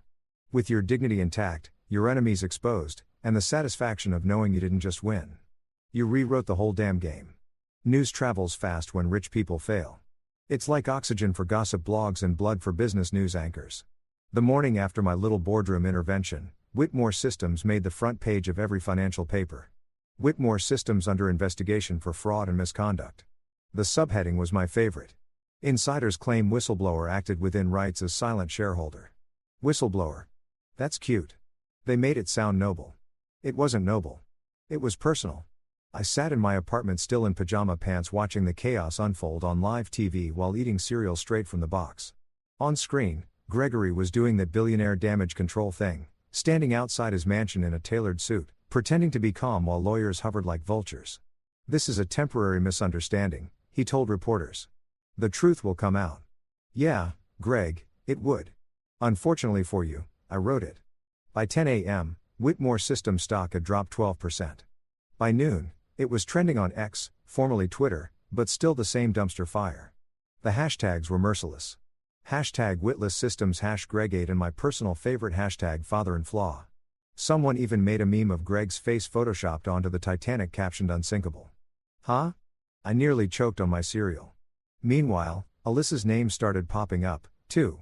Her consulting firm became the internet's new obsession. Screenshots of the financial transfers leaked. Her influencer sponsors quietly pulled their deals. And one brand even posted a statement. We at Radiance Cosmetics do not condone unethical business practices. Translation: we loved you until you became bad PR. Alyssa's followers turned on her with lightning speed.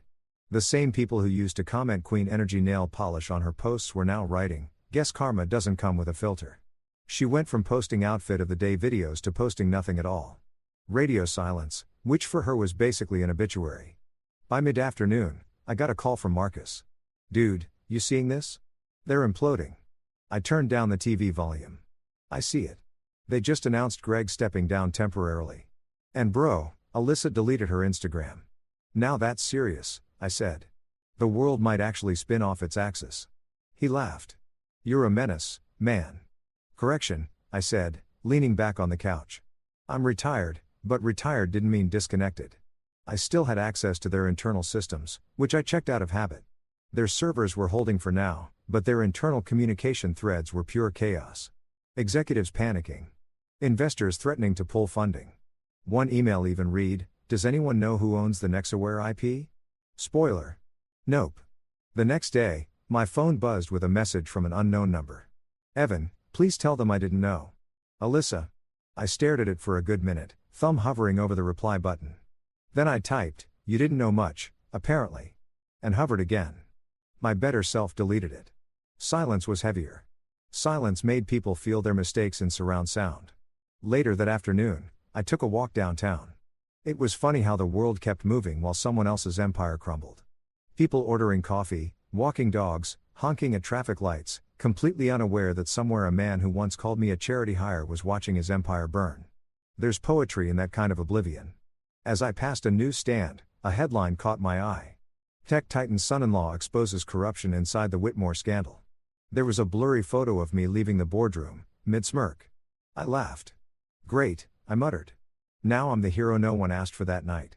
I poured myself a drink, good whiskey this time, not the discount stuff, and toasted the quiet. The kind of peace you earn after walking through fire barefoot and somehow coming out with both shoes. I checked my email one more time before bed and saw something unexpected. A message from Clara Jensen. Clara was an old colleague from my early days at Whitmore. One of the few people who treated me like a human instead of Greg's charity project. The subject line read, "Couldn't resist." The email said, "Just wanted to say I saw what you did. You turned corporate betrayal into a TED Talk. Drink soon. You deserve something better than instant noodles and revenge." I smiled. Clara always had a way with words. The following week, the investigation went public. Turns out the Securities and Exchange Commission doesn't appreciate creative accounting. The Whitmore's private auditors found discrepancies. Translation: they got caught cooking the books. Greg's offshore assets were frozen faster than last year's turkey, and he was forced to step back indefinitely. Alyssa's mother, Melanie, the walking Botox sculpture, fled to Arizona for spiritual detox, which is rich considering that woman's soul has probably been on airplane mode since 1987. As for Alyssa, she tried rebranding. She posted one last video, teary-eyed, voice trembling, playing the victim like it was Broadway. "I didn't know what my father was doing," she said. "And I never wanted to hurt anyone." The comment section was brutal. "Girl, you knew. You were cashing the checks. We prefer our influencers with ethics, not offshore accounts." Her video went viral for all the wrong reasons. Within days, her management dropped her and her name became a punchline on late-night shows. Jimmy Fallon even said, "If you think your family dinners are awkward, imagine being a Whitmore." Meanwhile, I started quietly rebuilding my life. Clara and I grabbed the drink she promised. A rooftop bar overlooking the city. She raised her glass. "To poetic justice," she said. "To poetic coding," I replied. She grinned. "You know, you could easily take over Whitmore Systems now." I shook my head. "Nah, I'm done babysitting billionaires. I'd rather build something new." And I did. Within a month, I poured a portion of my settlement money into something I called the Thomas Rivers Initiative, named after my late mother. It was a scholarship program for young programmers from low-income backgrounds. Kids who reminded me of myself before I learned to smile through boardroom humiliation. We launched with a small press release. Nothing flashy, but the applications flooded in. Turns out when you stop trying to impress the world that burned you, it starts looking at you differently. One afternoon while reviewing applications, I got another call from an unknown number again. Against my better judgment, I answered. Evan, it was Alyssa. Her voice was raw, unfiltered. Ah, I said, the internet's favorite cautionary tale. She ignored the jab. I just wanted to say, I never thought you'd actually do it. Do what? Stand up for myself. I didn't mean it like that, she said quietly. Dad's destroyed. Mom's gone. And me? I can't even walk into a coffee shop without someone whispering. Sounds like karma's got good aim. Silence. Then she said, are you happy? I hesitated. Yeah, happier than I've been in a long time. You're enjoying this? She accused, voice cracking. Not really, I said. Enjoyment implies it was fun. This was necessary. She sniffed like she wanted to say something else, but instead she whispered, goodbye, Evan. Goodbye, Alyssa. I hung up and sat there for a long time, staring out the window. The city lights blinked back like a Morse code message. I didn't need to decode. I wasn't angry anymore. I wasn't vindictive. I was just done. The world eventually moved on. The Whitmore scandal became old news, replaced by newer disasters and fresher memes. Greg's name still popped up occasionally in lawsuits, in think pieces about corporate accountability, and once in a charity gala brochure that hilariously listed him as former visionary. Alyssa resurfaced months later in a small town running a yoga studio called Renewal. I almost respected it almost. As for me, I kept building. Nexaware thrived, rebranded under my own name this time. No secrecy, no aliases. I even started mentoring young engineers, teaching them not just how to code, but how to read contracts, protect their ideas, and never let anyone treat them like disposable labor. One evening, Clara stopped by my office with takeout. You ever think about forgiving them? She asked between bites of noodles. I thought for a long second. Forgiveness is overrated, I said. Peace is better. She smiled. You really turned your pain into profit, I laughed. I call it emotional capitalism. Weeks later, I found myself back near the Whitmore building. The company had changed its name. Whitmore Systems was now Nexus Global because apparently slapping new on old sins makes investors feel better. I stood across the street watching employees come and go. Nobody recognized me. Good. I wasn't there to gloat. I was there to make sure the past really was behind me. The last time I'd walked out of that place, I was angry. This time, I just felt calm. There's something deeply satisfying about knowing you could destroy someone again, but choosing not to. That's real power. The kind that doesn't scream or demand attention. It just exists. As I turned to leave, my phone buzzed. An alert from one of the scholarship recipients. A kid named Malik had just landed an internship at a major cybersecurity firm. His message was simple. Mr. Rivers, thank you for believing in me. One day, I'll build something that changes everything. I smiled. Maybe he would. Maybe that's what all of this was for. Not revenge, not ego, but legacy. Because sometimes the fall of one empire is just the beginning of another. And this time, the foundation was clean. They say success is the best revenge, but I prefer to think of it as clarity with a payroll. When you've been through humiliation, betrayal, and a corporate soap opera that could win an Emmy. Rebuilding isn't just about bouncing back. It's about redesigning the entire blueprint. After the Whitmore fallout, I could have retired. I had more money than I'd ever need. A library of incriminating emails and front row seats to watch my enemies' Google reputations rot. But I wasn't interested in Nexaware relaunches under original founder Evan Rivers to provide next-gen cybersecurity with integrity. The word integrity wasn't just PR. It was a punchline aimed directly at Greg's ghost. 2 days later, my inbox exploded. Former Whitmore employees, good ones, the real brains, started reaching out. Hey, Evan, heard what happened? Any openings? It was poetic justice watching Greg's old talent crawl out from under his crumbling kingdom, looking for leadership that didn't come with a side of condescension. I hired 6 of them immediately. We weren't just a company. We were the Survivors Club. Then there was Clara. She officially joined as COO, though we both knew titles didn't matter between us. She'd been the one person who saw through my polite "I'm fine" routine during my Whitmore years. You're not fine, she used to say. You're just patient. Now, she'd help me turn patience into profit. Our first week was chaos disguised as progress. Coffee spills, code crashes, and an overenthusiastic intern who mistook my vintage keyboard for that old thing taking up space. But it felt alive, real, messy, human. Every ping of a new client inquiry felt like proof the universe wasn't punishing me. It was redirecting me. One morning, Clara walked into my office holding 2 coffees, and that mischievous grin she always wore when she had news. "Guess who just called?" she said. "Please tell me it's not Greg," I replied.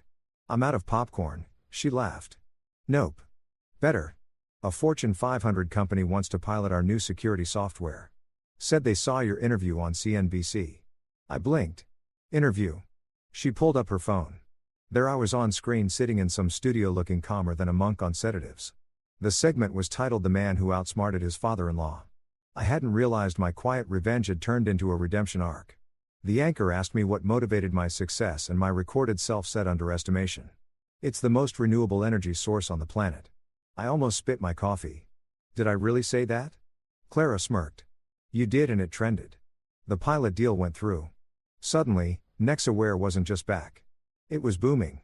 We became the cybersecurity firm that companies actually trusted. Ironically, the Whitmore name still popped up, mostly in sentences like, "Please make sure we don't end up like them." That alone was worth another toast. Meanwhile, Gregory's life was unraveling faster than a cheap necktie. The federal audit had unearthed everything from shady vendor payments to falsified expense reports. Turns out borrowing against future revenue isn't just creative accounting. It's also illegal. His assets were frozen. His board voted him out permanently. And rumor had it he was now living in a smaller residence. Translation: the guest house of his former mansion. Alyssa, on the other hand, had gone quiet. Her yoga studio in Arizona was struggling, and every now and then she'd post vague motivational quotes like, "Growth hurts, but so does staying the same seedling." Duh. I scrolled past every time. Growth might hurt, but humility must have gone extinct in her zip code.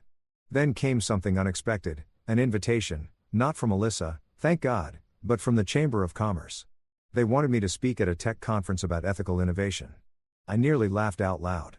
A year ago, I was the guy fixing Wi-Fi for people who called me buddy. Now, I was a keynote speaker. Life really is a stand-up comedian. The conference was held in a swanky downtown hotel with chandeliers so bright they could cook breakfast. I walked onto that stage to polite applause, wearing the same calm smile that once unnerved Greg. My speech wasn't scripted. I just spoke from memory about the quiet power of being underestimated, about ethics not being a liability, and about how failure is just character development for the sequel. When it was over, I got a standing ovation. Some guy from a major tech magazine came up afterward and said, "That was brilliant. You're like the anti-Whitmore systems." I grinned. Best compliment I've had all week. That night, I got back to the office to find Clara waiting. She was sitting at my desk, feet propped up, reading an email on my screen. "You got another offer," she said. "Government contract, cyber defense initiative, big money." "Let me guess," I said, walking over. "They want us to fix something that shouldn't have been broken." She nodded. "Pretty much." I looked out the window, the city lights winking like they knew something I didn't. "You think we're ready for that kind of responsibility?" She smiled. "You were born ready. You just had to get rid of your in-laws first." We both laughed. It felt good, light, easy, not the forced laughter of company dinners or the brittle laughter I used to fake in front of Alyssa's friends. This was the sound of real beginnings. Months passed and Nexaware became more than a company. It became a culture. No politics, no nepotism, no hidden traps and contracts. I made sure of that. Every Friday, we held open forums where anyone could pitch ideas, even interns. And we had a rule: no one eats alone. Because I'd spent too many lunches alone in the Whitmore cafeteria listening to people whisper. Our success drew attention. Investors called, journalists emailed, and LinkedIn recruiters suddenly remembered I existed. But I wasn't chasing hype anymore. I'd learned that empires don't fall because of failure, they fall because of arrogance. And I'd had enough of that for several lifetimes. One evening, as I was locking up, Clara stopped me. "You know, you could have just walked away and lived quietly," she said. "Why build again?" I thought about it. Because rebuilding reminds me I didn't just survive them. I outgrew them. She nodded, then added softly, "I'm proud of you, Evan." And just like that, something shifted. The tension, the unspoken history, the quiet connection between us. It was all there humming in the air. I didn't say anything. Neither did she. Some things don't need words. Weeks later, Nexaware hosted its first scholarship dinner for the Thomas Rivers Initiative. Seeing those young programmers, their eyes bright, their dreams unbroken, was like watching a different version of myself. I gave a short speech, mostly improvised. When I started in tech, I thought power meant being in control. Now I know it means giving it away. The room went silent, then erupted into applause. Afterward, one student approached me, a shy kid named Malik. "Mr. Rivers," he said, "I read about what you did with Whitmore Systems. It's inspiring." I chuckled. "Kid, that's just a fancy way of saying I refuse to stay quiet." He smiled. "Well, I'm glad you didn't." Driving home that night, I realized something. Revenge might have started this story, but redemption was writing the ending. The anger was gone, replaced with a strange, calm gratitude. Every insult, every humiliation, every betrayal, it all led me here. I pulled into my apartment garage and sat in silence for a moment, listening to the hum of the engine die down. My phone buzzed, a notification from an unknown number. Against my better judgment, I checked it. You were right. Silence does hurt more. No name, but I didn't need one. I stared at the message for a long time, then turned off my phone and smiled because finally I understood. The real rebuild wasn't the company or the money or the reputation. It was me. I wasn't the fired employee, the humiliated husband, or the lucky son-in-law anymore. I was Evan Rivers, founder, builder, survivor, and finally free man. And this time, I wasn't just rebuilding a life. I was designing a legacy. 2 weeks after the scholarship dinner, life had finally settled into something resembling peace. The kind of peace that doesn't need noise to prove it exists. The world had moved on from the Whitmore's implosion. And I had too, mostly. Sure, every now and then a headline would flash across my phone about the disgraced tech patriarch or former influencer Alyssa Whitmore attempting comeback, but I didn't click anymore. That chapter was closed, laminated, and filed under not my problem. Or so I thought, until one Tuesday afternoon, the past decided to call. Literally, I was in my office halfway through a code review and a bad sandwich when my phone buzzed. Unknown number. Normally, I'd ignore it, but something about the timing. 3:14 p.m., the universe's favorite hour for irony, made me swipe. I didn't answer, though. I let it go to voicemail. Old habits die stylishly. A few minutes later, I saw the notification. One new voicemail. I hit play, not expecting much. Probably a spam call about my car's extended warranty. What I heard instead froze me mid-bite. "Evan, it's me, Alyssa." For a moment, I just stared at the phone like it had betrayed me. Her voice was softer, slower, missing that trademark smugness that used to fill every room she walked into. "I know you don't want to hear from me," she continued, her tone brittle around the edges. "You probably shouldn't. I just needed to say something. You never shouted, Evan. You never fought back. You just left. That silence, it's worse than anger. You were the real one, and I see that now." She paused, then audibly exhaling. "I don't expect forgiveness. I just wanted you to know. I get it now. You didn't leave to hurt me. You left because you finally respected yourself more than I did." Click. End of message. For a solid 30 seconds, I sat there motionless. My sandwich had fallen apart on the desk. My coffee had gone cold. And the only thing moving was the replay button because, of course, I hit it again. I don't know why. Maybe I wanted to hear if she meant it. Maybe I wanted to catch the faintest trace of regret hiding behind her words. Or maybe I just wanted to confirm that karma really had a voice. "You never shouted. You never fought back." That line hit harder than it should have. Because she was right. I hadn't. When everything collapsed, when her father fired me. When she handed me that brochure for homeless shelters. I didn't yell. I didn't beg. I just walked away. And silence, it turns out, echoes longer than screaming ever could. After the second replay, I laughed, not bitterly, just the kind of laugh that slips out when life circles back with perfect irony. The woman who once accused me of being too calm was now haunted by that calmness. Poetic doesn't even cover it. Clara poked her head into the office. "You good?" she asked, eyeing the untouched sandwich and the expression on my face. "Define good?" I said, leaning back in my chair. She frowned. "You look like someone who just read an obituary for an axe." "Close." I said, "I just listened to one." She arched a brow. "Alyssa." "Yeah. She called you." Voicemail. No tears, no theatrics. Just a neatly packaged apology with guilt sprinkles on top. Clara stepped in, crossing her arms. "And how do you feel about that?" I shrugged. Somewhere between indifferent and oddly amused. Like watching a car you used to own finally get towed. She smirked. "That's disturbingly specific." "Yeah, well, closure is a weird thing. You wait for it for years, then it arrives uninvited during lunch hour." Clara studied me for a moment. You're not going to respond, are you? No, I said. I think silence deserves to finish what it started.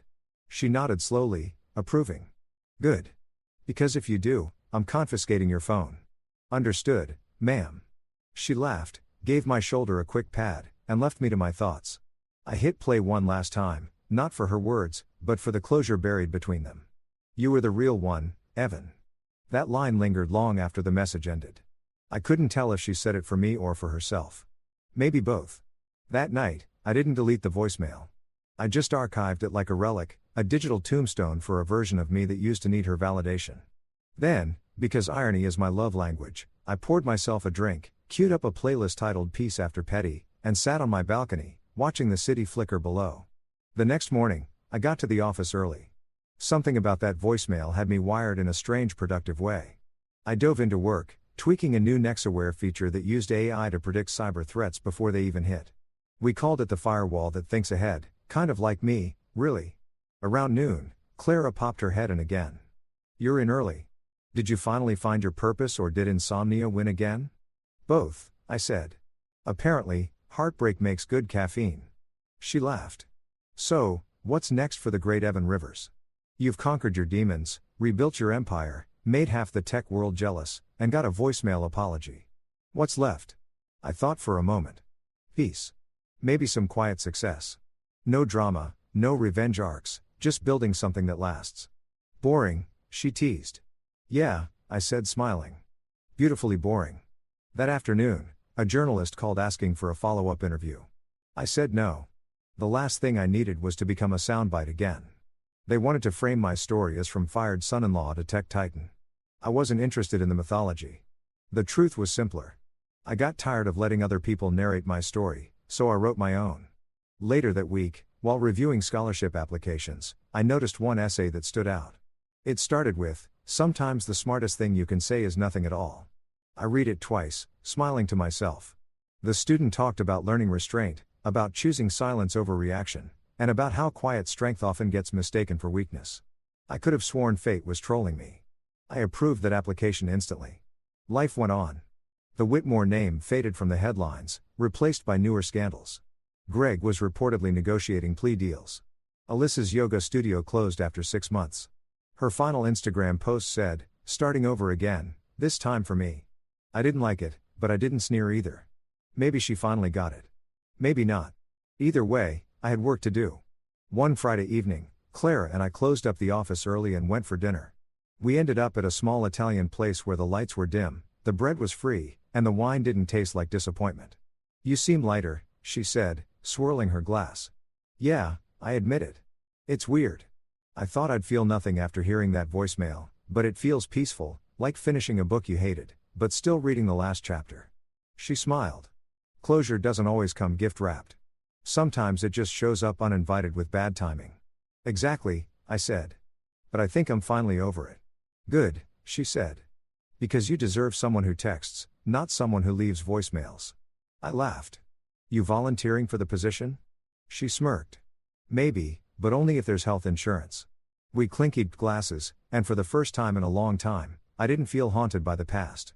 I didn't see Alyssa's face in every memory or hear Greg's voice in every doubt. It was just the present, messy, imperfect, and real. When I got home that night, I scrolled through my phone and hovered over the archived voicemail one last time.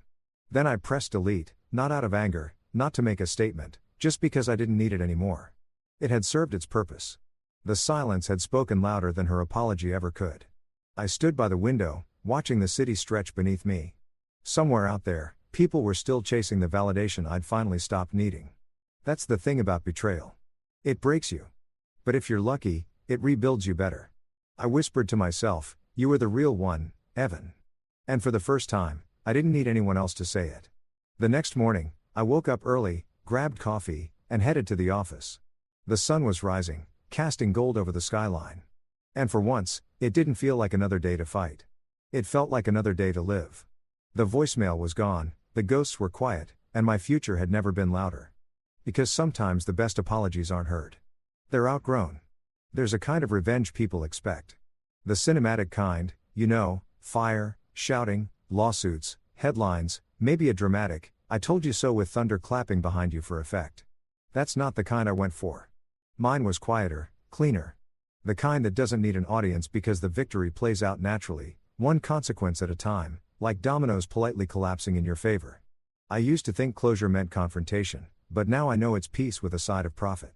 By the time fall rolled around, life had found a rhythm. Nexaware was expanding faster than I expected. We'd outgrown our first office and moved into a sleek downtown building with frosted glass doors and a panoramic view that screamed Executive Redemption, Arkansas. The same city skyline that once looked like a battlefield now looked like a playground. Every morning I'd walk in, greet the team, grab coffee, and sit down in an office that still smelled like new paint and second chances. Clara, my partner in chaos and reason, was now officially COO. The staff adored her because she had that rare mix of competence and empathy that made people want to follow her into a storm. Together, we turned Nexaware into something Greg's empire could never be. Ethical, transparent, and actually functional. The irony, half our clients were companies fleeing the fallout of Whitmore Systems' collapse. It's almost poetic when your enemies fund your comeback. Speaking of Greg, word around the industry was that he'd settled his charges. He wasn't in prison, but he wasn't free either. His temporary leave from Whitmore Systems had quietly become permanent exile. The board voted him out and the company rebranded under new leadership. They even changed their name from Whitmore Systems to Wykant. I nearly choked when I saw the new slogan, integrity in every line of code. Oh, the irony. The company built on theft and arrogance now selling integrity like it came in a 12-pack. But the funniest part, they still used our software. My software under license. Every renewal payment that hit our account felt like a quiet bow from the people who once thought I was disposable. As for Alyssa, she became a ghost. Word was she'd left Arizona after her yoga studio failed and was living somewhere up north teaching online classes about self-awareness through adversity. I didn't follow her updates, but occasionally someone would send me screenshots. Her captions were unintentionally comedic. Growth is painful, but so is staying small. Girl, you married a Whitmore. Small was never your issue. I didn't respond or comment. The old me might have wanted the last word, but silence had become my sharpest weapon. One crisp Friday morning, I arrived at the office early. Habit, not ambition. The city below was waking up. Car horns, early commuters, the faint hiss of espresso machines. I poured myself coffee, leaned on the balcony railing, and watched it all unfold. That's when Marcus called. "Morning, CEO," he said in that smug tone he reserved for people he knew had made it out alive. "Morning, unemployed friend." I shot back. He laughed. "Hey, I'm freelancing." Big difference. Anyway, just wanted to say I saw the Whitmore stock update down another 12%. Guess people aren't buying Integrity 2.0. I smiled. "You calling to brag on my behalf?" "Pretty much," he said.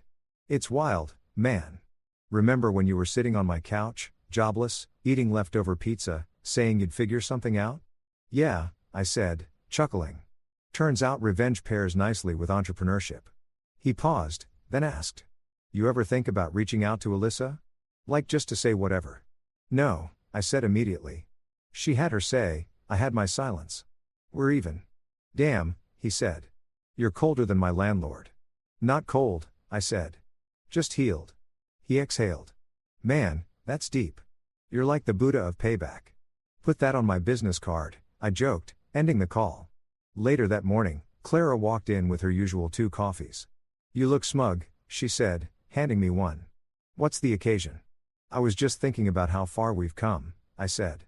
"You know, from unemployment and betrayal to running a multi-million-dollar company. It's weird how fast tables turn when you stop begging for a seat." She grinned. "You didn't just turn the table. You built your own and sold the blueprints." We clinkied our coffee cups like it was champagne. At noon, I had a meeting with the government cybersecurity division. They wanted to license Nexaware's AI-driven threat detection system. Big contract, big validation. During the pitch, the lead officer said, "Mr. Rivers, your reputation for integrity precedes you." I almost laughed out loud. Integrity, the very word Greg used to weaponize against me. The irony was rich enough to retire on. That deal closed by the end of the week, bringing in more revenue than my last 3 years at Whitmore combined. The universe, it seemed, paid on delay, but with interest. That weekend, Clara and I attended a networking gala. Our first as equals, not underlings. The ballroom was packed with tech elites, venture capitalists, and wannabe disruptors wearing $800 sneakers. At one point, a familiar face approached. Richard, one of the Whitmore board members who had voted to suspend Greg. He looked like a man who now regretted voting late. "Evan," he said, shaking my hand. "Good to see you thriving. You really did rebuild from the ashes." "Yeah," I said with a polite smile. "Turns out. Ash makes good fertilizer," he chuckled awkwardly. "You know, I never realized how much of Whitmore's success depended on your work," Greg always said. "Yeah," I interrupted. Greg said a lot of things. None of them aged well. Richard coughed into his drink and wisely changed the topic. Later that night, as the gala wound down, I stepped outside for air. The city skyline shimmered under the soft glow of street lights. I could still hear faint music from the ballroom, a jazz band playing something slow, thoughtful. Clara joined me, arms crossed against the cool air. "Nice speech," she said. "Thanks," I replied. Though I'm pretty sure half that crowd only applauded because I mentioned AI. She smiled. "Still, you were good. Calm, confident, humble." I raised an eyebrow. "Humble? Let's not stretch it." She laughed, bumping her shoulder against mine. "Fine. Calm, confident, semi-humble." I looked at her, then really looked. For the first time in years, I wasn't pretending to be okay. I was. The pain, the bitterness, even the sarcasm, they'd become fuel, not chains. "You know," I said, "I used to think revenge had to be loud. That the only way to win was to make sure everyone saw it. But this," I gestured to the skyline, "to the life we'd built. This feels better." Clara nodded. "Because this isn't revenge, it's evolution." That line stuck with me long after the night ended. Evolution. Maybe that's what all of this had been. Shedding versions of myself that no longer fit. A few weeks later, I got an unexpected email from a familiar address. Gregory.whitmore@wisintentech.com. The subject line read, "You won." I hesitated before opening it. Inside, there was only one line. "I underestimated you. You deserved better." No signature, no excuses, just that. For a second, I almost felt sorry for him. Almost. But then I remembered the smirk he wore the day he slid that termination letter across the table and said, "Performance issues." I hit archive. Not delete, archive. Let him live forever in my inbox, just far enough from relevance. Months passed and life kept getting better. Nexaware expanded internationally. The Thomas Rivers Initiative tripled in size, sponsoring coding camps for kids who didn't even own laptops. And every time a news story popped up about Whitmore Systems' ongoing restructuring, I just smiled and turned the page. One quiet evening, I sat on my balcony again. Same city view, same soft hum of traffic.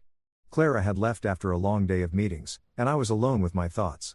I poured a drink, leaned back, and let the silence wrap around me like an old friend. That's when my phone buzzed. A notification from Nexaware's accounting app. Another payment from Tech. License renewal complete. I laughed out loud.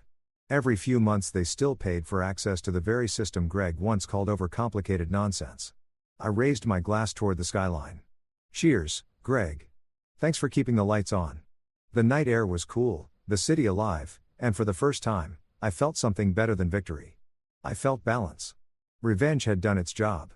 It got me through the storm, but peace built the house afterward. Because here's the truth. They don't tell you about revenge. The loud kind burns out fast. It's fireworks. Brilliant but brief. But the quiet kind, the kind that builds, grows, and pays dividends. That's forever. So when people ask how I got over it, how I went from fired son-in-law to founder, from humiliated husband to headline success, I tell them the same thing every time. I didn't shout, I built. And silence, my friend, pays dividends. Then I finish my drink, close my laptop, and smile at the thought of Gregory somewhere out there seeing my name on his company's monthly expense report. That's not just revenge. That's poetic accounting.